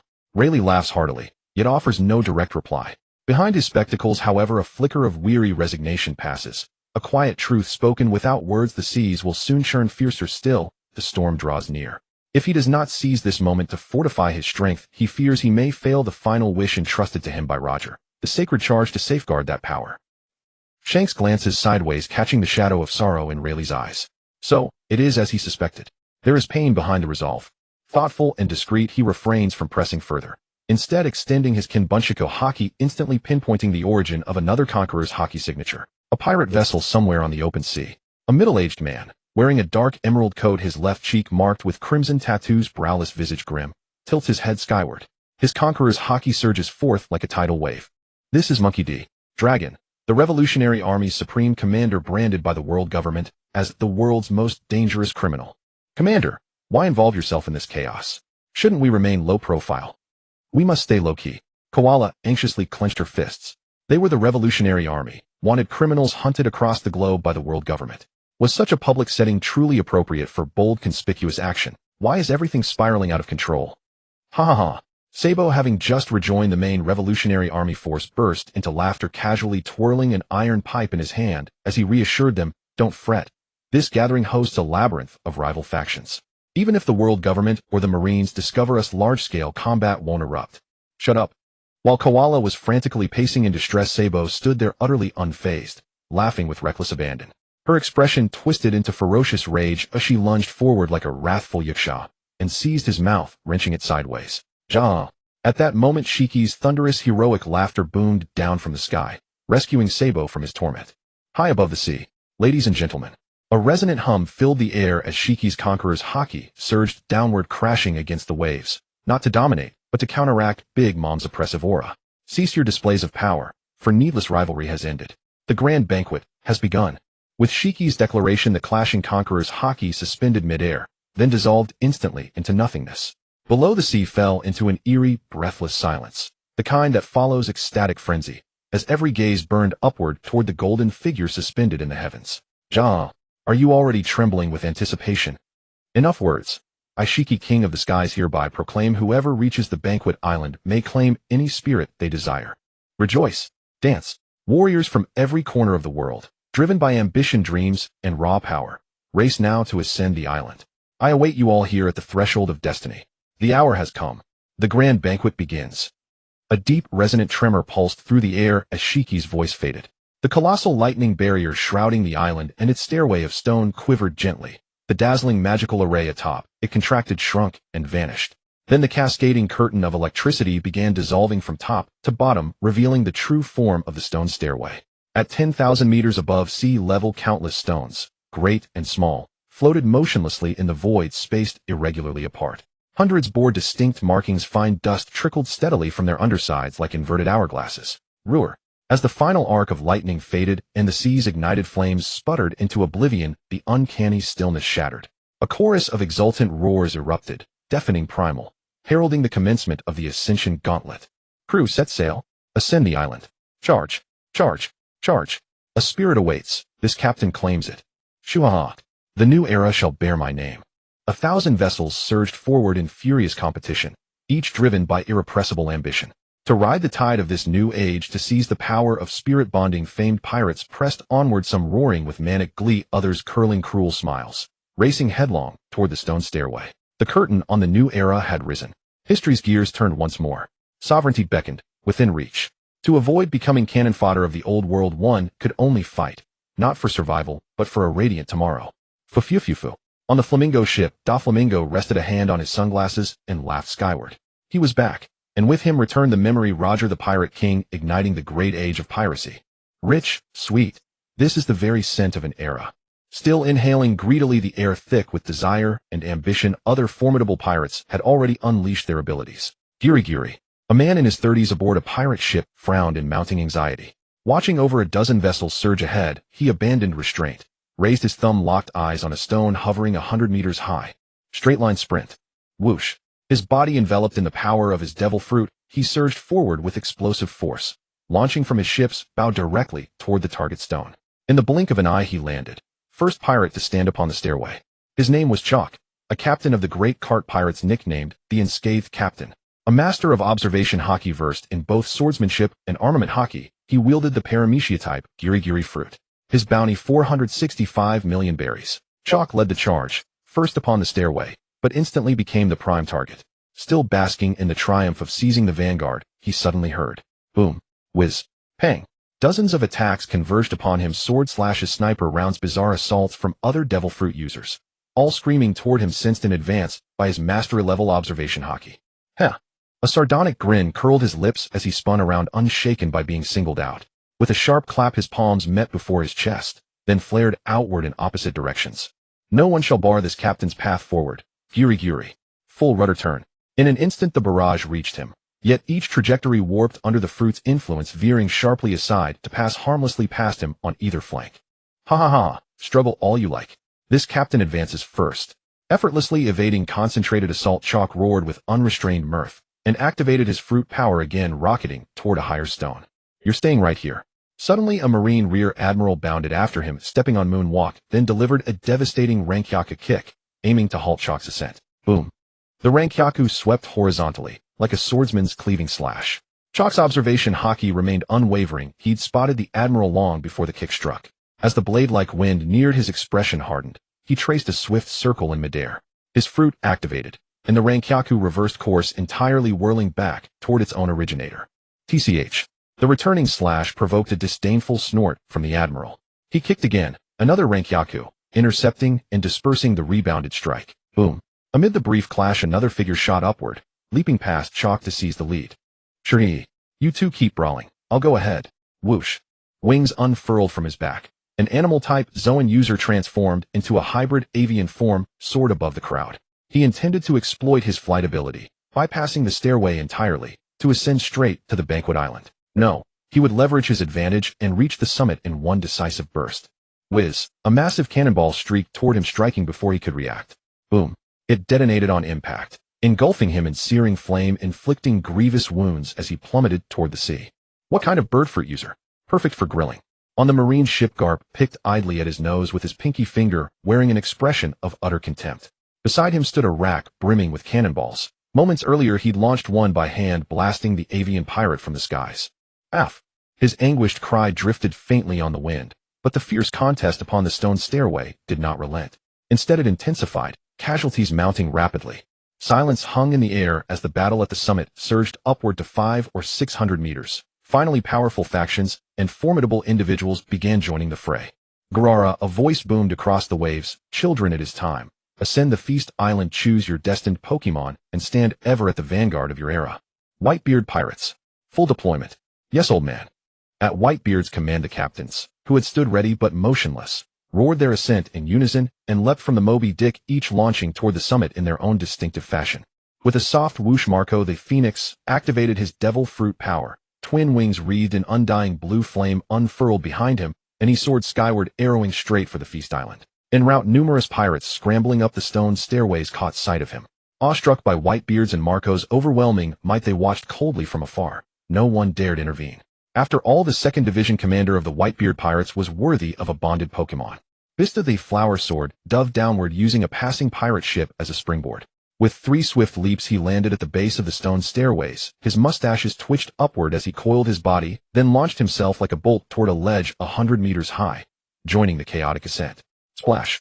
Nami the shark fisherman and 8th Division commander plunged into the sea, his aquatic heritage granting him effortless speed beneath the waves.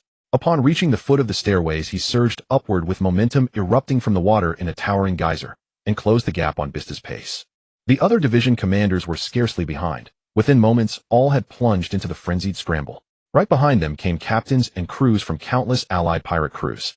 Oh my, Kizaru's sunglasses glinting, an expression lazily lewd murmured as he watched the white-beard pirates' captains swiftly scale the stairways. His gaze lingered upon Marco, engulfed in blazing flames. Admiral Garp, Whitebeard has moved. Shall we depart? And shall I intercept the Phoenix? Ha ha ha. Garp bellowed, flashing rows of iron-hard teeth. Let each ascend by their own strength. Fleet Admiral Sengoku instructed us to act according to circumstances. Conflict during the island approach is ill-advised. For now, let peace hold. He gestured for Marines to roll forward. 2 more cannonballs rolled up his sleeves, and an irrepressible impulse flared. Drawing a deep breath, he bellowed, Marines, all of you, take flight. Let this old man lend you a hand. Huh. The admirals aboard a dozen Marine ships exchanged baffled glances, but orders from Admiral Garp demanded absolute obedience. One by one they vaulted into midair and stepped onto moonlight-infused cloth hovering above Garp's vessel. Fistbone. Meteor shower. Whoosh, whoosh, whoosh. Garp's arms blurred as he seized cannonballs and hurled them skyward toward the airborne admirals, their velocity carving shrieking trails through the air. See Captain Garp? Staring in frozen disbelief as cannonballs hurtled toward them, one admiral, dazed, was struck squarely in the flank. Yet the projectile did not detonate. Instead, a gentle yielding force compressed his torso into a perfect C shape before propelling him forward with immense kinetic energy, hurling him toward the stone stairways. In no way. To attain the rank of Admiral, one's intellect must exceed the threshold of competence. Witnessing the first victim, they broke into cold sweat, realizing with chilling clarity that Garp's help was precisely what it sounded like: raw, unrefined single-motion power. No, boom, boom, boom, boom. Eyes wide with horror, admirals were struck one after another, each impact drawing sharp gasps, sending them rocketing skyward in wildly contorted postures. Allah, Kazan rolled his eyes, exasperated. His revered Captain Garp truly knew no bounds, publicly humiliating the very admirals entrusted with suppressing the seas. Only he could pull off such audacity. Fine, have it your way. Kazan shook his head, leapt into the air, and, just as Garp launched another volley, adjusted his stance to land lightly atop a cannonball, soaring onward with dignified grace. Golden light shimmered and coalesced. Kizaru materialized elegantly upon a cannonball, gliding beside Kazan with effortless poise. Elsewhere, silence. Still as unrestrained as ever, old man. Dragon observed the Marine's commotion, his eye twitched involuntarily. That carefree, reckless spirit had never softened, not even with age. Kara's. Turning his back on the assembled revolutionaries, Dragon called out to Kara's commander of the Northern Regiment, move out. Kara's, a bald, grim-faced man wearing a metallic birdbeak mask and a long black feathered coat, rasped hoarsely before activating his devil fruit power. Caw, caw, caw. From the quiet pirate ship, flocks of enormous crows erupted from the hull, flapping upward to circle the sky in ominous formation. I'll go ahead, Chief. Lindbergh, the Southern Regiment commander, a mink with a cat-like visage, grinned cheerfully, then ignited his jetpack and soared toward the Feast Island. Depart. Whoosh, whoosh, whoosh. Sabo, Koala, Hack, and Morley leapt in unison, landing atop waiting crows borne aloft toward the Feast Island, while Dragon remained rooted below, unmoved and unhurried. Caw, caw, caw. The raucous cries pierced the air, drawing countless curious glances. Drag. A furious roar tore across the waters. Dragon stiffened, but his composure held steady as he turned toward its source. Long time no see, father. Before the words left his lips, over a dozen pitch-black cannonballs hurtled toward him, his father's brand of affection. Boom, boom, boom. The projectiles detonated midair, shattering against an invisible wall of wind. Thunderous blasts gave way to a gentle breeze, scattering the smoke into nothingness. You damn brat. You've stirred up quite the storm. The world's most wanted criminal. Consider yourself under arrest. Surrender now. His tone was formal, but Garp idly picked his nose, utterly devoid of any intention to enact righteous justice. Silence. Then Dragon ascended silently into the air, summoning his devil fruit power, and tossed back a theatrical taunt. Old man. If you want me, come and catch me. Don't run. Seeing Dragon glide away on currents of wind, Garp roared, hurling every remaining cannonball. But Dragon evaded them all with effortless grace, untouched. TCH. A sardonic curl lifted Garp's lip. Wings have grown strong indeed, to defy the world government. Truly, my son. Silence. The Marines pretended not to hear, glancing left and right with practiced nonchalance, while inwardly screaming, remember your rank, Admiral Garp. This is not something we're supposed to overhear. On the sea, the flamingo ship now carried only Mihawk alone. He gazed at the chaotic scramble upon the stone staircase ahead, his eagle-like eyes filled with boredom. Moi. Suddenly, he let out a soft hum, leaping to the top of the pirate ship, gazing toward the sea behind him. There he sensed a sword aura. A figure with short black hair, a stubble beard, and an X-shaped scar across his forehead extending to his eyes, as if they had been injured. The newcomer wore a pale purple kimono with a black-purple sash, a purple scarf wrapped around his neck. He carried a long sword and sat cross-legged on a floating stone, drifting slowly forward. With closed eyes, he skillfully maneuvered between the halted pirate ships and soon arrived before the flamingo ship carrying Mihawk. I am Isho. May I ask for passage? 700 meters away. He, a figure with pink twin tails, a crown, and a wine-red umbrella, Perona's spirit, floated in midair surrounded by 4 negative ghosts. She pointed her hand, and the 4 ghosts charged at a pirate passing through him. I'm sorry. I'm nothing but a weed unworthy of a spirit. Please step on me if you must. Overwhelming negativity engulfed the pirate's mind and body. He knelt, losing all ambition, sinking into endless despair. Suddenly, the despairing pirate received a fatal blow. A long blade pierced his back, running through his left chest, killing him instantly. The figure materialized. Absalom, user of the clear fruit. Don't waste time. We need to catch up to Lord Moria, clear the obstacles, and ensure a smooth path to the banquet island. Withdrawing his blade, Absalom, his stitched leopard face, looked up toward the higher stone steps where their captain was fighting. At 1,400 meters. 2-sword style heavy single slash.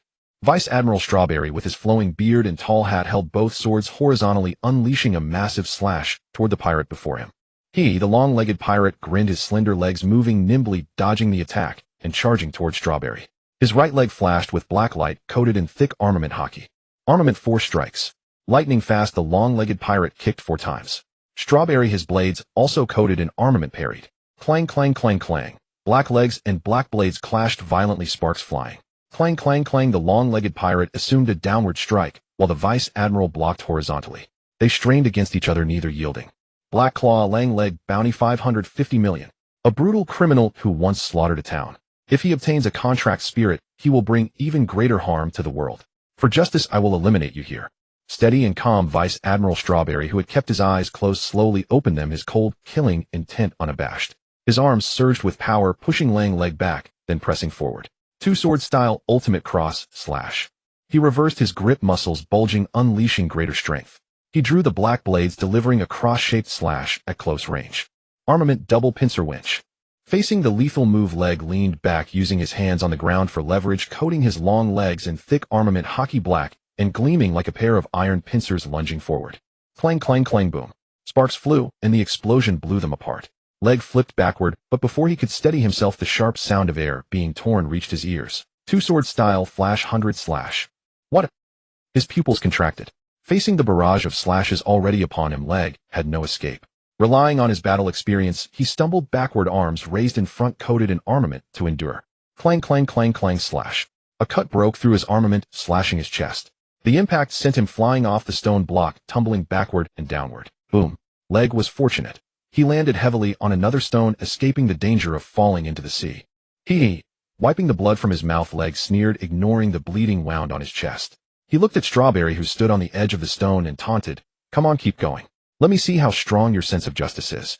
Do you want to kill me here, or do you desire the power of a spirit to secure your place in the new era?" Strawberry narrowed his eyes, assessing Leg's injuries. He realized that defeating him here would not be quick. Leg laughed, then shot him a vicious glance, pushing off with his legs to choose another route, continuing up the stone steps. He breathed a sigh of relief.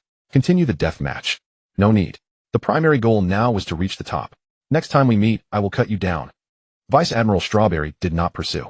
He recalled Sengoku's warning before departure. In the tide of the new era, the core objective was to obtain more contract spirits. At 2,200 meters. Crack, crack, crack, crack, crack, freezing cold instantly crystallized, turning a notorious pirate into an ice sculpture. Nearby, Akiji exhaled a cold breath, raised an ice spear, and pierced his head, killing him. Fufufu, how terrifying. A pirate with a bounty over 600 million fell in less than a minute. Admiral Akiji, truly one of the Navy headquarters, 3 top combat forces. Era. Kazan smiled nonchalantly, his lazy eyes scanning a distant stone block. There Doflamingo stood with a crooked grin, his posture poor. Behind him, the members of the Don Quixote family, Treble Pika, Lao G Buffalo, and others. What a capable leader, user of the string fruit. You could have climbed faster, but you chose to escort them, slowing yourself down, Doflamingo. Of course our young master is the best leader to die for. Dellinger and Machvise, intimidated by Kazan's strength, only dared to praise Doflamingo in their hearts. They were family. How could they abandon anyone? Fufufu, Doflamingo chuckled low, not continuing the topic.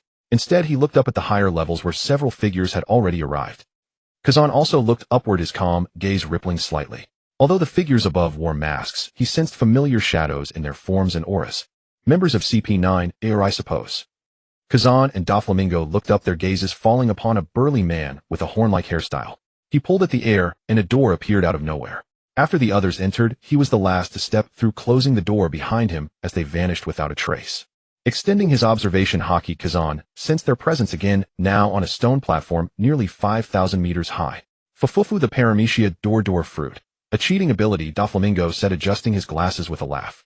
Doflamingo, not wanting to waste more time with Kazan, used his string ability to pull the others upward. Kazan scratched his head, pondering whether Spandam, that fool, had sent the entire CP9 team on a secret mission just to capture a spirit and earn credit with the world government. Era troublesome, Kazan muttered. At 5,000 meters, a woman with a golden ponytail wearing an Oni mask to conceal her identity called out to the leader, Lucci. Are you sure about this? Her voice was hesitant. We already have the child of the devil's whereabouts. Instead of capturing her, we're following that idiot's orders to catch a spirit, even putting our long-term mission on hold. Is that really okay? Enough, Khalifa, the leader said, turning around to reveal his pigeon mask. We are agents, born to execute orders. No matter how idiotic the command, we must obey, absolutely. Absolute obedience. Don't question this again. Understood. Khalifa lowered her head, choosing to accept Lucci's reasoning. Though still resentful. Years of undercover work yielding little, and now a golden opportunity slipping away. She knew better than to argue. But won't Iceberg grow suspicious if so many of us disappear at once? A quarter of an hour had passed since the thunder barrier dissipated and the various factions began climbing the stone stairway. Countless ambitious souls had either just entered the chaotic arena or ascended to a certain height. Fierce competition raged everywhere, with the weak falling at every moment, becoming stepping stones for the strong. At that moment, on the distant sea, 30 or 40 pirate ships, no vessels resembling marine warships, lined up and rapidly approached. The inverted marine flag with a sword piercing a skull flew high above them. Inyo Marines pirates. The new era has no place for cowards and villains like you. The future of the world belongs to the Inyo Marines. Die here, all of you. The former Marine Admiral Blackarm, Zephyr, wore black sunglasses and had a sea-stone crushing machine on his right arm. His aged face was filled with hatred and madness. The times had changed, and the new world's Marines would be defined by him. Explosive rock, a special or that is harmless by itself, but when it comes into contact with oxygen, it unleashes tremendous power. In sufficient quantity, it could easily sink an island. A 1-meter-long transparent glass tube containing pink liquid was held high by Zephyr's crushing machine arm and hurled violently toward the stone stairway. With a whoosh, the glass shattered upon impact with the lowest stone block. The liquid spilled, and the moment the ore inside touched the air, a deafening explosion engulfed a kilometer-wide area, instantly swallowing the stone steps and countless unsuspecting pirates and Marines. Blinding light and intense heat evaporated massive amounts of seawater, creating steam. When the white smoke cleared, the nearby pirate ships were either burning and sinking or reduced to splintered wreckage. As for the stone stairway, everything within 700 to 800 meters above the sea level had been shattered or vanished except for a few large isolated stones. The contrast with the dense steps above was stark. The commotion was so immense that every climber paused. Countless eyes were drawn to the scene, sweeping over the empty steps, glancing at the boiling sea below, ignoring the cries of survivors falling into the water, and finally fixing their stunned gazes on Zephyr's position. And Master, many vice admirals and rear admirals widened their eyes in shock, utterly surprised by Zephyr's arrival and the chaos he had caused.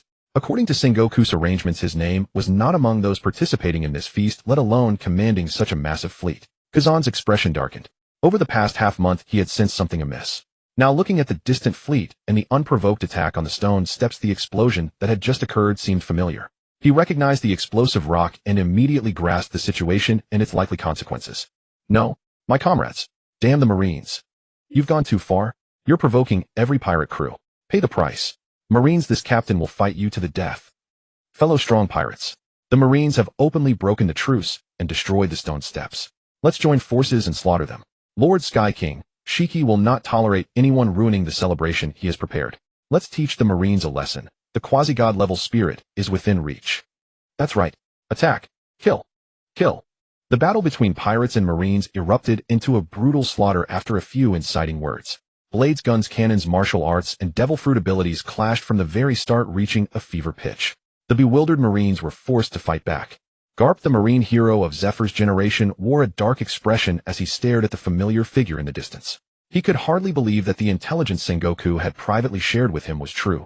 Zephyr had truly betrayed the Marines and established his own faction. Zephyr, how could you? Garp was heartbroken and grief-stricken. Even with the evidence before his eyes, he refused to believe that his comrade in arms who had fought beside him now stood against him. Marines, your life is mine. At that moment, a reckless pirate swung a blade at Garp, becoming a vent for his fury. With a sharp glare, Garp clenched his right fist and delivered a furious straight punch. The blade shattered and the fist slammed into the pirate's chest, producing a loud shockwave. The pirate was killed instantly, his body flying backward, crashing into a stone block, shattering it, and continuing to soar into the distance. Zephyr. Garp's anger eased slightly, but he roared in disbelief. Why? Why did it come to this? You were once righteous and selfless, wanting to be a hero. You trained so many excellent pillars for the Marines. How could you betray them? We were comrades who had each other's backs. Resentment, reluctance, unwillingness. Garp's roar echoed in everyone's ears. The Marine officers felt their spirits sink as if they had returned to the days of being taught by Zephyr.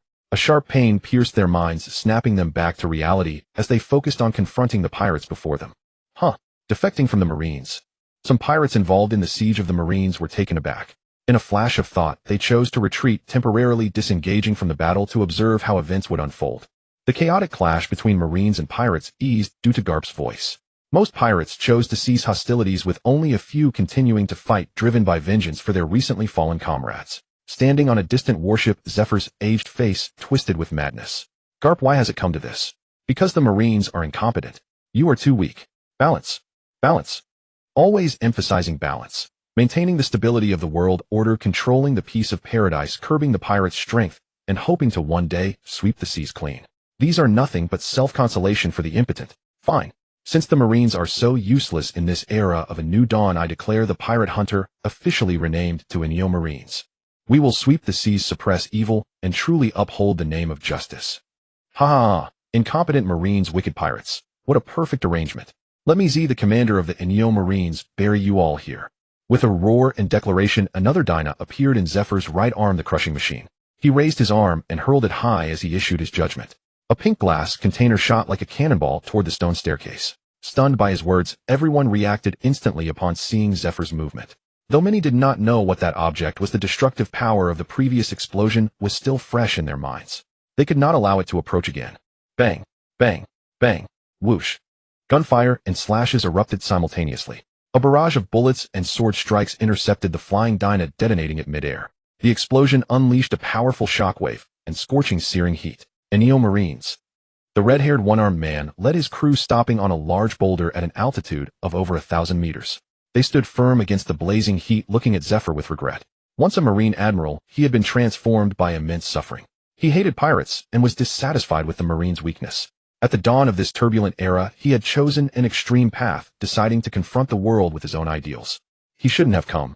Beckman exhaled a puff of smoke and looked up at the sky, declaring defection from the Marines and attacking everyone indiscriminately. Not to mention how the Marines would act to protect their headquarters' reputation. The pirates present would never let Zephyr go. Moreover, he had ruined the grand feast Shiki had prepared for so long. There was no way Shiki would allow him to leave unscathed. No. This place has gathered almost all of the pirates' mid to high-end strength. Zephyr the Black Arm, who has devoted his life to eradicating pirates, had an irresistible reason to come. That massive fleet must have been dispatched in full force. Coupled with those powerful weapons, perhaps. He never intended to leave alive. Shanks narrowed his gaze, resting his hand on his sword hilt, and resolutely turned to leap upward. Let's go, crew. Honor his resolve, and let the dream bloom in its final moment. Choosing to respect the others while the red-hair pirates no longer climbed slowly. Each powerful crew member followed Shanks's pace, ascending rapidly toward the summit. His glasses reflected the light. Rayleigh looked with a complex gaze at the admiral of non-kill he had once fought. How unpredictable fate was. First his family, then his students were brutally murdered by pirates. Such painful experiences had completely changed this man. One had not endured his suffering, the other stood on a different side. Rayleigh silently turned and walked away. He did not wish to fight Zephyr and would leave it to the Marines. Dragon gazed at Zephyr for a long time, but ultimately did not approach to invite him to join the Revolutionary Army. It would not succeed. Zephyr's ambition was not to liberate countries and bring peace to more people. At this moment his heart was perhaps in great turmoil. Over 70 years old with a failing body and now openly defecting from the Marines, he had already resolved to die in a blaze of glory. Gurara, another old friend, is about to reach his final curtain. Whitebeard let out a deep laugh, a flicker of emotion passing through his eyes as he turned and strode away. Whoosh. A golden light flashed. Kizaru, who had already reached the summit, appeared beside Garp, holding a den mushy that was ringing. Seeing it, Garp clenched his fists involuntarily, veins bulging on his forehead. He wanted to stop it, but found no reason to do so. The den mushy was answered instantly, and the voice of Fleet Admiral Sengoku, who was in his office at Marineford, came through. What happened, Kizaru? A huge matter, Fleet Admiral Sengoku. His lazy tone carried an undertone of severity. It is my unfortunate duty to inform you that Instructor Zephyr has been confirmed to have betrayed the Marines. What? Sengoku's shocked voice was unusually loud. The expression simulated by the den mushy revealed his complex emotions of disbelief and deep pain. Garp, you're there, aren't you? What exactly is going on? Faced with Sengoku's pressing question, Garp remained silent. How could he answer? Should he confirm the truth of Zephyr's betrayal again? No, he could not bring himself to say it, because he still refused to accept reality. Oh, Fleet Admiral Sengoku, you don't believe me. Seeing Garp remain silent, Kizaru took over the conversation. Based on the situation before us, Instructor Zephyr has not only defected from the Marines, but has also seized the Dyna and appeared on Feast Island, intending to use it to blow up everyone here, including us Marines. Dyna? How could Zephyr? Sengoku's voice again came through in shock, but before he could finish, another den mushy's ringtone sounded from within the transponder. Kizaru lowered his head slightly, the sunlight reflecting off his glasses, obscuring the change in his expression. Sengoku, Zephyr has betrayed us. We now order you to immediately notify the Admiral on site to eliminate the traitor. Understood. Through the den mushy, Garp heard the resolute command from the other transponder. He closed his eyes and sat down with his arms crossed. In reluctance, he made his final plea. Sengoku, is there no other choice? Silence. Sengoku on the other end of the line was silent. After an unknown period, a weary voice finally came through. Garp, respect the opportunity he creates with his life. Kapu, respect the opportunity he created with his life. Seated on La Kusasi's shoulder, listening to him relay the intercepted information, Yi Xiaoxiao's face flickered with a touch of melancholy. Unexpectedly, because of the emergence of the contract spirit Zephyr, who in the original timeline would have only resolved to leave the Navy and establish his own faction after the Navy recruited a certain pirate as a Shichibukai, had now taken this step. Ya hung. Despite the melancholy, Yi let out a cryptic smile and raised his eyebrow with a light-hearted air. An opportunity created with his life. Ha, publicly announcing his defection from the Navy, declaring that he no longer has any ties to them, and that all subsequent actions are the execution of his own will. Coupled with his past experiences, perhaps many pirates will acknowledge his resolute determination. But, as luck would have it, he made his announcement right in front of the Navy, slapping their faces. Under the witness of countless pirates, he dealt a heavy blow to the Navy headquarters' dignity. Concerning honor and discipline, the Navy will inevitably decide to kill the rebel to preserve their reputation, making a great battle unavoidable. A battle between a former and a current admiral will undoubtedly be fierce. The destructive power of Logia users is well known. So when fighting with all their might, it's only understandable that they cannot spare those nearby, isn't it? The so-called opportunity. Ya hung. Shaking his head with a soft laugh, Yi understood that Zephyr's public rebellion and the opportunity Sengoku spoke of were entirely aimed at the pirates present. The former admiral of no killing intended to sacrifice his life, creating a suppression battle in his final moments to deal a heavy blow to the pirate camp. La Kusasi understood. Zephyr had defected from the Navy. Even if he specifically targeted pirates for hunting, he had no connection to the Navy. And for the Navy to kill a traitor and inadvertently harm innocents, well, there was no helping it. The opponent, as a former Navy admiral, was extremely powerful. Accidental casualties were inevitable. Understanding, everyone should understand. Do you need me to intervene? Moi. Confused, he tilted his little head and looked at La Kusasi. Why intervene? When setting sail, every pirate is prepared to die at any moment, especially those who came to participate in this grand feast. Each one is ambitious and aims high. Moreover, Zephyr is so considerate, he's willing to sacrifice his life to make the feast even more spectacular. We should respect him just like the Navy and honor this old man who has dedicated everything to justice. Respect my ass, you just love watching chaos.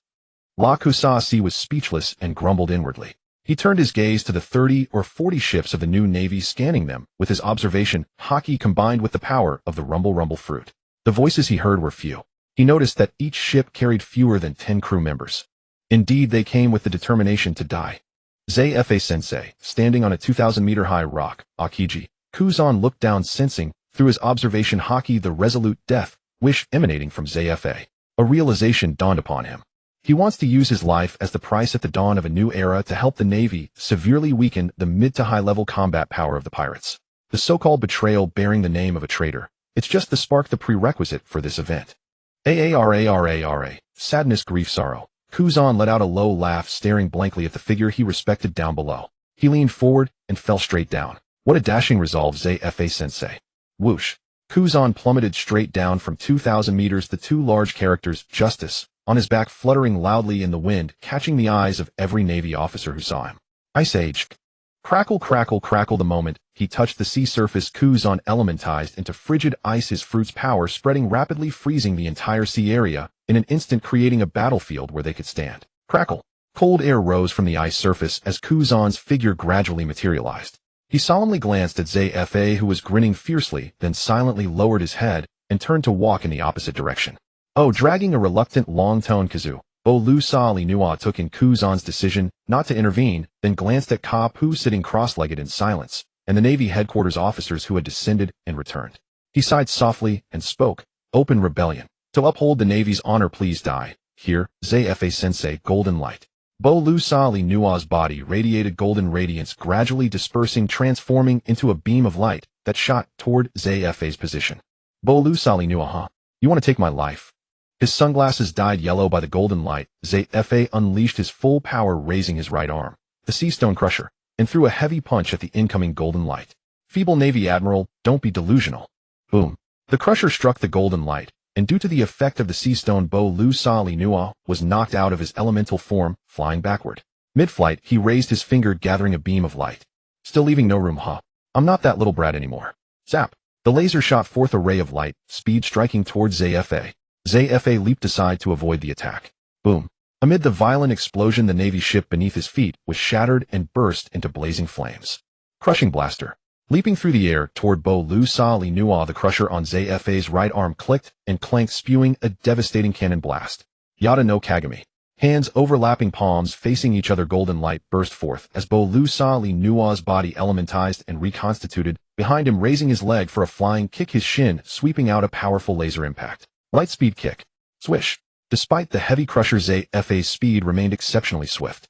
He sidestepped the laser and continued his assault on Bolu-sa-li Nua. Boom. The laser missed its target, striking a rock in the stone staircase group behind, instantly annihilating it into nothingness. Moi. The shockwave swept over the pirates who had stopped fighting the Navy. Seeing this, some quick-witted individuals let out a soft hum as if sensing something. Their dark or cold gazes swept over the other pirates, noticing that many were still captivated by the admiral-level duel, completely unaware of the lurking danger. Yeah. Laughing coldly, some cunning pirates silently retreated, abandoning the spectacle of this once-in-a-century Navy internal strife. They climbed upward as quietly as possible, continuing their ascent. Even when encountering others with the same intention, they tacitly suppressed the urge to fight and kill, heading for the summit. Crushing tornado. Zafa charged to Bolu-sa-li Nua's front, the crusher, smashing the ice surface, raising countless ice crystals that obscured vision. He instantly appeared behind him, the crusher clicking and compressing, triggering the explosive material hidden within to obliterate the target. Rumble. With a violent explosion, Bolu-sa-li Nua was struck, his body turning into a golden light that shot toward the stone staircase group. As luck would have it, he landed on a rock where a pirate was staying. Before he could even let out a scream, the pirate along with the rock evaporated into nothingness, successfully helping Bolu-sa-li Nua halt his backward momentum. What a heavy blow, Zafa. Sensei. Tisk, he's serious now.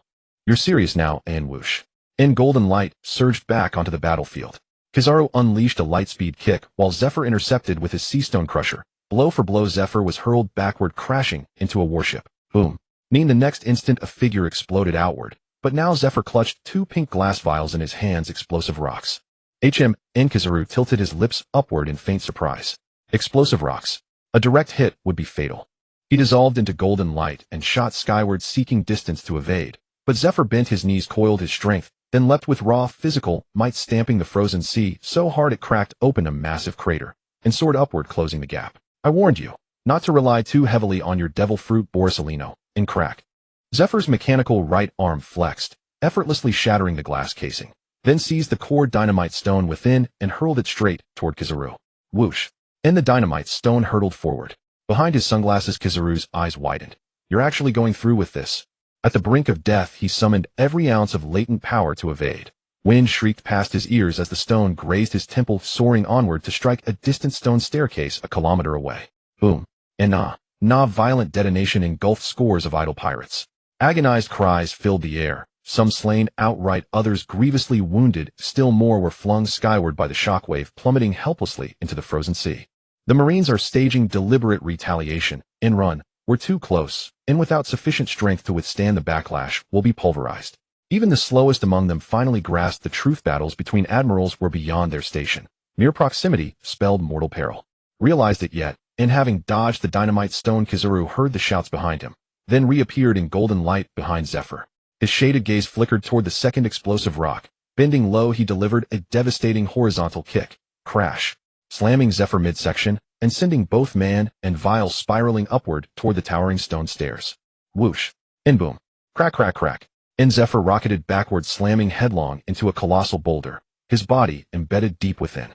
Perhaps stunned by the impact, his grip tightened involuntarily, shattering the remaining vial's glass casing. Marines, pirates, all must die. Sensing imminent detonation, Zephyr wrenched himself free from the stone and flung the dynamite stone high toward the upper staircases, where it erupted violently. Scorching blast waves and searing heat radiated outward as he used the recoil to launch himself downward, spearheading a lethal lunge at Kizaru. Oh my, treating Marines and pirates equally. Neo-Marines.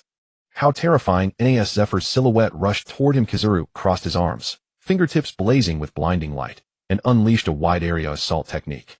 Eight-pointed mirror. Wish, wish.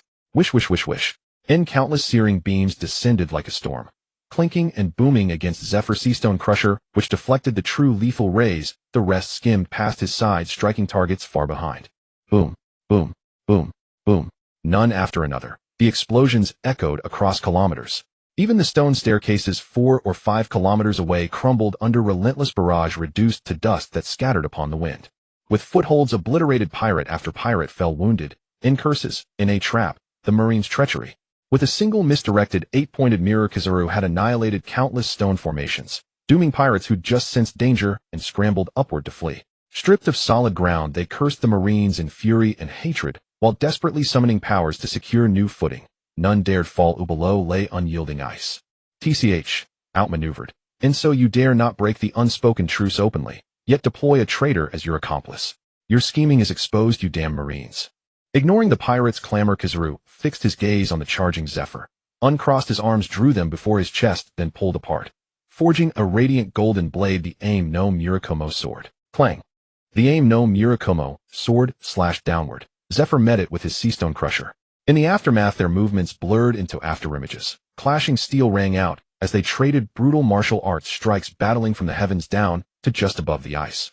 Then Kizaru feinted, drove a kick into Zephyr's chest, and sent him hurtling toward a pirate ship locked fast in the frozen sea. Boom, boom, boom. And Zephyr careened backward, punching through several pirate vessels before halting, panting heavily as he gazed up at the shattered stone staircases above, defiance flashing across his face. Not achieving the intended outcome. NTCH. Borisolino has becoming an admiral made you arrogant. Your martial prowess falters, and even your devil fruit ability grows lax. Fury burning white-hot, Zephyr accelerated, crunching gears echoing from his mechanical arm as stored explosive compounds ignited within. In feigning innocence, Kizaru cocked his head, then surged forward, sword raised. Now, don't be too harsh, Professor Zephyr. Whoosh, and whoosh. They collided head-on, winds roaring, clang, sword biting into reinforced prosthetic. Once again they engaged at point-blank range. Explosions bloomed from the crusher. Cleaving slashes erupted from the Aim no Murakumo sword, each trading ruthless martial artistry as the battlefield shifted relentlessly, vessel after vessel collapsing in their wake. How frightening. Professor Zephyr, renowned once for martial mastery and haushika haki, yet fatigue already clouds his movements.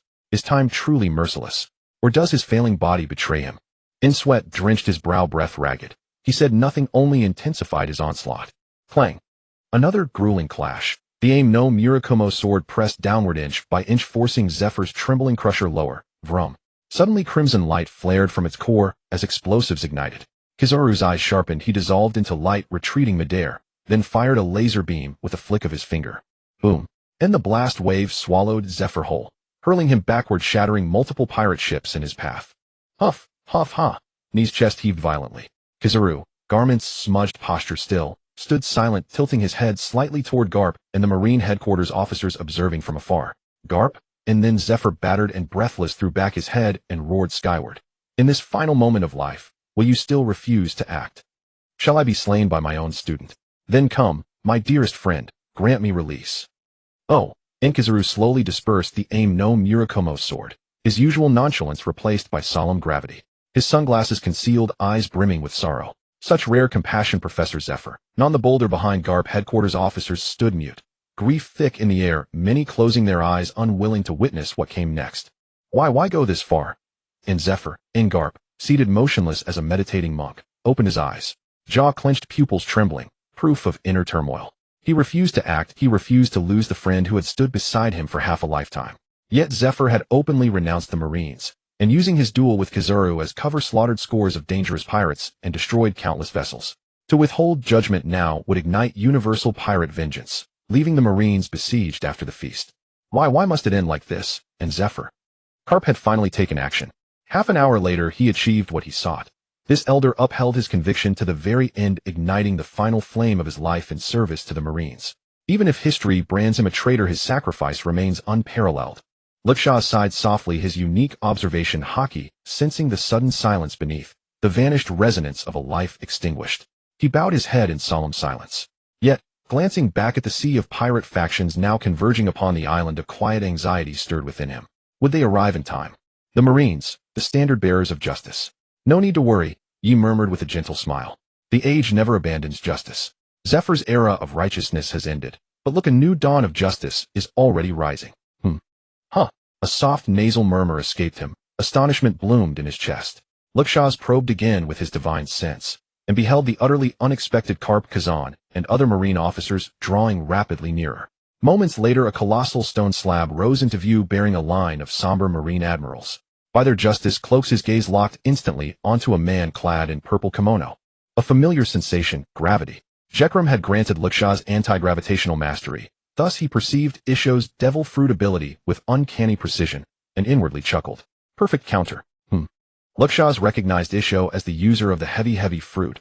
Isho in turn turned his gaze toward him, mild surprise flickering across his serene face before smoothing into calm composure. He offered Luksha's a tranquil, courteous smile, a silent greeting between peers. The stone slab ascended swiftly, until it leveled with the banquet island. Garp led the charge, stepping ashore first, flanked by admirals marching in perfect unison, their expressions grave, their presence radiating iron-willed ferocity, tinged, however, with quiet sorrow. We are deeply grateful to you, Mr. Isho, Kazan said modestly, bowing his head slightly as he fell into step behind the others. Admiral Akiji, such formality is unnecessary. Admiral Garp consented without hesitation to my bold request, joining the Marines despite knowing nothing of my origins. As comrades in arms, further thanks would only distance us. Isho replied with warm sincerity, yet Kazan felt oddly excluded, chuckling wryly as he scratched his head and stepped forward to join the procession. Sashinirida na, seeing Garp's party land, he floated over gracefully, offering her greeting. Spirit of Skypea Island. Eyes turned toward Yi. Expressions varied, unreadable. Garp responded with subdued gravity, then shifted his gaze toward the uneven assembly nearby, scanning the crowd. Most were legendary figures he knew well. A few were unfamiliar pirates, and several fresh-faced supernovas who'd risen to prominence this year. TCH, how cold. Yi clicked her tongue. Considering his grief over the loss of a cherished friend, she magnanimously chose to overlook his aloofness. Yahohohoho. Shiki laughed defiantly, lifting himself midair with his devil fruit power, surveying the assembled forces below. First, congratulations. You have reached the summit and secured the rare chance to forge pacts with legendary spirits standing at the vanguard of a new age. Due to unforeseen incidents, the stairway has been severely damaged. No latecomers will reach this island. Therefore, Just as Shiki prepared to declare his next move, a burst of pure unrestrained laughter pierced the sky, so infectious that every eye snapped toward the horizon. There, sailing through the heavens, came a lion-headed vessel. At its prow stood a straw-hatted pirate laughing freely into the wind. His carefree grin struck onlookers like lightning. Every pair of eyes widened in stunned disbelief. Whoosh! The Thousand Sunny hurtled downward. Then moments before impact was enveloped by a colossal wave of telekinetic force, absorbing its momentum and settling it gently upon the earth. Hee. Luffy adjusted his hat, grinning. That was dangerous. I thought I'd die for sure. Hee Lu. Luffy. Garp's eyes bulged, utterly incredulous. His own grandson. How had Luffy possibly soared up here? This defied all expectation. Luffy. Shanks lost his composure entirely, staring blankly, unable to fathom how Luffy had breached the skies. Dracul Mihawk's brows shot upward, suddenly at a loss. Beside him, Sabo's pupils dilated violently, dust-laden memories surged forth, reawakening at the sight of that unmistakable face. Luffy. Bartala dispelled his psychic aura and grinned at the unruly arrival. You truly went off script. What an astonishing entrance. But it's perfect. You haven't missed the banquet after all. Luffy beamed, turning first to Bartala, who'd cushioned their landing. Thanks, Grandpa. That was scary. We almost crashed your golden ship you gave us. A small favor. No thanks needed. But do take a good look around, young man. Bartala waved amiably, his smile, kind yet pointed. Gee, Grandpa. Luffy, who'd never known fear, glanced sideways and froze. There stood Carp. His voice cracked in shock. He instinctively shrank back, bracing for the legendary love punch. Shanks. But the moment his eyes landed on the crimson hair, his timidity vanished, replaced by radiant, uncontainable joy. He nearly lunged forward. His gaze swept past Dracul Mihawk and locked onto Sabo. Disbelief flooded his face, yet intuition rang crystal clear. Tears welled uncontrollably in his eyes. Sabo, you're alive? That's amazing. Rubber physiology activated, his arms stretched instantly, coiling tightly around Sabo's neck. Luffy launched himself forward, crashing into Sabo's chest and bursting into ragged, heartfelt sobs. It's been a long time, Luffy, Sabo whispered warmly, his voice tender and steady. Memory fully restored, tears glistening. No joy surpassed this reunion. Gently he stroked Luffy's cheek. I'm sorry. Your elder brother forgot you entirely. Never again. I swear it upon my life. Dracul Mihawk, entirely ignored, felt a pang of bitter irony. What exactly was happening here? He didn't recognize his own father, yet seemed closer to his chief of staff than anyone else. Sabo, you know my son. A collective gasp rippled through the crowd. Son? Did he just call Luffy his son? The courtyard bathed in the evolutionary light, bright yet gentle, engulfed the six-tailed fox, transforming its body into a radiant source. Its form seemed to melt into fluidity, rapidly expanding and growing. Li Shu, Lei Jio, and Susanoo stood silently around it, utterly absorbed in the fox's metamorphosis. Moments later, the luminous veil receded, revealing an entirely new evolutionary form before them. 9 tails. Its tail count had increased to 9, an expected change, but its coloration and elemental affinity were profoundly anomalous. Standing nearly 2 meters tall, its silhouette closely resembled that of a 9-tailed fox evolved via a firestone. Yet its fur shimmered with a vibrant emerald green, pulsing with extraordinary vitality. Golden down crowned its head. At its forehead rested a jade-green gem, radiating palpable life essence. The tips of its 9 tails blazed with luminous gold, resembling living flame, and swayed gracefully, casting golden halos that flickered like ethereal firelight. It had undergone a unique evolution. Provisional designation: Life Fox. Elemental affinity: Firegrass Psychic. Classification: Dream Pokemon Divine Beast. Li Shu gazed upon the newly evolved Pokemon and remarked approvingly, well done, Leggio. That second life seed, secured through earnest pleading, was no wasted gift. Transferred to the 6-tailed fox and consumed, it catalyzed this unprecedented transformation. Remarkable. You truly gambled and won. Humph. With a proud little snort, Leggio reached out tenderly to stroke the live fox's cheek. Its soft, verdant fur felt luxuriously soothing against her palm. Let me bestow a name upon you. How about Qinghu, the Azure Fox? Qinghu. I cherish this name, Master. Thank you for granting it. Moi. A crystalline feminine voice resonated within her mind. Leggio's eyes widened in astonishment. Qinghu. Is that you? Can you now communicate with me? Yes, Master. Qinghu may now commune with you through telepathy. Truly.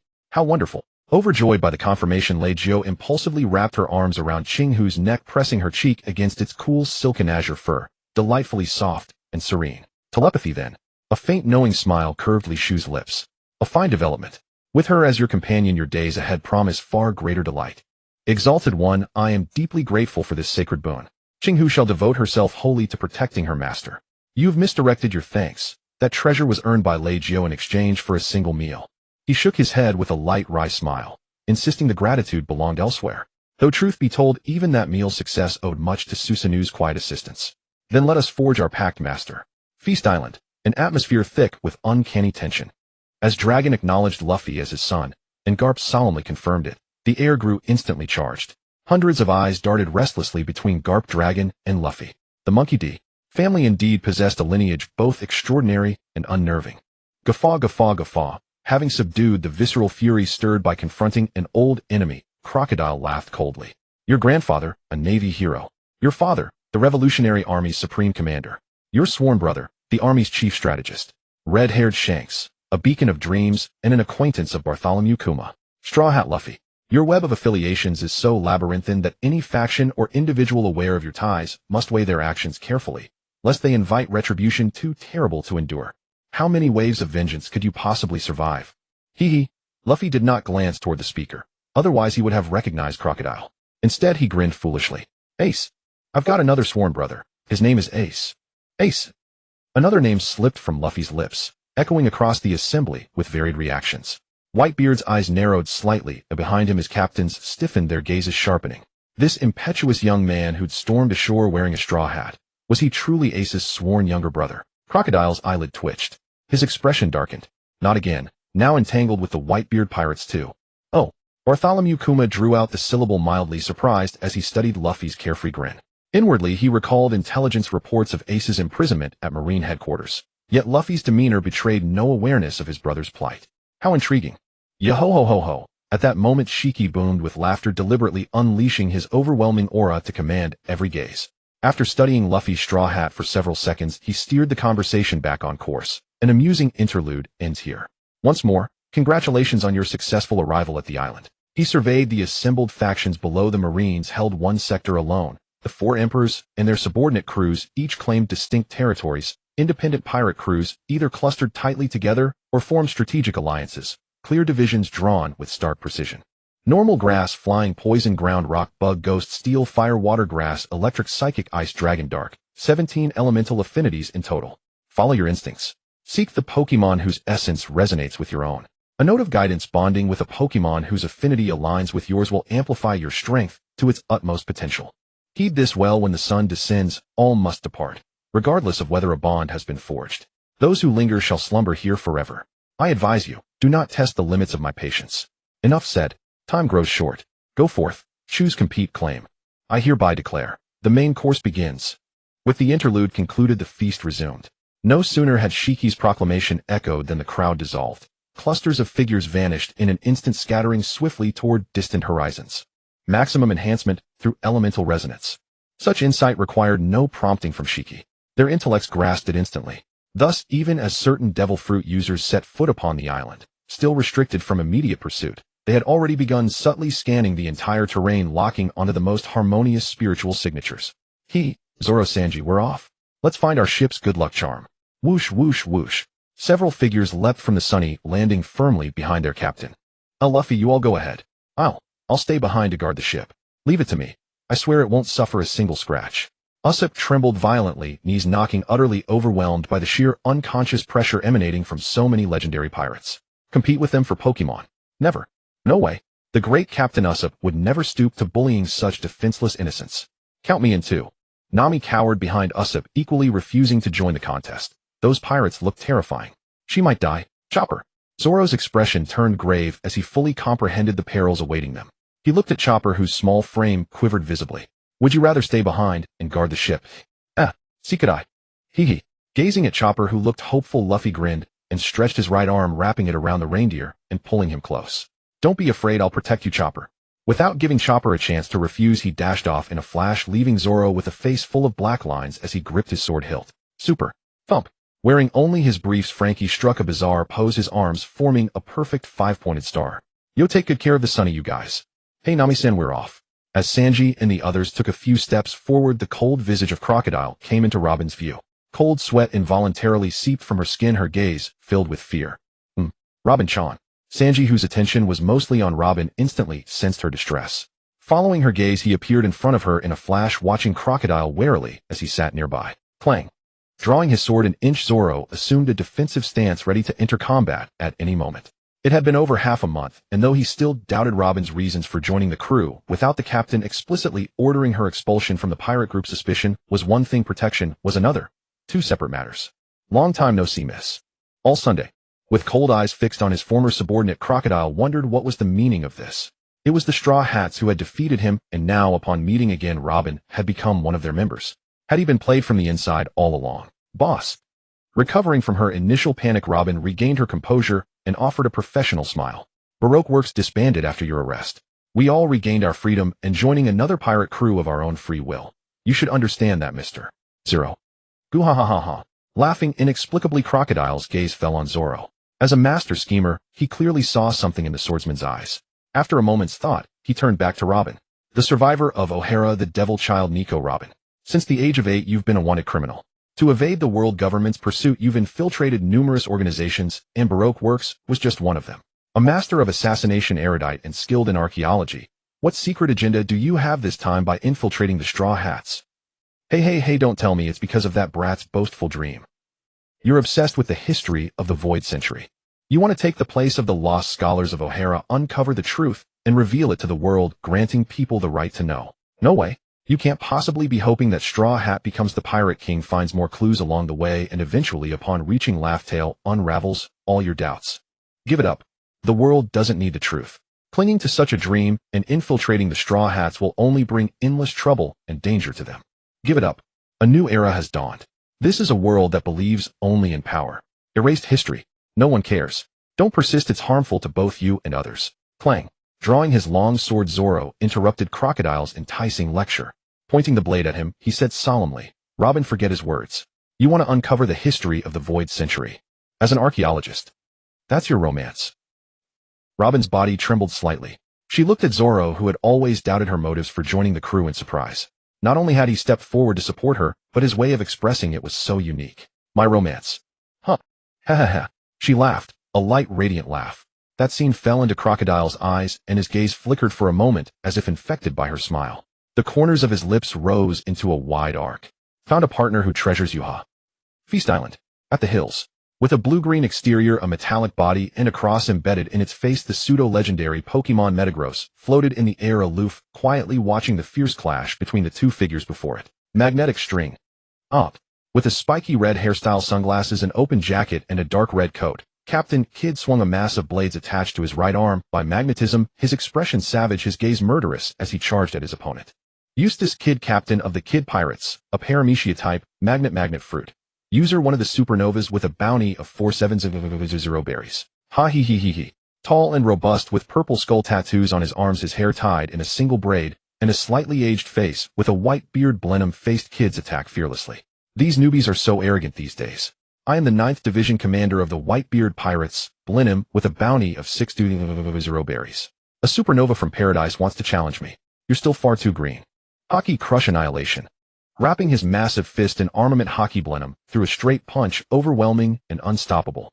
Kid's magnetic arm was effortlessly broken, and the powerful Hockey snapped over a dozen weapons, scattering them on the ground. Having shattered the enemy's attack with a single move, Blenheim flashed forward, his towering frame blocking the sun and casting a shadow over Kid.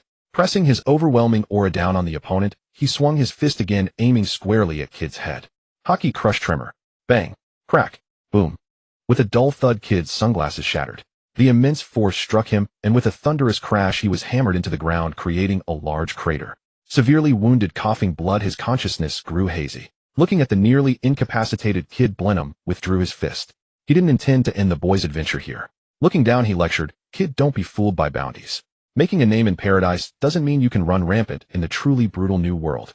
Newbies who haven't mastered hockey can't survive in the new world. Leaving those earnest words of advice, he turned and walked toward Metagross. What a despairing gap. Am I defeated?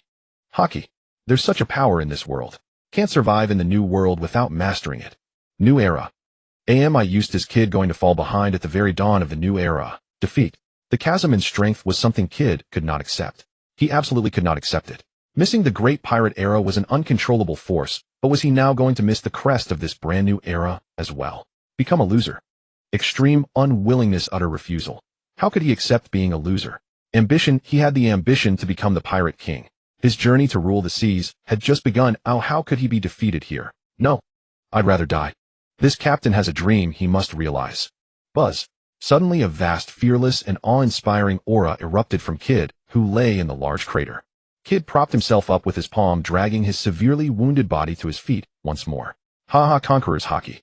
I'll master it, but that's for later. Right now. Roaring with laughter, his eyes sweeping with disdain, Kid stood with a defiant smirk, his newfound conqueror's hockey awakened.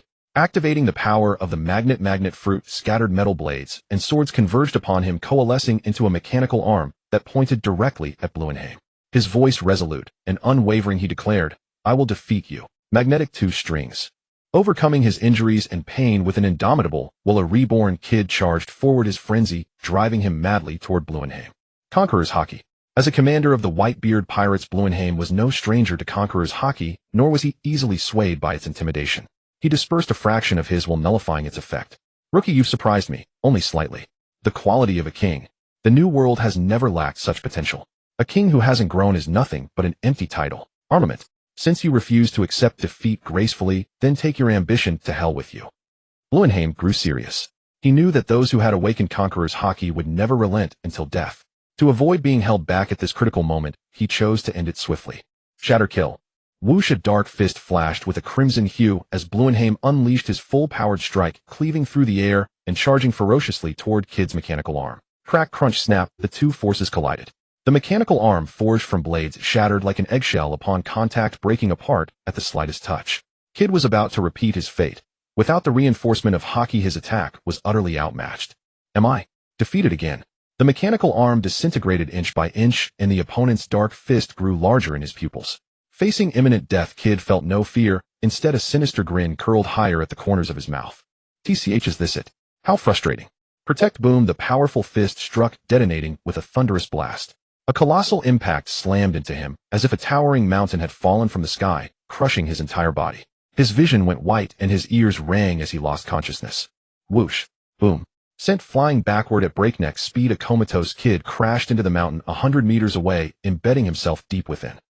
Having struck his blow and rendered Kid completely incapacitated, Bluenheim's face darkened. He slowly turned his head to look at the metagross beside him, seeing its eyes gleaming with a faint white psychic energy, confirming that what he had just witnessed was its doing. At the moment the dark fist connected with Kid, a white barrier suddenly enveloped him, absorbing most of the force before shattering from its limit.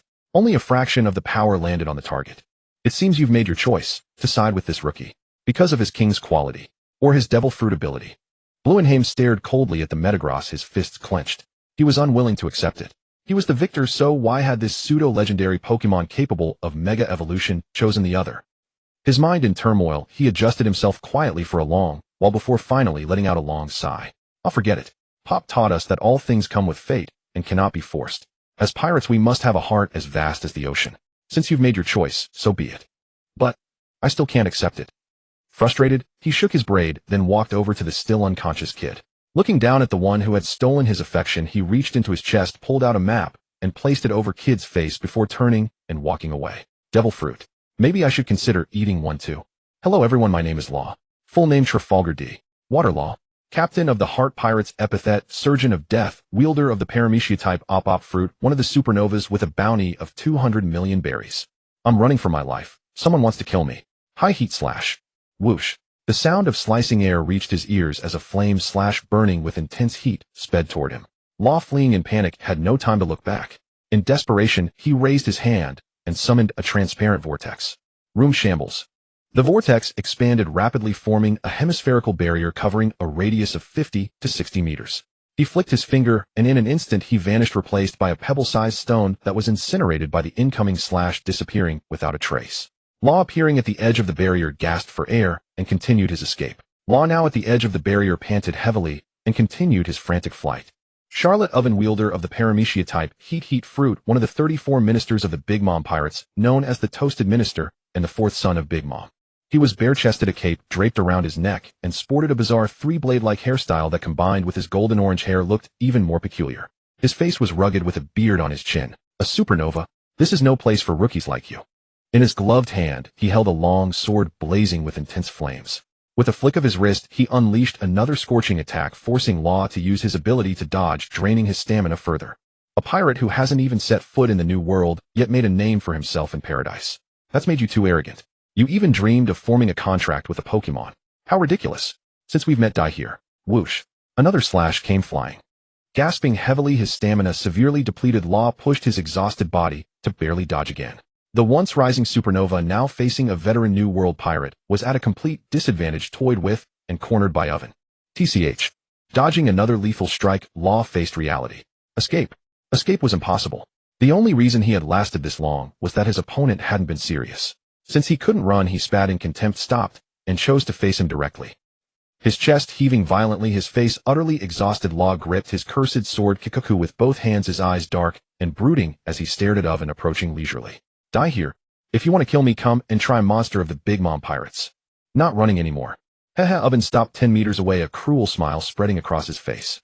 He raised his sword, pointing it at Law, and said, It seems you're ready to die. Farewell, weakling rookie. I'll make sure you suffer little.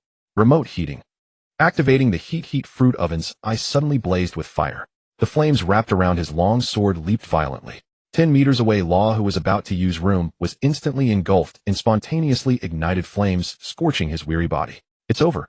Confident in his strength and ability, Oven turned and walked away after launching his attack. Law, with his stamina utterly drained, had no chance of survival. He would only be reduced to a charred corpse in the flames. "Yeah," he suddenly, a clear and ethereal voice rang out. Oven paused, his face darkening as he turned back. What met his eyes was the petite figure of Yi along with a mature and handsome older man.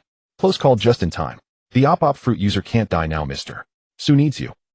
Entirely black in plumage save for the white feathers adorning its face and chest, the crow chief stood with wings folded, concealing the crimson feathers beneath its wings. Only the vibrant red down at its tail drew immediate attention. Wearing a large dapper gentleman's hat, it bore the epithet Gentleman Crow. Perched motionlessly upon a gnarled branch, its keen, intelligent eyes surveyed the two figures below, locked in a tense, silent duel of aura and will. Admiral Mountain of the Marine Headquarters stood tall, sword in hand, cigar between his lips, thick brown beard framing a perpetually smiling face, and narrow, nearly closed eyes fixed unblinkingly upon his opponent. "It seems I must adapt." Mountain drew deeply on his cigar, then cast a sidelong glance toward the Gentleman Crow perched on the branch. "Though not my first choice among spirits, a crow is acceptable, especially since, should you claim it, its affinity with your abilities would pose a formidable threat to the Marines. Am I right, Commander Karas of the Revolutionary Army's Northern Division, the user of the Torai Nomi model Great Crow?" Karas's already shadowed countenance darkened further, his bald pate gleamed faintly as he replied in a hoarse, gravelly voice, "The answer is affirmative." Before the final syllable faded, Karas flicked his long black feathered coat, each drifting feather transmuting midair into a sleek obsidian crow circling above his bare scalp with eerie cacophonous cries. "Perhaps you've assumed too much." As his coat dissolved into swirling crows, Karas extended his Kenbunchika haki, deliberately focusing upon the Gentleman Crow. He sensed unmistakably the subtle shift in its aura, a resonance born of kinship, the instinctive pull toward its own kind. Spirits are no mindless beasts. They possess extraordinary intellect, diverse temperaments, and distinct preferences. From the outset, you misunderstood. Selection is never unilateral. It is always reciprocal. Hey, ignoring Mountain's unwavering smile, and the chilling glint now sharpening in his half-lidded eyes, Karas turned toward the Gentleman Crow and called out, "We resonate perfectly.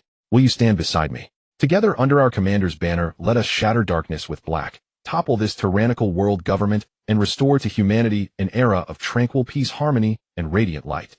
Reciprocity. Mountain exhaled a thick plume of smoke, his grip tightening instantly upon his blade, then vanished, reappearing in a flash before Karas's face, his pitch-black katana raised high, gleaming with lethal intent as it descended in a ruthless arc.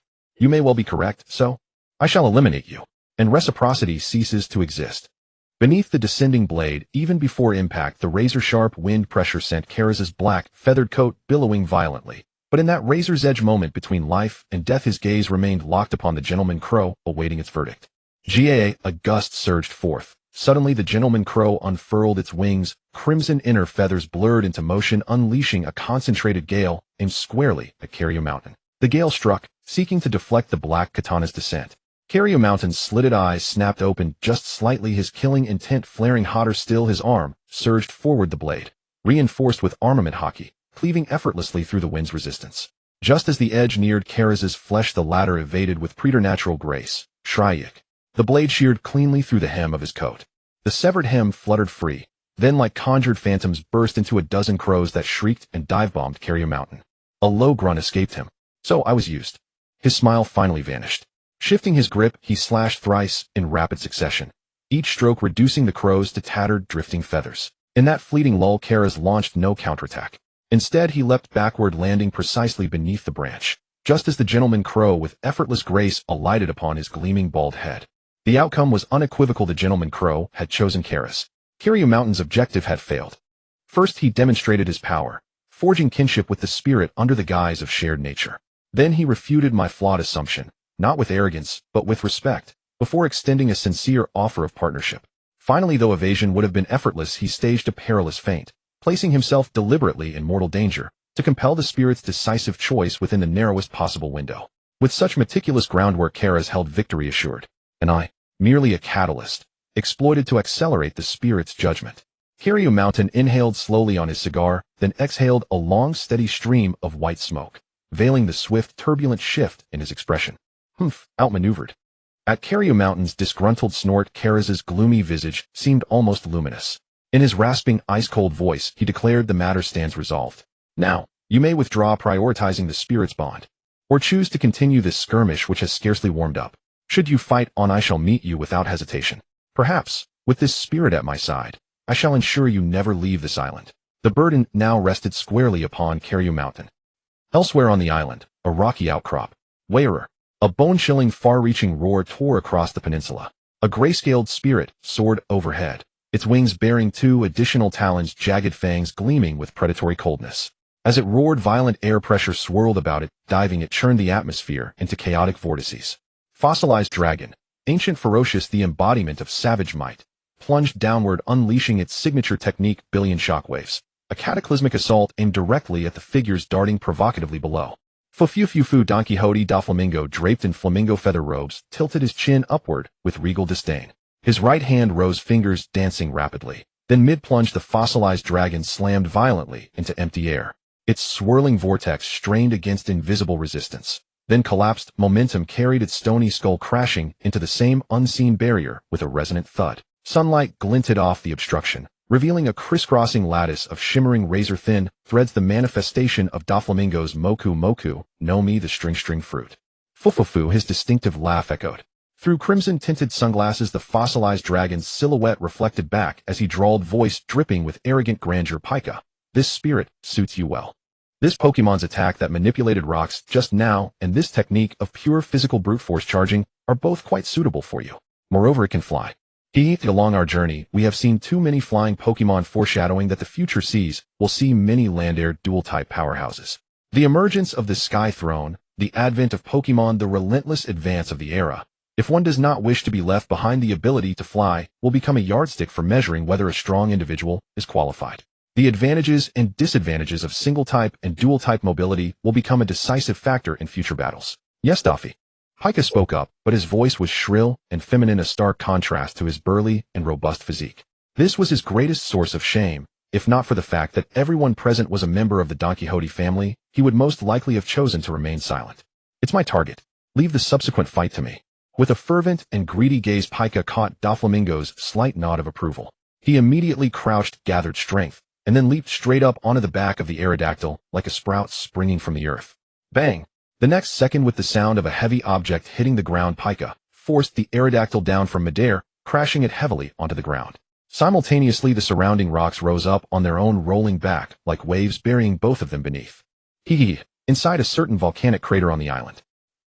The two unexpectedly encountered Yonko commanders stood in silence, each on one side. In the volcanic magma between them, there was a Magmar with only its head exposed, and a Blaziken standing steadily on a stone tip, half a meter above the magma. I encountered a troublesome fellow. Marco glanced calmly at the silent king, couldn't help but rub his yellow pineapple-like hair.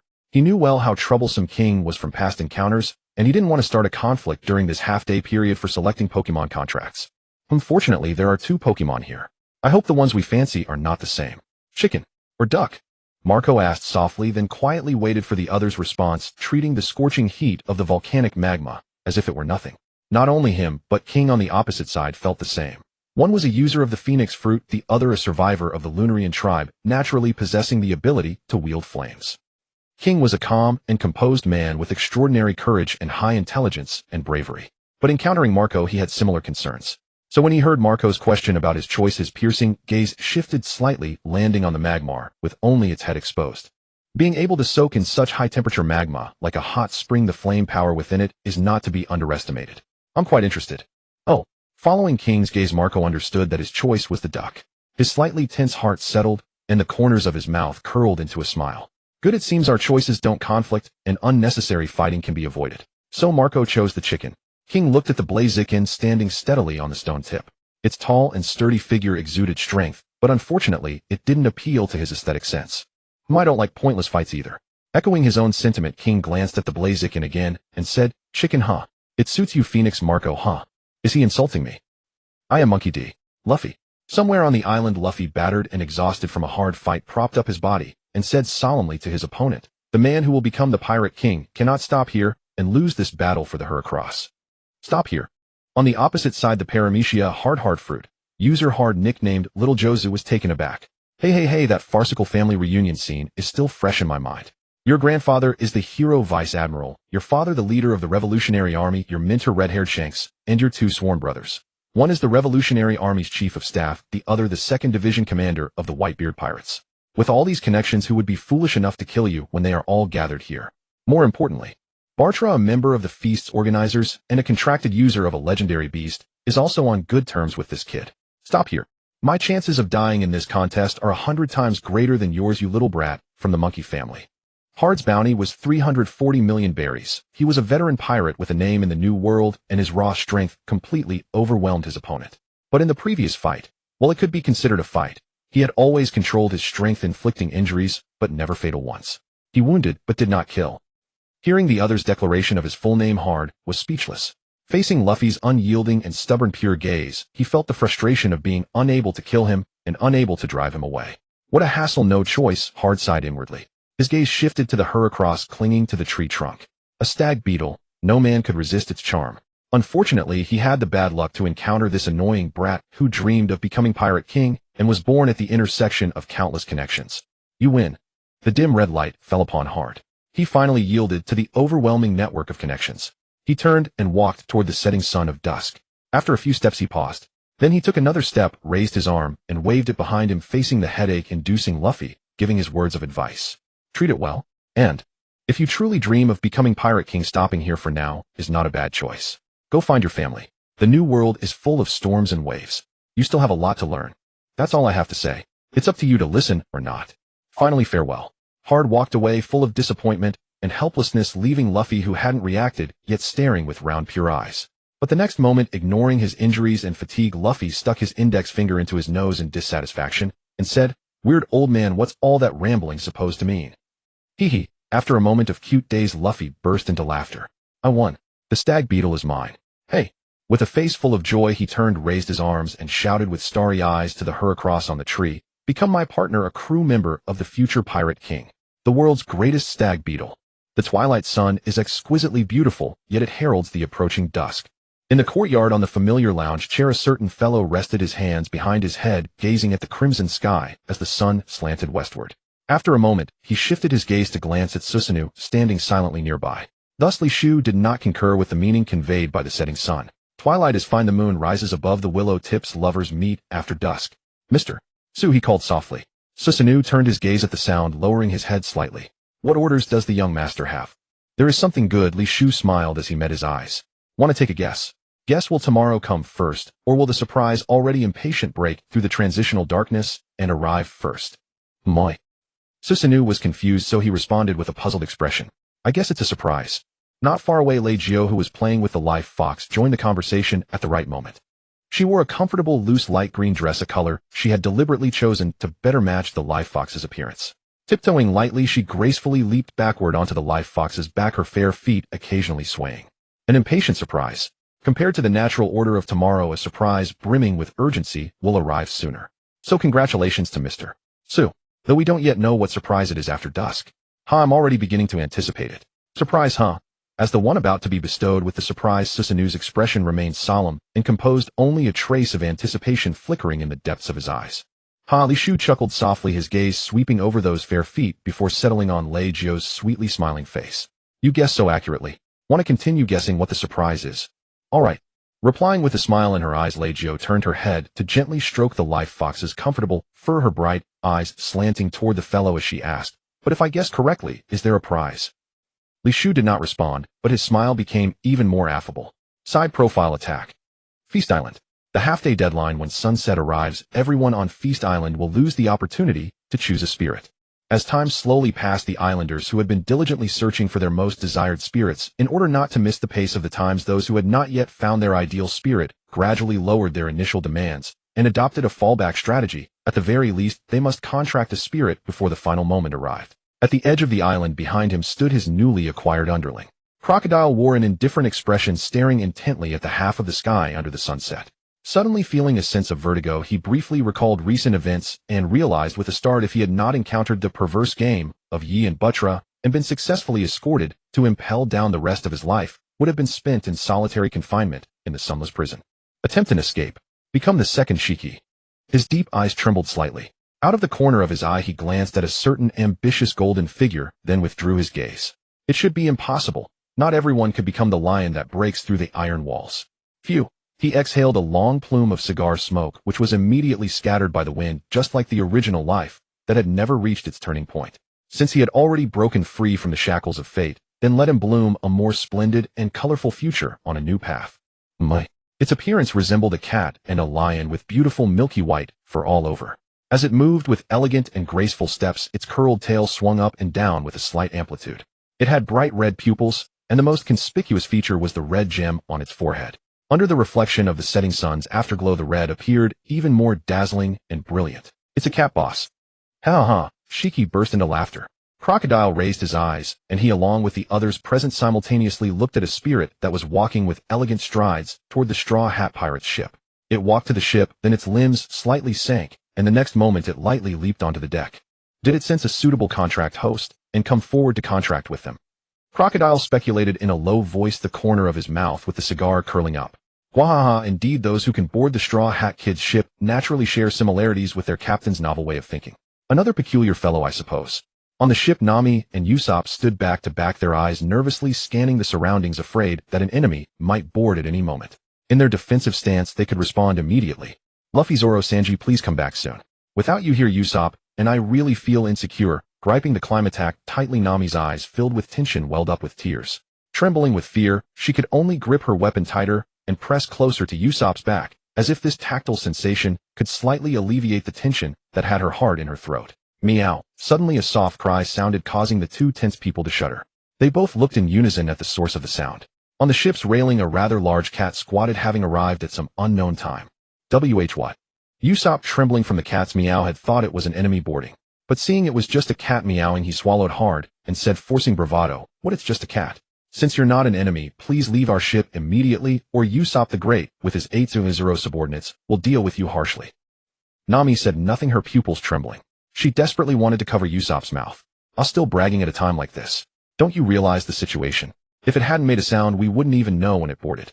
And just a cat. Idiot, Usopp, that's a spirit. Meow." The cat boss tilted its head and let out a soft cry. With its high intelligence, it sensed the tension in the two. Its eyes shifted, and it raised its right front paw, bending its claws beside its cheek, matching the tilted head, and struck a cute pose, playfully acting adorable toward them. Usopp also tilted his head in imitation of the cat boss, several question marks appearing above his head. So was this a friendly signal? Whoosh, suddenly a blue figure flew swiftly. Its roughly 2-meter body precisely landed on Usopp. With a force that was huge yet just right, Usopp felt a sweet taste in his throat, coughed up a mouthful of blood into the air, which just happened to land on the green figure. In the distance, gazing intently, seeing that the moment the green figure touched Usopp's blood, it instantly turned into a red light that merged into Usopp's forehead, the mastermind couldn't help but smile smugly. What a hoping son becomes a dragon bastard of a father. Seeing his own son not capturing a spirit to help him keep up with the times, he really threw a heavy punch and found a spirit contract for him. Beckman smoked a cigarette, glancing at the beaming Usopp beside him. However, that spirit is 1.8 meters tall and weighs 300 gene. Aren't you afraid you'll accidentally crush your son to death? Ha ha ha, how could that be? I have it under control. It's just that when I heard that boast about 800 subordinates, I couldn't help but add a little extra force. No harm done. Heh. Zzz. A flash of lightning. Laxus materialized as lightning at a battle scene, his gaze steady. He glanced at the severely wounded figure nearby, a flicker of emotion passing through his eyes. That unique curly brow must be Sanji, whom Batera mentioned, Reiju's younger brother. Could he become the mistress? Recalling Sanji's appearance mentioned by Batera and Reiju's words in the courtyard, Laxus calmly averted his gaze, looking at the opponent who had beaten Sanji within an inch of his life, intending to lend him a hand. Are you Laxus, the islander of Skya, the guardian of the iteration secrets, the contracted spirit beast of the divine beasts? Wearing a lilac long hair down to her waist, a purple-blue skull cap, a striped shirt with floral buttons, and a cape known as the Ice, which Whitey Bay, one of the captains of the 43 affiliated pirate crews under Whitebeard, stared at the sudden appearance of Laxus. Though she was wary of his strength, as he was a powerhouse who could fight and not lose against Big Mom, she still maintained a confident smile. What? As the host of this feast, do you want to personally step in and help this greenhorn? I am one of dear old Dad's captains. Bring it on. No, don't come, I'm definitely no match for you. I heard this guy once attended Dad's banquet with Shiki and the spirit of Skaya. We're all on the same side. That was all just for show, and since I mentioned Dad and my subordinates are all around, it's all to maintain a captain's dignity. Don't take it seriously. Laxus paused not because of her tough words, but because of his ability to hear the thoughts of those with strong emotional fluctuations, a result of his lightning fruit combined with advanced observation hockey. Saving face, Hut Dad. Are you one of the captains of the world's strongest Whitebeard's affiliated crews? Understanding the nuances of human interaction, Laxus cooperatively said, it would indeed be unfair for the host to personally intervene. However, this man on the ground is someone's beloved relative. Since we're all on the same side, could you, for the sake of Laxus, Sky King Shiki, and artist Patera? He pointed at the Milotic in the nearby lake. Give up the fight for this Milotic. After all, this one truly likes it, but even though he's been beaten to the brink of death by you, he still refuses to give up, because he wants to follow his so-called chivalry. Nice. Hearing the names Laxus mentioned, Whitey Bay secretly pumped her fist. Listen, he even brought up Sky King Shiki. If I gracefully give up the fight for this spirit, it's not because I'm afraid of power, but to give face to a king. Milotic. Whitey Bay followed Laxus's gaze to the spirit in the lake. So its name is Milotic. Indeed, it matches its magnificent appearance. Ahem, as for withdrawing from the competition. Well, the opponent didn't even counterattack. Adhering to chivalry, huh? A rare gentleman. It makes me seem a bit rude. In that case, I'll be gracious. Let's go. Whitey Bay turned and left her pace steady. But after 5 or 6 steps, her steps involuntarily quickened a little. Hashi's in a hurry. A slight smile tugged at the corner of his mouth. Laxus withdrew his gaze from the departing figure and walked over to the corpse of Sanji. Looking down, his eyes met a swollen, bloodshot eye. Chivalry. Not fighting women. Though I don't agree with such a doctrine, I can't help but admire it. What a miserable sight. Beaten this badly without fighting back. You must have the resolve to be beaten to death while upholding your spirit. The corpse Sanji endured the pain and adjusted his body slightly to lie more comfortably. He looked up at Laxus through his swollen eyes. I wasn't born to make friends with ladies. I was born to love ladies. Although that lady's love was a bit deep. Finishing speaking, Sanji felt it was time for a smoke. He stubbornly raised a trembling hand, reached into his pocket, and flicked a cigarette into his mouth. But when he tried to light it, his injuries were too severe to complete the action. Zzz, at that moment Laxus stood still. A spark of lightning arced over the cigarette tip, helpfully lighting it for Sanji. Sanji slightly lowered his eyes, saw the red ember on the tip, and gave a faint smile before taking a deep drag. Whoosh, thanks. Laxus said nothing, staring at Sanji for a moment. Then he put the player hanging around his neck over his ears, turned, and walked away. Be grateful. Because of your chivalry, that lady held back. Otherwise, with her strength, your body would be cold by now. Tisk, though I want to advise you to give up that chivalry, I doubt you'd listen. So work hard to improve your strength. Only when you have enough power to back it up can you uphold your conviction on this turbulent sea. Finally, if you don't want any trouble with the spirit you earned with your life, form a contract with it right now. Zzz, as his words faded, a blue-gold spark shot over instantly, entering Sanji's body, bringing a tingling numbness. At the same time, his swollen eyes quickly healed under the tingling sensation. Soon after, as the numbness faded, Sanji slowly sat up, one hand resting on his bent knee, the other holding his cigarette as he took a drag. Whoosh! I know. The smoke drifted before his eyes, and he stared dazedly as if he saw the smoke form a woman's face smiling sweetly at him. Reiju. Compared to Sanji's miserable plight, Zoro, who always had a love-hate relationship with him, fared much better. My, why does this feel familiar? Zoro's directional impairment kicked in as he looked at the familiar large rock before him. He felt a sense of disorientation and confusion. He was sure he had been walking straight, so how did he come across a large rock that seemed to be the one he saw not far from the entrance? Are all the rocks here the same? He muttered. The directionally challenged green-haired man never suspected that he had actually been wandering around the island's periphery the whole time. Whatever, let's keep moving. Putting aside his guesses about the rock, Zoro looked left and right, then walked along a similarly familiar path. After a short while, he suddenly stopped as if sensing something and made a turn onto a new map he had never explored before. The edge of the island. Sitting on a rock, a figure was idly enjoying the sunset. Suddenly sensing someone approaching, his eagle-sharp eyes turned towards the pile of rocks behind him. Clack, clack, clack. It was Zoro walking steadily into his line of sight. Oh, it's you, Roranoa, Zoro. Oh, it's you, Luo Nua Yasua Long. The eagle eyes reflected the approaching figure, and Mihoku, for some reason, suddenly felt a hint of joy. He lifted the corner of his mouth. After observing for so long, you didn't choose any so-called spirits, did you? I was right about you. A true swordsman relies on nothing external. You have not disappointed me. Sua Long listened quietly to Mihoku's words of high praise. He tightened his grip on the sword hilt, which he had already grasped at some unknown moment. I just seem to have lost my way on the path of choice, but meeting you here, I believe it is fate's guidance. Since that is so. He released his grip, his palm, leaving the sword hilt, then pulled off the headband tied around his arm. He looked straight into the eagle eyes, determinedly tying the headband properly. Clang, clang, clang. 3 swords were drawn simultaneously. High above 10,000 meters in this rare and picturesque sunset, I followed my heart and came here. So come, let us clash once more. Eagle-eye Mihuaku's curved lips widened slightly. A clash. It is still too early. However, as a reward for not being swayed by those dazzling temptations, and for not making a choice unworthy of a swordsman's dignity, I shall grant you a little guidance. Saying this, unlike his contemptuous response in the East Sea, where he used a small knife, he rose and turned, reaching his arm behind his back. The supreme grade sword knight was slowly drawn from its sheath. Show me your growth, Luo Nua, Yasua Long. With a solemn expression, Sua Long responded, and suddenly lunged forward, engaging in battle with Mihuaku, who wished to impart some sword techniques to the swordsman he esteemed. Clang, clang, clang, clang, clang. Amid the beautiful sunset, the crisp sounds of clashing weapons rose and fell, carried far away by the evening breeze. You chose this one. In a certain part of the island, Duo Lago looked somewhat oddly at the spirit before him, softly asking the intellectual woman standing beside him. HM. Luo Bin, standing beside Duo Lago, smiled with her eyes curved into crescents.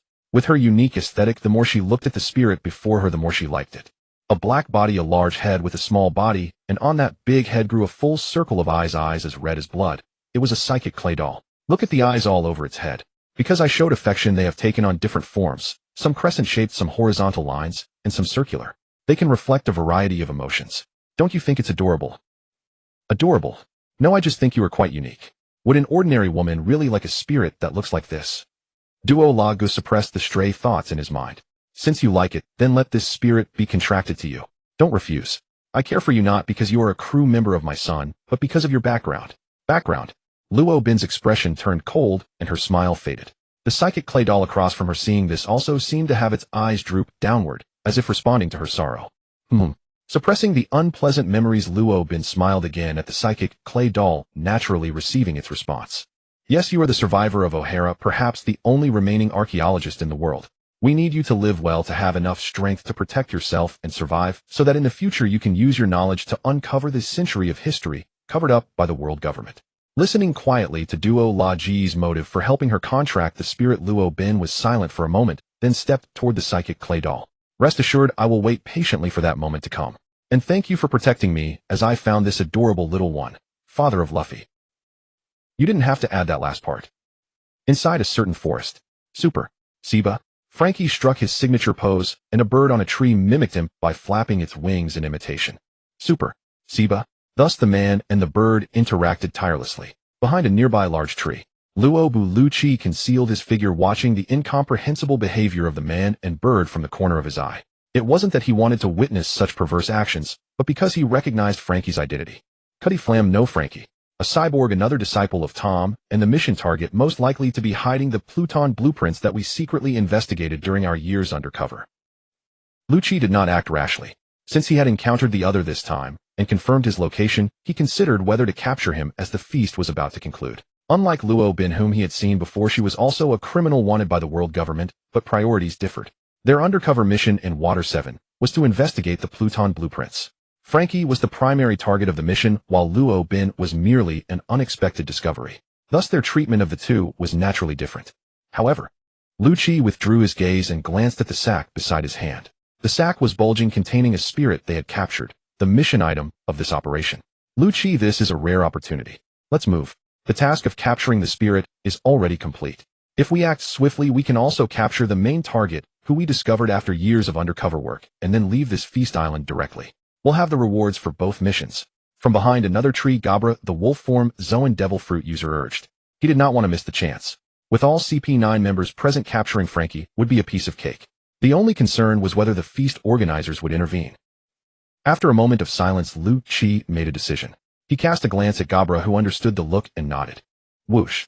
The next instant, Gabra used the 6 powers technique Soru to disappear, reappearing behind Frankie. He raised his palm fingers together, aiming to knock the man unconscious with a hand strike, and then abduct him. Moi. Wind from the hand strike brushed against him, and Frankie immediately realized someone was attacking. In the nick of time, knowing he couldn't dodge, he instead fell straight forward, twisting his body mid-fall to protect the back of his neck, exposing his throat to the hand strike. Gabra's eyes narrowed. What was this? A hand strike to the back of the neck would at most knock Frankie unconscious, but a solid blow to the throat could kill him instantly. Gabra was supposed to capture, not kill. He hastily withdrew his power. With a thud, the hand strike reduced by 30% landed on Frankie's neck. The immense force sent him sliding across the ground for 7 or 8 meters. Close call, close call. Having been sent flying, Frankie seemed unfazed. He rubbed his neck and stood up directly. Gabra's face was full of question marks. How? How could there be no effect at all? I need to be so surprised. I'm a cyborg. Got it just in time. Striking the steel-reinforced front is a completely different concept from hitting the flesh and blood back, you bastard. Frankie took a fighting stance ready for battle while internally harboring his own little pride. Sleep. Suddenly Lu Chi, who had merged with his spirit at some unknown time, activated the spirit skill. Lieko. The Pokemon contracted by Lu Chi was the Dark-type Pokemon Lieko, which had already completed fusion, causing a dramatic change in his appearance. A purple trench coat perfectly fit his figure with a yellow tight-fitting combat suit underneath, and around his neck hung a mottled necklace of the same color, but darker shade. His cheeks also showed significant changes. 2 strands of red hair grew from the corners of his eyes, extending along the temples to connect with his hair, ultimately merging into the purple hair that was pulled to the extreme and reached the ground. The cuffs of the purple trench coat were adorned with 3 golden strips, the ends of which were sharp and slender, like a leopard's claws. Sleep.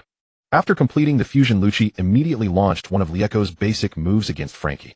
If it weren't for Jabra's failure, he wouldn't have needed to fuse to minimize the commotion of the capture. The sleep move took effect and Frankie was instantly hit. A dizzying sensation overwhelmed him and a tremendous drowsiness surged into his mind. Yet he knew he couldn't fall asleep, or else he would be at the mercy of unpredictable events. I'm a cyborg. How could mere drowsiness shake my steel-like will? Frankie struggled with all his might to stay awake, but the result was far from ideal. Though he didn't immediately fall unconscious, his vision became blurred and his mind grew foggy. Shave. Seeing an opening, Jabra would never let the opportunity created by Lu Chi slip away. He used Shave again to appear behind Frankie, his hand chopping through the wind with the determination to not fail a second time. Siba. At this moment the swallow let out a supportive cry, flapped its wings, and used quick attack combined with steel wing to heavily strike Jabra's palm blade. With a dull thud, the swallow was knocked back, but it bought a brief moment of respite. Frankie, forcing himself through the drowsiness, turned and struck a steel straight punch at Jabra's chest. Iron body. With another dull thud, the collision sent waves of air scattering in all directions. Jabra, using the divine skill of Iron Body, successfully blocked the attack without sustaining any damage. Swoosh, having been thwarted twice, Lu Chi, hidden behind the tree, could no longer stand idly by. Enhanced by the fused Lieko's agility, he used Shave, appearing like a phantom out of thin air, and struck with a palm blade. Still a palm blade. Lu Chi, are you underestimating me by interfering like this? Jabra, who had blocked the attack with Iron Body, narrowed his eyes, furious at Lu Chi's sudden intrusion. But in the blink of an eye, he had no time to voice his thoughts. He could only glare resentfully at the meddling Lu Chi. Bang! Lu Chi appeared too suddenly, and the speed of his palm blade strike was too fast. Frankie, who had just launched a counterattack, took the full force of the blow, his eyes rolling back as he fell unconscious. Got him! With the successful strike, a flicker of pride crossed Lu Chi's mind. But just as he relaxed, an unfamiliar male voice drifted into his ears. Track. Not good, we've been discovered. Haven. Swoosh, a chill ran through his heart. As the thought still echoed in his mind, another voice rang out, accompanied by a faint rustling sound. Lu Chi watched helplessly as the unconscious Frankie vanished from before his eyes at a speed too fast for him to intercept. Who goes there? Jabra roared in anger. Lu Chi suppressed his shock and turned to look at a certain spot. Meanwhile, Kaku, Califa, Komodori, Fukuro, and Blueno, who had been hiding behind different trees, appeared beside the two, using Shave, facing the sudden intruder together. Yah! You reek of the world government's lapdogs. CP9. I don't know why you're after him, but whatever. As long as I can mess up your plans and make your mission fail, I'll be very happy. Yah! Amid the angry and solemn gazes of Lu Chi and the others, the captain of the big carriage pirates, the invulnerable captain, Charles, walked gracefully and calmly from the depths of the forest. As for Frankie, he was being dragged behind Charles like a dead dog, his face scraping the ground, leaving a clear trail in the path he was dragged along. Dragged like this, it seems the man before us is not a friend or acquaintance of Frankie's. As he said, he just enjoys sabotaging the world government's operations. What a troublesome fellow. Rob. Lu Chi's eyes darkened. Imagination was beautiful, but reality was cruel. Whenever he tried to accomplish something, someone always showed up to interfere, especially those pirates who deeply loathed the world government. Whoosh! While Lu Chi was deep in thought, Charles directly swung Frankie and tossed him between the two parties. With a heavy thud, Frankie hit the ground hard. Even subjected to such treatment, he remained unconscious. Yah! Lapdogs of the world government, the person you want to capture is right there. If you have the guts, try to take him. Charles looked at Lu Chi and the others with a mocking gaze. Don't worry, I'll stand right here. If you really have the ability to succeed, I'll let you leave. As for him, it's his fate. Weakness is the original sin. Attack. With the words having been said to such an extent, Rob Lucci did not hesitate. He shouted loudly, and the entire CP9 launched an assault. Shave the swoosh swoosh. Rob Lucci and Jabra approached Charles almost simultaneously. Jabra took the front while Lucci flanked from behind. Faced with the two closing in, Charles seemed unhurried but moved extremely fast. He raised his thumb at Jabra in front of him. Track track, ride the wind in waves. With his thumb aimed at Jabra under the effect of the track fruit's ability, Jabra felt his body seized by an irresistible force, sending him flying backward at twice the speed he had charged. Behind, while Rob Lucci and Jabra were engaging, Charles, Kaku and the others seized the opportunity to snatch the unconscious Frankie. However, they didn't expect that just as they reached for Frankie and were about to succeed, Jabra crashed into them. With a series of thuds, Commodore Khalifa and others unable to dodge in time were heavily knocked away. Leopard finger. With Jabra repelled, Rob Lucci acted as if he hadn't noticed, focusing on Charles's back. He raised his right arm, and the 3 golden strips on the cuffs of his purple trench coat instantly sharpened into blades, stabbing toward the target's heart. Ding! Suddenly, the razor-sharp leopard finger struck Charles's back, but it produced a metallic clang. It didn't cause any damage, and Lucci felt his arm tremble slightly from the recoil. Are you tickling me? Put more strength into it, try harder. I can't feel a thing. Yah! Track, lateral drift. Charles sneered contemptuously while his hands didn't stop. He activated his fruit ability, causing Lucci to follow in Jabra's footsteps, knocking over the remnants like Kaku and sending them tumbling. The Frankie that Kaku had just lifted fell to the ground again, still unconscious. Frankie. Unbelievable. What a miserable fate. After a series of probing exchanges, Lucci and his companions each suffered a setback. Staring at the target lying motionless on the ground, they realized that without defeating the meddlesome Charurk, they had no chance to take Frankie away. Leave? Or try again? Luobu Lucci hesitated, his recent skirmish having made the reality clear. Without defeating the interfering Charurk, they could not take Frankie. The optimal choice was to retreat temporarily. Their original mission, to capture a spirit, had already been accomplished, so there was no failure. Yet if they continued to entangle themselves in a battle with Charurk over Frankie, the odds were high that the jade would remain intact while the stone shattered, and ultimately even this mission might fail, with the spirit intercepted by the opponent. Retreat. Finally, after weighing the pros and cons, Luobu Lucci decisively issued the order to withdraw. Hearing this command, Jabura and Kaku, though reluctant to admit their weakness, could not deceive themselves about the surge of relief that washed over them. The opponent was far too strong, far beyond their current capacity to contend with, who retreating was the best choice. Retreat. Hearing Luobu Lucci's words and sensing through observation haki that Jabura and the others were ready to retreat, Charurk grew displeased. He had barely begun to enjoy himself, and they were already waving the white flag. Rail. He raised his thumb toward Lucci and his group, intending to use his ability to restrict their escape trajectory. Yet just as he habitually chanted the incantation, a chill ran down his spine. TCH, a few CP0 scum have infiltrated the island. They want to protect them, but don't dare show themselves. What do they think? A mere pressure of their aura will make me back off? Sneering inwardly, Charurk ultimately refrained from going too far. He rotated his raised thumb 90 degrees, replacing his original technique with another reef charge. An invisible power from his devil fruit descended, enveloping Lucci and his companions tightly, then hurled them with thunderous force straight out of the island. Trees that stood in the way were brutally smashed apart, causing Lucci and his crew to vomit blood midair in a miserable state. The owl, its massive body curled into a ball, not only protected itself, but also safeguarded the sack in its arms. It could not afford to lose it, otherwise the mission on this feast island would also end in failure. TCH, such a good mood ruined. Utterly boring. Charurk stared at the trail of destruction left by Lucci and his companions, his eyes as lifeless as a dead fish. A moment later, he glanced at Frankie, still unconscious on the ground, pursed his lips, and turned away. After Charurk left, a large swallow fluttered down and gently pecked Frankie's cheek. Do you know? Humans from the moment of birth begin their descent from the sky, rushing toward the moment they hit the ground and perish. Along the way, they encounter many people. Some who fell at the same moment becoming childhood friends, others of the opposite sex, who either fell later due to greater weight or earlier due to lightness, becoming spouses. The two meet, get to know each other, fall in love, and descend hand in hand and sink. Of course, unavoidable obstacles arise along the way. A rising sea breeze, an unpredictable thunderstorm, and so forth. After experiencing, enduring, and feeling them all, they finally not so smoothly complete the entire journey and crash into the earth, ending their lives. So you who are already buried up to your neck in the earth have found life's journey no longer amusing and have come to me to end your dwindling existence. Naguri, hailing from the gray terminal of the East Blue, who once taught Luffy, Ace, and Sabo, stood casually opposite the speaker, clad in tattered clothes, a felt hat on his head, a pipe in his mouth, and a wooden mallet over his shoulder. Puff. Exhaling smoke, Naguri's calm and steady eyes swept over the man. He appeared to be over 40 with impressive features, wearing a tall green hat. His long hair was meticulously combed back and tied with a white rope. Though not exceedingly tall, about 2 meters 45, his posture was upright, and despite the loose robe, his robust and well-proportioned physique was evident. Puff. Exhaling again, Nagyuri chose to pick up the topic the man had offered. Humans from birth onward rush toward death, a novel and reasonable notion. However, as an old man on the brink, encountering you here is not a shortcut to end this life full of regrets. I am a failure who has languished for half my life. I had no intention of immersing myself again in this sea that has become so foreign to me. Yet the direction of the times is so captivating. Nagyuri tilted his head slightly, revealing bright eyes that dared not sink further into despair. In the era when the Sky King emerged, the spirit system was revealed to the world. An iteration. So I abandoned my state of defeat and crossed the calm belt to this place, attempting to obtain a contracted spirit. However, my intention was not to rejoin the game for the throne. I merely wished to gain a bit more accumulation, a bit stronger power, and then wait for the subsequent power systems before the next iteration.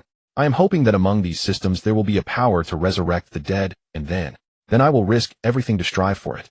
Death, dying along the way would not matter. But if I succeed, I want to revive my former comrades and apologize to them in person. I am sorry, as your captain, I failed to protect you fully. Forgiveness, I dare not even hope for it. Under the tranquil, slanting rays of the setting sun, 2 figures stood silently. Nagyuri's eyes trembled, lost in memories of regret. Across from him, the man in his 40s, Kabo Kutelifu, gazed at him for a few moments, then glanced at the small spirit that had remained nearby during their exchange. Atropius. Another old pirate drawn out by the new era, waiting for subsequent iterations of power to resurrect former crewmates and apologize. It is yours. Telifu withdrew his gaze and fixed a calm stare on Nagyuri. Form a contract with this grass-type spirit. You should need it badly. Lastly, if you have truly let go of the ambition to vie for supremacy, merely waiting for future iteration systems to appear, I will recommend a place. It should meet your needs. After all, who knows if a resurrection system exists or when it will manifest? Thank you. Nagyuri expressed his gratitude sincerely, but added, recommend a place. Where? Is that place special? The Keluohu Kingdom, or rather the Siddhartha Island. Go there. With this spirit you should gain greater returns, and then await the arrival of the coming era. Siddhartha Island. I will consider it. Nagyuri committed the name to memory. The Keluohu Kingdom, it seems I must go there to investigate. Keluohu Kingdom, is it? It seems I must go and investigate. As Nagyeli made the decision to explore, Telifu's deep gaze fell upon him, observing that his demeanor suggested he had taken the words to heart. Hopefully it won't disappoint you. Then I wish you the best in resolving your regrets. Farewell. Telifu's figure flickered and vanished, leaving Nagyeli and the tropical dragon to proceed with the subsequent steps of the contract. A short distance away, Telifu appeared on a thick tree trunk, gazing toward Nagyeli's location. He raised his hand and removed his tall top hat, and with the seal on the hat released, the thriving twin-leaf sprout on his head was revealed, signifying his origin. Yes, he was indeed a resident of Sideside Island. A pipe, a felt hat, a wooden hammer. Standing on the tree trunk, Telifu fell into recollection. Decades ago there indeed seemed to be such a figure. When he first emerged, he was quite renowned, making a considerable name for himself in the first half. But was he later destroyed? By whom? I have no memory of it at all. Unable to recall more information, Telifu let it go. After all, they were all old matters from times long past. He reimposed the seal of the tall top hat on the twin-leaf sprout, his gaze enigmatic as he looked ahead. Though it has piqued my curiosity, I hope you will make the right choice. That island may have become some powerful individual's private garden, but the effect of this sprout is genuine. With that grass-type spirit combined with the twin-leaf sprout, it will undoubtedly greatly benefit your aging body. Go there. For you, for me, for more pirates who retired from the previous era, the present sea is immensely inclusive, let alone the throne of the sky that has now appeared. The sea and the sky. Indeed, human dreams are boundless. So go there, and restore the remnants corroded by time to the greatest extent. This era has not abandoned us. As one of the old-timers who had once stepped off the stage, Telifu was unwilling to fade away quietly. Or rather, because the twin-leaf sprout had granted him a second spring, he would not leave Spring Island, which he had once chosen for retirement, but had now become someone's playground. He resolutely joined the tide of the new era, embracing more excitement and greater expectations. Iteration. Jumping off the tree trunk, Telifu landed lightly with one hand pressing his tall top hat, then walked toward where the feast had begun against the setting sun. His long shadow stretched on the ground. The next moment the shadow doubled. It had a round head and leaf-like limbs, making it hard to identify which spirit it was. All good things must come to an end. At the sight of the feast, as the sun was about to sink below the horizon, figures returned one after another. Soon the sun fully set, signaling the end of the contract period. Jiahaha! The familiar arrogant laughter rang out. Shurji's body slowly rose into the air under the effect of the floating fruit. His deep gaze swept over the returning crowd, passing over their foreheads. He noticed that almost all who had landed had contracted different spirits, with only a few voluntarily giving up, such as Hawkeye Mihoku and other pure swordsmen. First of all, congratulations, all of you, pirates, marines, revolutionaries, or dreamers of free identity, for selecting compatible spirits to contract during this feast. Without further ado, you may leave. Return to your own territories to digest and refine your gains. Refine. As Shurji's words fell, many strong individuals who had contracted spirits murmured softly. Although Shurji did not explicitly state what to refine, they all had a rough idea. Recalling their memories, they realized that after contracting the spirits, the various skills the spirits had used during the battle to capture them could no longer be unleashed. Only a few techniques remained. It seemed these few were the spirits' innate abilities or basic abilities which could be used without hindrance after the contract. So refine. Does that mean the spirit system, like the fruit system, requires continuous development to fully unleash its power? Lord of the Sky. Someone asked, hoping to get confirmation from Shurji whether their guess was correct. The inquiry reached Shurji's ears. He grinned arrogantly. No power is at its peak the moment it is obtained. Jiahaha, refinement is an essential process. Although I'd like to comfort you with that, for the spirit system, there is a distinction between ordinary pseudo-legendary spirits and legendary spirits. Seeing many below with expressions of realization, Shurji confirmed their thoughts. That's right. Legendary spirits are called such because the moment they form a contract with a user, the user can freely use all their abilities, skipping the refinement process, entirely standing at the peak from the very beginning.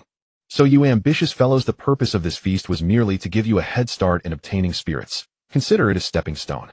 Afterward, go out, seek, discover, and contract legendary spirits. If any of you can achieve that, the Marines, the 7 warlords, the 4 emperors, none of that will matter anymore. A new order will be reshaped by your hands. Shurji pointed toward the darkening sky. Do you understand why I set the deadline at sunset? Because the night after the sun sets is your true arena. Go to the sea, grow in this lawless darkness. This feast is not an end. I look forward to hearing you compose new chapters and big news after the darkness recedes and a new sun rises. Use the burial of the old order as a stepping stone to climb to the forefront of the new era's trendsetters. Let this doomed old era usher in a more splendid, magnificent new future. Gentlemen, I await your dragon's roar to pierce the darkness, your great name to shatter the sky. Finally, allow me as the throne of the sky to issue the captain's command. Lads, set sail. With a roar overflowing with hockey and kingly spirit, Shurji, with his ambition to shake the world, declared the feast temporarily concluded and the beginning of a new journey. The kingly aura stunned the entire venue. A few seconds of silence followed, then transformed into extreme excitement. Various maniacal laughs and sinister chuckles erupted, mingled with declarations of wild ambition. A brand new era with boundless soil to nurture ambitions. This world is already in complete upheaval. The old era ends, a new order is born. As the upper limit of power continues to rise, I'll be watching. You lofty celestial dragons, what outcome will you face? Yakahihi. The captain of the Balan pirate crew laughed heartily. Kinpu, let us be the vanguard to overthrow the old era. The 4 emperors. This old relic that squeezes our living space is already outdated. The skies of the new world leave no room for emperors to carve territories. We will become the strongest voice of the era. Camp, we will become the strongest voice of the era. White Snake pirate captain, White Snake, Vasphorus Verret laughed wildly, his eyes filled with blazing ambition. He looked up at Shiki floating in the air, his eyes flashing strands of crimson. Even become a second-generation king, standing shoulder to shoulder with Lord Shiki, and grasp the power of iteration in our own hands.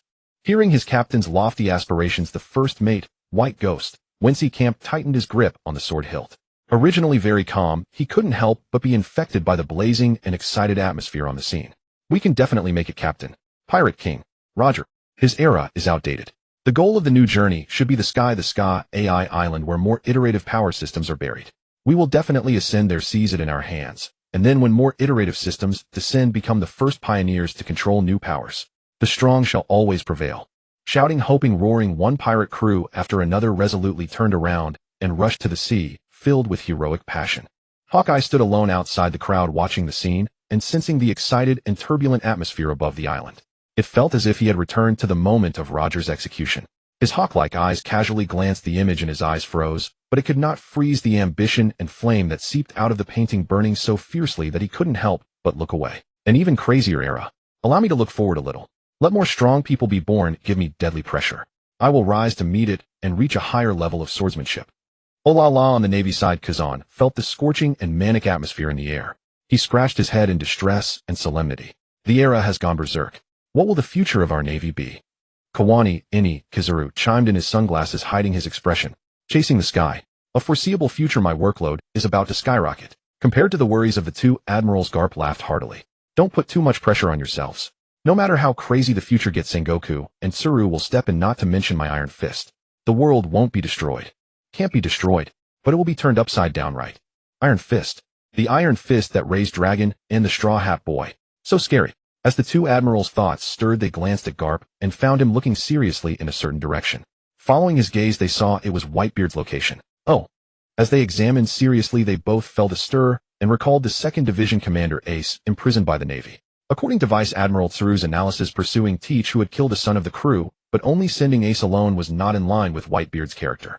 So the reason was that Whitebeard was old, unable to wield his blade, hence Ace acted alone, but unfortunately failed and was captured. But at this moment, merely gazing at that tall back, they could still clearly feel that familiar heavy pressure, showing that although he was old, he was not unable to wield his blade. Troublesome. Kizaru looked up at the starry sky. The world was about to go berserk. At this beginning, if they wanted to seriously warn all parties not to go too far, they would need a major action. What kind of major action? Ace. Fire Fist. Ace, imprisoned by the Navy, the 2nd Division Commander of the Whitebeard Pirates. If they publicly execute him, it would certainly achieve a certain effect and intimidate the world. However, a public execution would inevitably invite an attack from the Whitebeard Pirates and their allied crews. Moreover, Whitebeard's power has not declined much due to age. If they really go through with the public execution, the outcome is unpredictable. Standing beside Kizaru, Isho was blind in eyes, but not in heart. His Kinbunchika Haki sensed Kizaru's complex and heavy thoughts. Admiral Kizaru, the difficulties the Navy will face seem even greater than I imagined. If possible, as a new recruit, I can contribute my humble efforts. Akiji interjected. Isho-san, your power is not humble. As for the difficulty, whether we really need to face the pressure from that man, it's up to Fleet Admiral Sengoku to decide. That man?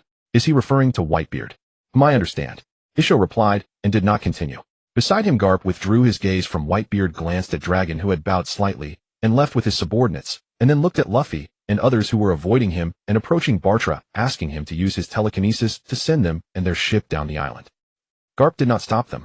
After watching Bartra use telekinesis to control Luffy's pirate ship to float away into the distance, he raised his hand and led the Navy headquarters away.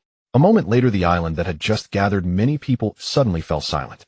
Only the lingering, excited atmosphere in the air indicated the end of the feast and the beginning of the future. Crocodile laughed coldly. Skylord won't go back on his word, right?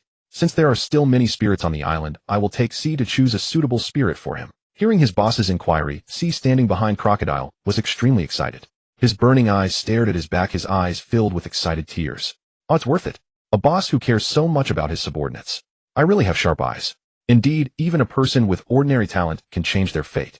Just find the right boss, pray at the right dock. Yahaha, of course. We are all one family. Forget about time limits. I wish you the best in finding the most suitable spirit for your little brother.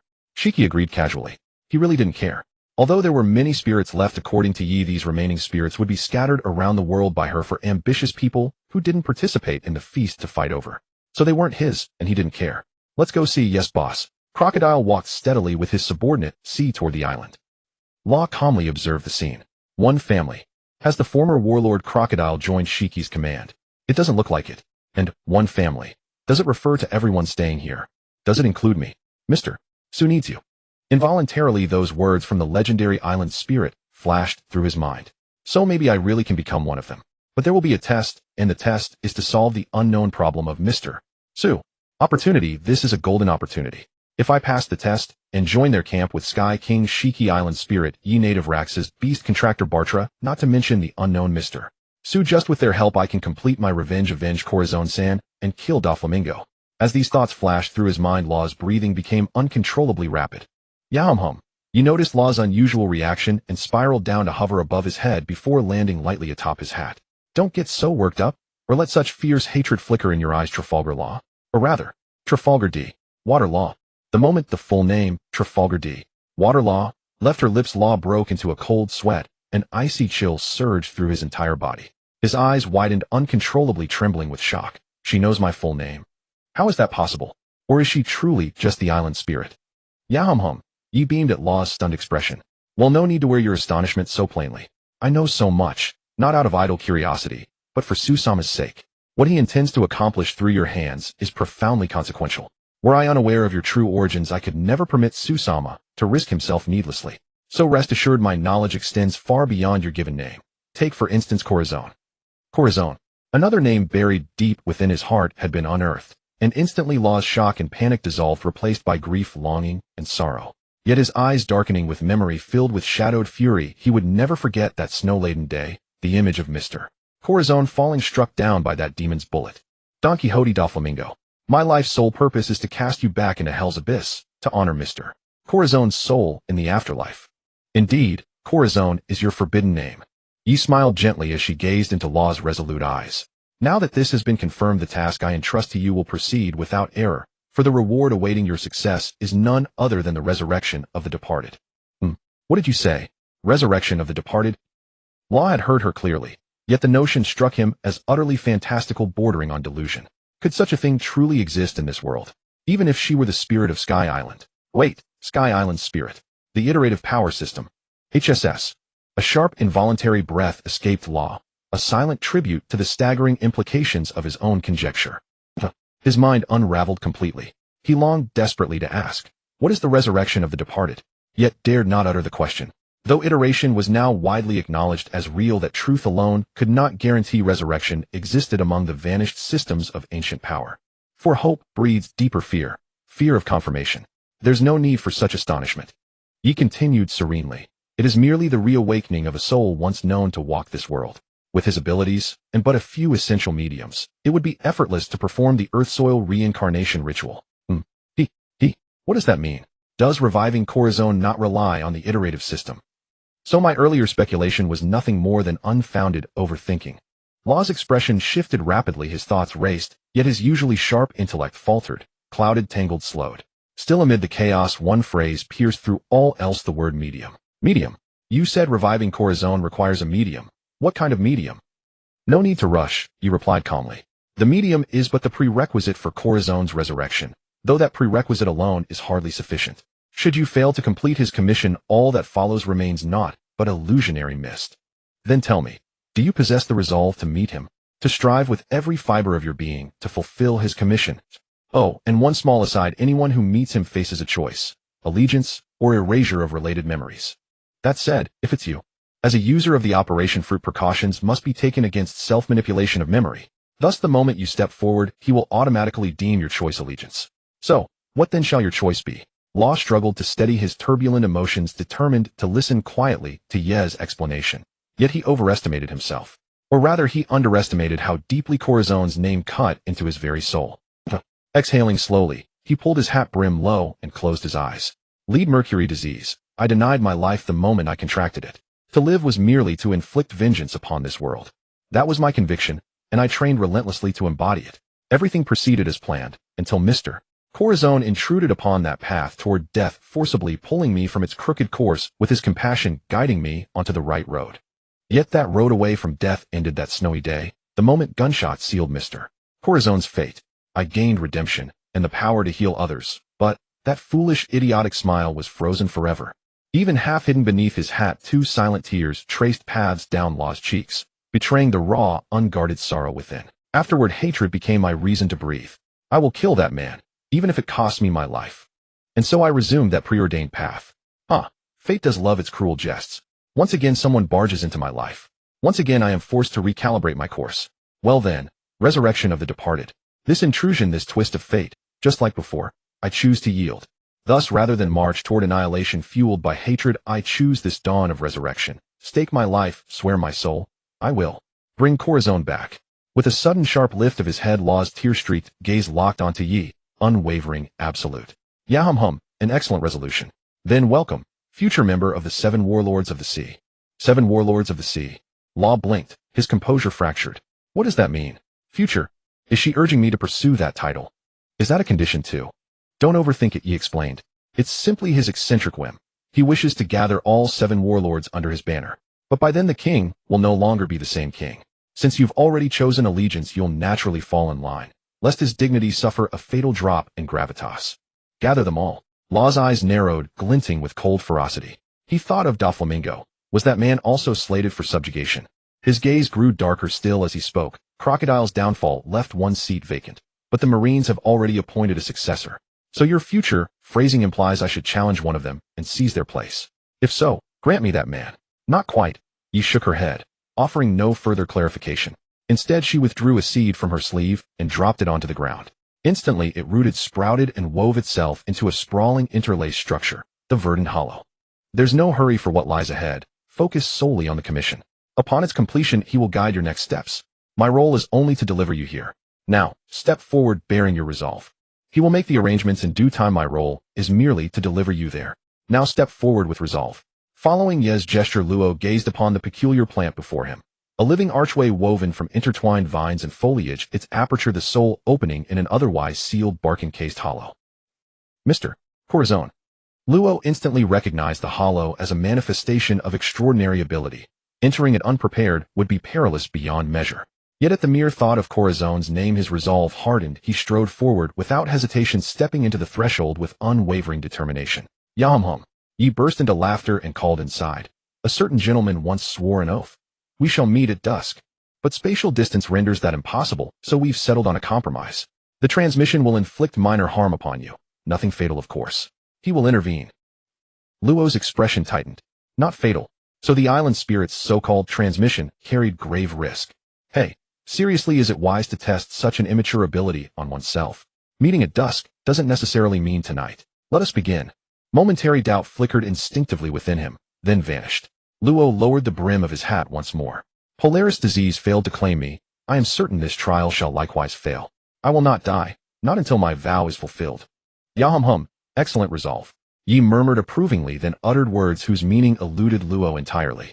Rest assured, the process may lack comfort, but the outcome will elevate you beyond imagination. After his intervention, you shall gain profound benefit. You cannot escape the irresistible allure principle. The irresistible allure principle. Before Luo could ponder those words, the hollow began sealing itself. As its aperture closed completely, it contracted with a soft whoosh, transforming into a thick, vine-like tendril, broad as a barrel, plunging swiftly underground until it vanished from sight. Within the courtyard, a slender crescent moon rose as twilight deepened. Li Shu, Susanoo and Reiju sat quietly around a low table, savoring the delicate fragrance of steeped tea. Li Shu exuded serene composure, genuinely savoring the lingering sweetness upon his tongue. In contrast, Susanoo and Reiju betrayed subtle restlessness, glancing repeatedly toward the courtyard gate or lifting their eyes to the starlit sky, awaiting the long-awaited marvel. Silence reigned, until suddenly a single blade of grass surged upward from the verdant lawn like a silken ribbon, spiraling rapidly skyward. Within moments it coalesced into a thick, barrel-sized vine standing stark and arresting amid the garden. Shua! Two eager gazes snapped toward it. As their breath quickened, the vine swelled, then shed fine green strands like falling petals.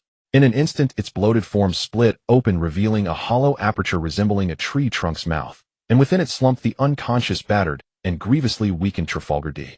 Waterlaw. Thump! Unconscious and insensate, Law tumbled headlong from the hollow, collapsing limply onto the earth. Reiju made no move to assist him. Her beautiful eyes widened in quiet astonishment. This near-fatal state bore no resemblance whatsoever to the marvel she had anticipated. So this is my marvel.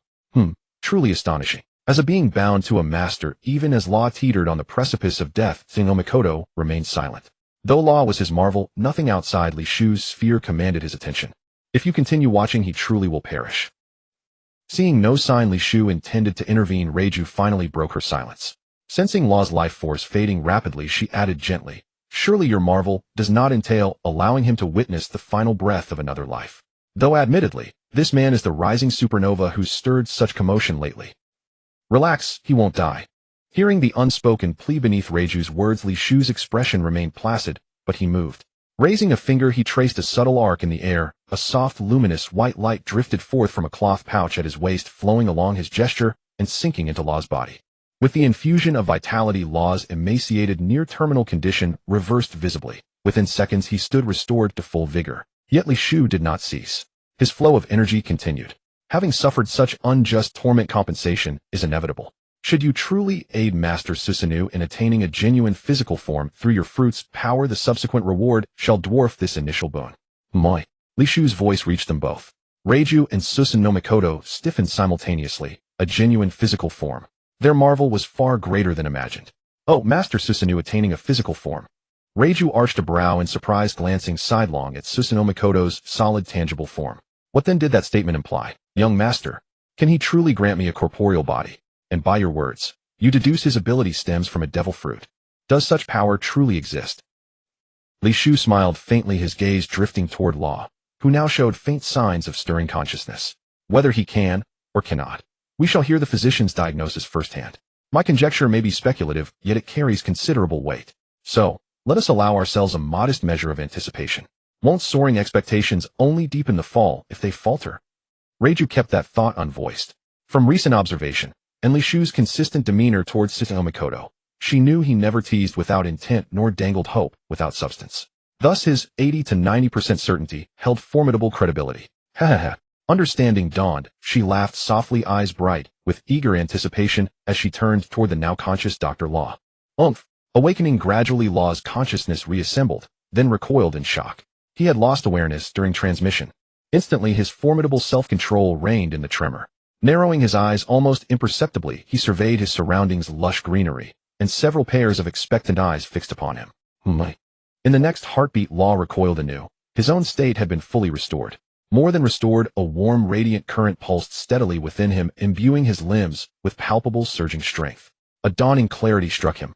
This sensation was no illusion. I feel capable of defeating myself, just moments ago. That self-assessment flashed through his mind, yet only deepened his bewilderment. Then tell me, what transpired while I lay unconscious? How did I grow so vastly stronger, without awareness, without effort? After his intervention you shall gain profound benefit. You cannot escape the irresistible allure principle. Indeed, irresistible. Law inwardly marveled, conceding Ye's pre-transmission words as prophetic. Moreover, I have clearly arrived at my destination. Then who precisely is that one? And since I have reached my destination, and having already pledged allegiance prior to arrival, feigning unconsciousness further would not only breach courtesy at first meeting, but more crucially. Oh, you've decided not to remain unconscious then. As Li Shu teased lightly, Law rose calmly to his feet. His gaze swept swiftly across the three figures. Mikoto was dismissed first. Though imposing and austere, he had silently taken position behind someone else during Law's feigned stupor. Thus that one must be the man who'd just spoken. As for Reiju, Law harbored no prejudice against women, yet compared to Li Shu's unfathomable serenity, he radiated the enigmatic aura of a mastermind operating from the shadows. Trafalgar D. Waterlaw at your service, your majesty. Law knelt solemnly upon one knee, offering a gesture steeped in the gravitas of sworn fealty, ritual homage from a vassal acknowledging sovereign authority. Trafalgar D. Waterlaw at your service, your majesty. And even with blood smeared across his face and an undignified appearance, the formal rite of allegiance, long revered among pirates, could not be omitted. Law knelt solemnly on one knee, declaring his full name with grave reverence. The oath of fealty uttered in the presence of Susanoo and Lei Jiu, completing this deeply ceremonial pirate tradition. An astute judgment. A fitting display of deference. Dr. Law, please rise. Li Shu regarded Law with genuine appreciation. Under ordinary circumstances I might take delight in teasing a promising new talent, but today Mr. Susanoo's matter takes absolute precedence. As my closest and most trusted partner, I cannot let him endure even a single second's needless anxiety for the sake of my own amusement. So, Nas Li Shu's gaze drifted towards Susanoo. He observed, beneath that outwardly composed demeanor, a quiet, unmistakable flicker of elation betrayed only by the subtle upward curve of his lips, finer than his usual, faint, elegant smile. Dr. Law, would you be so kind as to examine my most trusted partner? Since Susanoo clearly relished hearing those words, Li Shu had no qualms about doubling his joy. And examine, and still bewildered, Law paused, momentarily disoriented, before following Li Shu's gaze to Susanoo. His eyes narrowed, scrutinizing closely. The man stood tall and powerfully built, his breathing steady and robust. No sign of internal injury. Was this then a test? If he failed to discern even the most basic anomaly, there would be no further opportunity. Understanding this, Law drew a slow, deep breath, centering his focus to its utmost limit. My apologies. And with polite formality, he raised his hand and activated his devil fruit ability, Arum. And instantly a dome-like barrier of shimmering energy unfurled and expanded, enveloping Susanoo, and incidentally Li Shu and Lei Jiu, who stood nearby. Oh. And the novelty of being enclosed within such a barrier stirred in Li Shu a fleeting, dreamlike sensation, as if fantasy had bled into reality. Back on Earth, he'd often imagined possessing such power, how extraordinary it would feel. Yet now, standing within that very barrier, he experienced something altogether stranger, more profound. This tangible pressure of immutable law. So the legendary ageless surgery truly operates by manipulating fundamental rules. Still, and the weight of this rule feels astonishingly light. Immortality, truly unattainable. At best lifespan extension, yet decay remains inevitable and inescapable terminus. Humph. Na's soft chuckle escaped him, tinged with disappointment. That fabled ageless surgery, it seemed, was little more than a modest extension of vitality. He harbored no arrogance in thinking so replenishing life force, though imperfect, requiring repeated applications, was far more reliable. While Li Shu pondered silently, Law's tension mounted, cold sweat beading unbidden upon his brow. And not from diagnosis, no. He'd sensed it the moment his ability unfolded. Susanoo appeared human, yet was not. He resembled less a living being, more a humanoid artifact. Whatever the truth, deeper scrutiny would reveal it soon enough. The true source of pressure, however, was Li Shu himself. In merely standing still, the man exerted upon Law's psyche the crushing weight of an entire mountain, immovable, inexorable. A mountain? No, it is merely the perception of his existence through my ability. Were I ever to confront him directly, I would face not just one foe, but the relentless, annihilating force of the world itself. Utterly insurmountable. Overwhelmed, Law immediately withdrew his power. Instantly the suffocating weight lifted. His breath came lighter, freer. Lei Jio watched Law, pale, drained, as if he'd just survived a brutal battle, and a silent question formed in her mind. When her puzzled gaze shifted to Li Shu, meeting his quietly amused expression, understanding dawned. It was him, imposing upon Law the unbearable gravity of existence itself. Truly the most unfathomable being in all creation.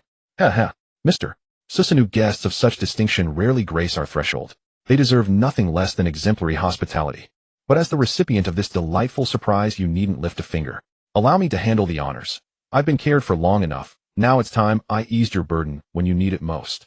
Susanoo moved to decline. His duty as a guardian imperial artifact demanded he fulfill such responsibilities himself, especially now at this pivotal moment.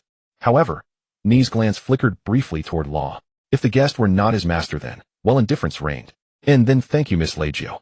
Ha ha, no need for thanks, Mr. Susanoo. Assisting you will sustain my good mood for quite some time. And with a beguiling smile, she led the live fox toward the chamber. Susanoo withdrew his gaze, and turned it once more upon Law. Recovered. Then, Dr. Law, have you reached a diagnosis? Li Shu's voice carried palpable anticipation. Drawing upon knowledge gleaned from the original narrative, he knew Law, though not yet at his 2-year-later peak, possessed more than sufficient insight to detect Susanoo's anomaly, a humanoid imperial artifact fundamentally not human. Susanoo's expression remained serene, yet beneath that calm exterior surged a tide of fervent, barely contained expectation. Since his awakening, he had served beside Li Shu for no short span. His horizons had broadened steadily, exposed to theoretical frameworks transcending even imperial artifacts, gradually revealing the staggering, boundless depth of his master's strength, which starkly illuminated his own limitations. Yet the stronger his master grew, the more formidable the threats looming against him would become. And he, as guardian imperial artifact, possessed strength woefully inadequate. If peril ever truly threatened his master, could he stand before him and shield him from every calamity? No. That certainty struck him like a blade. He refused to accept it, to be rendered obsolete by his master's overwhelming power, reduced to performing trivial tasks in daily life. He needed to grow stronger. To wield new power, he first needed to become truly human, to possess a genuine living body. Li Shu's peripheral awareness remained fixed on Susanoo, aware of his burning resolve to strengthen himself. That was precisely why he'd acted so swiftly, summoning a specialist without delay. Yet, in merely trivial tasks. Were Li Shu to hear that inner lament, he could only sigh helplessly. Mr. Susanoo, you mistake your trivial for my entire cosmos. Without you tending to my household, my secluded life would lose not just flavor, but fragrance, warmth, and soul. I have a diagnosis, Your Majesty. We have results. Luo wore an expression of astonishment, his gaze darting over Susanoo with incredulous scrutiny. What an extraordinary form of existence. His appearance, demeanor, and aura are indistinguishable from those of a human being. Yet from both a medical perspective and through the lens of my own abilities, Susanoo is unequivocally non-human. Master. Hold. Luo spoke a single word, and Li Shu immediately interjected to correct him. The ceremonial act of pledging fealty requires only one formal address. Though honorifics may sound pleasing, they inevitably create subtle distance. I dislike that. Even if our hierarchical roles are clear to both of us, I wish us to consciously bridge that gap. So you shall join the others in addressing me as young master. Pleasing to the ear. Conscious self-deception after acknowledging hierarchy. Luo blinked, momentarily stunned. So this is how His Majesty speaks, so unorthodox, so effortlessly casual. Yet such informality rested upon absolute world-defying power, the unshakable confidence to resolve any crisis. Join the others. Yes, young master. As Luo adopted the new title, his mind flickered to several figures he had encountered on the banquet island. Are they all fellow vassals under his majesty's banner? Then what of Shiki? The thought arose, and instantly spiraled. Luo recalled the nine-tailed fox who had departed with Rijiao, then glanced toward a green elf leaning casually against a nearby tree. Banquet Island. Sky Sovereign. Shiki. First appearance of an elf. Humph. Connecting these threads, I seem to have stumbled upon secrets profound enough to shake the world. Despite the whirlwind of thoughts within, Luo continued smoothly. Therefore, to conduct further diagnostics on Mr. Susanoo, I respectfully request permission from both young master and Mr. Susanoo to perform a full anatomical dissection and examine his internal structure. This step is indispensable. If my intuition serves me, while young master summoned me here precisely to assist Mr. Susanoo in acquiring a genuine physical body. Bingo. Sharp mind indeed. After affirming, Luo Lishu turned to Susanoo for consent. Mr. Susanoo, how do you feel about undergoing dissection for research purposes? Susanoo remained impassive. He studied Lishu's expression carefully. Not a trace of mockery or perverse amusement. Understood. Dr. Luo, if that is your title, please proceed without restraint. As a patient, absolute obedience to the physician is paramount. Thus spare no concern for my feelings. When hardship and pain descend, only by confronting them head-on can one forge a true future. Dr. Luo, I entrust myself to you. Susanoo voiced his solemn resolve with unwavering gravity. Hardship and pain. Hardship and pain. Whereas Lishu murmured inwardly with wry amusement, Luo offered a faint knowing smile. Mr. Susanoo, you've misunderstood. My ability is far from cumbersome. Words would be too tedious to explain. Since Mr. Susanoo has consented, RM. Luo raised his hand once more, summoning his abilities field, but this time exercising precise control, he confined its expansion solely around Susanoo. Simultaneously, his katana flashed, delivering rapid, invisible slashes through empty air. At that very instant, Susanoo's stern gaze flared with shock. So my ability isn't cumbersome, a devil fruit then. Once I acquire a real body, perhaps I ought to consider acquiring one myself. As he whispered the thought, inwardly Susanoo's astonished eyes dropped downward, only to behold his own body, severed into multiple fragments, legs, severed torso, bisected one arm, and half his upper body, cleanly sliced diagonally away. Yet he felt neither pain nor discomfort, an effect inherent to his unique physiology. What truly arrested his attention was the flawless smoothness of each incision. Conductor's baton. In the next moment, as Luo gestured and activated his power, the fragmented Susanoo floated before him. Luo frowned again, scrutinizing the suspended pieces. Imperial Armament Susanoo. Lishu's voice chimed in, introducing Susanoo to Luo, a defensive type Imperial armament capable of entering a berserk state by drawing vitality from its wielder via the soul of calamity embedded in its chest. That Magatama pendant on Mr. Susanoo's chest is the soul of calamity, the core of his existence. In truth, it is the soul of calamity that constitutes Mr. Susanoo's true essence. As Lishu spoke, Luo's hands never paused, continuing to slice Susanoo into ever finer fragments, while his mind rapidly absorbed and processed the intelligence. Simultaneously, Lishu's exposition confirmed Luo's own deductions. Imperial armament, a term wholly unfamiliar. Indeed, Shiki's throne as Sky Sovereign appears riddled with hollow pretense. Humph, Sovereign. Perhaps he has held that title since the beginning. So, suppressing the tumult within, Luo gazed upon the horrifying array of human fragments and grasped the truth. The focal point sustaining Mr. Susanoo's existence lies here. This node houses his consciousness or soul. To grant him a true physical body, we may extract it, then infuse it into a newly prepared vessel. With my ability harmonizing and integrating the two, that moment will mark Mr. Susanoo's rebirth. An excellent proposal. Lishu affirmed enthusiastically, then turned to Luo with a querying glance. Extracting consciousness and soul. Have you refined your surgery fruit's capabilities to such surgical precision? Are you certain no error will occur? Yes, I possess absolute certainty. But Luo longed to answer with confident composure. Alas, young master, to be candid, the concept of soul extraction remains nascent. A mere sketch of an idea not yet tested or developed. Indeed, the timeline is still early. Luo's mastery of his ability has yet to reach such advanced depths. Honesty is a virtue worthy of praise. Lishu, unsurprised, declared without disappointment. Then, Dr. Luo, you shall remain here for now. This place is serene, its climate gentle. A perfect sanctuary for focused cultivation of your ability. Mr. Susanoo and I shall await your success. Meanwhile, I must prepare two things. First, the vessel for Mr. Susanoo's transference. Second, the reward I shall bestow upon you at the moment of triumph. Let me ponder among the divine beasts and spirits. Is there one whose affinity aligns with the surgery fruit? Divine beasts and spirits. He's already considering compatibility, meaning he possesses comprehensive knowledge of all divine beasts and spirits. Confirmed, and confirmed firsthand. Luo digested the implication, then hesitated, recalling his fruit's limitations. Rather than seeking a spirit to augment his abilities, ceiling, perhaps contracting a divine beast excelling in stamina recovery, or sheer physical resilience, would better extend his operational endurance. Rest assured, Li Shu seemed to read Luo's inner conflict. Physical fortitude can be cultivated. Indeed, there exist shortcuts beyond training. Yet opportunities to expand one's innate capacity are exceedingly rare. As a vassal under my banner, a low ceiling simply won't suffice. Yes, entirely at young master's discretion. Luo's mind quickened. He sensed guidance in those words. Very well then, he would follow the arrangement. What did I just hear? Already deliberating which divine beast to award as a prize. Rizhao stepped out from her room, radiant smile in place, bearing a tray laden with freshly cut fruits and juices. Her crescent-shaped brows lifted playfully as she glanced towards Susanoo. Congratulations, Mr. Susanoo. You shall finally attain your heart's desire. Thank you. That simple phrase resonated differently for each listener. Gratitude to Li Shu for summoning aid, to Luo for his expertise, and to Rizhao for her sincere goodwill. Threefold thanks in one. Boom. Sabo, why did you hit me? And what's with your fist? Why does it hurt as much as Grandpa's punches? Sabo slowly withdrew his fist, gazing at the face that seemed to have reverted to childhood. He chuckled, tilting his proud head, and said, "That's because I, your big brother, have mastered a power closer to the One Piece, called Haki." Huh. At the mention of One Piece, Luffy's headache vanished, and he reflexively declared, "I'm the one who'll become the Pirate King." Huh. With a slightly delayed reaction after shouting his unwavering dream, Luffy caught the key word Haki. A power closer to the One Piece. Sabo, hey Sabo, teach me. Because I'm the man who'll become the Pirate King. Why should I teach you?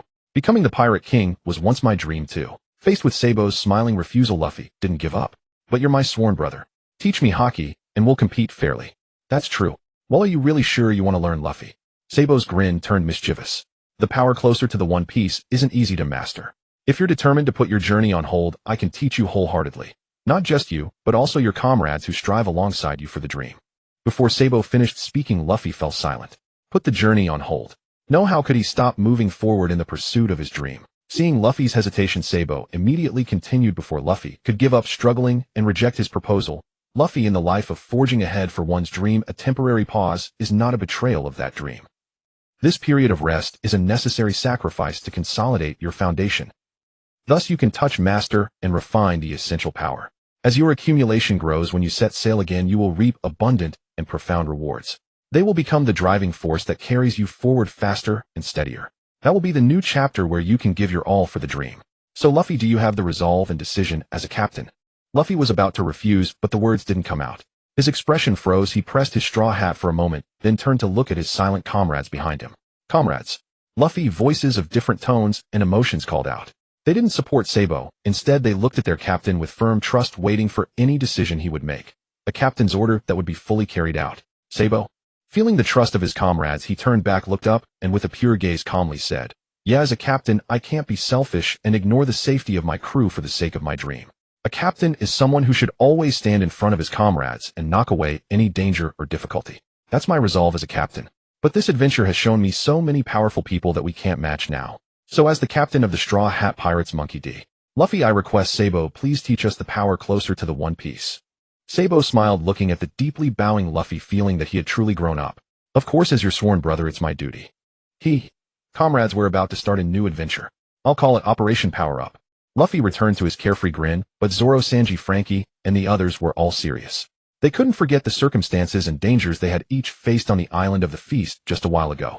That power closer to the One Piece was exactly what they needed. The voices in his ears grew fainter until they disappeared. Butcher stopped paying attention.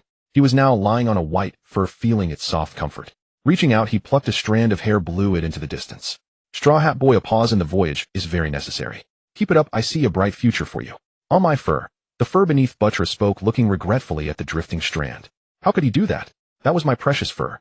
Beepo, as a mink, you have so much fur. One strand flying away doesn't make a difference, right?" Sorry. Mink." Beepo suddenly apologized. His introverted nature made Butcher laugh heartily. "Your apology makes me feel a bit guilty. Well, I forgive you. After all, your captain has gone to that person's side, and from now on we're comrades on the same ship."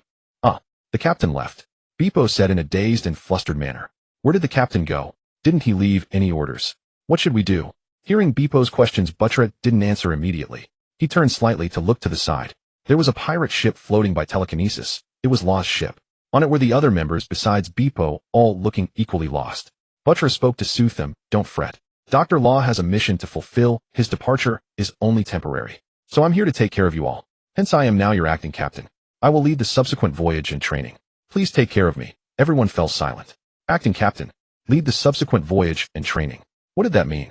Could it be that the captain had been killed or imprisoned and he was taking over their pirate crew? Huh, really? Great. Among all of them, Bipo was the exception. He revealed his heart with surprise. With a great pirate like you temporarily guiding our voyage and training, I believe that when the captain returns we will surely become stronger and can better contribute to his dream. I can't wait. This time not only the others fell silent, but Buttra was also speechless. He took out a din-din mushy from his pocket and tossed it to the pirate ship. That Bipo. I'll forget it. I'm giving you the din-din mushy. If you don't believe me you can call to confirm. But I suggest you wait a bit longer. I don't know how things are going over there right now. It's best not to disturb them. They took the din-din mushy, exchanged glances, and silently nodded. They chose to follow the advice. Since they had a means of contact, there was no hurry, even though the channel still had many uncertainties. All right then. In that case. Acting captain, what should we do next? Wait. Buttra uttered that single word, and they were all taken aback, not understanding what he meant. However, since it was the acting captain's order, they would comply for now. Having briefly experienced the pleasure of a captain's undisputed authority, Buttra laughed heartily and explained, since you're so obedient, when the big giveaway happens soon, I'll surely grant each of you a blessing. Big giveaways. Welfare giveaway. Buttra's abrupt words puzzled them. One of them with agile eyes discreetly observed Buttra, then after a moment's thought responded, welfare giveaway. May I ask if the acting captain knows more inside information, or else why would you say such a thing? Moreover, I noticed that our floating altitude is continuously rising, so you must have foreseen this, and already made preparations, right? Oh. Buttra let out a long soft sound, glancing at the person who played along with an appreciative look that said, you are perceptive. Very sharp. As a reward, I'll give you the largest individual among the gourmet cells we will soon capture. Gourmet cells. The man's eyes narrowed, a term he had never heard before. Eager to gather more information, he continued to chime in appropriately, gourmet cells. A thing I've never heard of. Lord Acting Captain, as a seasoned veteran with vast knowledge, would you kindly enlighten us newcomers about what it is, its functions and abilities? Ha. Buttra laughed heartily, adopting the demeanor of a senior. All right, since we have idle time, I'll tell you about it. Hearing this, everyone held their breath and listened attentively. Seeing their reaction, Buttra's experience as acting captain became even more delightful. You all have missed a key point. The so-called gourmet cells are not something that can be known through extensive knowledge because they are also a power system from before the iteration. As Buttra's words left his mouth, everyone involuntarily gasped in perfect unison. What had they heard? Gourmet cells were actually a system from before the iteration, and moreover a new power that had not been widely known. What? It's actually a brand new pre-iteration, another unknown power system. Gourmet cells. Acting captain, is this true? Can we also be the first? Become the first pirates to come into contact with them? Oh, long live the acting captain. Amid the exclamations of excitement ringing in his ears, Buttra remained calm, his demeanor full of presence. No need to shout. The gourmet cells, though a pre-iteration system, their effect is auxiliary compared to the spirit system that directly boosts combat power. By continuously eating meat, one accumulates strength, building a robust physique. Even though there is no upper limit to this enhancement, it is constrained by the world's limited nutritious food supply and the ever-increasing insatiable appetite. No one can endlessly amplify themselves. So, this power system was regarded by that person as a welfare spread to every corner of the world, giving everyone with dreams a chance to become stronger. After they gain a strong physique to pursue further advancement, they will inevitably choose to go on adventures at sea, exploring and seeking the scattered gourmet islands that accompany the welfare giveaway. Gourmet cells are only half a pre-iteration power system. Hearing someone mutter softly, the companion beside him was displeased. Half is still very impressive. It enhances the physique, and a strong body is exactly the standard of a true powerhouse, isn't it? Yes. This is an opportunity given to every dreamer, a chance to pursue a higher level. That person. You mean Sky King Shiki-sama, right? Hey, aren't you curious about the acting captain's last words? Gourmet islands. Just from the name you know it must be a paradise for foodies. That's right, acting captain, what are the gourmet islands? Facing their curious, yearning, and admiring gazes, Buttra grinned, but didn't elaborate. Don't be too ambitious. I can help you obtain the gourmet cells soon. The gourmet islands. They are treasures left for the lucky ones. They are there. When voyagers arrive and obtain all the nutrients, they will transform into a formidable physique. The accompanying growth of ambition will push them before those who occupy the top. Will the strong remain strong, or will a new storm sweep the world, proclaiming the birth of a new emperor? Well, isn't the unknown even more worthy of anticipating the future's upheavals? This is where his pleasure lies. Shiki-sama is the best. Amazing, this is the kingly aura of the Sky King. Under the sky throne, no matter how the sea rages, it cannot shake his throne in the slightest. Buttra showed dead fish eyes. How did the conversation suddenly veer off like this? Shiki, he was merely a suitable facade. Ha, ignorant people. His interest suddenly vanished. Buttra remained silent, feeling some resentment in his heart. My king is your most loyal subordinate. Why am I treated equally? To obtain the power of gourmet cells, I also have to compete. Wouldn't it be better to give it secretly? So does love disappear? It's not exactly equal treatment. At least I was informed of the intelligence and can respond most quickly. With a soft laugh, Buttra brushed away the thoughts in his mind. The next moment, as if sensing something, Buttra assumed a serious expression, floated up from Bipo's body, and a white glow of psychic energy shimmered in his eyes. Here it comes. As soon as Buttra's words fell in the night sky at the location of the feast island, the island suddenly blazed with dazzling golden sunlight, piercing through the boundless darkness and radiating toward the land and sea, instantly illuminating a vast expanse of the night sky. It immediately attracted the attention of the departing crowd below. The 4 emperors, revolutionaries, 7 warlords, and other pirates all looked up at the bright but not blinding light source, immediately realizing it was the feast island. This light is sunlight. Kizaru was the first to realize that the light spreading from the feast island was sunlight, and also realized that this was definitely Shiki's doing. He couldn't forget that not long ago he was injured by Shiki's / imbued with this light. The compressed sunlight / directly ignored the advantage of Logia fruit elementalization and struck his true body. How terrifying. What is that person up to? This conspicuous move feels like he is plotting something that will make the world even crazier. The dazzling light did not flash and fade. Under the bewildered gazes of many powerful figures on the sea, the brightness increased further, causing them to squint slightly to alleviate the discomfort to their eyes. After a moment, the light seemed to reach its limit. The feast island, which had transformed into a miniature sun, suddenly retracted its light. All brightness dissipated and the sky fell dark again, as if what had just been seen was an optical illusion. But the next moment, a red dot lit up, expanded, and with a booming explosion, the feast island actually burst apart like fireworks, shooting out countless radiant meteors in all directions. Seeing the feast island explode, most pirates were horrified, completely unable to understand what had happened. How could a perfectly good sky island suddenly explode? A few powerful figures narrowed their eyes, seeing some clues. Their sharp or deep gazes locked onto the radiating meteor-like sparkles, and they discovered that under the cover of light, there were actually spirits, and not just spirits. That is, a seemingly tangible light mass. What is this? Why is it scattering along with the spirits? A seemingly tangible mass of light. What is it? Will it scatter together with the spirits? Someone murmured in confusion. Before they could work out and answer, the scene before their eyes changed once more. It was Batora. He drove the supernova light with full force, making it exceptionally conspicuous even amidst the dazzling radiance of the meteors. Thus his all-out effort to capture the gourmet cells was clearly observed by everyone, and their expressions turned serious. Though they still did not know the significance of Batora's action as a beast tamer and a member of the feast host, his move was undoubtedly of profound importance. Perhaps he knew the secrets of that tangible light mass and recognized its value, so he had been waiting high in the sky to intercept it at the opportune moment. Quick, that light mass holds secrets. Intercept it.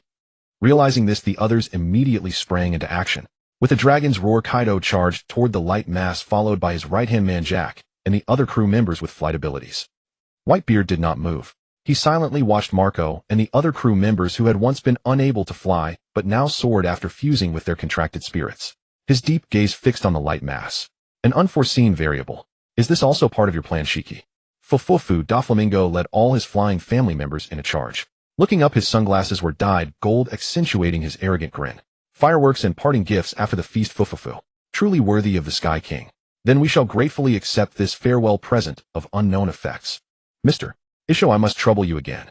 Akiji glanced at Kizaru, who had already transformed into light, and sped ahead, then spoke to Isho with sincerity. Isho nodded. Understood.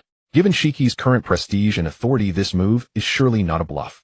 Therefore, no matter what that light mass is, we must do our utmost to seize it at this moment. Drawing his cane sword, he activated the gravity fruit's power, and the marine battleship rose into the air. Midway, Isho sensed something and glanced to the side. It was Kid, who was using the basic skills of his Metagross to lift his own pirate ship into the sky as well. Rail. Each had their own methods. Instead of intercepting directly in the high sky, Chalk, the user of the rail fruit, chose a more efficient approach. He aimed his thumb at a large source of light. Haven's beacon. Instantly, the celestial light source swerved and flew toward him. As it drew closer, a figure suddenly appeared, blocking its path in an attempt to snatch it. However, with the rail fruit's power, the interceptor's flashy moves proved futile. The light mass passed through his body as if he were a phantom, then flew steadily into Chalk's hand. It was not grasped in his hand. The moment the light mass touched his skin, it melted and seeped into his body. This sudden change startled Chalk, filling him with unease and wariness. Seeing this, the nearby pirates, who could not fly and had been eager to seize the light mass, restrained their impulses, choosing to observe for a moment to see if any unknown danger would arise. Ja! At that moment, Shiki's signature laughter echoed through the sky, providing the most authoritative explanation. Gourmet cells, a power accessible to all. This semi-iterative system, which enhances physical strength through continuous eating, is the farewell gift of this feast. I hope you are satisfied. Of course, missing out now is no problem. They will appear now and then scatter into all the ingredients. By eating, you can gradually accumulate gourmet cell aura until you obtain complete gourmet cells. That's all I have to say. Jaha. What? A semi-iterative gourmet cell system. Achieving the same effects as hard training just by eating. A power accessible to all. So there are no restrictions for ability users like us either. With Shiki's informative explanation, everyone's eyes lit up with excitement. Having just received the power of spirit iteration, which they had yet to develop, they were now suddenly confronted with a brand new semi-iterative gourmet cell system. What is surprise? Tell me, what is surprise? There is joy, but the surprise is greater. Chalk's surprise was far greater than his joy. He stood frozen in place, drenched in cold sweat, staring in shock at the several figures who had suddenly appeared before him because of his act of guiding the light mass. Apologies, but this old man cannot fly. Would you be so kind as to assist? Rayleigh spoke with a gentle tone, stating his request. I share the same intention. Katakuri arrived with his brothers and sisters aboard their ship. Mihawk said nothing, but his piercing eyes stared at Chalk as if implying that refusal would invite a swing of his sword. As a swordsman, he could forego spirits, but enhancing physical strength. This was a fundamental necessity beyond swordsmanship that he could not afford to miss, otherwise he might fall behind the times by 1.5 iterations. Don't come near me. Targeted by multiple people, Chalk's composure shattered. He stared grimly at the notorious pirates who were asking for his help. And it wasn't just them. Glancing around, he saw others also wanting to get involved, but they seemed to hold back, intimidated by the aura of Rayleigh and the others. If things didn't work out and conditions didn't allow them to be the first beneficiaries, well, there was always the slightly more troublesome method: eating. After all, as pirates living on the sea, who wasn't a big eater? It was only a matter of time. Whoosh! A gust of wind rushed by as Dragon, using his fruit's power, flew straight up to capture the gourmet cells. Suddenly, with a pop, Kuma's massive figure appeared. Reacting quickly, Dragon unleashed a concentrated high-pressure wind vortex that cradled Kuma's body. Kuma, chief. They called out to each other. Kuma held a book in one hand while the other hung naturally, but the glove had been removed, revealing his paw-like palm. I want to give up my previous mission. He stated his decision in a gentle tone. Bartholomew Kuma, the tyrant, looked at his true leader Dragon with an expression that betrayed no emotion. Even though his words would bury the efforts he had made over a long time, he showed no hesitation, waiting quietly for Dragon's response. Dragon showed little reaction upon hearing this. In the past, he had not wanted to sacrifice worthy lives for the revolution, but Kuma had been too stubborn back then. Unexpectedly, amidst the surging tides of this era, the other had chosen to give up on his own. Is it because of the constantly emerging iterative systems? I want to give up the mission. Is it because of the continuous emergence of iterative systems? With a statement and a rhetorical question, Dorag suddenly smiled at Bear. He said solemnly, Bear, your decision is correct. In just a few months, that Sky King has unearthed a brand new power system of 1.5 iterations. We have reason to believe that in the near future more systems will emerge, and the ensuing change will be the continuous elevation of individual power ceilings. Eventually, individuals will possess destructive power comparable to, or even surpassing, ancient weapons. At that time, the competition will be heroic individuals, and the power of technology will become a dispensable accessory. Even the technology of the Doctor, who is said to surpass the world's technological level by 500 years. So since you've given up the mission, what are your plans next, Bear? Thank you for your understanding. Bear bowed in gratitude. I want to stay with the Navy. The position of warlord is very important, or rather it will be very important in the future. The era is about to go berserk, and the Navy's strength will inevitably be unable to cope with the turbulent seas. They need even strengthen the warlords to prolong this system, which was originally created to check and balance the pirates and balance the world order. So, I want to continue serving. Perhaps this identity will bring greater value to the Revolutionary Army in the future. Your consideration is accurate, Bear. Dorag acknowledged, approving Bear's decision to continue infiltrating the warlords. He opened his mouth to say something more when suddenly, among the countless light clusters scattering in all directions, a striking crimson radiance flickered. Although extremely rare among the myriad lights, the conspicuous color immediately caught everyone's attention. Moi. Those lights are. A similar doubt arose in everyone's mind, and then someone tried to intercept them. It was Kaido again. His majestic, powerful dragon form swayed and rolled before a crimson light, his sharp dragon claws reaching out to grasp it. With Kaido making a move no one thought he would fail, and they awaited his success to glimpse what the crimson light was. However, under the gaze of all, just as the dragon claw touched the crimson light, a deafening dull sonic boom erupted like a comet striking the earth. Kaido's body, renowned as the strongest creature, was easily knocked askew, as if made of clay, and the powerful inertial force sent him plummeting downward. The sudden, unexpected turn stunned everyone. What kind of development was this? The strongest creature, Kaido, in full beast form, was knocked flying by a cluster of light. Hey Kaido, what are you doing? How can you be knocked flying by a light? Big Mom couldn't accept it. She couldn't accept that Kaido failed to catch the light. The dignity of an emperor was at stake, so Big Mom rode her flames and charged forward. Whoosh. Under countless astonished gazes, Big Mom followed the same fate, plummeting downward. Thus 2 emperors fell to the crimson light. On the sea, among the many bewildered pirates, some quick-witted ones realized that those crimson lights were absolutely supreme treasures. Obtaining one would mean instantly gaining power comparable to, or even surpassing the emperors. Rumble. The quick-witted reacted, and those with both intelligence and explosive action, the ambitious pirates, had already begun their moves. The Rumble user Chalk raised his thumb and aimed at a crimson light, activating his ability. However, the moment he used his power to touch the light and tried to divert it, a buzzing sound echoed in his head, as if a towering mountain pressed down on him. His mind shook violently, he lost control of his ability, his face turned pale, and he collapsed to his knees, drenched in cold sweat, completely drained. With the Emperor's defeat and Chalk's collapse, the pirates realized that the crimson lights probably contained items beyond the scope of this farewell gift. Despite their reluctance and eagerness, they had to accept this reality and watch the lights shoot into the sky before disappearing. The crimson light drew everyone's attention, but a little farther away, White Snake, while its serpentine eyes fell on the slumped Chalk. His trembling body seemed to fit the aftermath of exhaustion, but Wallat keenly sensed that it looked more like an uncontrollable outward manifestation of suppressing excitement and adrenaline. Hey Chalk, you've sparked some expectations in me. Don't disappoint me. Wallat licked his lips, his gaze dangerous and fervent. Dorag didn't pay attention to what was below. He looked into the distance where a cluster of light flew away, and Bear also used his ability to follow it.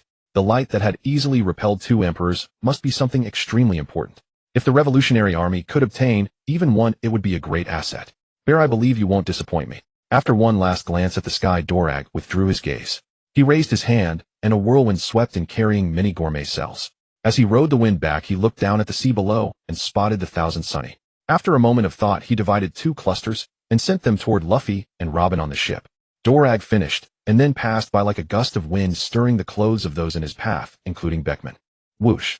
Beckman, the vice-captain of the Red Hair Pirates, exhaled a puff of smoke, his calm and steady gaze catching Dorag's recent action. Yahaha, the leader of the Revolutionary Army, isn't that a bit stingy? Yasop beside Beckman laughed heartily, somewhat dismissive of Dorag's trivial gesture. Of course, the true reason for his discontent was that Dorag had only given 2 gourmet cells to the entire Straw Hat crew, and neither of them went to his son. It's understandable. As the leader of the Revolutionary Army, he has a large family to support with many cadres to take care of. If it weren't for Luffy being his son and Robin being a special talent, those 2 wouldn't have been squeezed out. Beckman analyzed clearly and calmly, his introverted expression revealing little emotion. He exhaled smoke and said, as the captains hope for the future in such a turbulent era, newcomers are in an awkward position and need proper assistance. So let us make up for the gifts for the others. Beckman's eyes flashed with superpowered light as he manipulated 6 clusters of gourmet cells to fly over and merge into the remaining crew members, including Chopper. The vice-captain's generosity is really. Yasop was satisfied that Usopp hadn't missed the opportunity and obtained gourmet cells, but he still teased casually, how the Revolutionary Army has a big family, but our pirate crew isn't just a few cats and dogs either. There are quite a few affiliated crews below. Beckman shrugged nonchalantly. We never intended to expand our forces. We recruited them because as the captain's fame and prestige rose to emperor status, we also needed to govern a sea area. They needed a lot of manpower. Those pirates who couldn't make it on their own and sought protection would never have joined under the Red Hair Pirates flag. Now that we've given them a basic space to survive, if they want to grow stronger and keep up with the times, they'll have to rely on their own efforts. It's fine that being able to eat well is a blessing. Haha, well said. Yasop laughed in agreement, then descended together with Beckman, one using superpower light, the other relying on the ghost-type Pokemon's innate floating ability. Garp, are you trying to infuriate me? Carp, are you trying to drive me mad? Admiral Sengoku's furious voice boomed through the den mushy. Carp, utterly unmoved, nonchalantly picked his nose and held the device slightly farther away. Akiji stood silently beside him, scratching his head helplessly. He couldn't blame Sengoku on the other end.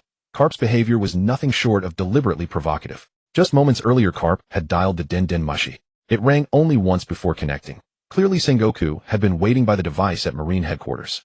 After a terse summary of events on the Banquet Island, Carp described the semi-evolved gourmet cells in precise detail, their capabilities, effects, and strategic implications. He made it unmistakably clear how vital these cells could be for enhancing the combat prowess of Marine officers across headquarters, thus formally entrusting Sengoku with the urgent mission of gathering as many as possible.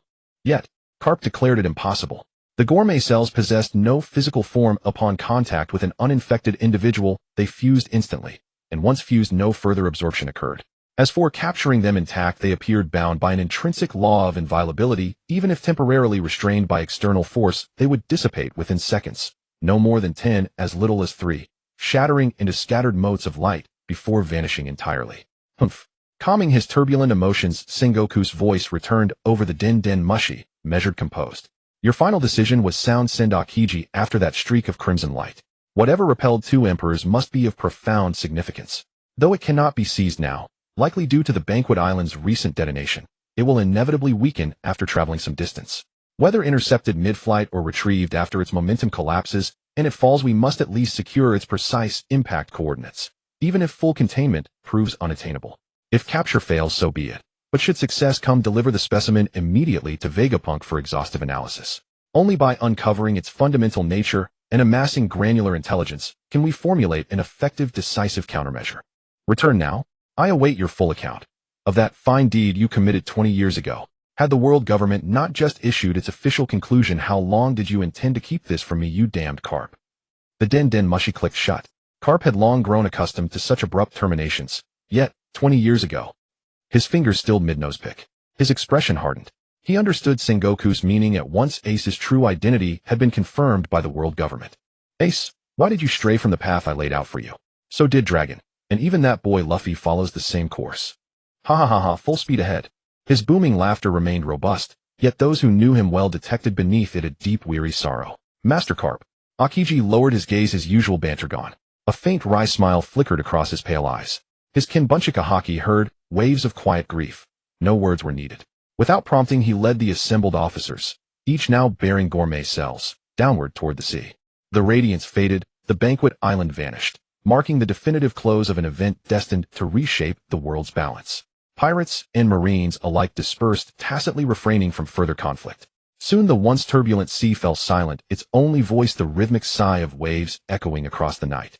Dawn broke. The sky blushed pale, the sun rose as ever, and golden light spilled across the horizon. Oh, I've been played. Kizaru had pursued that crimson streak all night. Repeated attempts to intercept it left him reeling, his internal energy violently unsettled. Now tilting his head toward the rising sun, he watched its first rays strike the streak, only for it to dissolve seamlessly into the sunlight, losing all form, all trace, vanishing utterly. His mirrored sunglasses reflected the glare, concealing eyes filled with cold, simmering disbelief. Even bathed in dawn's warmth, his aura turned glacial. He and every other pursuer had been utterly deceived. Sky King, was this your private jest? Shiki. Kizaru's face remained impassive, but fury coiled hot and sharp within him. To be toyed with all night, to be humiliated thus as a fleet admiral, was intolerable. For the first time, Kizaru was truly enraged. Shiki, you bastard. Outraged cries erupted simultaneously across multiple skies, proof that Kizaru was far from alone in his humiliation. Yet no matter how fiercely they roared, the crimson light was gone, beyond reach, beyond reckoning. Unseen within the sunlight, the scattered motes sank, merging with seawater, seeping into earth. Where they touched fish or tree roots, they infiltrated some instantly consumed life, coalescing into luminous essences that exuded irresistible aromas. Luring predators near, others insinuated themselves into root systems, drawing nutrients to seed miraculous fruits, eventually blossoming into new gourmet islands. Sunlight poured boundless and warm onto a pirate vessel, and onto those aboard, dispelling the lingering chill of night. Even the sea wind lost its biting edge. Crocodile stood motionless at the bow, his coat and hair stirred by the breeze, gazing wordlessly into the endless ocean. His gaze was calm, austere, impenetrable. Yahum-hum, with her familiar lilt, Ya fluttered down on wings, landing lightly on his shoulder. Propping her chin in her palm, she peered ahead, then slanted a sly glance at Crocodile. truly unmoved. Just whisper the truth. Were you once female, then used the hormone fruit, sacrificing 2 advantages to patch 1 fatal flaw? And I'll grant you mastery over every Banjira technique instantly. Swear I'll tell no one. My word. Ye finished speaking. Crocodile didn't flinch, yet the teeth clenching his cigar tightened sharply, betraying inner turbulence. Even the wind carried faint involuntary wisps of sand from his body, ominously heralding imminent lethal intent. Grah! Suddenly Crocodile laughed, a chilling resonant timbre. You have other matters to attend to, don't you? Shall I escort you? Or shall you depart on your own? Yo. Sensing his aversion to the prior subject, he shrugged, adopting a playful tone. That sounds like a polite dismissal, but carries rather pointed undertones of permanent relocation, doesn't it? Yahum, none of it matters. I'm staying after all. Bartolomeo has departed with Law's crew. Once they're settled, he'll undertake a mission. Let's set him aside for now. Shiki claims Bartolomeo fulfilled his first task, saying he intends to pay respects at Roger's grave in Lobetown, East Blue. His true motive. Likely dancing atop Roger's tombstone in triumph. As for Laxus, he's reportedly recalling old comrades planning to travel the world while rebuilding the Raging Shoe. In doing so, he'll also seek out several former Shichibukai. Thus, after careful consideration, I've decided to sail with you, for a time. Because, don't think I haven't noticed your intentions. What intentions? Crocodile replied, coolly suppressing his irritation, though the subtle ripple in his eyes betrayed his composure. What are your plans? Yi smiled, faintly following Crocodile's gaze into the distance. With a playful lilt in her voice, she said, you've already betrayed your intention. If my memory serves, that direction points to impel down the so-called impenetrable fortress, the deep-sea prison. So you who seek redemption, intend to atone, to rescue the captured members of the former Baroque works. How could such an intriguing endeavor proceed without me? Crocodile's aura trembled imperceptibly. He had pierced his innermost thought.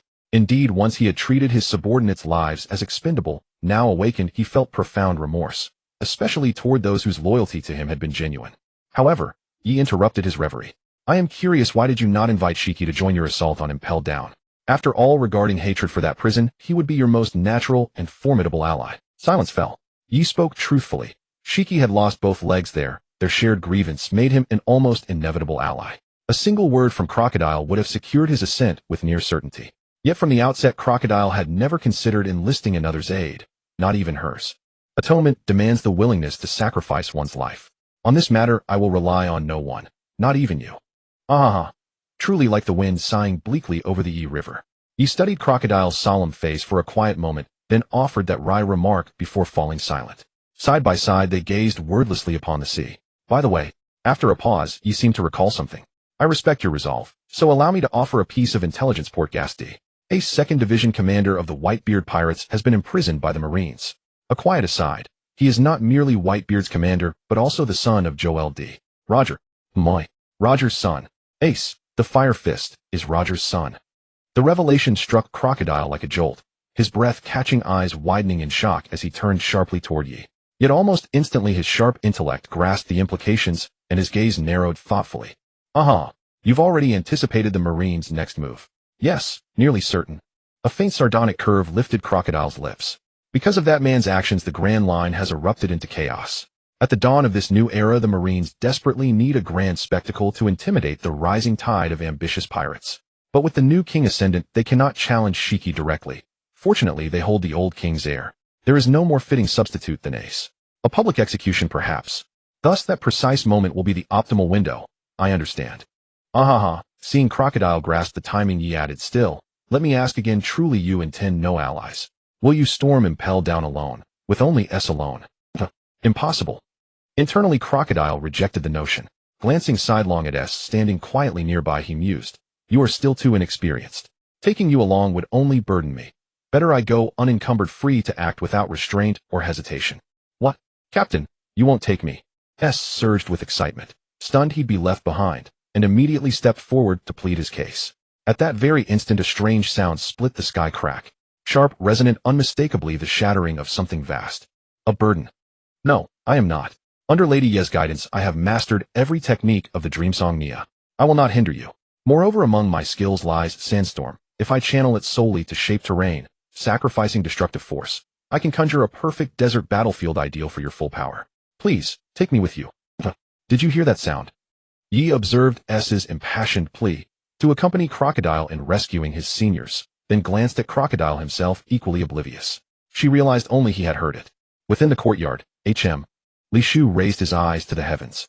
Unlike Yi, who perceived only what resonated with his consciousness, Li Shu was the core consciousness itself.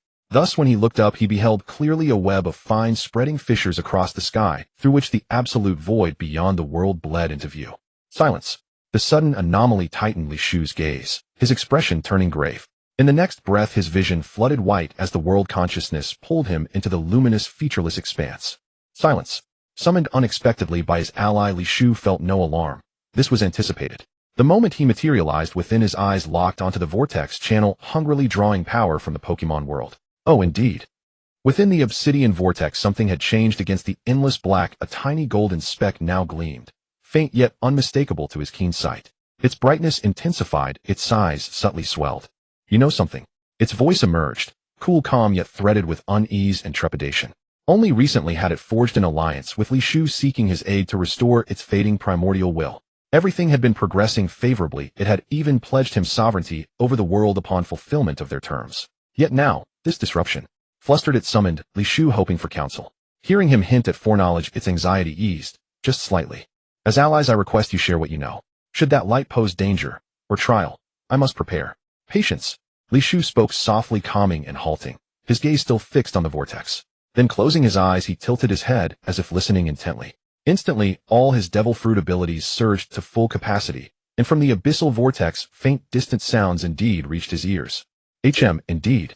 Opening his eyes, Li Shu explained to the omnipresent, formless presence, confirmed.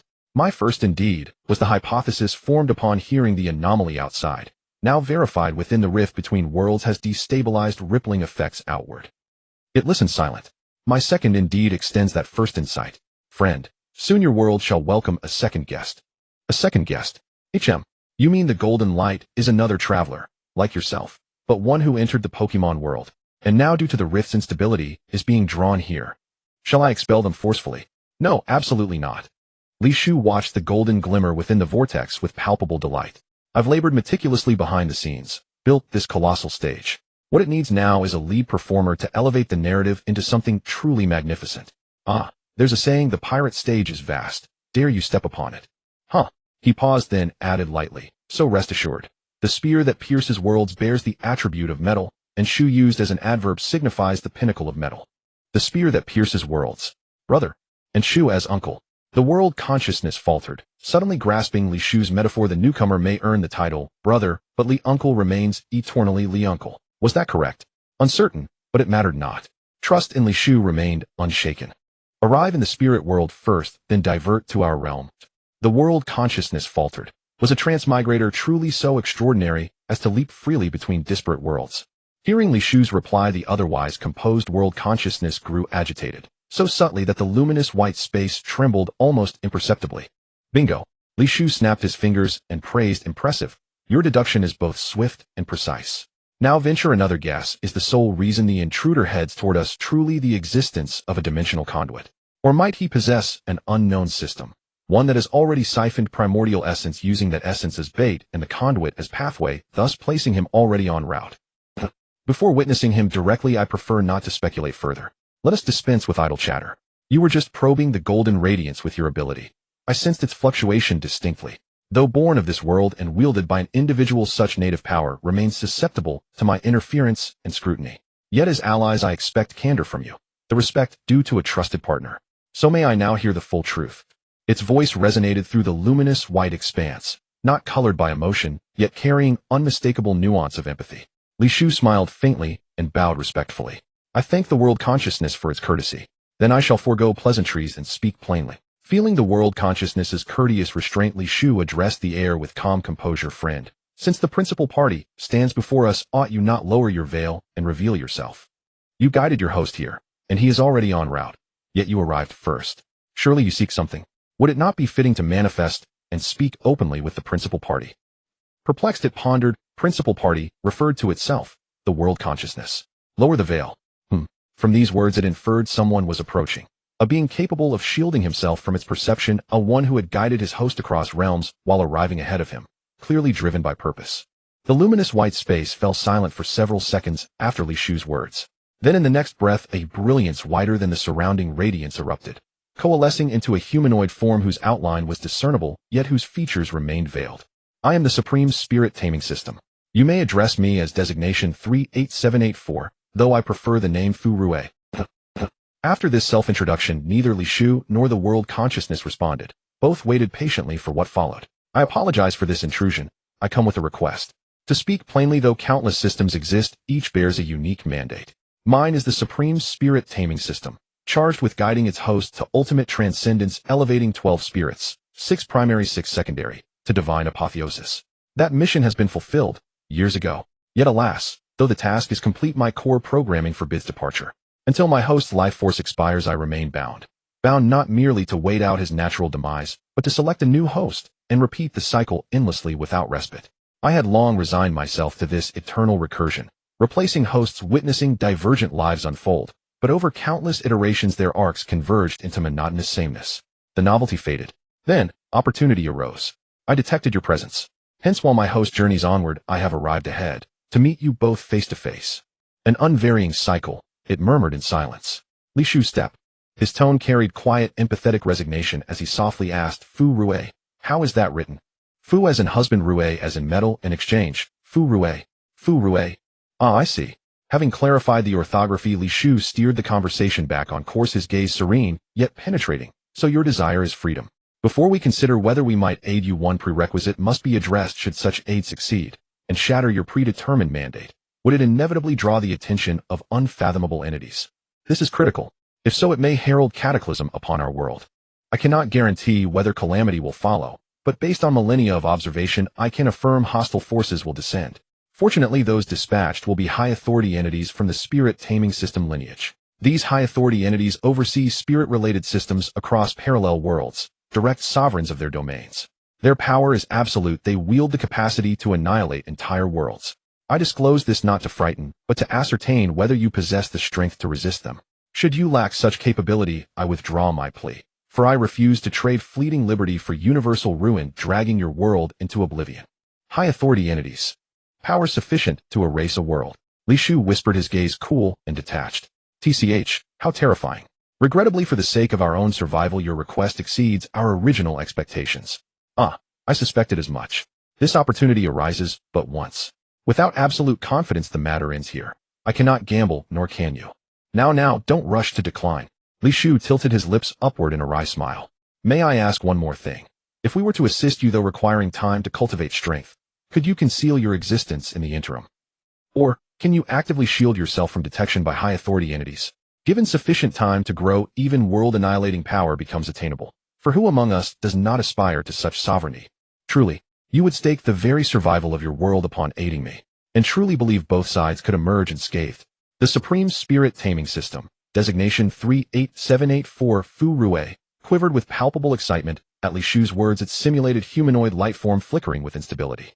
If this is genuine, I can ignite my systemic essence to erect a concealment barrier, buying maximum time. Moreover, this ignited essence will not vanish entirely, because the dissolution occurs outside a spirit world. It cannot be reclaimed by high-authority entities.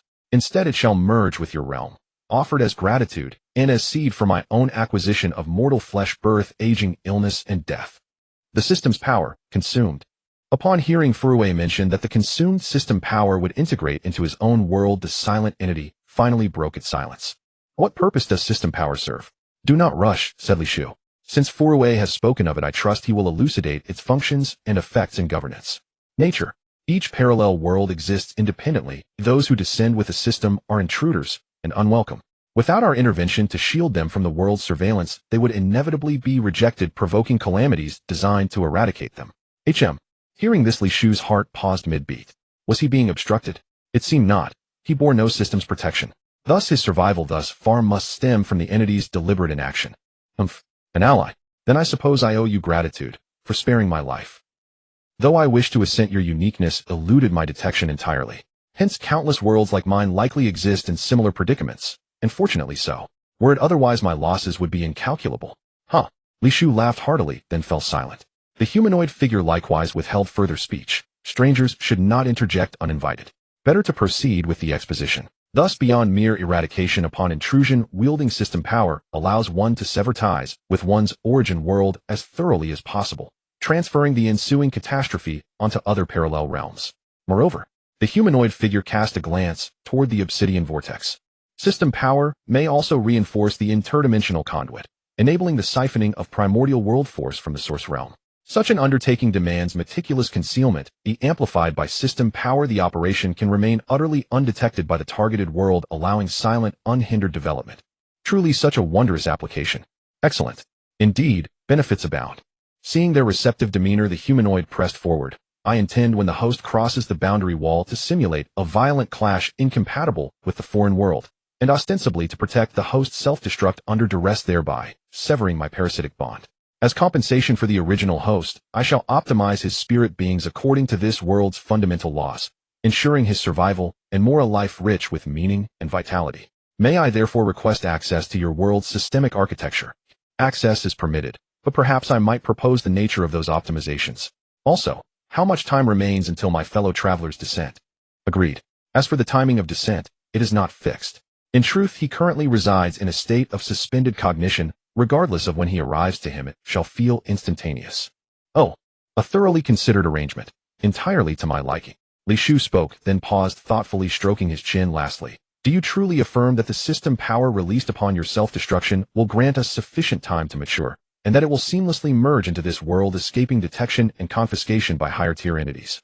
Rest assured, you have stated that given ample developmental time, you shall face no threat from world-annihilating sovereigns.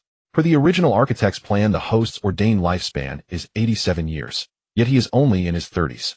Over 50 years hence, that sovereign shall review his condition, evaluating the completion of my mission. Only then will I be extracted and reassigned to a new host.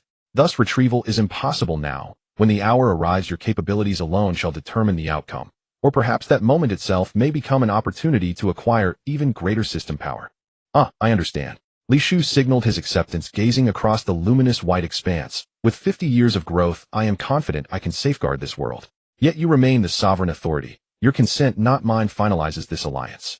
Since you possess such confidence, then accept it. 50 years hence, by then sovereignty over this world may well belong to another. So he was the de facto leader.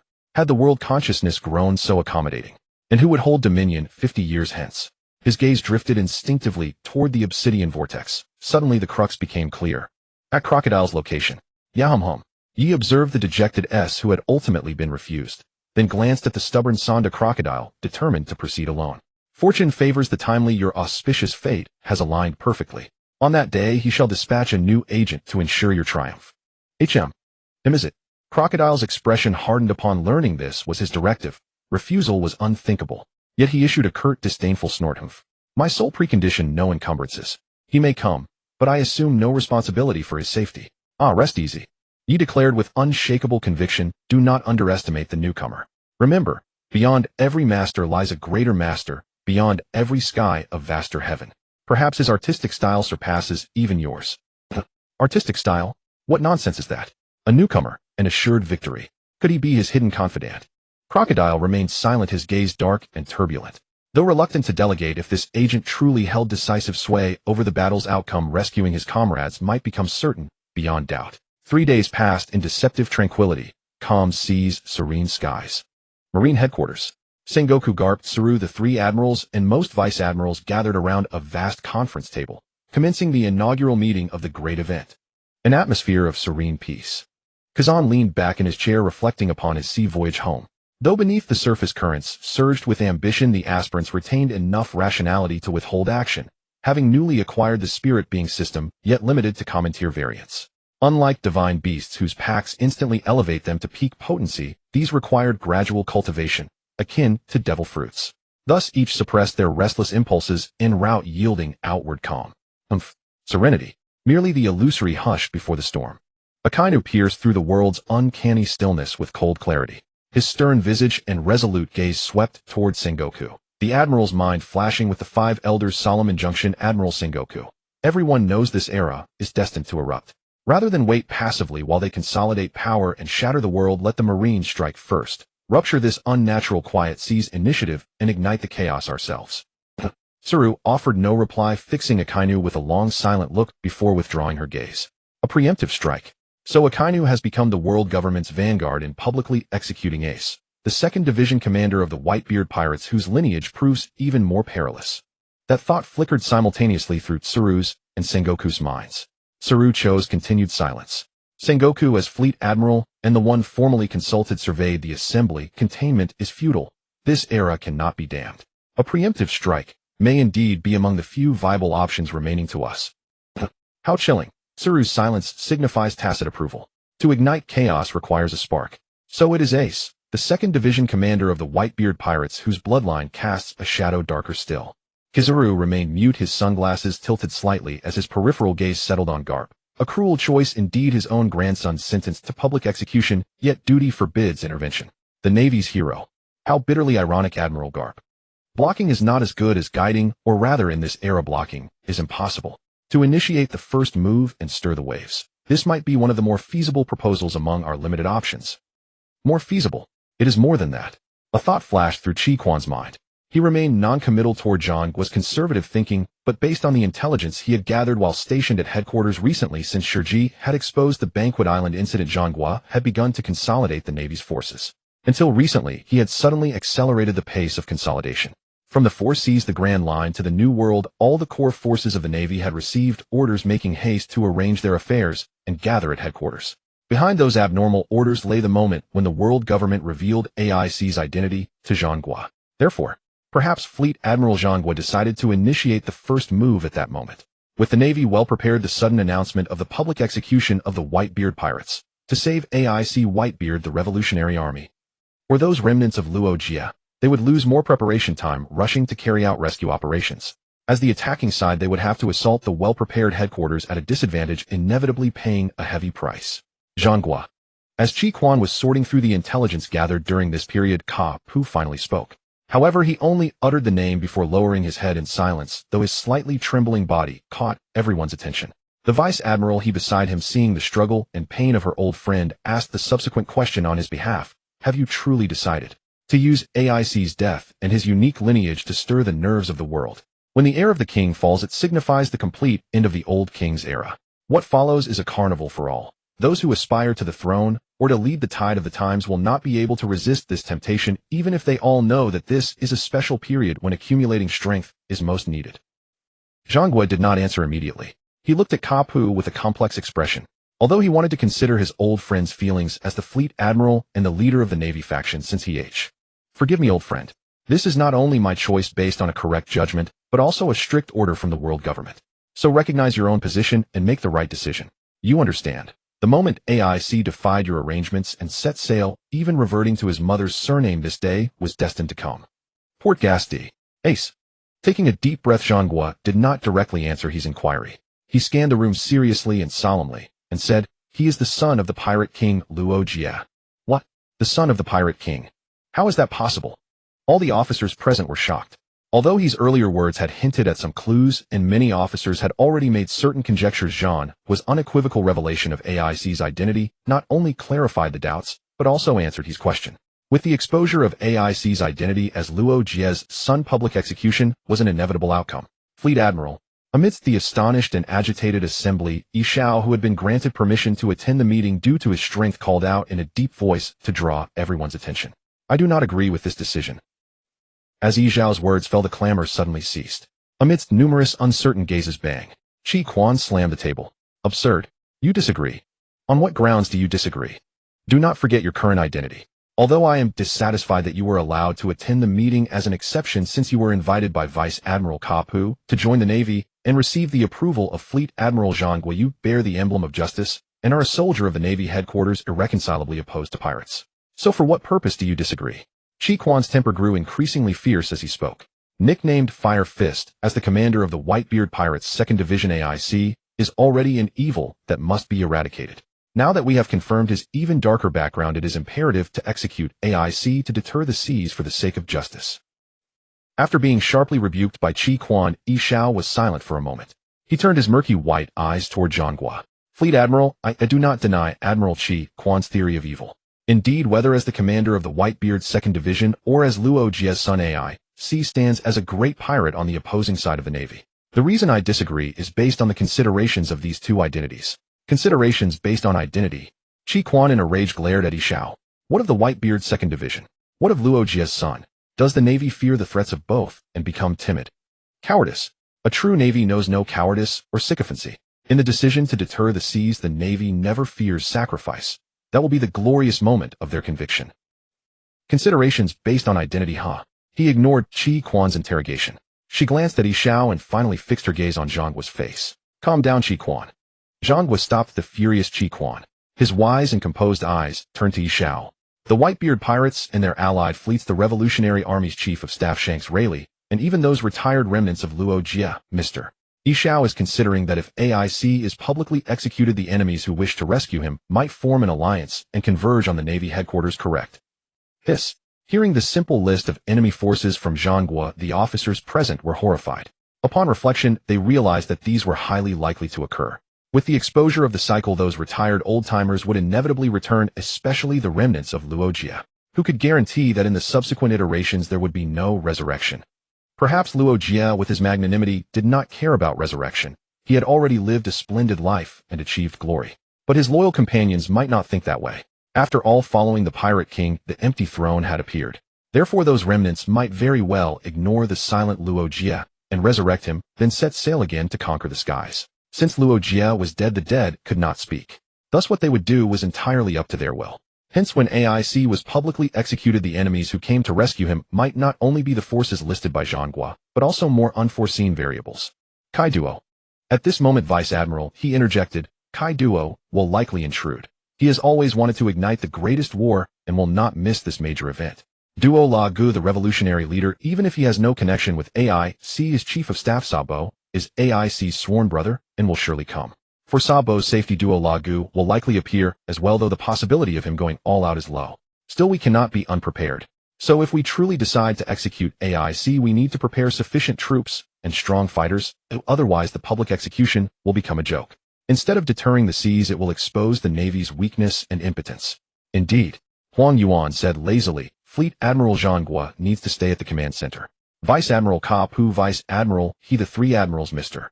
Yi Xiao, and the various officers, counting them the Navy's high-end combat power, is at an advantage. But even if as Vice Admiral he said we display the Navy's strength with absolute momentum, the gap in high-end combat power remains a problem that cannot be ignored. To display strength with absolute momentum. Displaying sheer overwhelming power, then. The seven warlords of the sea might lend support, but expectations must remain tempered. Each is a cunning opportunist driven by ambition. Fortunately, the world government will dispatch elite forces to assist. Indeed, since they intend to execute ACE publicly, such aid is only natural. Shaking off the thought, Sengoku nodded calmly. Regarding the shortfall in combat strength, I have already consulted with the five elders. They will deploy formidable agents covertly, ready to intervene should Marine headquarters find itself at a disadvantage. Coupled with the warlords' participation, our military readiness is now secure. This meeting serves both to affirm headquarters' resolve and to deliver the final directive. Moreover, at this very hour, the world government has already printed today's official broadsheet. By noon, a messenger birds will carry the news across the seas. The Marines will execute ACE publicly in 3 days' time. These 72 hours constitute our final window for deployment, and simultaneously impose severe temporal constraints upon Whitebeard's pirates, limiting their capacity to mount an effective response. In 3 days? Hearing the deadline, those present stiffened instinctively. Rapid calculations followed. The summit war had concluded only 3 days prior. They themselves had returned to headquarters that very morning. It was evident Whitebeard and his crew were still en route home. Thus, upon learning of the public execution, they would have no time for deliberate preparation. Any rescue attempt would demand an immediate U-turn toward Marine headquarters. Such extreme urgency meant only those who had participated in the summit could possibly arrive in time. Those guarding the main base would inevitably be stranded by distance. This was unquestionably a time frame favoring headquarters. Gentlemen, to ensure the first shot of this age of upheaval resounds with thunderous clarity, return to your posts and prepare. Dismissed. Kizaru, you remain. And yes, Fleet Admiral. The senior officers withdrew. Akiji and Akainu paused mid-rise. Then, catching Vice Admiral Tsuru striding away without hesitation, they resumed their departure as if nothing had occurred. Moments later, only Sengoku and Kizaru remained in the chamber. Oh, and Kizaru scratched his head with feigned exasperation. So I'm entrusted with yet another special assignment. Hardly back, and already denied 3 days rest to replenish my strength. Truly a life of ceaseless toil. In flap, flap, flap. And by noon, countless messenger birds soared skyward, bearing the great event's proclamation across the Grand Line. Instantly, every pirate crew and faction, receiving the free broadsheet, gasped aloud, each suddenly perceiving with stark clarity the sea had indeed erupted into open rebellion. Countless gazes turned toward Marine headquarters. At dusk in Lobtanin, Shiki stood silently before a grave mound. He had imagined arriving here would stir profound words within him, yet now standing before Roger's tomb, speech abandoned him entirely. Emptiness washed over him, a hollow, disoriented void. Moments later, a messenger bird alighted beside him, delivering a broadsheet. Shiki seized it and scanned its contents swiftly, only to recoil, eyes widening in shock. In rereading every line with meticulous care, Shiki bent low and placed the broadsheet upon the grave. As he straightened, a fierce, triumphant grin split his defiant face. In Roger, your era truly approaches its final curtain. An heir. Let this ace, this so-called fire fist, perish, severing the bloodline of the pirate king once and for all. The new dawn shall blaze, all the more brilliantly drenched in his crimson sacrifice. And Shiki departed, his thunderous, unyielding laughter echoing into the heavens, while the broadsheet fluttered in the wind, its pages turning to fully reveal its grim headline to the silent tomb. At this juncture, as messenger birds scattered the news far and wide, word spread like wildfire. Ace would be executed publicly in 3 days.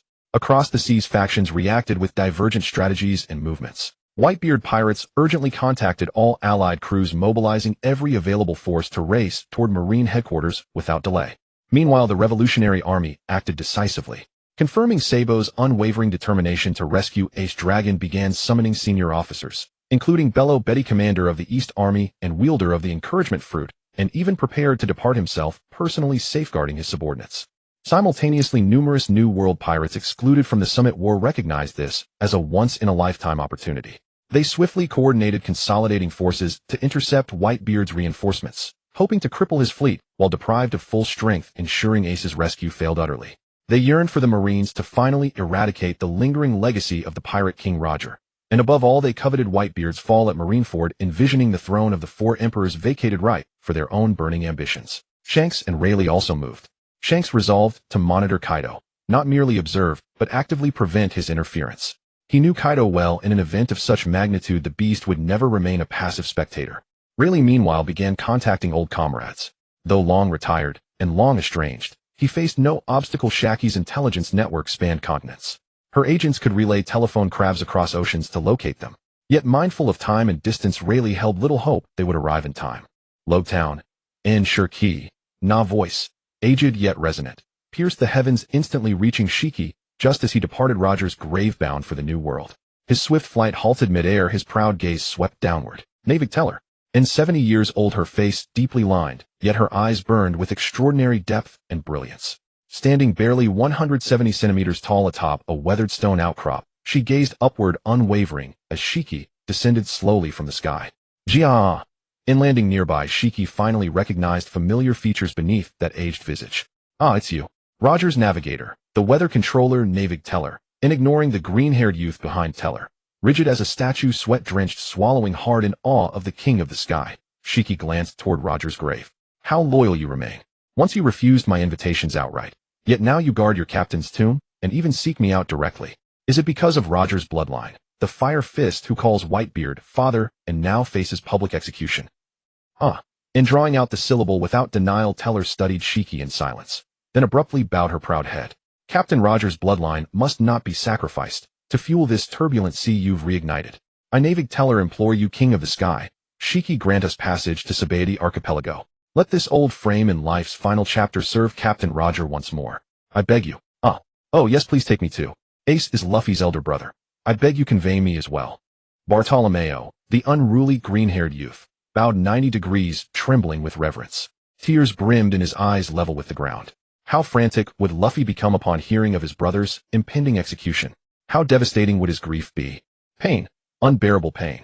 Bartholomew Kuma, a paramecia-type devil fruit user whose ability grants him impenetrable barriers, was the ruthless and tyrannical boss of a black market syndicate in Lobetown, arrogant, vicious, and merciless. Yet this irredeemable villain became Monkey D, Luffy's most devoted admirer, all because of a single phrase, a grin, and a bolt of thunder.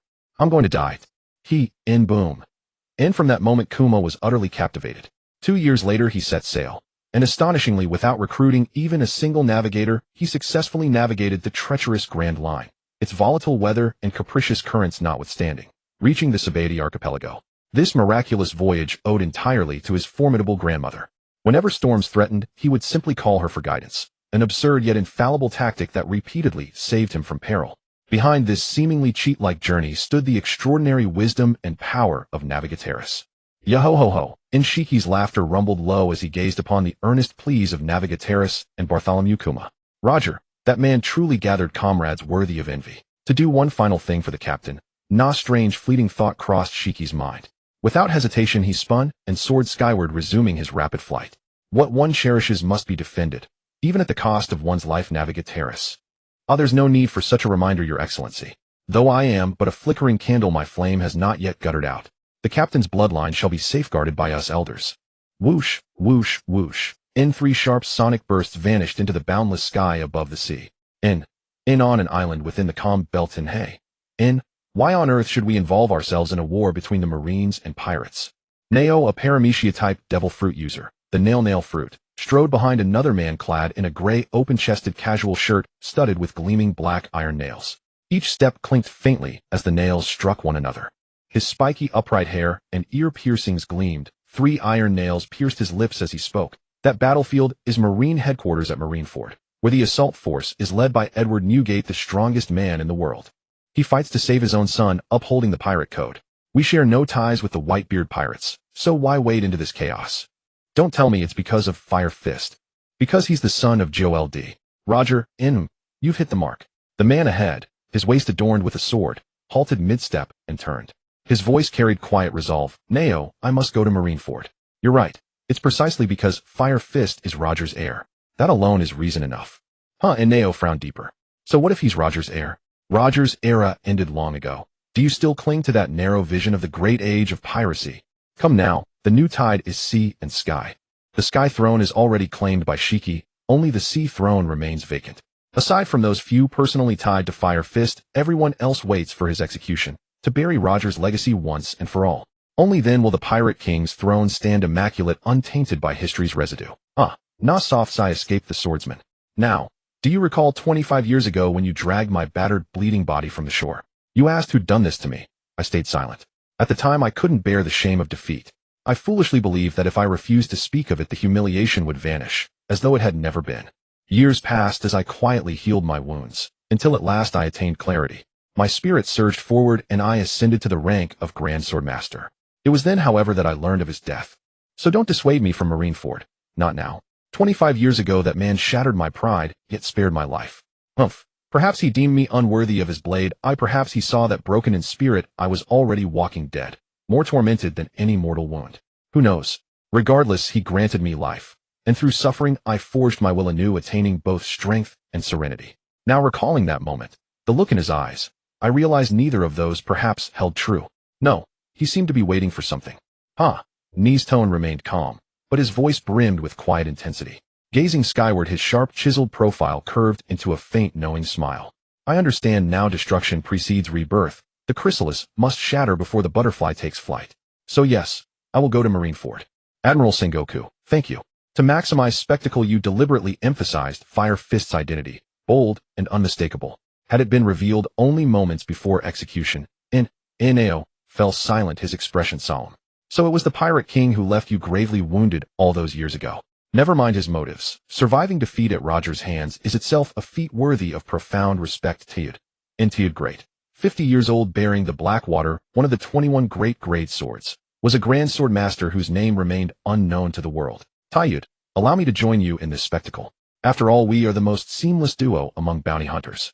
Now, in hearing his companion's declaration, Tiud murmured his name softly. Why risk it? Should you openly oppose the Marines, your bounty hunter license vanishes, and with it your freedom, your reputation, your very way of life. Neo grinned, stepped forward, and clapped a firm hand onto Tiud's shoulder. With practiced ease he spun him around, then released him, continuing toward the shoreline, without pause, leaving his back to his friend. Keep up. We've always advanced and retreated as one. This time I won't let you go alone. As for being hunted by the Marines afterward, well, given the sacrifice I'm making, wouldn't you owe me serious muscle when we row across the calm belt? You know me, devil fruit users can't touch seawater. Nt had watched Nao's retreating figure, the steady, unwavering rhythm of each stride, and a quiet smile tugged at his lips. Then hold on tight. I'm in a hurry. If you fall off, you'll have to wait until I return from Marineford to fish you out. And don't insult me. I'm now legendary now. Ace. Nagley held the newspaper staring at the printed photo of Ace bound in chains. He fell silent, murmuring the name in his heart, his mind involuntarily revisiting the moments they had shared in the terminal. I hope. He folded the newspaper and gazed toward Marine headquarters at Marineford. Your comrades can rescue you. I am old and burdened with attachments. That gathering of surging storms is too perilous. I am sorry, Ace.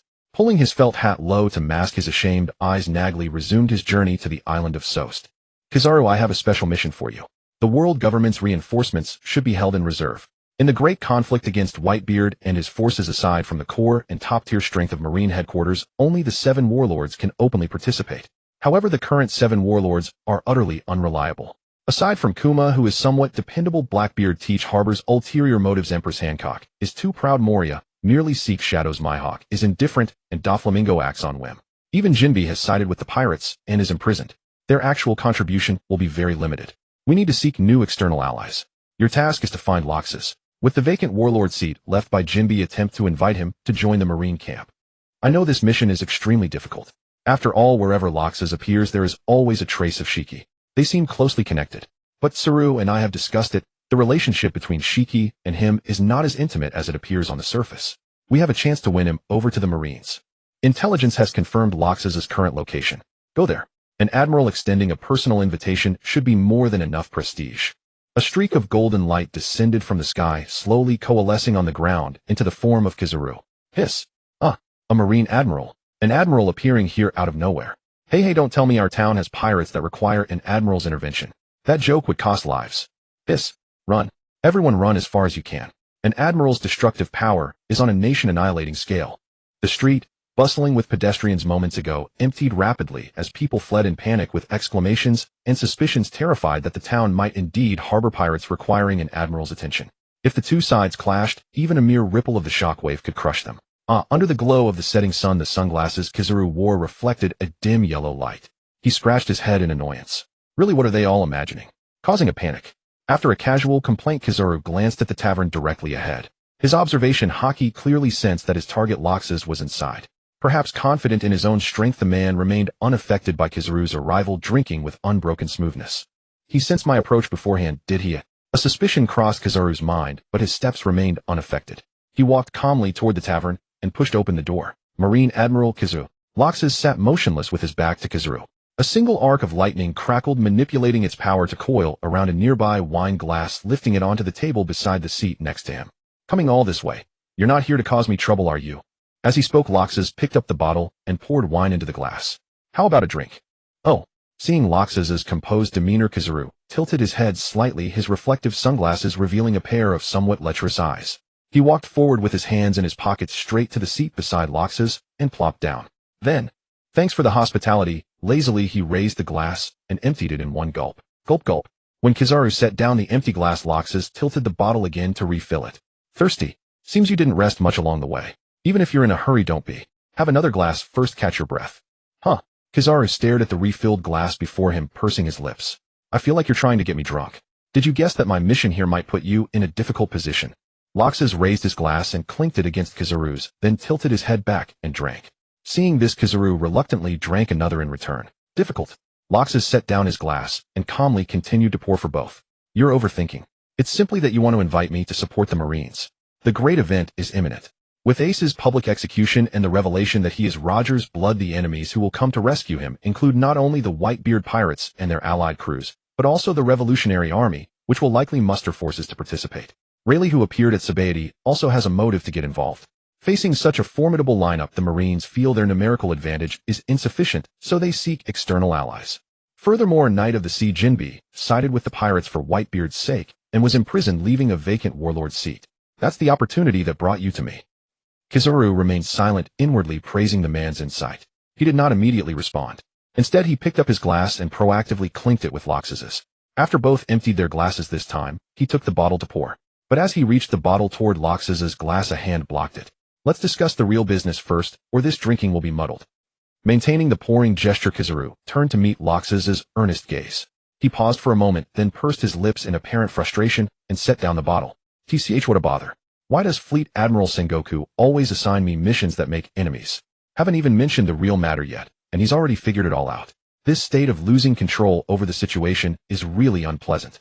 Despite his complaint, Kizaru withdrew his gaze and scanned the liquor cabinet behind the bar. So since you've already guessed my purpose and even detected my approach early yet chose not to leave, may I take it that you are not opposed to the Marine's invitation for you to become a warlord? Given the convenience of the rumble fruit, even someone with the pika fruit, like me, would find it quite challenging to give chase. As he spoke, Kizaru's body began to emit golden light, starting to materialize, as if ready to take action. Loxus sat calmly and composed, his demeanor exuding great confidence, unafraid of Kizaru's provocation. He slowly raised his hand.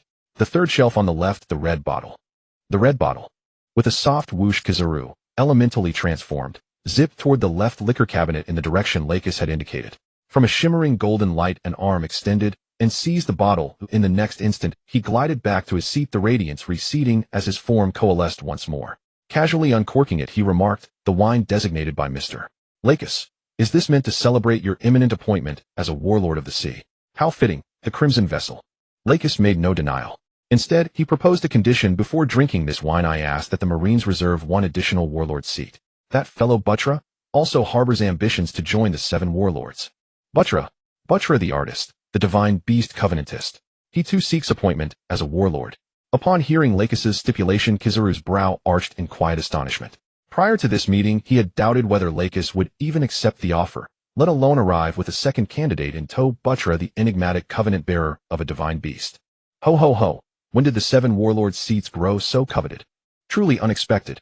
Kizaru swiftly gathered his thoughts, then spoke candidly. The 7 warlords of the sea is euphemistically speaking of formal amnesty granted by the Marines, nullifying bounties while conferring legal rights to plunder. Yet on the Grand Line, most sailors call them what they are: the Marines' lapdogs. And yet many pirates still vie for such titles, for their own reasons. So may I ask plainly, Mr. Lakis, what do you and Butra truly seek in joining the 7 warlords? TCH. Do not claim coercion by the Marines. That excuse suits only middling pirates desperate to evade pursuit and carve out petty fiefdoms under sanctioned banners. As for you two, Butra's limits remain unknown, but you Lakis have clashed head-on with emperors and held your ground. With such strength, such flimsy pretexts would insult my intellect. Have you ever been struck by a lightspeed kick? Lakis listened in silence, then turned his gaze upon Kizaru, just once, and saw something unspoken flicker within those calm, placid eyes. My, that look, is it a warning? Zzzz. A sharp crackle of electricity erupted. Lakis smiled. So, if I refuse to disclose my intent, will you use your glint fruit's velocity to deliver that infamous kick straight to my face? Did he hear my thoughts? His mastery of observation hockey must be extraordinary. Lakis leaned back slightly, observing Kizaru's eyes, carefully guarded, yet betraying subtle currents beneath. You're wondering whether I heard your inner voice, aren't you? What do you think? How terrifying. Kizaru suppressed another wave of disquiet. Mr. Lakis, you misunderstand me entirely. Even were you to withhold your motives, I would never resort to force. Not given your proven prowess against Big Mom, nor for the sake of avoiding irreparable enmity that might drive you fully into the pirate's fold. TCH, what a pity. Lakis clicked his tongue. I'd hoped to test myself against a fleet admiral, to gauge just how far the gulf truly lies between admirals and emperors. Kizaru raised his hands weakly. Please spare me. Where words suffice, let us keep fists sheathed. Have mercy. I'm but a weary laborer. Back to business. Having conceded the prior line of banter, lest it escalate into open combat, Kizaru continued, you may assume Fisher Tiger's vacated seat. As for Butra, the 7 warlords are at full capacity. Under these circumstances, your request. No matter, Lakis interjected smoothly. We understand the Navy's constraints. Still, perhaps fate will intervene. Before the Marine headquarters executes Ace, another serving warlord may commit an unforgivable act. You may therefore commit now, and the outcome shall be clear within 3 days. Another serving warlord committing an unforgivable act. It appears Mr. Lakis possesses uncommon intelligence. Very well, I accept provisionally. Should a vacancy indeed arise before Ace's execution, Butra shall be appointed immediately and deployed into the coming conflict. Nodding in agreement, Lakis raised his glass in salute. Kizaru responded with a satisfied smile and poured him a full measure. Clang. Their glasses met. A binding pact. A binding pact. Cheers. Moments later, as dusk settled over the island, twin bursts of light flashed from the tavern. One golden, one sapphire and amber, then vanished into the deepening twilight. Sabaody Archipelago Zone 13. Pop. Strolling down the avenue, Butra scanned the surroundings, searching, waiting, until at last he spotted the sign Shouchi's Price Gouging Bar. A faint smile curved his lips. Just as he stepped forward, the din mushy nestled in his coat pocket chimed. Who dare call me at this hour? He paused mid-stride, murmuring in mild surprise before drawing out the din mushy. Whoever it was, they possessed his number, and that alone meant they were among his trusted circle. Ignoring it was not an option. Click-clack. Moshi, Mr. Lakis. Glancing toward the bar he'd intended to visit, and then at the uniquely shaped din mushy, its eye marked by a lightning-shaped scar, Buttra asked, puzzled, "Did you not intend to recruit new members for the Thunder God Squad? Or have you found blind searching inefficient, and thus sought my counsel? After all, decades of life have not been spent idly." "No, it's because a minor complication arose." The lightning-scarred din mushy mimicked Lakis's tone precisely. "Fleet Admiral Kazuru approached me at Marine headquarters, offering me a warlord's seat, and urging me to lend my strength to the upcoming war. During our earlier conversation, you mentioned your own interest in becoming a warlord. So I stipulated if I stand with the Marines against Whitebeard and others, your presence among the 7 warlords must be guaranteed." "Oh." Buttra drew out the syllable thoughtfully, stroking his chin. "But with Fisher Tiger imprisoned, only one seat stands vacant. The Marines find that inconvenient. So they expect me to publicly challenge an incumbent warlord to seize the title by victory." Buttra lifted a wry smile. "Huh. Kazar is still beside you, isn't he? Tell him I'll stand with the Marines. And as for challenging a sitting warlord, no need for such theatrics. Someone will graciously step aside. Blackbeard, it seems we'll need to lend you a hand. Attend the 7 Warlords of the Sea assembly at Marine headquarters the day after tomorrow." Click. The din mushy clicked off. Buttra rubbed the tiny snail between his palms. The 7 Warlords assembly. How ironic. As a pirate, I shall soon stride openly into Marine headquarters, lawfully touring Marineford itself. A rather novel experience indeed. Muttering softly to himself, Buttra slipped the din mushy into his coat pocket and lifted his gaze toward the tavern nearby, then strode forward. Tinkling chimes. As he pushed open the tavern door, the bell above jingled crisply, a gentle herald of a guest's arrival. "Welcome." No sooner had Buttra stepped inside than the cheerful greeting rang in his ears. He turned his head toward 2 figures, one behind the bar, the other seated before it. One was a woman clad in a shirt emblazoned with a spider motif, smoking a cigarette. Her jet-black short hair framed a face whose temples curled upward with defiant charm. The tavern's proprietor, former empress of Amazon Lily, and ex-captain of the Kuja pirates Shaki. The figure seated across from her was even more familiar: white hair, a white cloak. Just a glimpse of that broad back was enough for Buttra to recognize him instantly. The former vice-captain of the Roger Pirates, known as the right hand of the Pirate King, and nicknamed the Grim Reaper, Silver's Rayleigh.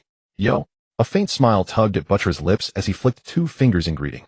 He ambled casually to Rayleigh's side and took a seat, then fixed his gaze upon Shaki behind the bar. Still that same timeless beauty. Does time itself possess preferences? How tenderly you speak to a lady. Unlike your companion here, whose snow-white hair and weathered countenance bear stark witness to time's relentless, unyielding hand. Ha ha ha. Shaki chuckled warmly. Rayleigh merely turned his head with a silent sidelong glance at Buttra. "We hardly know each other well. Surely teasing me so freely is unwise." "Unwise." Propping his elbows on the bar, Buttra rested his chin in his palms and addressed Shaki. "Complimenting a lady demands nuance. Mere description falls flat, and my current appearance renders flattery inappropriate. Yet here you are, and our voyages have unfolded along roughly parallel timelines. So alas, I must borrow your grace for contrast. Comparison lends credibility after all." Ha ha ha. Glancing at Rayleigh's visibly sour expression, Shaki chuckled again. "Indeed, Lord Buttra, blessed by extraordinary fortune, has reclaimed his zenith. As for me, I've preserved my vitality through composure and care. That leaves only one aging wine-sodden soul left to serve as foil." Ha ha ha ha. Stabbed once more by his own allies, Rayleigh laughed wryly, not in anger but with quiet bemusement. Time spares no one. Its cuts leave indelible scars upon flesh and spirit alike. You are time's cherished darling, you, its defiant rebel. Must you both conspire to mock this ordinary old man? Enough. Exhaling a slow plume of smoke, Shaki ceased indulging their banter. She reached for a bottle and placed it before Buttra. "Let idle chatter end here. This round is on me, but do state your purpose plainly. You, Lord Buttra, the artist bound to the King of the Skies, a man whose ties to legend run deep, surely did not sail here merely for amusement." Rayleigh remained silent, tilting his head slightly. Light glinted sharply off his spectacles. His curiosity, too, was piqued. What motive could bring such a man here now amid these turbulent times? Pop. Buttra uncorked the bottle and drank deeply. 3 long swallows, then wiped his mouth with the back of his hand. "Ah, excellent vintage. My thanks. As for my purpose..." He held the bottle aloft, turning it slowly, its polished glass reflecting the expectant gazes of both Shaki and Rayleigh. "I seek information. Lady Shaki, you command your own intelligence network. I ask your aid in locating someone." "Oh." Shaki's smile widened. "An intelligence network. Yes. I employ scouts who gather whispers from alleyways and ports. But, you wish me to find someone. Have you mistaken me, Lord Buttra? My informants trade in mundane rumors, not the rarefied air where your quarry dwells. Whoever you seek must be anything but ordinary. Find someone. Who might it be, and what manner of person would draw Buttra's attention? Rayleigh listened in silence, sipping his drink, waiting patiently for the tale to unfold. TCH, how dull. Buttra clicked his tongue. I approached you because I trust your acumen. Why rush to undermine it? And rest assured assistance comes with due recompense. You're right. My haste betrayed me. So who is it you seek? A flicker of genuine curiosity lit Shaki's eyes. Buttra obliged without delay. A devil fruit user. Logia type, the Mori Mori no Mi. His name is Aramaki. His strength, roughly on par with a marine admiral. Rest easy, I require no dangerous captures, only his whereabouts. Relay the intel to me, and the task is complete. Aramaki. Logia type, Mori Mori no Mi. Admiral tier power. This man possesses a Logia ability and formidable strength. Is Buttra hunting him to recruit him? Rayleigh's speculation was understandable.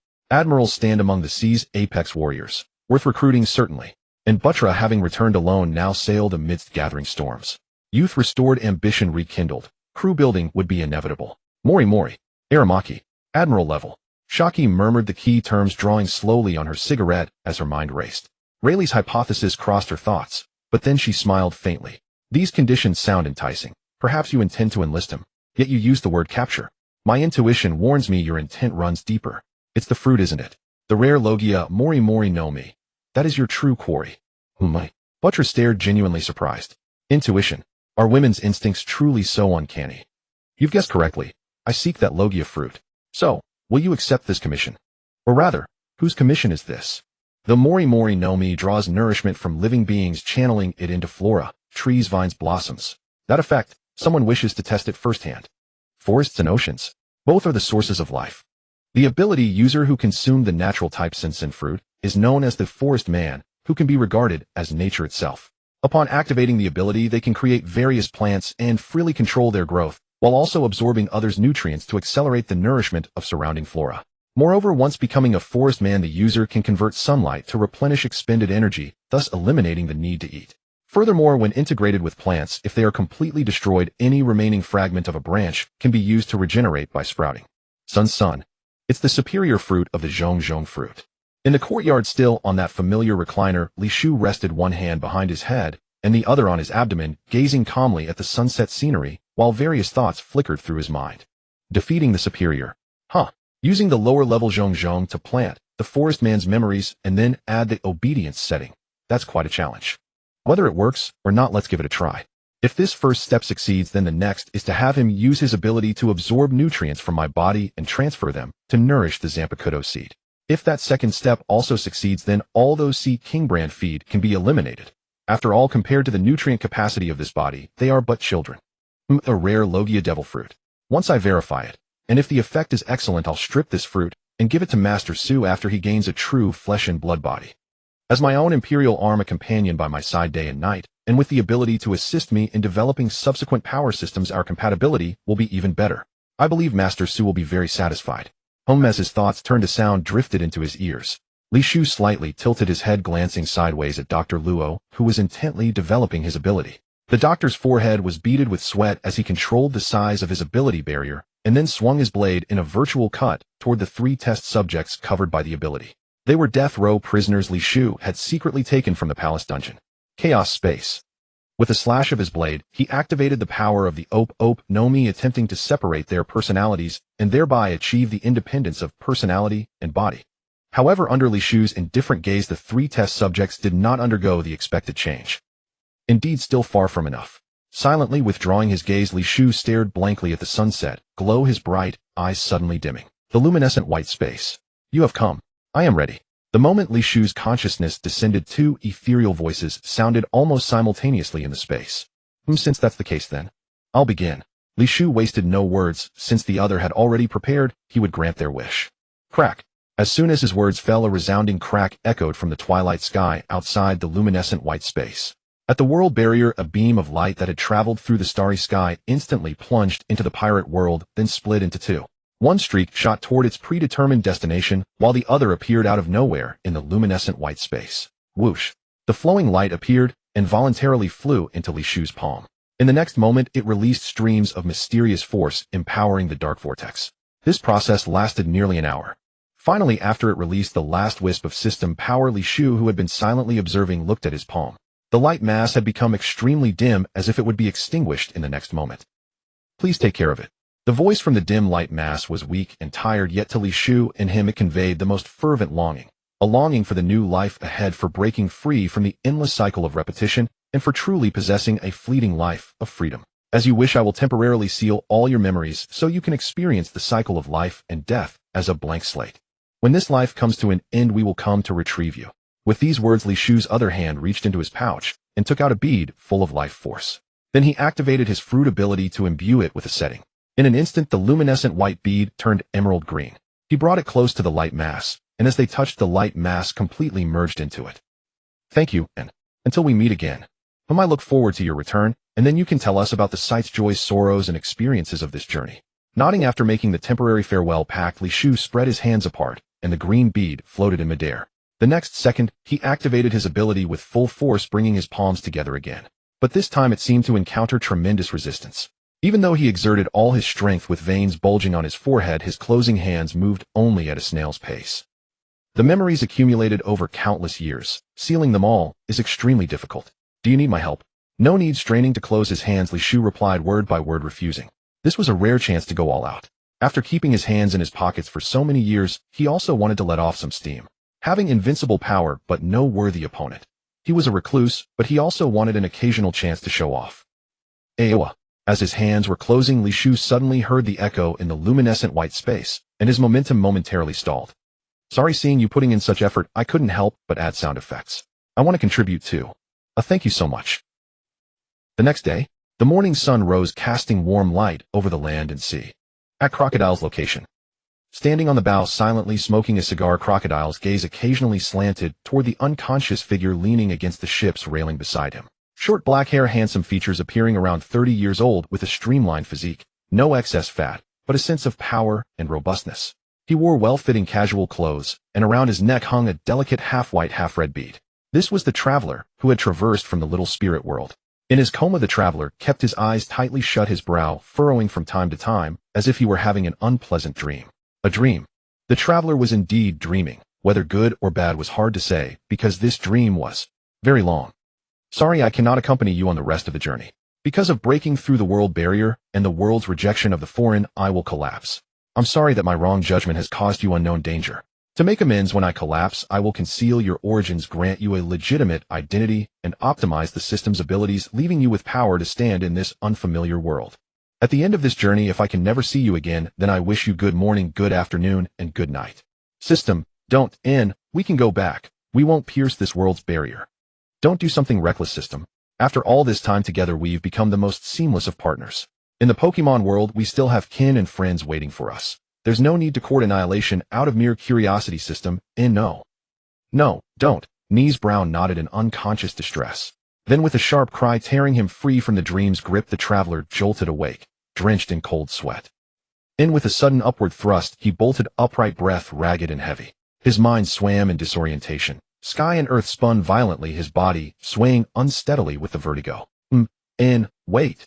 This swaying, in years of hard-won experience, swiftly steadied his scattered thoughts. He twisted his head sharply, pupils contracting, as his gaze swept past the ship's railing to the open sea. The sea, so I'm aboard a vessel. Did I fall into the ocean after crossing the dimensional veil only to be rescued by passing sailors? Nee's mind raced, piecing together his circumstances to deduce what had transpired after his collapse beyond the world's boundary. You're awake. Na low distinctive voice drifted into his ears. At its sound he turned again, and there standing beside him was a figure. One glance was enough, his eyes trembled violently unbidden. Moi.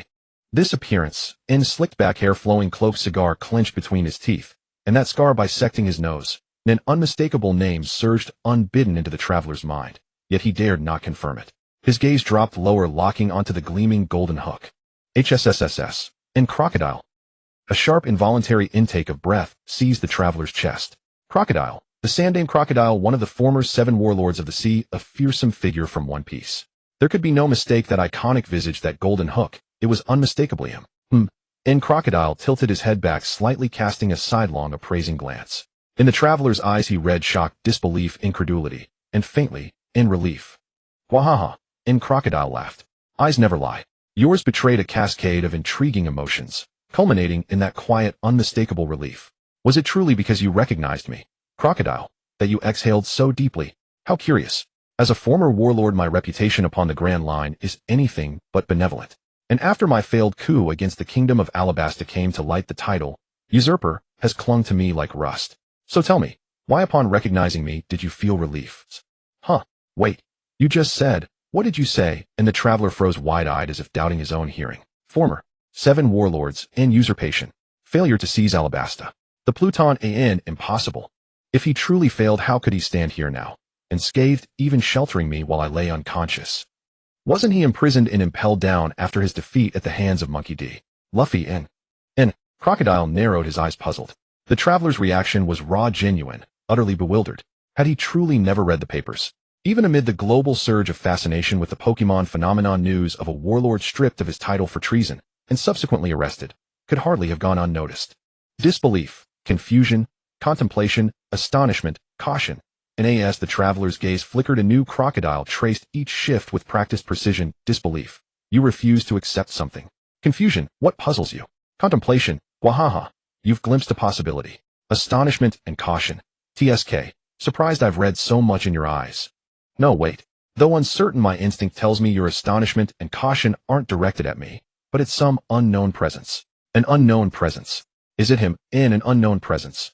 Nat Crocodile's final words, the traveler's gaze sharpened instantly. You know that person? Did he save you?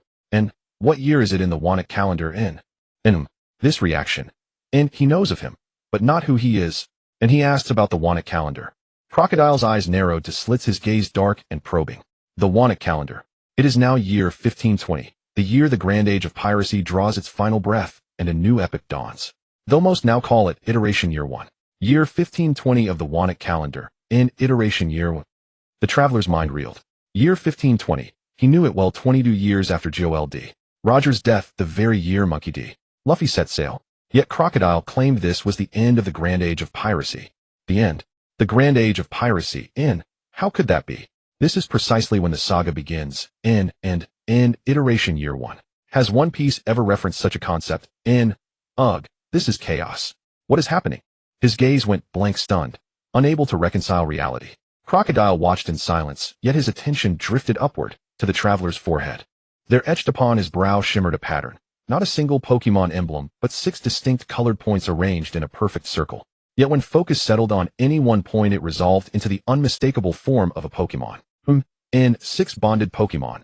Crocodile's expression tightened. He bit down on his cigar, then turned his gaze back toward the endless sea. 6. Who is this stranger who just appeared? Is this the ally you sent me? Speaking of which, hasn't that little one awakened yet? She fell into deep slumber last night.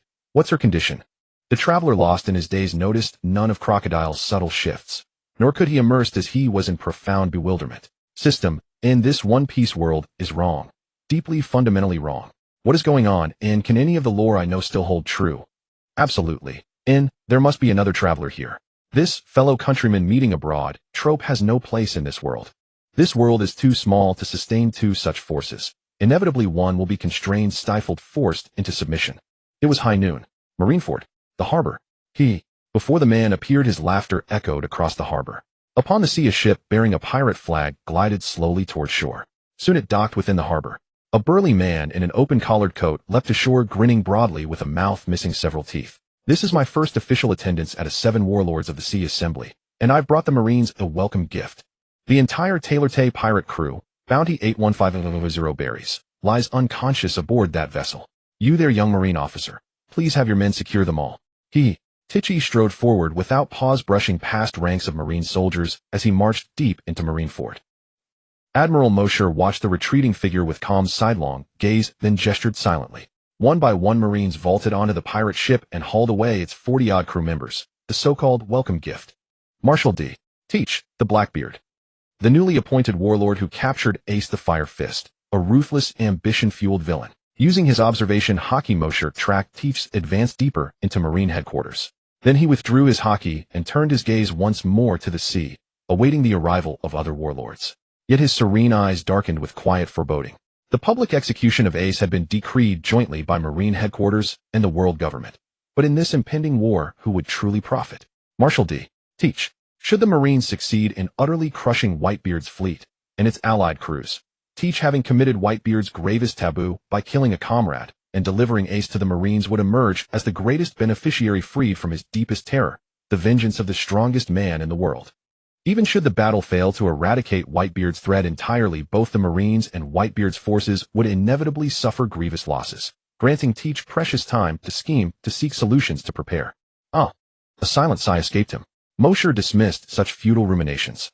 This turbulent era had left the world government and Marine headquarters with no better choice. Inside the conference chamber, Admiral Tsuru sat quietly at her seat, elbows resting on the table, hands folded before her.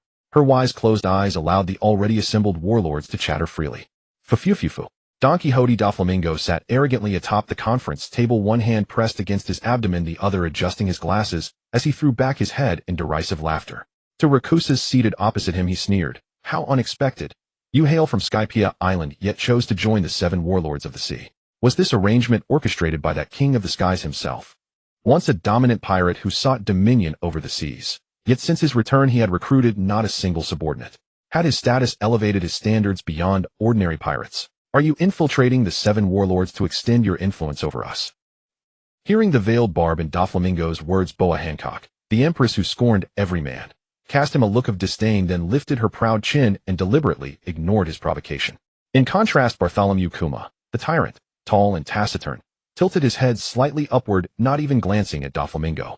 A question mark rose above his brow as he pondered whether Rakusa's induction truly stemmed from Shiki's directive.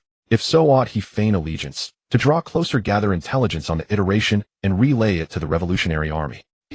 Before Rakusa's could reply, Teach burst through the chamber doors, laughter booming. His eyes, burning with raw, unbridled ambition, swept the room and locked upon Rakusa's impassive face. What audacity! That king of the skies, the first sovereign to discover and claim Skypea Island, has evidently grown weary of common pirates. His reach now extends into the very coffers of Marine headquarters. Squeak! Teach casually dragged a chair across the floor, its grating screech echoing sharply, then dropped heavily into it. Whether startled by the jarring sound or unsettled by his words, Admiral Tsuru opened her eyes, calm-piercing, and fixed them upon Teach. Mind your tongue. The 7 warlords system operates independently of Marine headquarters. There is no reaching into Marine coffers. Marshal D. Teach, the Blackbeard. Teach's grin never faltered. Ignoring Tsuru's warning glance, he pulled out his favorite cherry pie, took a hearty bite, swallowed, and only then spoke, independent of Marine headquarters. Does that mean we may refuse to assist in this great event? That would be splendid indeed, for our adversary is none other than the strongest man in the world, Edward Newgate himself. Assistance. Tsuru responded, voice level and measured. You understand well enough, it is assistance, not command. Though the 7 warlords are not direct subordinates of the Marines, they hold legal rights to plunder granted by the Navy, and thus bear the duty to lend aid when the Marines face crisis. Of course, refusal remains an option if you relinquish your warlord title, in which case this divine beast contractee, the artist Lord Buttra, would seamlessly ascend to fill your place. Surprise. So the king truly intends to consolidate the 7 warlords under his banner, dispatching not 1, but 2 agents. It seems this captain has no choice. The privileges of the warlord title are too valuable to abandon. Assistance then becomes an unavoidable trial. Meeting Teef's hostile glare, Buttra chuckled softly, a smile laced with quiet implication. No matter. We come merely to declare our commitment and lend modest support. With such contribution, who knows? Perhaps during this great event a certain senior may meet an untimely end, and I might naturally ascend. Or perhaps even before the event begins someone will be removed for violating regulations. After all, fate is fickle. Anything is possible. Violating regulations. Teach glared fiercely at Buttra, eyes narrowing, weighing the pointed meaning behind those words. Lord Buttra, you're deflecting, distracting us from your true purpose by raising an even more pressing concern. With war imminent, if indeed someone lurks in shadows, heightened vigilance from the Marines is warranted. Buttra shrugged indifferently and passed the matter to Admiral Tsuru. That cherry pie, does Marine headquarters stock it? Please bring me some. If he enjoys it so much, I shall follow suit. He enjoys it, so you'll follow suit. Admiral Tsuru pondered the remark, its subtle weight, but discerned nothing further. She signaled a Marine outside. Bring Lord Buttra some cherry pie. Yes, Admiral Tsuru. The Marine saluted and departed. Within the chamber, Tsuru closed her eyes again in silence, though before doing so she cast a fleeting glance toward Teach. Violating regulations, he means Teach. Has he uncovered clues the Marines have missed? So, Before the great event unfolds, further turbulence lies ahead. Within the courtyard, Dr. Luo, Reiju clad in a seductive gauze dress that accentuated her striking figure and long shapely legs nevertheless drew no one's attention. All present were gathered around the slumbering Li Shu, their faces etched with concern and anxiety. He has been in a deep slumber for far too long. Have you discovered the cause?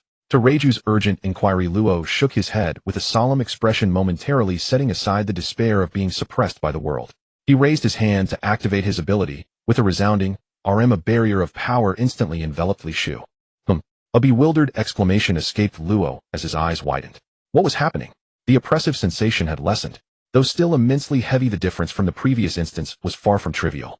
What's wrong? Susanoo, hearing Luo's exclamation, could not help but ask, have you found the reason for the young master's prolonged slumber? Luo did not respond. His face was stern. He had a faint conjecture, but needed further confirmation. Then, to the shock of Reiju and Susanoo, he swung his blade horizontally. A flash of sword light passed, and the man lying on the chair was effortlessly cleaved in two. Reiju's beautiful eyes widened in utter disbelief. Before she could process the scene, a dull thud reached her ears, followed by a tremendous crash. When she came to her senses, she turned to see Susanoo retracting his kicking stance, and Dr. Luo having been sent flying and crashing through a massive tree. What are you doing? Her answer came from the absolute fury in Susanoo's eyes and the overwhelming tsunami-like killing intent that made her hair stand on end. Yet her movements were swift as she flashed in front of Susanoo, blocking him. Calm down, Mr. Susanoo. Dr. Luo has no intention of harming Li Shu. Think of his purpose. He needs Li Shu to revive his most important person. How could he commit murder? Calm down. Step aside. Infinite rage. As a guardian-type imperial armament, having witnessed his master being cut in half was an unforgivable dereliction of duty. He must tear the enemy limb from limb. Otherwise, you shall die here as well. Killing intent washed over her. Seeing Susanoo nearly bereft of reason, Reiju remained unmoved, still striving to dissuade him. Killing him was not an option. Leaving aside whether the fellow with the smooth, bloodless wound would die instantly, they still needed the doctor's help to treat Li Shu. Cough. Luo spat out a mouthful of blood, then calmly wiped the stain from his lips with the back of his hand. He bore no anger over the attack. Pulling himself out of the tree hollow, he said, rest your wrath for now, Mr. Susanoo. I have found the cause of the young master's slumber. Oh. Hearing the words he cared about most, Susanoo's surging fury seemed to find an outlet, dissipating in an instant. Yet he still watched Luo with guarded vigilance, demanding coldly, speak. Speak. Speak what? Two languid voices sounded, their tone casual and utterly indifferent. They struck Susanoo's ears, reigniting his murderous resolve. With a stamp of his foot, he unleashed immense force, darting around the stunned Reiju and charging toward Luo, intent on obliterating him. Alas, why so impulsive? This is unlike you, Mr. Susanoo. A hand landed on Susanoo's shoulder, and an irresistible force instantly halted his explosive charge. It was then that the rage-blinded man sensed something amiss. That voice just now. Young master. The hand on his shoulder applied slight pressure and turned. As Susanoo stared in astonishment, the upper half of Li Shu's body slowly emerged before him. At the same time, the lower half that had been lying on the chair stood up, stepping over to position itself beneath the upper half. In the next instant, a burst of air, whoosh, sent forth a whirlwind of energy, and Li Shu's two halves fused seamlessly. A short distance away, Luo's jaw dropped in utter shock. Had the other man actually broken free from the effect of his ability through sheer willpower and healed himself? Impossible. It's me. Ignoring the horrified stare from Luo behind him, Li Shu patted Susanoo's shoulder and continued, so what did you want me to say? Why did I sleep so long? Oh well, it's no big deal. But what about you? Can't I occasionally sleep in? And to make matters worse, you cut me in half. That's going too far, isn't it? At Crocodile's location, Ya Hung Hung, Yi, who had also been in a long slumber, revived once more. As she flew out of the cabin, her eyes immediately caught sight of two figures standing side by side at the bow. She fluttered over, lightly landing deftly on Crocodile's shoulder. Visitors. Hey, my name is Yi. And what might this handsome young man be called? Handsome young man. The familiar address reached the traveler's ears. He withdrew his gaze from the newspaper and turned to look at the tree spirit on Crocodile's shoulder. Spirit of Skya Island. That's me. Receiving Yi's confirmation, the traveler's gaze grew enigmatic.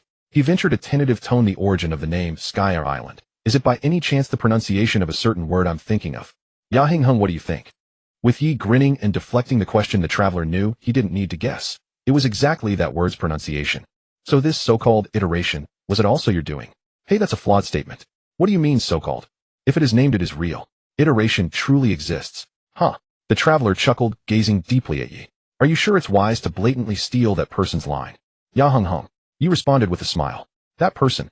You mean the words King of the Sky Shiki spoke when he descended upon Marine headquarters.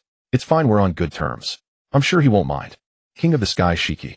You really know how to play the game, borrowing the name of that legendary pirate of the seas to make the concept of iteration spread so easily. The traveler spoke with implication, then took a deep breath to steady his anxious heart, extending his hand toward Yi.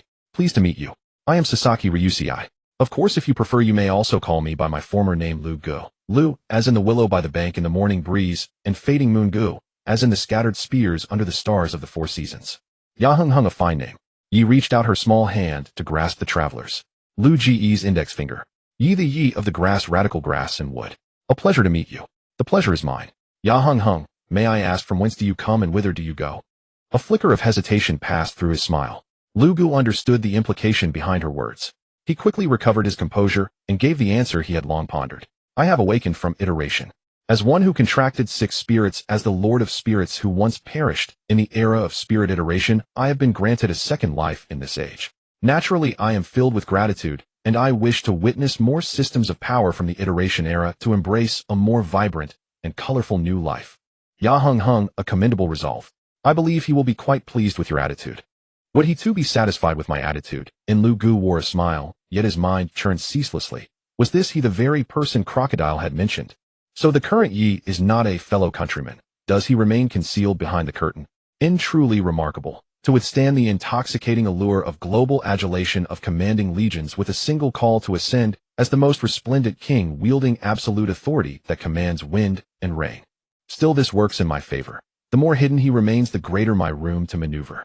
Moreover, my earlier reply subtly acknowledged his supremacy, yet the self-proclaimed title Lord of Pokemon went unchallenged. From this I infer that he concealed behind the veil may indeed prefer obscurity. And if we extend the concept of iteration, his true desire likely lies not in dominion, but in the profound satisfaction of propelling the entire world ever forward. Hey, Nai fluttered her petite hand before Lu Ji's eyes. What are you daydreaming about? And please, rein in that wildly upturned grin, your mouth's already crooked. And Lu Gu snapped back to awareness, a wildly upturned grin. Instantly his expression tightened. He refused to become some crooked-mouthed dragon king. I've just recalled something delightful. Given my present strength, I must surely rank among the foremost tier of cultivators. Setting aside crooked mouths or not, he raised a hand to touch the mark upon his forehead. With 6 peerless Pokemon at my side, if that still fails to place me among the apex few, I'd shame the very essence of iteration itself. Where then would lie the dignity of the Lord of Pokemon? And I chimed with cheerful laughter, nodding vigorously indeed. Those 6 peerless Pokemon once surpassed even divine beasts. Should their lord fail to stand atop the world and gaze upon the boundless sea, it wouldn't merely tarnish iteration's honor, it would shatter it entirely. So, he knows me thoroughly. He's aware I once bred Pokemon beyond divinity. Then, does he know everything else as well? Then I'm reassured. Ha, and Lu Gu burst into hearty laughter, masking his inner thoughts, then turned toward Crocodile. We shouldn't neglect our distinguished guest. Leaving him out would be terribly rude. If Mr. Crocodile grows displeased, he might just summon a sandstorm and blow us all into the ocean to feed the fish. Gu in Crocodile saw right through Lu Ji's clumsy deflection. The attempt was far too transparent. You are the spirit of Sky Island, you the pre-iteration Lord of Pokemon. You overestimate me. No. In gazing upon Crocodile's mature, austere features, Lu Gu swiftly shook his head, and an intriguing notion flickered across his mind. Since that one refuses the spotlight, preferring instead to stir chaos and savor spectacle, might I, as his fellow countryman, take initiative? To spare him from solitude, perhaps I should step forward more boldly. Stealing a quiet glance at Yi, Lu Ji's lips twisted wryly. You were once one of the 7 warlords of the sea. Your name alone struck terror across the oceans. Listen, I have an idea. Join me. Let us forge a true third force, unite every incumbent warlord under our banner, the 7 warlords of the sea. Come, Crocodile. Aid me in realizing this ambition. This will be more than mere enterprise. I believe he himself would wholeheartedly endorse it. The 7 warlords of the sea. With our strength, we answer only to him. The Marines, the world government, mere lapdogs and fools. None deserve such a title. In hearing Lu Ji's bold declaration, Crocodile emitted 3 successive question marks, and instinctively glanced at Yi, who wore the same look of astonishment. And I laughed, circling Lu Gu thrice with playful curiosity. TSK. Truly a comrade raised beneath the same banner. You and him arrived at the identical thought. Splendid. Since you harbor such aspiration, Rakasasu will surely welcome you warmly. He's complained several times already. Freedom-loving as he is, he loathes constraint. Rakasasu. Nah, lightning dragon slayer mage. So it is him. Lu Gu arched a brow. Though recent newspapers had furnished fragments of intelligence, the vessel carried only the latest editions, and Rakasasu's name first surfaced from Crocodile's lips. Lu Gu had long suspected whether this Rakasasu matched the figure he knew, yet now hearing it again from Yi, doubt dissolved. With iteration already unleashing Pokemon on a massive scale, adding Rakasasu to the tapestry felt neither jarring nor implausible. Agreed. Since he abhors confinement, I shall personally undertake the task of unifying the 7 warlords. Rest assured you won't be disappointed. Having solemnly accepted Rakasasu's charge, Lu Gu turned once more to Crocodile. Well then, Mr. Crocodile, join me. I'll lead you. As compensation, I offer to replace your Pokemon. Replace my Pokemon? In Crocodile cast a cold, piercing glance. As you style yourself, Lord of Pokemon, you surely recognize the emblem upon my brow. With divine beasts absent from this era, nothing surpasses it for me. Ah, words spoken too definitively. And Lu Gu waved dismissively, paused, briefly weighed his next words. Then continued, the quasi-divine Pokemon Banjira suits you perfectly. But, in who says no Banjira has ever ascended to divine beast status?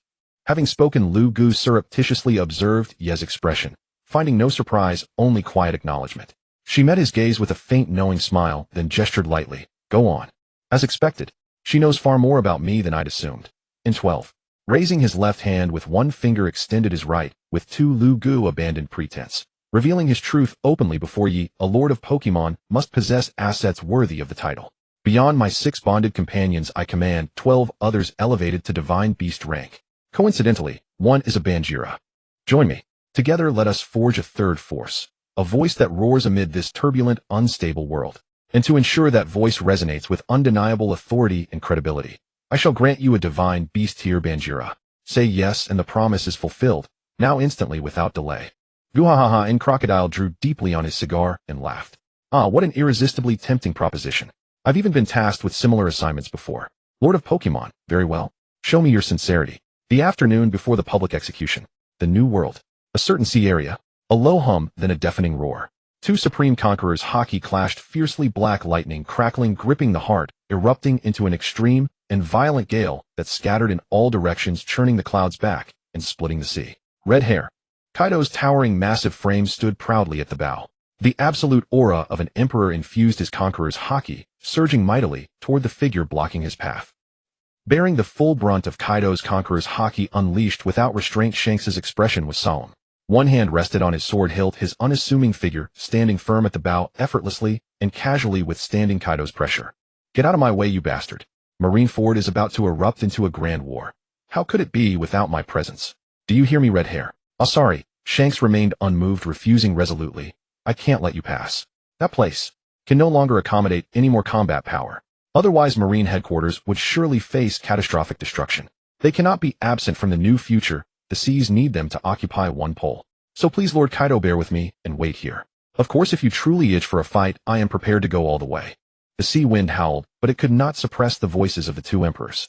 Hearing Shanks's resolute words of going all the way, Kaido's fury swelled, his expression growing more ferocious, and his soul-stirring eyes were filled with gloom. A truly startling resolve. His voice low. Kaido was nearing the limit of his patience, yet he made a final attempt. Ace. As the son of your former captain, are you truly willing to abandon his life for the sake of that one pole you claim cannot be absent from the future? Hey, Roger was your most revered captain, wasn't he? If you're sure you don't want to take part in the war at Marineford, then step aside. I can promise you that at the critical moment, I'll lend a hand to Whitebeard and help him rescue Roger's bloodline. This is my last word of negotiation. Captain Roger, I'm sorry. Silently apologizing in his heart, Shanks drew the sword at his waist without a word, once again refusing Kaido through action. In an instant, the conqueror's hockey Kaido unleashed grew even more violent, raging uncontrollably. He reached out and grasped his massive spiked club. Since talk had failed, they would have to settle it with strength. He-ha-ha-ha-ha-ha. Just as both sides' battle intent was high and conflict was about to ignite, a loud, arrogant laugh suddenly rang out from the high sky, falling into the ears of all. The 2 parties below, like a powder keg, paused for a moment, each looking up to see the golden figure of Shiki, his conqueror's hockey surging. Go all the way. Shiki's figure slowly descended, stopping in midair at the center of the 2 pirate ships. Red hair brat, if you want to find someone to fight, how about making this old man your opponent? Kaido has a more suitable battlefield. Marineford. The afternoon sun at 3 o'clock slanted toward Marine headquarters. At this time, the Shichibukai meeting had already concluded, successfully presided over by Sengoku and Vice Admiral Tsuru. Apart from the 7 active members, the substitute player Bartra had also clearly stated that he would show up to assist during tomorrow's noon public execution. Bartra, on a certain rooftop, 2 figures were basking in the sun. At a certain moment, the composed and calm Laxus suddenly glanced in a certain direction and softly called out, "Yeah, I see." Bartra slanted his eyes and saw Teach's burly figure come into view. He couldn't help but curl the corner of his mouth. Zee-ha-ha-ha-ha. Holding a cherry pie, Teach laughed loudly as he strode past the rows of Marine soldiers, announcing, "I've been traveling for so long. I'm going to rest. Unless it's something important, don't bother me. Zee-ha-ha-ha." Watching Teach walk away with arrogant steps, Bartra's smile grew wider. "Oh, a hint not to disturb.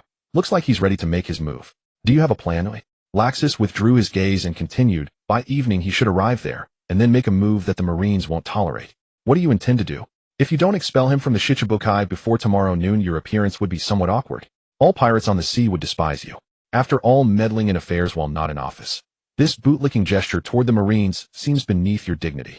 "Oh, don't worry. I have it figured out." Bartra smiled indifferently. "Once he actually makes his move and gives Crocodile some time on his end, I'll report to Vice Admiral Tsuru that someone has deserted on the eve of battle.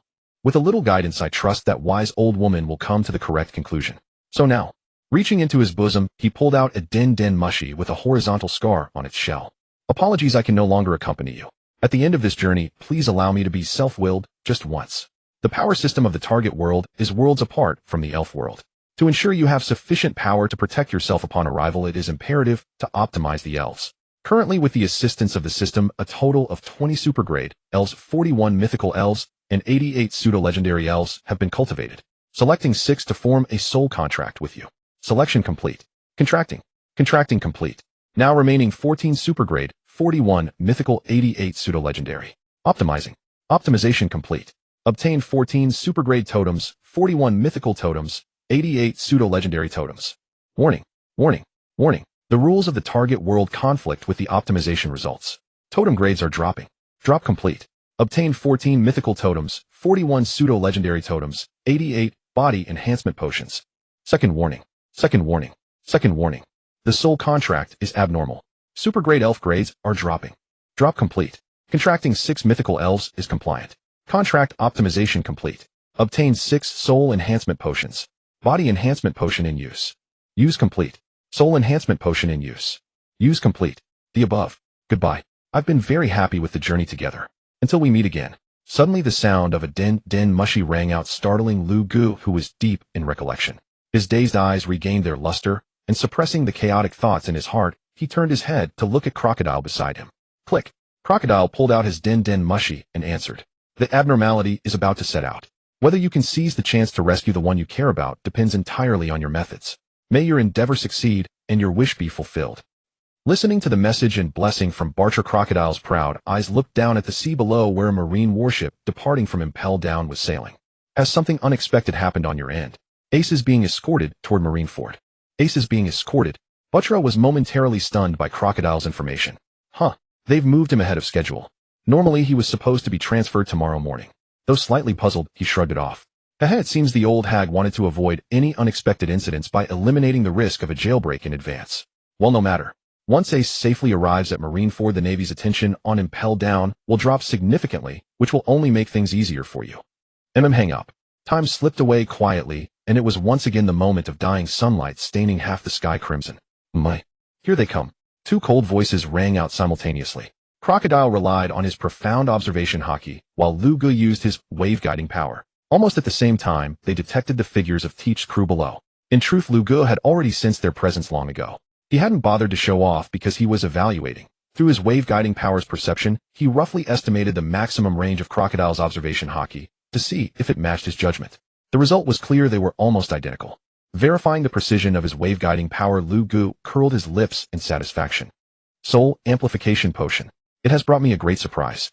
Though my control over the wave guiding was already strong after being strengthened by the Soul Amplification Potion, not only is it more effortless to use, but its accuracy has also been vastly improved. Soul Amplification Potion. Its effects are not limited to strengthening the wave guiding. The evergreen power and transcendent power have also been significantly enhanced. But the one that benefits the most is the psychic power. Speaking of which, after strengthening my body with the Physique Amplification Potion and enhancing my ability to use wave guiding, evergreen, transcendent, and psychic powers with the Soul Amplification Potion, Do I now possess enough strength to protect myself without relying on the power of Pokemon? All things have waves and all can be perceived by the wave-guiding power. This is equivalent to the observation hockey in the hockey system. The evergreen power focuses on healing and recovery, granting me greater endurance for sustained combat. The transcendent power, while focused on communication and pacification, though it cannot directly boost combat strength, its role could be irreplaceable in certain special circumstances. Finally, the psychic power is simple. It is the sword in my hand, an offensive weapon as responsive as my own limbs. So where do I stand on this vast sea purely with my own strength now? I'm very curious. Suddenly Lu Gu was struck by a thought. A soft murmur escaped his lips, drawing the attention of Crocodile and Yi, who were floating high in the air thanks to his psychic power. What's wrong? Anything off? Crocodile narrowed his eyes, releasing his observation hockey to scan the sea below, but found nothing. Yi didn't mind Crocodile's slight overcaution. Still sitting on Lu Ji's shoulder, she rested her chin on her hand, watching his face with keen interest, or rather the surprise and excitement flickering in his eyes. Already figured it out, huh? Not too slow. Otherwise the foundation I reserved for you would have been left to gather dust until who knows when. It's nothing. He shook his head in denial, suppressing the sudden surge of burning eagerness to test it out. I was just struck by a little emotion. Mr. Crocodile, you're truly fortunate. The divine beast totem Tyranitar I gifted you was once cared for by me with all my heart. It not only mastered all moves of its species, but also excelled in many techniques of other Pokemon. You've hit the jackpot. Goo ha ha ha ha, Crocodile laughed, glancing at Lu Gu, who had once again clumsily changed the subject. Look on the bright side. Since you've decided to unite the Shichibukai, there will be plenty of divine beast totems to give out in the future. Adjusting your mindset in advance can be considered a small return from me, as the first person to contract a divine beast Pokemon. Ha, Lu Gu laughed heartily. I've got nothing to say, but it's true. I'll just treat it as buying my mindset with money. If I don't level my expectations, I'll have a rough time later. As you mentioned, Mr. Crocodile, the moment a divine beast Pokemon is contracted, the contractor inherits all its moves. But in my case, even pseudo-legendary totems can also master all their moves instantly upon being contracted. After all, they were once genuine divine beasts. Damn, the world is really against me. Crocodile was slightly startled. Pseudo-legendary totems also come with a full set of skills. He couldn't help glancing at C, who was serving obediently nearby, but ultimately didn't speak. Well, forget it. I've already given him my replaced Tyranitar. No need to ask for more. C, who had once politely served tea to all the big shots at the Feast Island, was full of question marks. What did that glance from his boss mean just now? My brain itches. I can't figure it out. He stopped chatting, you too. Ye's voice sounded leisurely. Let's come up with a plan. Do we wait for this crew below to attack, impel down, and slip in during the chaos? Or do we use the convenience of Lu Ji's abilities to first locate all the people we want to rescue, then quietly slip away when the commotion starts? Crocodile didn't answer, instead looking at Lu Gu. After all, this operation relied on his abilities, and since he had already accepted the divine beast totem, he had openly acknowledged Lu Ji's leadership. At such a time, it was better to show compliance. The second option, Lu Gu didn't decline, but quietly slipping away after rescuing people. No, the 6th level of Impel Down is full of talents. How can we leave them all to that guy Teach? Uniting the Shichibukai and establishing a true third faction won't work if we only have a few people. So this trip to Impel Down is about rescuing people, but if conditions allow, we should also recruit some powerful pirates to join us. That way our operation will be more substantial. Talents from the 6th level. Puffing out a cloud of cigar smoke, Crocodile said, then leave the rescue of our comrades to me. Okay, no problem. Lu Gu patted his chest, taking on the recruitment matters. As the future leader of the third faction, it was naturally his duty to recruit new members. Shiryu, Barrett, Machi no Mi user. How will you choose? Marineford, the assembly point of transponder snails. Leveraging his illusory invisibility, Buttra silently infiltrated the vast chamber housing the Navy headquarters communication snails. With a sweeping glance, he beheld a dense array of snails of every conceivable shape and form, prompting a silent click of his tongue. He could not help but marvel at the intricate network the Marines had woven to connect their countless branches and outposts across the world. The fleet admiral, still invisible Buttra, turned his gaze toward the left wall behind which lay the office where Sengoku daily attended to his administrative affairs. Glorious as it is the effort behind it. TSK, better to follow the young master. The title of Divine Beast Contractor is no less illustrious. And the master, ever behind the scenes, occasionally issues tasks, but did he not graciously provide 3 diligent tools as support? Oh, what a comfortable life. Withdrawing his gaze, Buttra, lighthearted, began searching for the transponder snail that connected to Impel Down. I found it. Hovering to the target snail, Buttra reached into his pocket and produced a counterfeit replacement. Then, under the very noses of the sailors tending the creatures, he executed the swap with flawless sleight of hand. On a rooftop somewhere, Sensing the shift in magnetic fields, Lacousses remained lounging earphones and listening to music. The next moment, a figure materialized out of thin air. It was the returning Buttra, or rather Sengoku. With a braided mustache, a justice coat draped over his shoulders, and a marine cap, Sengoku paid no heed to Lacousses. He cradled the transponder snail and silently began to dial. Brew brew brew brew brew brew. Click. This is the Warden's office of Impel Down. Magellan speaking. Fleet Admiral Sengoku, your orders. The transponder snail, with horns on its head and a faint purple streak slanting from each eye toward its nose, mimicked the expression of the Warden, interrupted mid-toilet far away in the deep-sea prison. This is Sengoku. The voice was identical.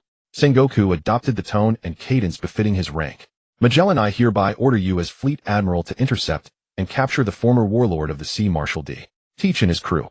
Their plan has been exposed. They intend to breach Level 6 and release all the heinous world-class criminals imprisoned there. Unforgivable. You must thwart their scheme, Warden Magellan. What? Breach Level 6. Release all prisoners. Magellan's voice crackled with shock through the snail. Yes, Admiral. Even if it costs me my life, I will not let them succeed. Sengoku's voice dropped, tinged with apology. Headquarters cannot provide assistance. Ace has been transferred to the prison here at Marineford, and we must guard against the Whitebeard pirates attempting a preemptive rescue. Thus Impel Down is entirely in your hands. Deep Sea Prison, Impel Down, Warden Magellan. Yes. Magellan answered loudly. Rest assured, Admiral. The so-called impregnable fortress of Impel Down shall suffer no further disgrace. I will bathe its walls in the blood and souls of the invading foes to restore its glory. I trust you. You will not disappoint me. With these final words, Sengoku ended the call. For an instant his form blurred, and when it solidified again, it was Buttra once more. Buttra's laugh was tinged with delight. He lounged beside Lacousses, one hand behind his head, the other twirling the transponder snail, crossing his legs. Hey Lacousses, don't you think I have a talent for playing the villain? You have no idea how exquisite I felt just now. Eyes closed listening to music. Lacousses could picture Buttra's smug expression without looking. You're clearly enjoying yourself. But such deceitful tricks, better not make a habit of them. Dishonorable. Huh. Impel Down, Warden's office. Gloom. Magellan's eyes were filled with gloom and fury. Someone dared to plot an assault on the deep-sea prison. Did they underestimate his defenses? He would not allow it. Slap, sizzle, sizzle. Rage churned within him, involuntarily activating his paramecia, venom fruit ability. A drop of deep purple venom dripped onto the floor, instantly corroding the stone with a sizzling sound. Blackbeard, Marshal D. Teach. Murmuring the name of the approaching invader, Magellan set down the transponder snail, still wearing his gas mask, and strode out of the office. What? Only halfway through using the toilet. That can wait. Moments later, the hurried footsteps of guards echoed through every level of Impel Down. So Buttra has already made his move. Transforming into fine grains of sand, Crocodile swiftly searched through cell after cell along the dark corners. Hearing the commotion, he deduced the situation. He focused his mind, ignoring the jailer's movements, and continued his search for the one he needed to rescue. Elsewhere, Young Ye's little face twisted in indecision. She longed to witness whether Magellan would once again poison Teach's crew with a single move, but she was equally eager to see how her fellow countrymen performed on Level 6. Such is the agony of having one's cake and not being able to eat it. Letting go of the dilemma, she reluctantly withdrew her gaze from the upper levels and continued seated on Lyoga's shoulder, following him down to Level 6. The deep-sea prison, known as the Impregnable Fortress, boasts 5 official levels above the seafloor entrance. Below the surface they are LV. 1. Crimson Hell LV. 2. Beast Hell LV. 3. Starvation Hell LV. 4. Blazing Hell LV. 5. Freezing Hell. Beneath these, Impel Down has a 1. 5th level LV. 5. Nukama Land. Created by Morley, one of the 4 Revolutionary Army commanders, using his Devil Fruit ability, this level gave rise to the whisper of impossible passages within Impel Down. The disappeared prisoners found their way through the labyrinthine sewers to this haven, living a life of freedom and plenty. Even deeper lies Lyoga's destination, LV. 6. Infinite Hell. Here are imprisoned beings deemed the greatest threats to the world, either death row convicts or those sentenced to life imprisonment, all figures of near legendary stature. Once confined, even newspapers deliberately omit their identities, letting time erode every trace of their existence. We've arrived. Lyoga halted, gazing at the massive steel gate before him. Heavy and cold, Luga looked indifferently at the steel prison door blocking his path. Having passed through the hells of Red Lotus Beast's hunger-scorching heat and extreme cold, he had finally arrived before the end of his journey. How could he be stopped by a mere iron door? Kaba. Clenching his fist tightly, Luga felt the immense power within his body. He stepped forward, assuming a punching stance, excitement and confidence shining in his eyes. He wanted to test his strength to see if his physical power alone could shatter the iron door. This fist with over 30 years of cultivation. You cannot block it. Whoosh! The fist struck with overwhelming force, producing a pressure-filled roar, and with a thunderous explosion, it slammed solidly into the steel prison door. After the punch, Lu Gu calmly withdrew his fist and stood upright, his eyes coldly fixed on the completely unscathed door. Completely unscathed? No, let the force travel for a while. This little iron door, a lifeless object, has a very slow reflex arc. Crack. Suddenly a faint cracking sound rang out like a signal. The next moment a series of harsh cracking sounds overlapped. Boom. The force unleashed on the door fully erupted. The massive steel door, as if struck by an extreme shockwave, fragile as rotted wood, shattered into pieces that flew backward into the 6th level. Moi. Huh. The steel door was destroyed, drawing the attention of the prisoners confined in the 6th level. Amidst exclamations of surprise, numerous undisguised observation haki swept over like probing gazes. Tap, tap, tap. Accompanied by the dust and smoke from steel debris, Lu Gu strode steadily out of the haze, revealing himself to a pair of eyes. Some astonished, some suspicious, some calm. In that moment, the entire 6th level seemed to be silenced. No one spoke, each mind racing with various conjectures.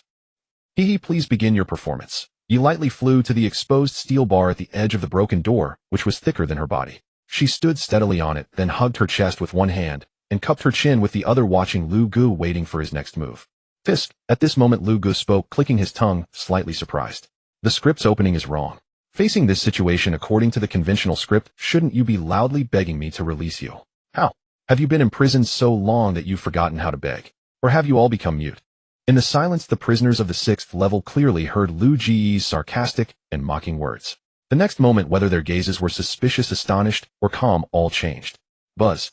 Several conquerors' haki erupted simultaneously, intertwining and merging, producing crackling black lightning, and fiercely struck toward Lu Gu, intending to teach this arrogant, rude fellow a lesson. Several conquerors' hakis descended upon him.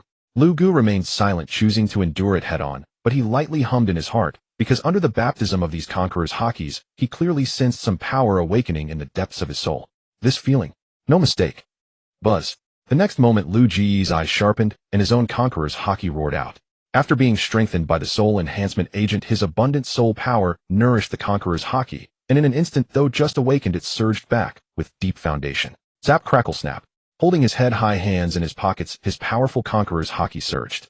Lu Ji's arrogant eyes were filled with invincible confidence. He alone faced several conquerors' hakis in a clash, and held his own, accompanied by crackling black lightning, truly embodying an air of, I am unmatched in the world, do as you please. Wanting to teach a lesson to the arrogant junior who had shattered the 6th level door, but the result was that their provocation instead awakened his talent. This feeling of trying to steal a chicken but losing the rice left them with question marks over their heads. How did things develop like this? Awakening conquerors' haki on the spot. No, to have such mastery right after awakening, how could there be a lack of trigger? So is this guy a monster? The will hidden in this conqueror's haki is actually comparable to the captain. No, even superior. How terrifying. Are all the active newcomers on the sea now possessing such unlimited potential? He great, I really want to personally kill him. Plus the conqueror's haki continued to clash in the vast 6th level. Zap, crackle, dangerous black lightning flashed continuously, and the forces pushing and colliding were also dissipating. Crack. Suddenly a faint sound of cracking under strain came from the ground and the ceiling of the prison at the center of the collision. Whoosh. This cracking sound seemed to be a signal. In the previous instant, the conqueror's haki was clashing fiercely, with no sign of yielding. In this instant, it abruptly stopped. The air fell still, only dust drifting silently. Huh. Lu Gu was the first to break the silence. After a hearty laugh, he silently felt the new power within his body, then spoke. First, I thank all you prison friends for the assistance which helped me successfully awaken the king's aptitude. Indeed, I am not an ordinary person. I possess the conqueror's haki, 1 in a million. Next. He slowly raised his hand, lightly rubbing his thumb and middle finger together. Snap! A crisp sound rang out, and at the same time, several newspapers materialized in front of him, then hovered in the air under the control of his psychic power, displaying their contents to them. Ladies and gentlemen, having been imprisoned for so long, you probably don't know what earth-shattering events have happened on the sea recently. Do you want to see the contents?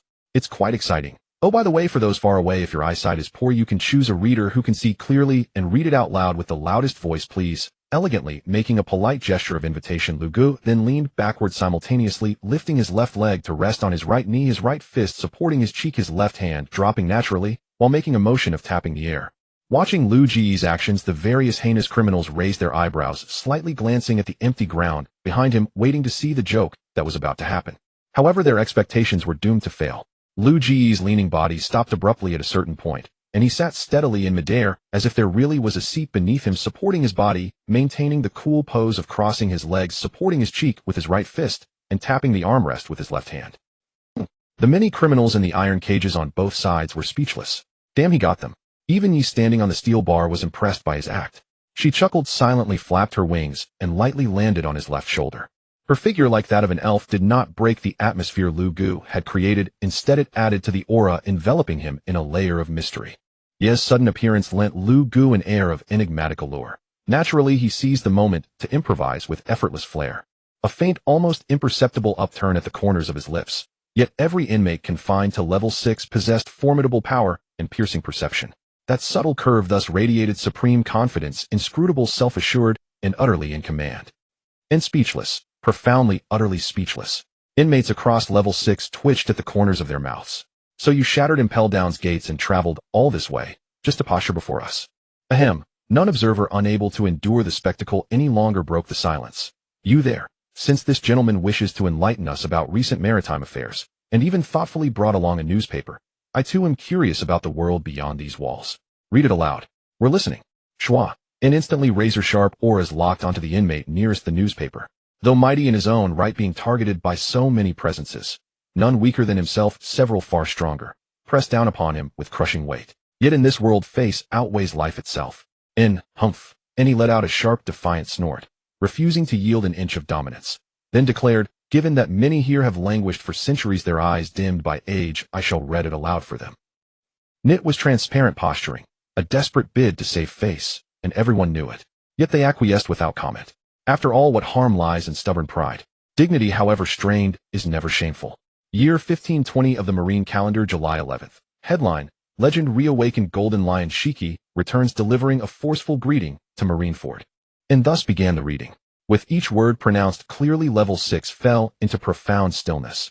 Only the crisp cadence of the voice echoing through the chamber, carrying the news to every ear. VRRM. Into Haushiku Haki clashed, unleashing shockwaves of overwhelming dread, rippling downward through levels 5 and 4, and finally sensed even by those locked in fierce combat on the uppermost tier.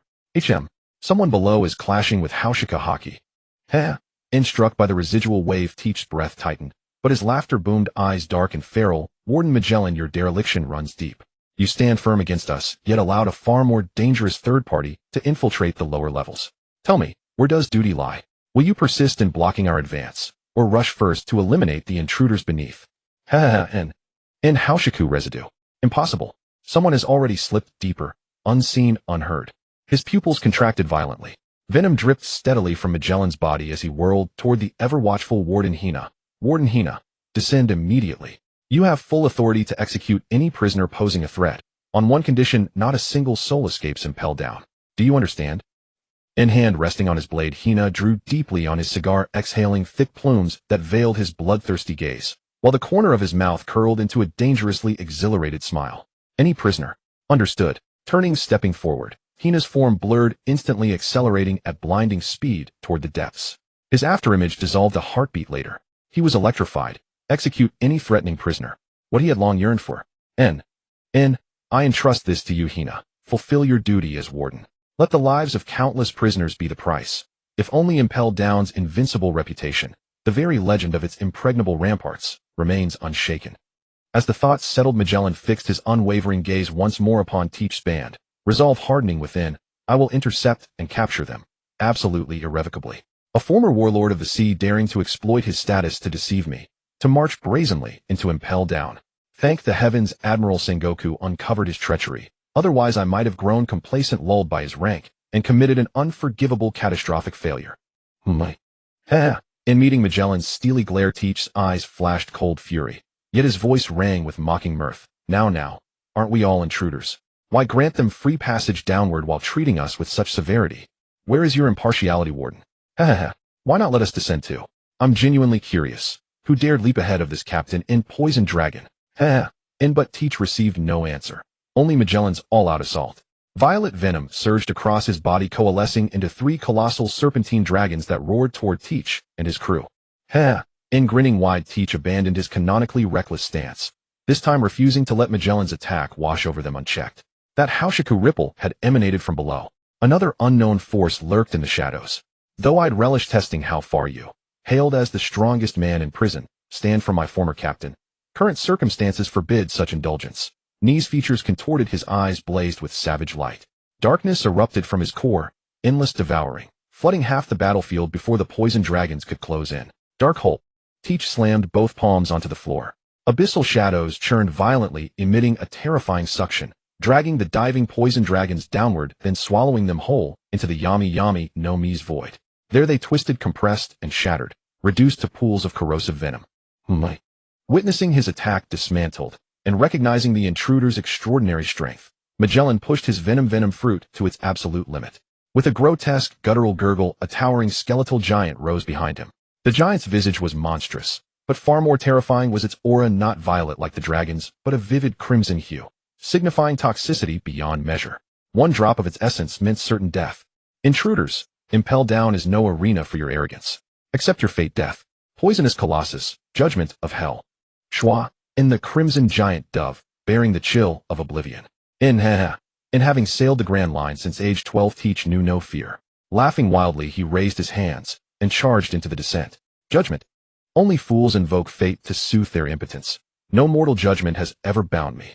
Another throne among the world. Skikai Island. That old lion Shiki has become the Sky King. Island spirits.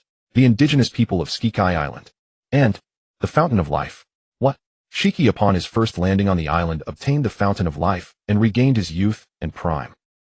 Iteration. The world can actually undergo iteration, and it has already been destroyed and restarted countless times. The fourth special contract system, elves. Hosting a grand feast, granting the gift of self-selected elves to the islanders, and at the end destroying the feast island, spreading semi-iterative food cells across the world, allowing anyone who eats to enhance their physical strength. What nonsense is this? Roger has bloodline descendants. Public execution. The Navy has captured the king's orphan and decided to execute him publicly at Marineford. Hey, with all this excitement outside, they imprison us beneath this sunless deep sea. I want out. I want to breathe the freest air of the new era once more. I can't wait anymore. Hey, our appetites have been whetted. State your purpose. I believe that after learning about the current situation of the seas, you won't leave empty-handed. Time trickled by. As the reading voice announced the contents of the newspaper to the public, finally these old fellows who had long ignored the world outside their ears became excited one by one. After the last man's loud inquiry, the entire sixth level fell abruptly silent. They understood in their hearts that the main topic was about to be addressed. Oh, Lu Gu said, modulating his tone, a mysterious smile playing on his controlled expression. State my purpose. What purpose do I have? How would I even know myself? Haven't I said it before? You have been imprisoned for too long while the outside world is too splendid. With nothing better to do, following a whim, I came to Impel Down. Along the way, I let you see the latest newspaper. I truly worry about you lest you become disconnected from the great seas. The already silent sixth layer grew even quieter. Listen to that. Was that a human speaking? Uncontrollably, several of them unleashed their conqueror's haki, fueled by rage, its might even greater than before, charging forth with resentment. Lu Gu sat cross-legged in the air with leisure, his hands that had been tapping the air falling gracefully. His own conqueror's haki also leaked out, and the two sides clashed fiercely again in the central area. Black lightning flashed out of thin air, and the king's aura filled the entire sixth layer. Tisk, tisk, tisk. Calmly withstanding the impact of several conquerors' haki, Lu Gu clicked his tongue, changing his gesture from resting his cheek on his right fist to gently pinching his chin. Gentlemen, have you heard the saying? A man is to be judged anew after 3 breaths. So what makes you think you can still match me equally in a clash of conquerors' haki? Before his voice faded, Lu Ji's eyes narrowed slightly with a hint of seriousness.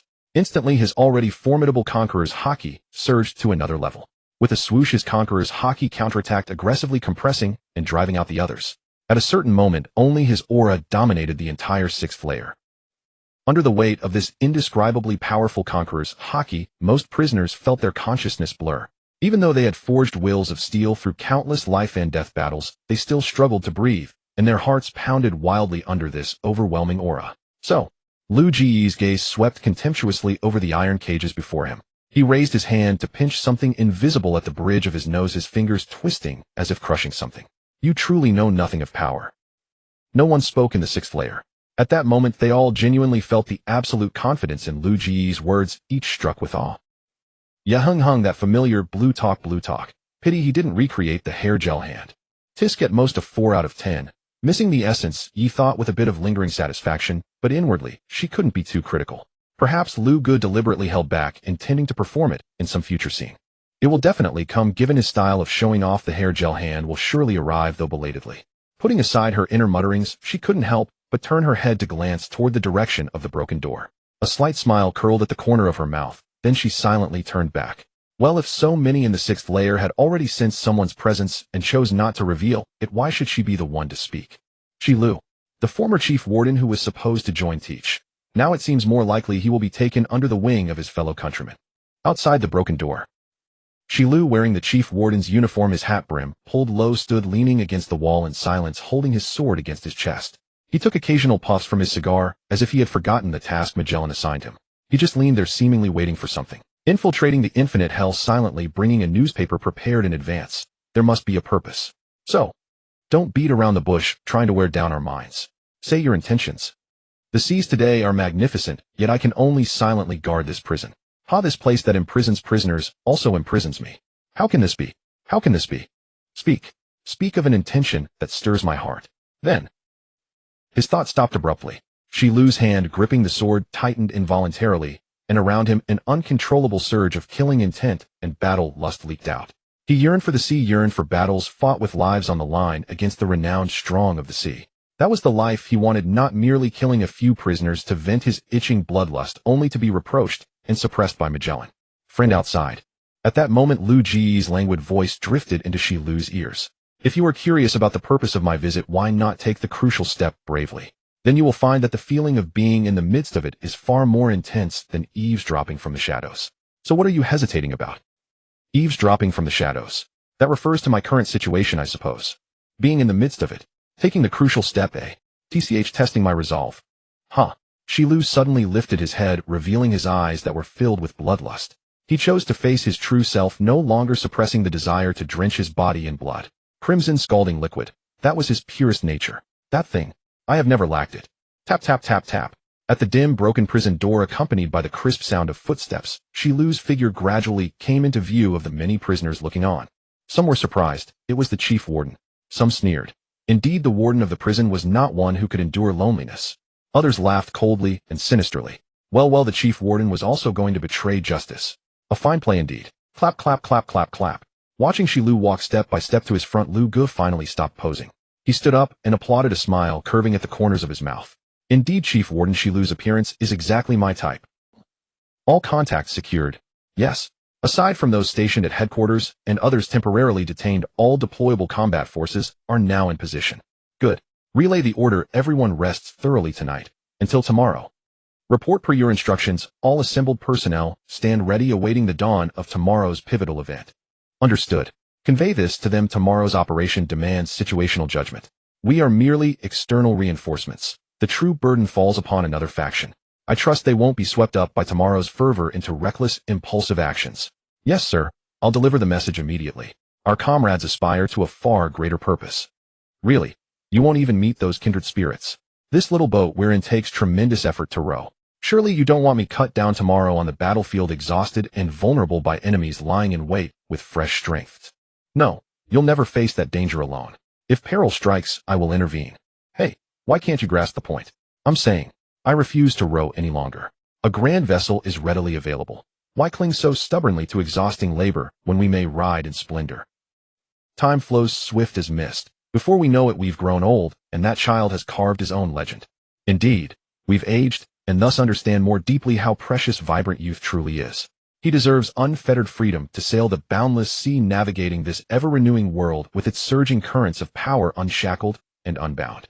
Yes, even if it costs my life, I will not allow his journey to end in finality. Tomorrow, let these weary eyes bear witness while I see in him the reflection of one long gone.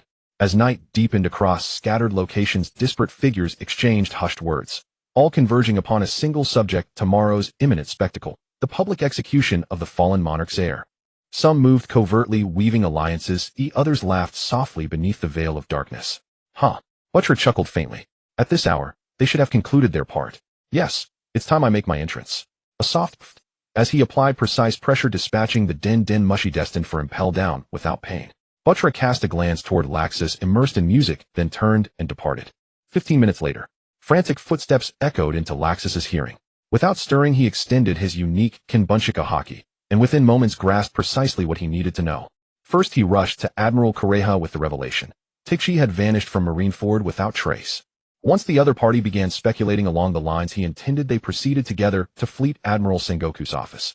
And their events unfolded exactly as scripted. Sengoku dispatched Marines to verify Tichi's departure, then summoned the Den Mushi linked to impel down.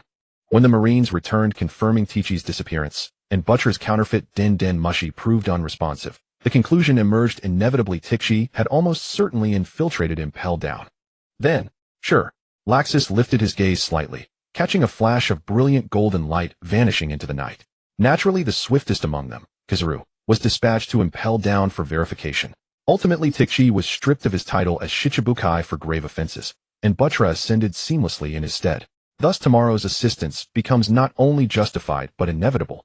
No jeer shall stain it, a divine beast contractee, groveling before the Marines, a sycophant, a disgraceful wretch who kneels in shame.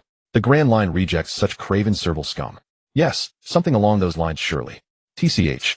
Laxus clicked his tongue, closed his eyes once more, but the melody playing around him no longer held sway. His mind churned with Li Shu's directive: unify the Shichibukai. Sigh. A quiet lament rose within him. A solitary soul by nature, he loathed entanglement in trivial affairs, yet he could not decline that person's commission. Frustrating. Infuriating. Exhausting. Impel down. Level 6. Infinite hell. That rugged bearing. Truly you're precisely my type. Lu Gu openly admired the figure approaching. Shirlu. His gaze lingering on the man's broad frame, the unyielding resolve burning in his eyes, the aura of iron-willed valor radiating from his very being. Warden Shirlu, the Rain Warden, become my comrade. I choose you. The moment Shirlu appeared, Lu Gu, who had previously evaded revealing his true purpose in descending to level 6, spoke his invitation outright. The prisoners exchanged bewildered glances, not because they failed to deduce his intent, but because they wondered why only now the instant Shirlu stepped forth. Rugged bearing. Some prisoners glanced at Shirlu's physique, murmuring inwardly, and began scrutinizing themselves, questioning whether they met Lu Ge's singular appearance first criterion for recruitment. Because my physique pleases you. Shirlu's eyes flashed cold steel. He felt his strength dismissed, ignored entirely. Was he being invited solely for his imposing stature? Hey. The higher my anticipation soared after those words, the deeper my fury now burns. Rugged bearing. You're gambling with your life, and it's not amusing. It's fatal. No. Meeting Shirlu's frost-laced gaze, Lu Gu raised a single finger and wagged it gently. You see, I simply cannot abide grotesque or aberrant forms among my allies. First and foremost, one must please the eye. So yes, a rugged commanding presence is non-negotiable. And, he paused then smiled. I am utterly serious. Let me guess. Your anger stems from how bizarre my criteria seem. What kind of recruitment standard is this? Is it even viable? Am I right? That's precisely what you're thinking, isn't it? My intuition rarely misses by much. To recruit without assessing strength. Yes, it sounds absurd, even laughable. Yet have you not realized? Your power already meets the threshold, and your appearance aligns with my aesthetic. That dual alignment is why you were chosen. Of course, should someone strike me with an instantaneous, overwhelming aesthetic impact, what I call a first-glance kill, even modest strength would suffice. Strength, after all, is cultivated, and in that regard I possess. Before he could finish, Lu Ji's brow lifted sharply. Tilting his head upward, his bright, startled eyes locked onto a sudden golden intruder cutting through the gloom. My first opponent as sect master, none other than you, Admiral of the Marine Headquarters, Kizaru Salino. Sure. Golden light erupted, blinding brilliance coalescing swiftly into Kizaru's unmistakable form. Owai Nai. Kawai Na Huang Yuan appeared. The arrival of the Marine Headquarters Admiral silenced the 6th level. Countless complex gazes fell upon the golden figure. Upon hearing the lazy catchphrase spoken from his mouth, the prisoners realized that the situation had become even more troublesome. Sect leader. Mulling over Lu Ji's self-given title, Huang Yuan was perplexed. However, it was certain that the other party was an extremely troublesome individual, for otherwise he could not have infiltrated the 6th level undetected. Had it not been for the collision of Bawang Se Magellan, who was leading most of the guards to resist the invasion of Tich, would not have discovered a second wave of even more troublesome intruders. Thus how terrifying.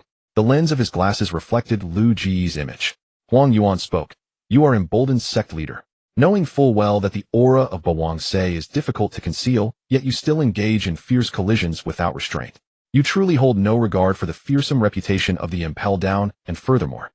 With that, Huang Yuan tilted his head, revealing his solemn eyes. In the presence of this admiral, you show not a trace of solemnity or tension. Do you presume your own strength can match mine? 'Tis troubled times indeed, choosing such a moment. When dawn breaks, a fierce battle awaits, and I cannot even rest properly. Listening quietly to Huang Yuan's complaints, Lu Gu merely cast a casual glance at him, then shifted his gaze to the rows of cells. Since Admiral Huang Yuan has arrived, my time is limited. Let me state my purpose directly. Ignored. A flicker of coldness flashed in Huang Yuan's eyes. As a Marine Admiral, he was never so blatantly ignored, not even when facing the Sea Emperors. He slowly raised his finger, a dazzling golden radiance bursting at its tip. World Destroyer Bondi Waldo.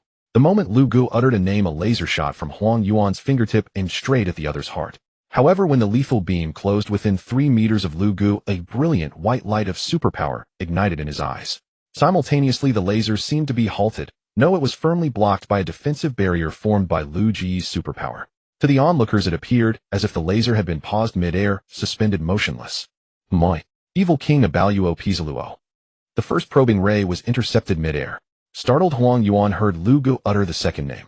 Without moving his finger, he ignored the skill startup and instantly fired a second, more powerful laser attack. Unsurprisingly, it too was halted 3 meters away. With both attacks blocked, Huang Yuan fell silent, a blank confusion filling his mind. Devil's Air Dejalesai Belit.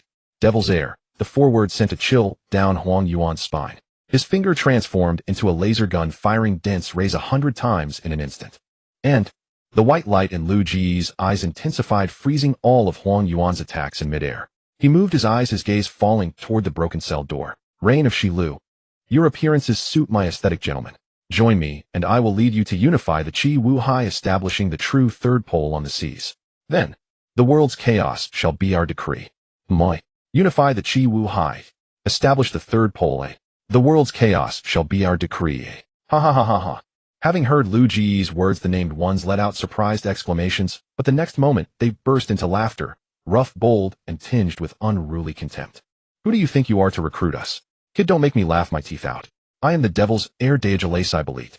How could I ever bow to an obscure junior like you? Consumed by the pursuit of strength, with emotions written on his face, believing he could surpass all and claim everything through his own power, Belit roared, drawing Lu Ji's gaze. Clad in a prison uniform, his tall, robust body wrapped in dozens of chains of high loose stone, even such a wretched state could not erase the fierce demon-like glare in his eyes as he locked onto Lu Gu. His golden hair shone as brightly as his determination to never submit. Obscure. Lu Gu paid no heed to the other's defiant attitude, seizing on those 2 words. Indeed, having just revived in this era, all my former glory was buried in the great annihilation. But it matters not. I only need an opportunity, a chance to fully reveal myself. Then I, the Elf Lord, the glory of the sect leader, shall be great again. Elf Lord. Huang Yuan ceased his futile attacks, squinting as he scrutinized Lu Gu, who exuded boundless confidence. Great annihilation. Revival. Glory great again. Tisk, it seems I've come across a most extraordinary figure. Huang Yuan's mind was in turmoil, guessing at some possibility. Then when he glimpsed the figure of Yi, that extraordinary conjecture came even closer to reality. Great annihilation. At this moment, Shi Lu, who had not spoken a single word since his appearance, could no longer contain himself. His eyes blazed with indescribable shock. Hey, the great annihilation you speak of, could it be the iteration and revival, Elf Lord? Are you trying to tell me that you were once a king during the era of the elf iteration, annihilated in that catastrophe, and now, due to the discovery of Ska Island and the widespread knowledge of the iteration concept, you have risen from the dead in this era? How is that possible? Shi Lu's voice was not loud, but it reached the ears of every prisoner clearly. Even Belit's arrogant eyes flickered with shock, though it was mixed with disbelief. How could it be? Ordinary people die and remain dead. No one had ever heard of resurrection, let alone this person crossing the chasm of time through iteration. Nothing is impossible. Feeling the shock and awe of those present, Lu Ji's expression remained calm, his tone light. In every iteration, the greatest king would more or less sense that the era has an end. When it develops to its peak, the burden on the world also reaches its heaviest. If the world is not to collapse, it must sacrifice all living beings for a restart, which is the origin of the term iteration.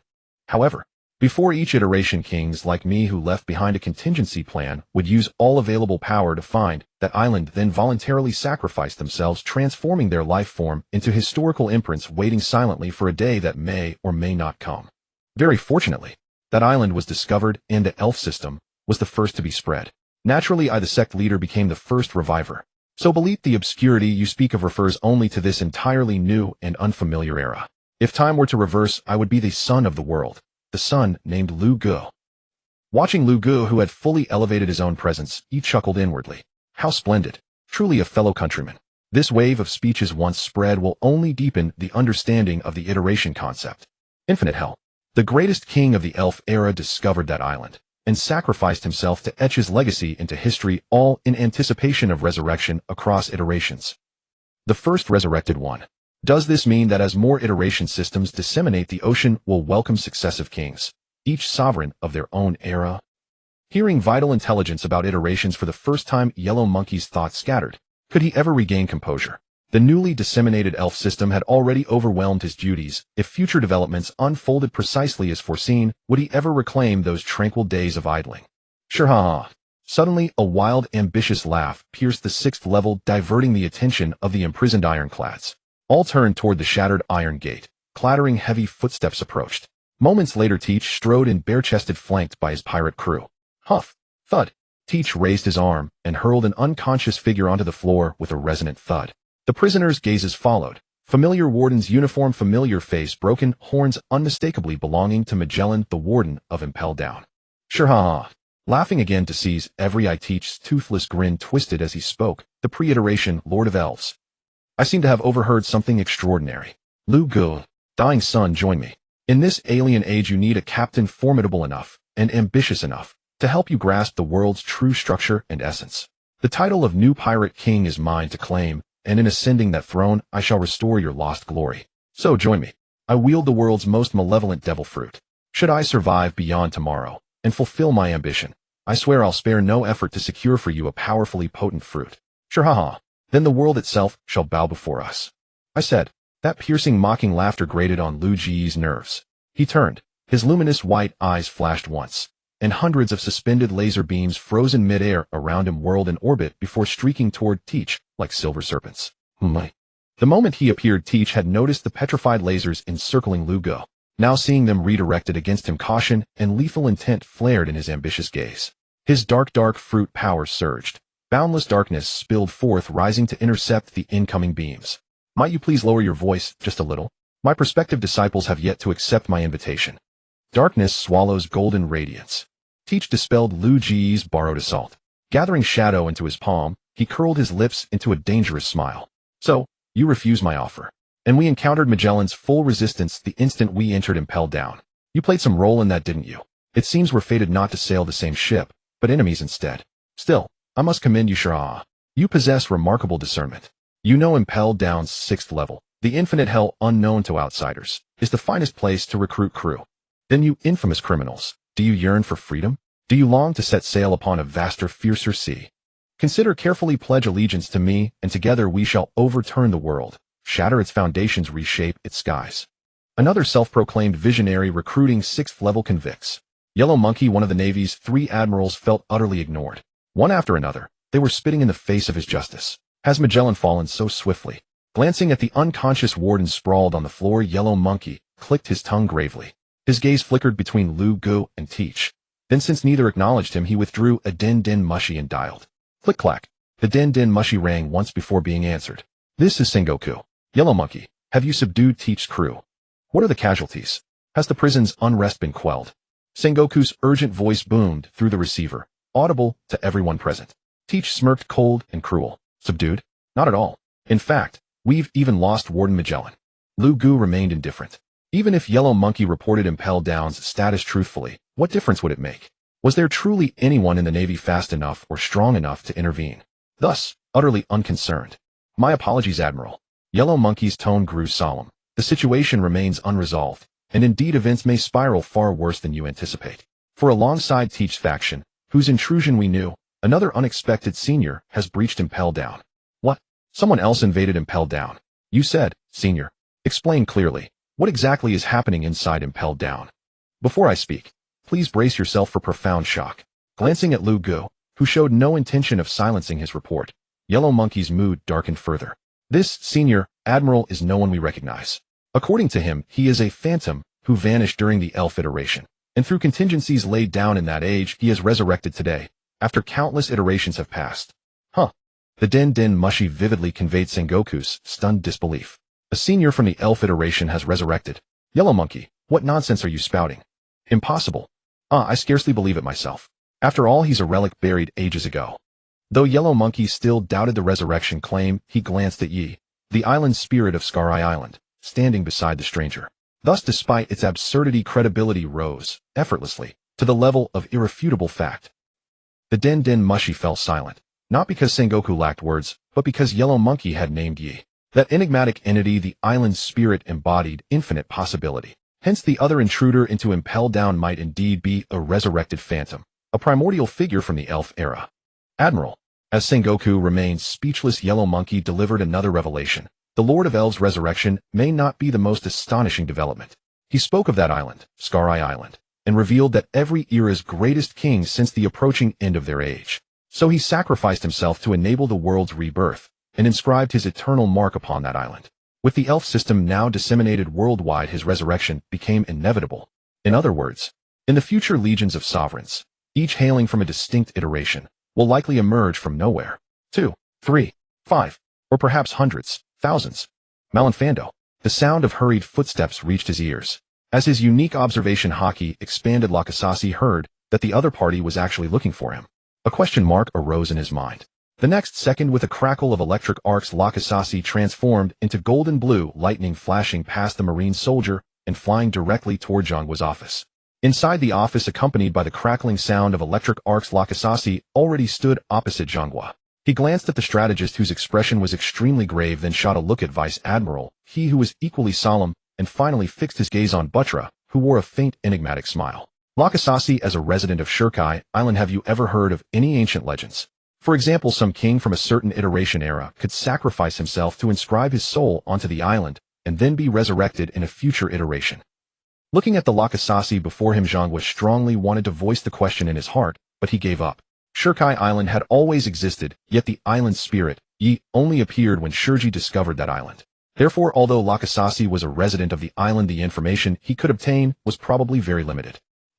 Hearing the strong flashing thought in Zhanggua's mind, Lakasasi could not help but let out a soft hum. A king from the iteration era chose to sacrifice himself, hoping to be resurrected in the future. So what happened in between? Why didn't anyone tell him in advance? Buttra watched with great interest Lakasasi's bewildered expression. He thought for a moment, and in order to avoid any oversight, and to more forcefully prove the existence of the iteration, he conveyed the content of the just-ended conversation to Lakasasi via telepathic transmission. Spirit Lord, invaded Tujin, Chung, an ally assisting Kelokideur, but no memory of it, and it shouldn't be a companion cultivated by the young master. So what is that guy's situation? Suppressing the urge to make a phone call and ask that certain fellow, Lakasasi now felt a bit regretful. Had he known that the development of events would be so interesting, he would have paid more attention to Kelokideur's invasion of Tujin Chung back then. Then he wouldn't have needed Buttra's reminder to know what happened there. Mr. Lakasasi. Zhanggua's voice pulled him back to reality. When he looked into the other's eyes, he saw a pleading look. A major riot has occurred at Tujin Chung, and urgent reinforcements are needed. Considering the urgency of the situation, the Navy has no mobile powerhouse more suitable than you. If possible, I would like to ask you to go to Tujin Chung and assist Admiral Huan Yuan in suppressing the two sources of turmoil. Good. With a single word of consent, Lakasasi immediately turned into lightning and vanished, leaving Zhanggua slightly stunned. He held back the mouth that still wanted to continue persuading, turned his head, and exchanged a glance with Vice Admiral he beside him. He had never expected Lakasasi to be so easy to deal with. If all the Kuei were like Mr. Lakasasi, Vice Admiral, he spoke softly, then swallowed the rest of her words. Perhaps the world would have fewer tragedies. No, there are only 7 Kuei. Even if they all obeyed the Navy's orders for the entire world, the tragedies that should happen would still occur.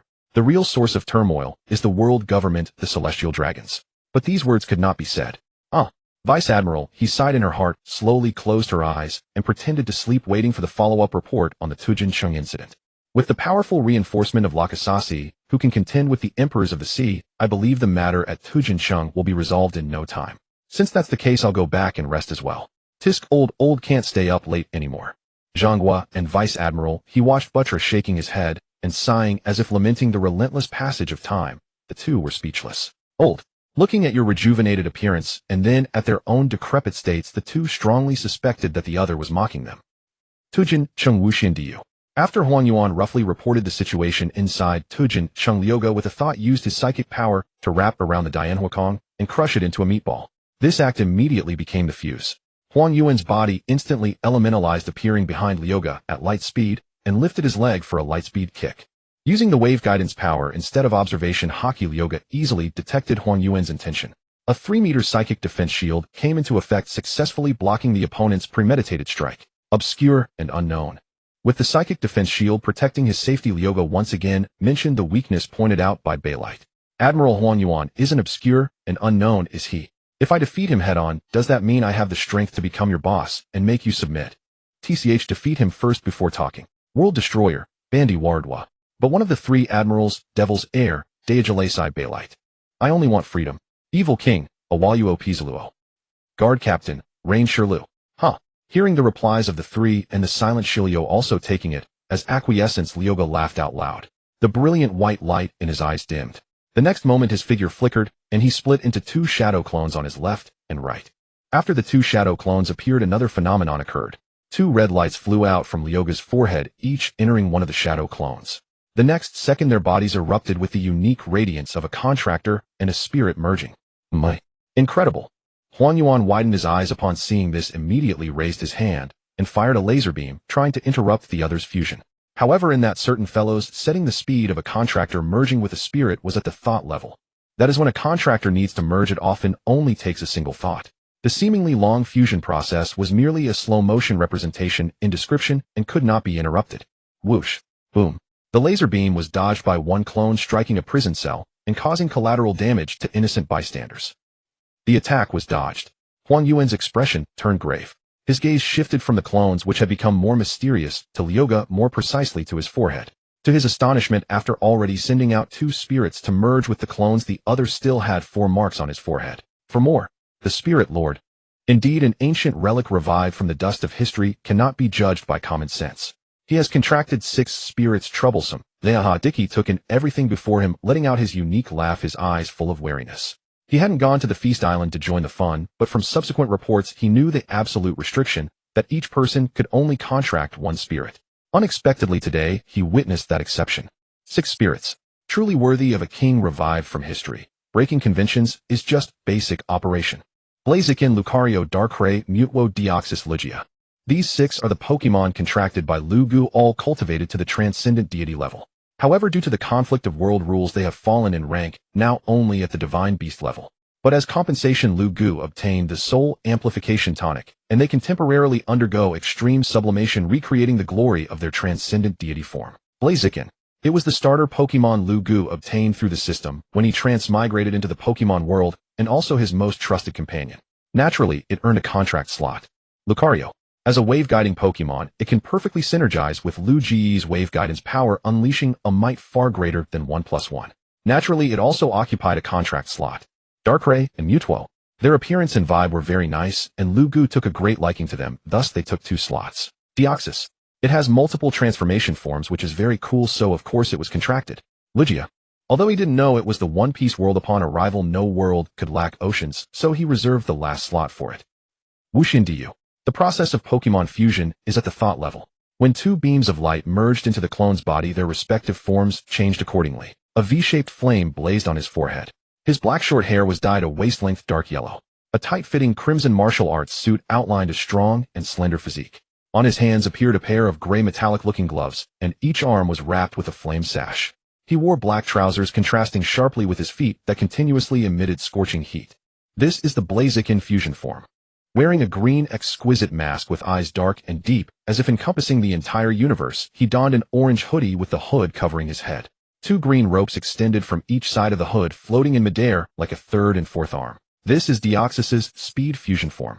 Teach. After manifesting 2 clones and fusing 2 Pokemon providing remote support, Lugu calmly looked at Teach. Meanwhile, the Blaziken mode clone suddenly attacked the sashes on its arms, turning into blazing flames punching at him. Zia. The attack instantly closed in, but Teach was fearless, laughing fiercely with a vicious gaze, and released in abyssal darkness to resist. Boom. The 2 forces collided, producing a tremendous sound. Unexpected encore. In the first clash between darkness and flame, the captain captured Fire Fist.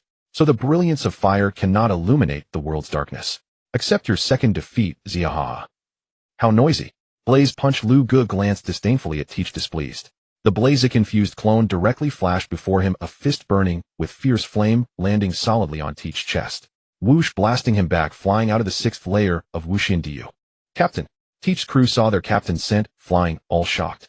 Then they reacted, each on guard, intending to surround the Blaziken clone. However, the Blaziken clone moved faster than them. Bang, bang, bang, several dull sounds rang out almost simultaneously. Their eyes bulged, coughing blood. They followed Teach's fate, flying out of the 6th layer together. The Blaziken clone also left with them in pursuit. Admiral Kazu. With Teach temporarily escorted away, one of the Navy headquarters admirals remained. Luga looked at him with a friendly smile. If possible, could you please step out for a moment? Or you can stay, but you must not interfere. Let me first recruit the members I want. Of course, if you want to stop me, that's understandable. After all, the position of a Navy admiral supports you. Even if you adhere to a lazy justice, it is still justice, so. Lugu paused, then pointed to the Deoxys clone that stepped forward. Deoxys, the cosmic Pokemon, has 4 transformation forms. As you can see, its current fusion form is the speed mode specially prepared for you. Want to have a match? See if you can kick it apart with light speed, or if it will outplay you. Kawaii na. Hearing Lu Ji's introduction, Kizaru tilted his head, his eyes shifting slightly, to look at the Deoxys clone. The position of a Navy admiral indeed does not allow me to stand by. No choice. As he spoke, his body began to elementalize. The next moment, he moved at light speed to Lu Ji's main body, pausing in midair, swinging his right leg. He clearly chose to capture the king first. Who cares about the Deoxys clone? As long as he severely injures and knocks out Lu Gu, the clones he manifested will collapse naturally. Eyes calm, watching the golden right foot, kicking toward his face, Lu Gu was not flustered, only a little annoyed. Indeed, even if he claimed to have been the king of the Pokemon era, possessing 6 legendary Pokemon, without proof, he hadn't yet achieved a feat that shook the world. So he couldn't match the deterrent power of Red Hair's first mate Ben Beckman, who at the Battle of Marineford could casually raise a gun, and with a single "don't move" make Kizaru obediently raise his hands. So the visual effect of blocking so many lasers was ignored. Lightspeed is fast, but thought is no slower. As Lu Ji's thoughts turned, the Deoxys clone also made a move. Trick Room, wearing a mask, his jet black eyes like the universe glowed. The Deoxys clone immediately activated the Pokemon move, Trick Room. Whoosh! An unusual sound echoed in the 6th layer. Looking again at Kizaru, who had been kicking at light speed, he had vanished without a trace. The prisoners in the 6th layer stared in shock. Compared to Teach being blasted out by brute force, Kizaru's disappearance was eerie, vanished into thin air. Couldn't even light speed evade it. Huh. Amid the shock, Lu Ji's laughter startled the stunned prisoners. Don't be too surprised. Trick Room is a psychic-type move. Its effect is simply to create an independent space and pull the target into a one-on-one duel. If the skill user is weak, perhaps our Admiral Kizaru would return the next moment. But as my clone, it's hard to say how long it will take, but 10 days to half a month is no problem. So we now have ample time to discuss recruitment. 10 days to half a month. Many prisoners were speechless. That was one of the 3 admirals of the Navy headquarters, a top-tier powerhouse of the seas. Could he so easily claim to trap him for 10 days to half a month? Hey, isn't that boasting that any of his clones can rival an admiral without losing? Gentlemen, the troublesome fellows are gone, and I have appropriately demonstrated my power. Please give me a clear answer regarding my invitation. Oh, and by the way, if anyone else thinks they can use something like life return to maintain a tough image indefinitely, well, feel free to show your performance. I welcome your join as well. Beneath the star-strewn sky, a bolt of azure and gold lightning streaked across the heavens and vanished into the night. An indeterminate time later, atop the first maritime level of Impelled Down, crackling with electric radiance, Laxus materialized before the fortress's grand entrance. Arriving in the shortest possible time, Laxus immediately deployed his unique Kinbunchika haki, only to emit a soft, surprised murmur the very next instant. As perceived by his Kinbunchiku, a fierce battle raged within the 6th level, the Infinite Hell. 2 factions clashed with overwhelming intensity, yet, Kizaru and Teach. No trace of Crocodile. So the Lord of Spirits has already departed. A fleeting thought crossed his mind, and with it quiet disappointment. He had rushed here without hesitation precisely to meet that enigmatic newcomer who styled himself Lord of Spirits.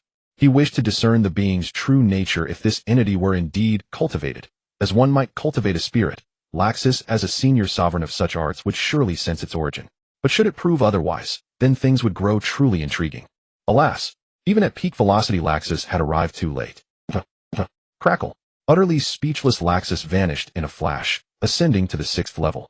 Having come this far, he would at least fulfill his duty as a warlord of the sea, aiding Admiral Kizaru in quelling Impelled Down's uprising. The long starless night finally yielded to dawn's first light. At Marineford's conference chamber, all 7 warlords of the sea assembled: Dracule, Mihawk, Boa, Hancock, Don Quixote, Doflamingo, Marshal D.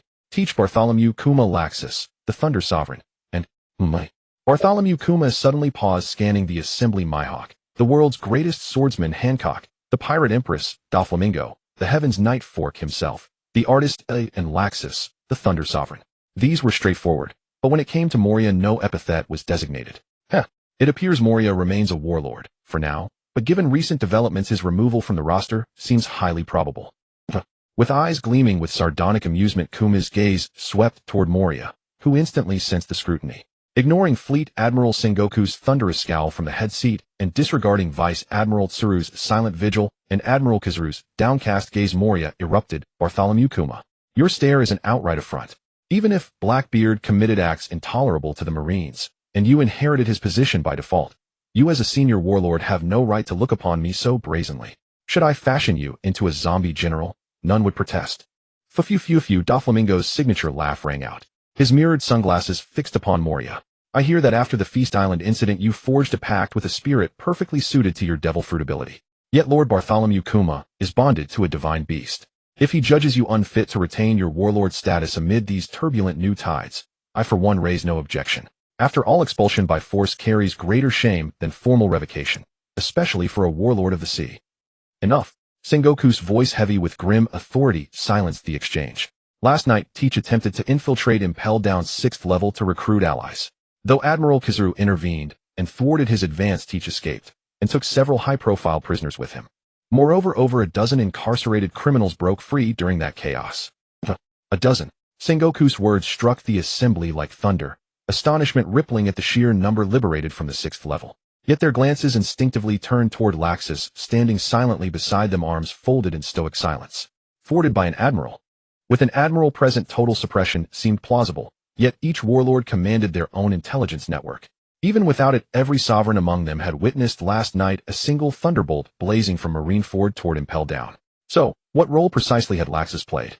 Fleet Admiral Sengoku, the usually taciturn tyrant, spoke up. "Teach's crimes are confirmed invasion of Impel Down, attempt to conscript 6th level convicts as crew. His transgressions can no longer be concealed.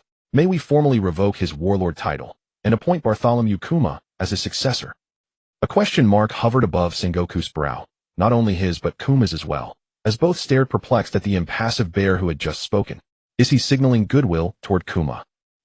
He's openly endorsing my succession. Kuma's declaration drew puzzled glances, not only from Sengoku and Kuma, but from nearly every other warlord present. Per the resolution of our last summit, Kuma continued unruffled beneath the weight of countless inscrutable stares, Lord Bartholomew Kuma has already been designated heir apparent. Should a vacancy arise, and given Teach's flagrant betrayal, his ascension is not merely logical, but inevitable. Inevitable? Of course it is. Yet, Mihawk and Hancock remained indifferent, especially since the proposal originated with Kuma. Excluding those three and omitting Laxus, only Doflamingo and Moria remained among the current warlords. Doflamingo stayed silent, but Moria, stung by Kuma's veiled barb, objected outright, unacceptable. At the very least, unjustified. Sengoku remained unfazed by Moria's rebuttal, but both Laxus and Kuma locked icy, unblinking gazes upon him. Neither spoke, yet their silence screamed, better have a reason, one will accept, or else. The moment the words left his mouth, Moria felt their twin glares pin him like spears.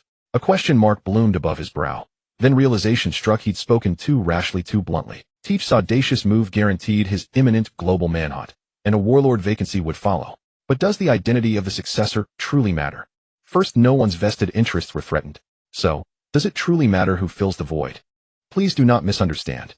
Having swiftly recalibrated the stakes, Moria tactfully erased his earlier indignation and replied with practiced deference. As a divine beast contractor myself, I affirm Lord Bartholomew Kuma's full qualification to assume the mantle of warlord. My prior objection stems solely from today's exceptional circumstances. Whitebeard's fleet is poised to assault Marine headquarters at Marineford.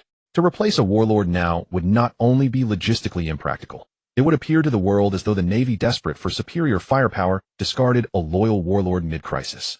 After all, Lord Kuma's bond with the divine beast is common knowledge, whereas Teach, aside from capturing Fire Fist, Ace remains virtually unknown. Therefore, my earlier opposition was never directed at Lord Kuma, but born of strategic prudence. I trust you'll interpret my stance accordingly. Malin Fanduo. Meeting room. Since no one opposes Patella's succession to the 7 warlords, I, in the name of the Marshal of the Navy Headquarters, declare that Patella shall immediately assume the position of the 7 warlords. After the public execution at noon today, the results will be published in the newspaper tomorrow, along with the subsequent outcomes. The meeting concluded. Sengoku along with the ever-silent Vice Admiral He and Kazuru left the meeting room, leaving the 7 warlords exchanging glances with varied expressions. Moria-kun. After Sengoku and the others departed, Batella looked at Moria with a grin, though his smile carried a hint of danger. Paramecia-type shadow fruit, where one's own shadow can become a second combat power. Such a practical fruit wasted by you. He. The shadow fruit wasted by me. Moria, seeing Batella's dangerous smile though uncertain, maintained his dignity and responded with a cold laugh. Humph, only the living can lose. Second combat power. Individual strength is mere valor of a single man. Only absolute power is the true way. The shadow fruit is most powerful in my hands. Just wait. After today's great battle, I will surely collect enough strong shadows to create absolutely loyal zombie generals.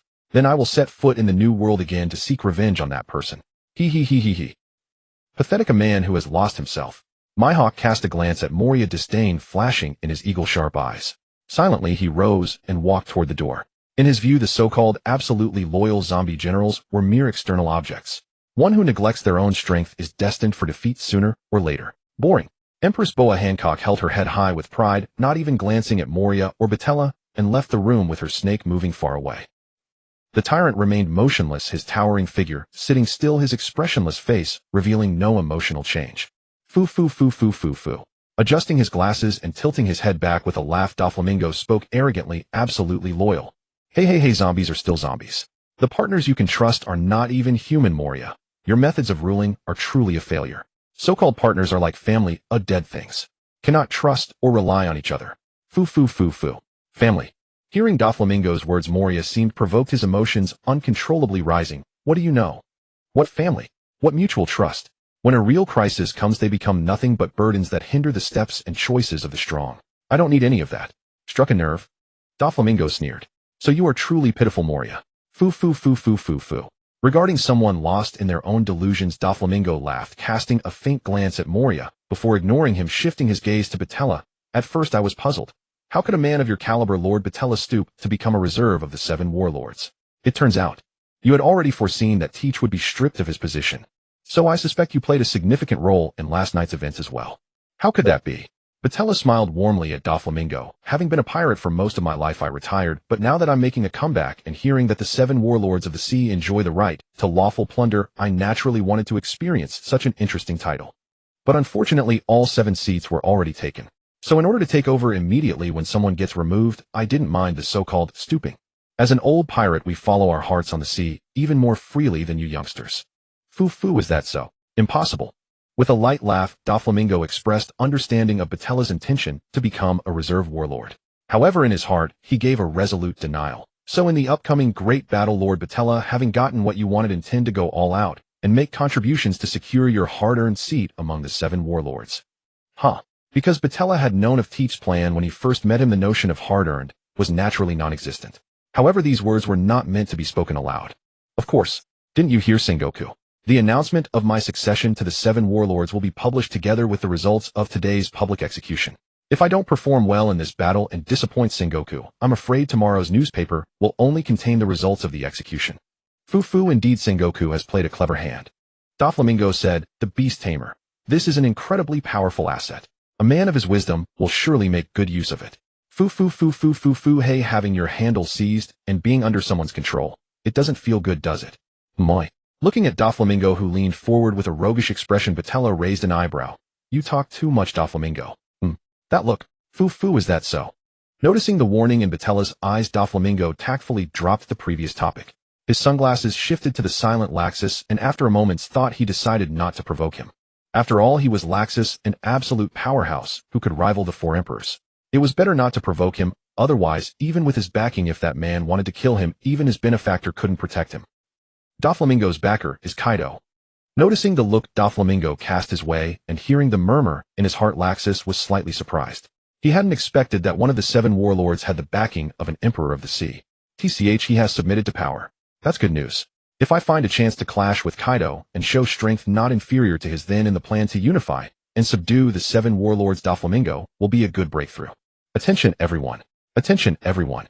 At this moment a broadcast sounded from the meeting room. Now reading Fleet Marshal Sengoku's order, there are 3 hours and 27 minutes left until the public execution. All officers and men are to proceed to their pre-assigned positions and be on alert for any enemies that may strike at any time. Moreover, for the glory of the Navy and to uphold the justice in your hearts, may you not betray your own resolve. That is all. The broadcast abruptly ceased, replaced by the sound of hurried, messy footsteps. As it fell upon the ears of everyone in the meeting room, Doflamingo, who had been idly chatting just moments ago, grew serious. He smelled the impending great battle, the tension and killing intent permeating the air. A little over 3 hours. How many great figures of the sea will be drawn out to save the heir of the pirate king? Young Master the Sea is finally about to erupt in full turmoil. Batella murmured, his heart filled with anticipation. 3 hours remain until the public execution. As the appointed hour draws nearer, eyes across the globe converge upon Marineford, fixated on what unfolds next. South Blue. Only 3 hours left. Has Whitebeard arrived yet? Who knows?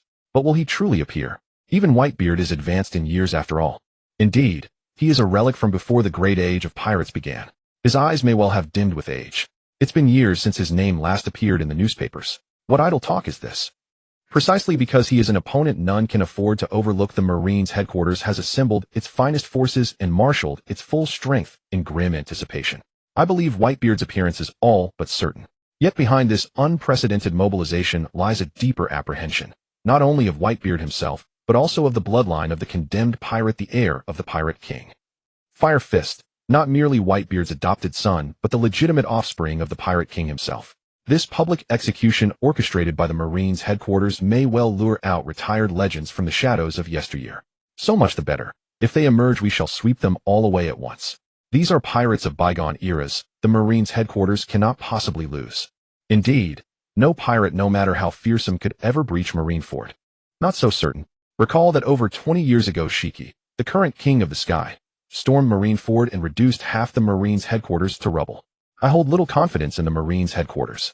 Whitebeard stands shoulder to shoulder with Shiki in legend. And if Shiki twice invaded Marineford, then Whitebeard, as a peer from that same era, surely possesses the means to do likewise. A public execution of the pirate king's heir. Beyond Whitebeard's inevitable arrival, I suspect the Pluton, recently featured in the papers, will also descend upon Marineford to mount a rescue. Alas, the Marines faced catastrophic losses at the very dawn of this turbulent epoch. North Blue. Hey boss, bring us some liquor.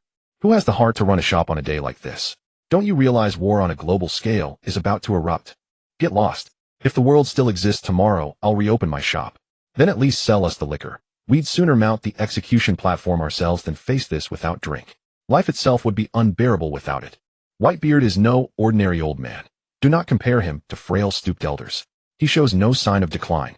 Over a year ago, merely glimpsing that man seated there was enough to extinguish our will to live. Is Whitebeard truly that terrifying a pirate? Indeed, he is profoundly terrifying. Shabandi Archipelago. Before the live broadcast screens of the public execution, 3 colossal displays tower above a dense, silent crowd, broadcasting real-time footage from Marineford. Among them are families and kin of high-ranking Marine officers, evacuated early to remove distractions, allowing their loved ones to fight unburdened. Now they watch only through these screens, hearts clenched tight around every moment of the execution. Naturally, a contingent of reporters gathers before the screens, poised to transmit breaking developments to every corner of the world the instant they occur. Truly, this is the Marines headquarters deploying its utmost might. A reporter clutching a notebook stares awestruck at the screen, his voice hushed with reverence, his gaze riveted, unwilling to miss a single frame. Marineford. Hurry, prepare yourselves. No dawdling over there. Yes, sir. Rapid footsteps echo incessantly. Elite Marines rush about, hauling munitions, calibrating artillery angles, scanning distant horizons through telescopes. Tension thickens the very air above Marineford. Do not grow complacent. Whatever comes, only 3 hours remain. Then all will conclude. A senior admiral raises his voice in command before a sea of elite Marines, 10,000 strong, standing shoulder to shoulder. Had space permitted, and had battlefield logistics allowed for tighter formations, the Marines headquarters could have summoned far more than 10,000 troops.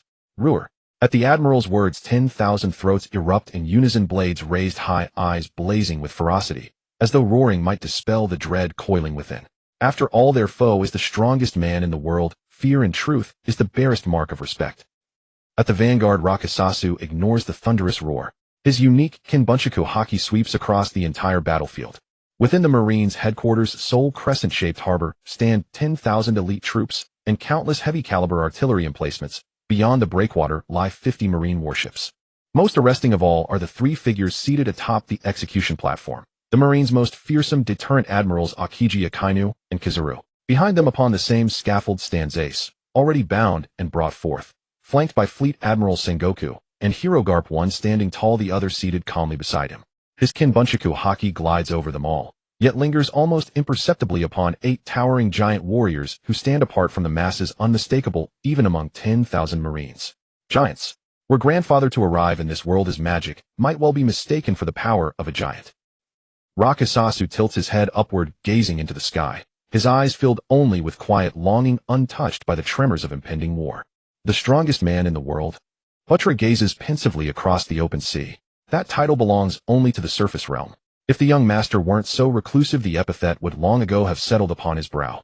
But his thoughts drift sideways toward Rakusasu, still gazing skyward, silent, offering no warning to the Marines. Perhaps only Buttra and Rakusasu know that hidden within Marineford today, beyond the Marines' headquarters and the 7 warlords of the sea, lies yet another faction, unseen, unacknowledged.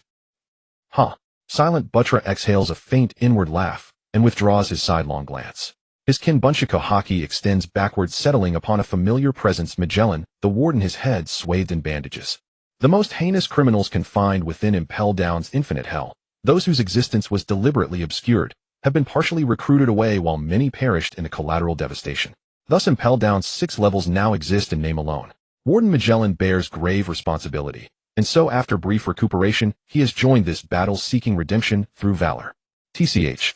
Buttra clicks his tongue, a sound drawing glances from those standing beside him. He dismisses them, then surges his Kinbunchaku haki skyward, piercing 2,000 to 3,000 meters aloft, where he detects Crocodile's aura and another unfamiliar voice. An unfamiliar face, yet embedded among 7 warlords I know well.